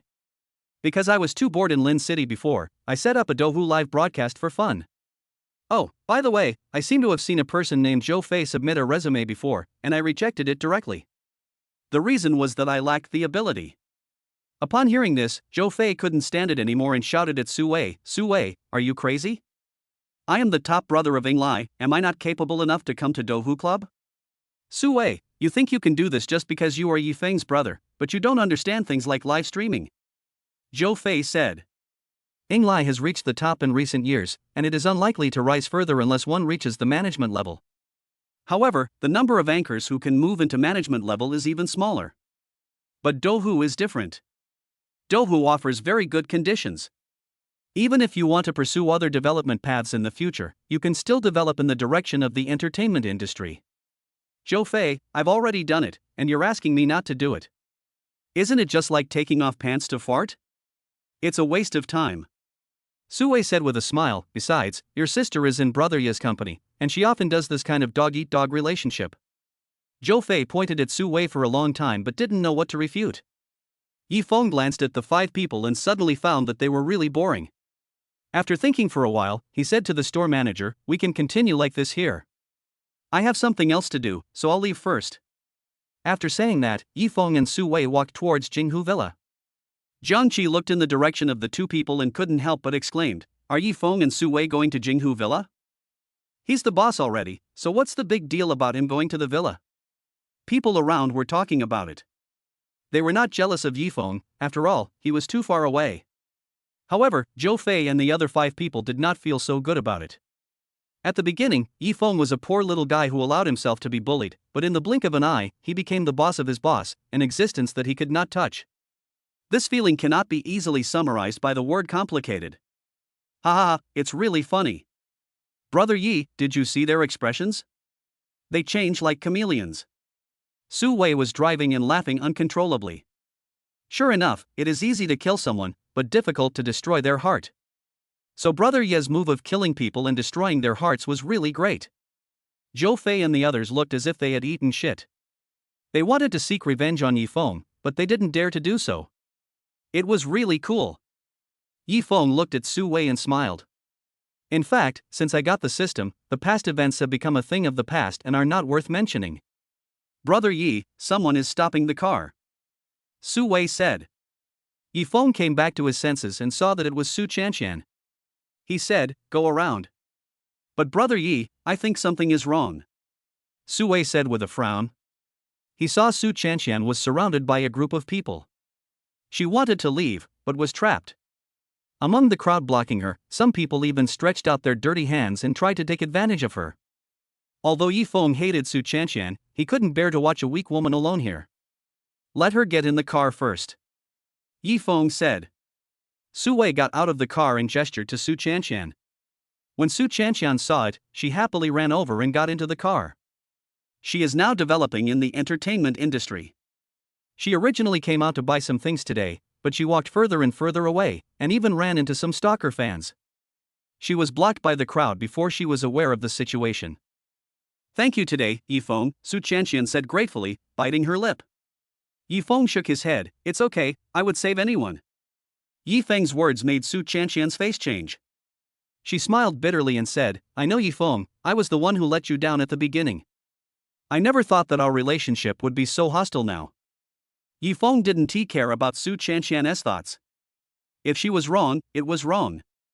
There was no chance to make up for it. I'm here, Su Chanxian said. Su Wei looked and saw that it was a very old residential area. He said hesitantly, You are a big star now, why do you live in a place like this? Su Chanxian smiled and said, I can't help it. I signed a 280% contract with the company, so the money I got is not much. Yi Feng was too lazy to listen to what Su Chanxian said next, and said, We should go back. Su Wei nodded, and soon, Su Chanxian could only see the butt of the Rolls Royce. She looked back at the community, her eyes revealing a strong sense of unwillingness. She couldn't just sit there and wait for death. Inside the car, Su Wei said, It looks like Su Chanxian is having a pretty bad time right now. The original sponsors have changed several times, and this time, no one knows who the sponsor is. Su Wei is not as innocent as before. If Su Chanxian is really as innocent as she says, she would never have become popular. Now she has become one of the four little beauties, and the people behind her must have spent a lot of money to promote her. After strolling around Xinghu district for half a day, the two returned home. Su Wei lay on the sofa and exclaimed comfortably, It's really more comfortable at home. Although the presidential suite is also very good, it is a bit too expensive. Brother Yi, where are we going next? Su Wei asked. Yi Feng thought for a moment and said, This time, let's go to Shangjing first. Shangjing is the capital of the country and the center of power, where the economic lifeline is held. Yi Feng, would you mind taking me with you to Beijing? A familiar female voice came. Yi Feng looked and saw that it was Mo Feifei whom he had not seen for a long time. No. This time when going to Beijing, Yi Feng planned to go quietly, taking this inexplicable woman with him, and he didn't know what would happen. Take me there, I can tell you news about the Mo family. Mo Feifei looked at Yi Feng confidently with the same light flashing in her eyes. Chapter 119 The Usefulness of the Mo family. No need, I will investigate this matter myself. Yi Feng still refused. Mo Feifei was a little annoyed. Is Yi Feng really such a stubborn guy? Yi Feng, you don't understand the distribution of power in Shangjing. Even if you go there, you may not get the information you want. Mo Feifei said. Yi Feng smiled and said, So what? Besides, do you know what I want to know? Facing Yi Feng's cold gaze, even though Mo Feifei was brave at the beginning, she was a little scared. Su Wei said on the side, Brother Yi, the plane ticket has been booked. Yi Feng nodded, Let's go see Wei Wei first. I don't know how she is recovering these days. After saying that, he left Mo Feifei behind. Mo Feifei felt a little aggrieved. She had never met a man as cold as Yi Feng, who looked down on her. When they arrived at the hospital, Wang Meifeng was dressed very fashionably today. She smiled when she saw Yi Feng and said, Oh, my son-in-law is here. Come and sit down. I'll go wash some fruit for you. After saying that, he took the fruit plate and left. Su Wei raised his eyebrows, wondering what this future mother-in-law of Brother Yi was going to do. Yi Feng didn't care and sat down beside Tang Weiwei's bed. Tang Weiwei's face was a little pale and her eyes were closed. Yi Feng only felt as if his heart was being torn apart, and was extremely uncomfortable. Su Wei patted Yi Feng on the shoulder. To be honest, Brother Yi had it really hard. He finally got his first love back, but ended up with this result. What did the doctor say? Yi Feng asked when Wang Meifeng came back. Wang Meifeng said, The doctor means that we can only watch Wei Wei's consciousness. If she wants to wake up enough, she will wake up. Otherwise, if she doesn't want to, I'm afraid she will have to stay like this. After saying that, she glanced at Yifeng's expression and said quickly, Wei Wei will definitely wake up, son-in-law, you are still waiting. Yifeng smiled and said, I have to go out recently. This is the contact information of the third brother. If you have anything, just contact him. As for the money, I will transfer it to you regularly. Wang Meifeng took the business card and smiled happily. Yifeng really put a lot of effort into Wei Wei. Yifeng didn't care about Wang Meifeng's thoughts. After giving some instructions, he walked outside, but met Linya outside the ward. Yifeng, the Mo family has a medicine that can cure your girlfriend. Linya looked at Yifeng, who was smoking by the window, and said. Yifeng crushed the cigarette butt, looked at Linya, and said in a bad tone, You investigate me. Linya smiled and said, Yifeng, this is just my sincerity, otherwise I don't know what you want. It was the first time that Yifeng heard someone talk about investigation in such a refreshing way. He crossed his arms and said, Ms. Lin, I want to do this alone. If you want to please your father, then go by yourself. Don't drag me into this. Linya is a girl, but a capable one. Unfortunately, Lin Yi is also a patriarch of a large family. Although he loves his children, he will not hand over the property to a woman. Therefore, Linya has worked diligently for the Lin family for so many years, and the Lin Xian brothers would be somewhat unwilling to see the benefit. Mr. Yi, you have the ability, but you are still growing. But I'm different. My father is a well-known figure in Lin City, and he is also a local lord in Shangjing.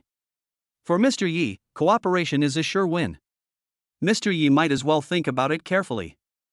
Yifeng shook his head and smiled viciously. You are wrong, I just don't like working with smart women. Mr. Yi. Linya frowned. She has been dealing with Yifeng for so long, but she has never seen through this man. If you say he is serious, but what he says occasionally is not so serious. If you say he is not serious, but every time Linya sees him, he looks serious. Su Wei came out and saw Linya.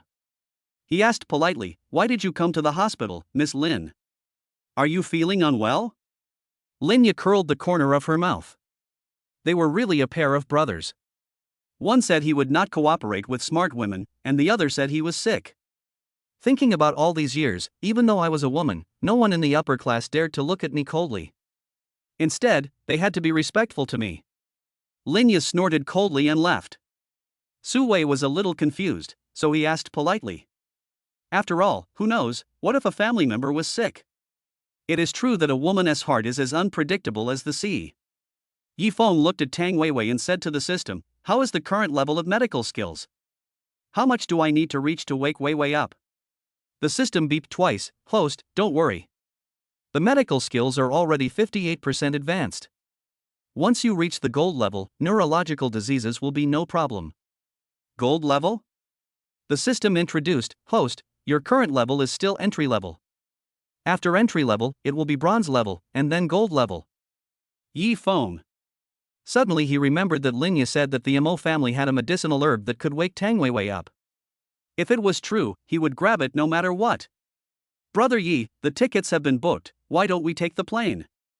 Su Wei said with some regret. After all, he was too poor before and always took the green-skin train, so he had great expectations for taking the plane this time. As a result, Yifeng said that he wanted to drive to Beijing, which made him quite disappointed.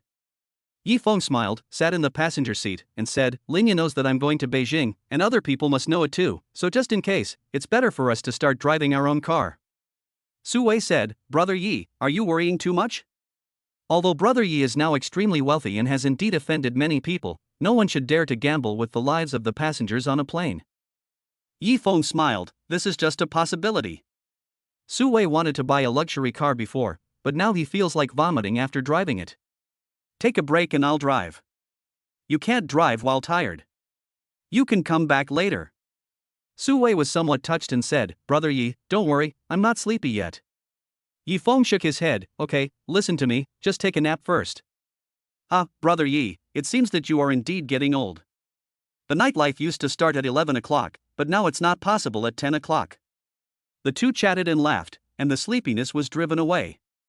Su Wei wanted to wake himself up, so he stuck his head out of the car window to get some fresh air. Yifeng looked at the rearview mirror helplessly, and suddenly saw the black car behind him. Quickly, Yifeng pulled Su Wei back and said, Be careful, the cars behind are a bit strange. Su Wei was startled and looked behind him, where several black cars were following him at a leisurely pace. Brother Yi, are these cars coming towards us? Su Wei's voice sounded eager. The boy didn't want to have a life and death chase on the highway. Yi Feng coughed twice and said seriously, "We'll know if it's true or not after trying it." After saying that, the car accelerated instantly, like an arrow leaving a bow. Looking at the black car chasing after us, the answer is self-evident.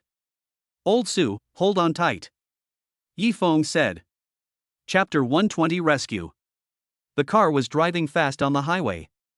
The people behind seemed to know that Yi Feng had already seen through the clues, and they didn't try to hide, so they just stepped on the gas and chased after him.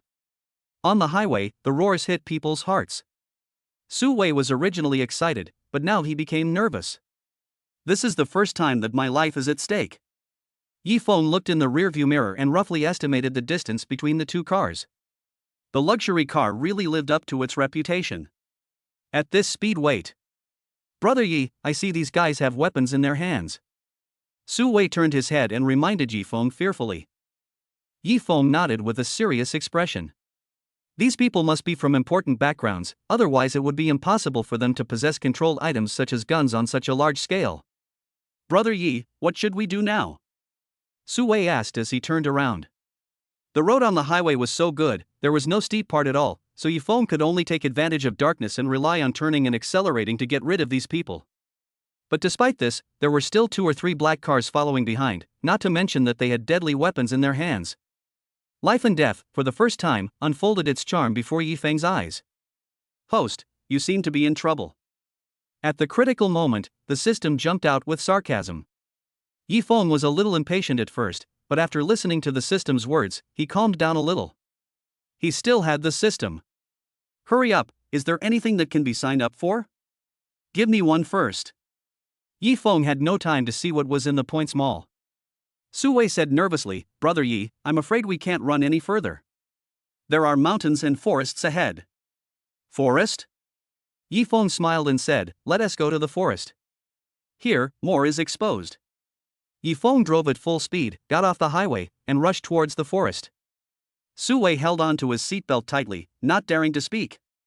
Yi Feng is now like a wolf trapped in a desperate situation. If he doesn't fight, then there will be no hope of survival.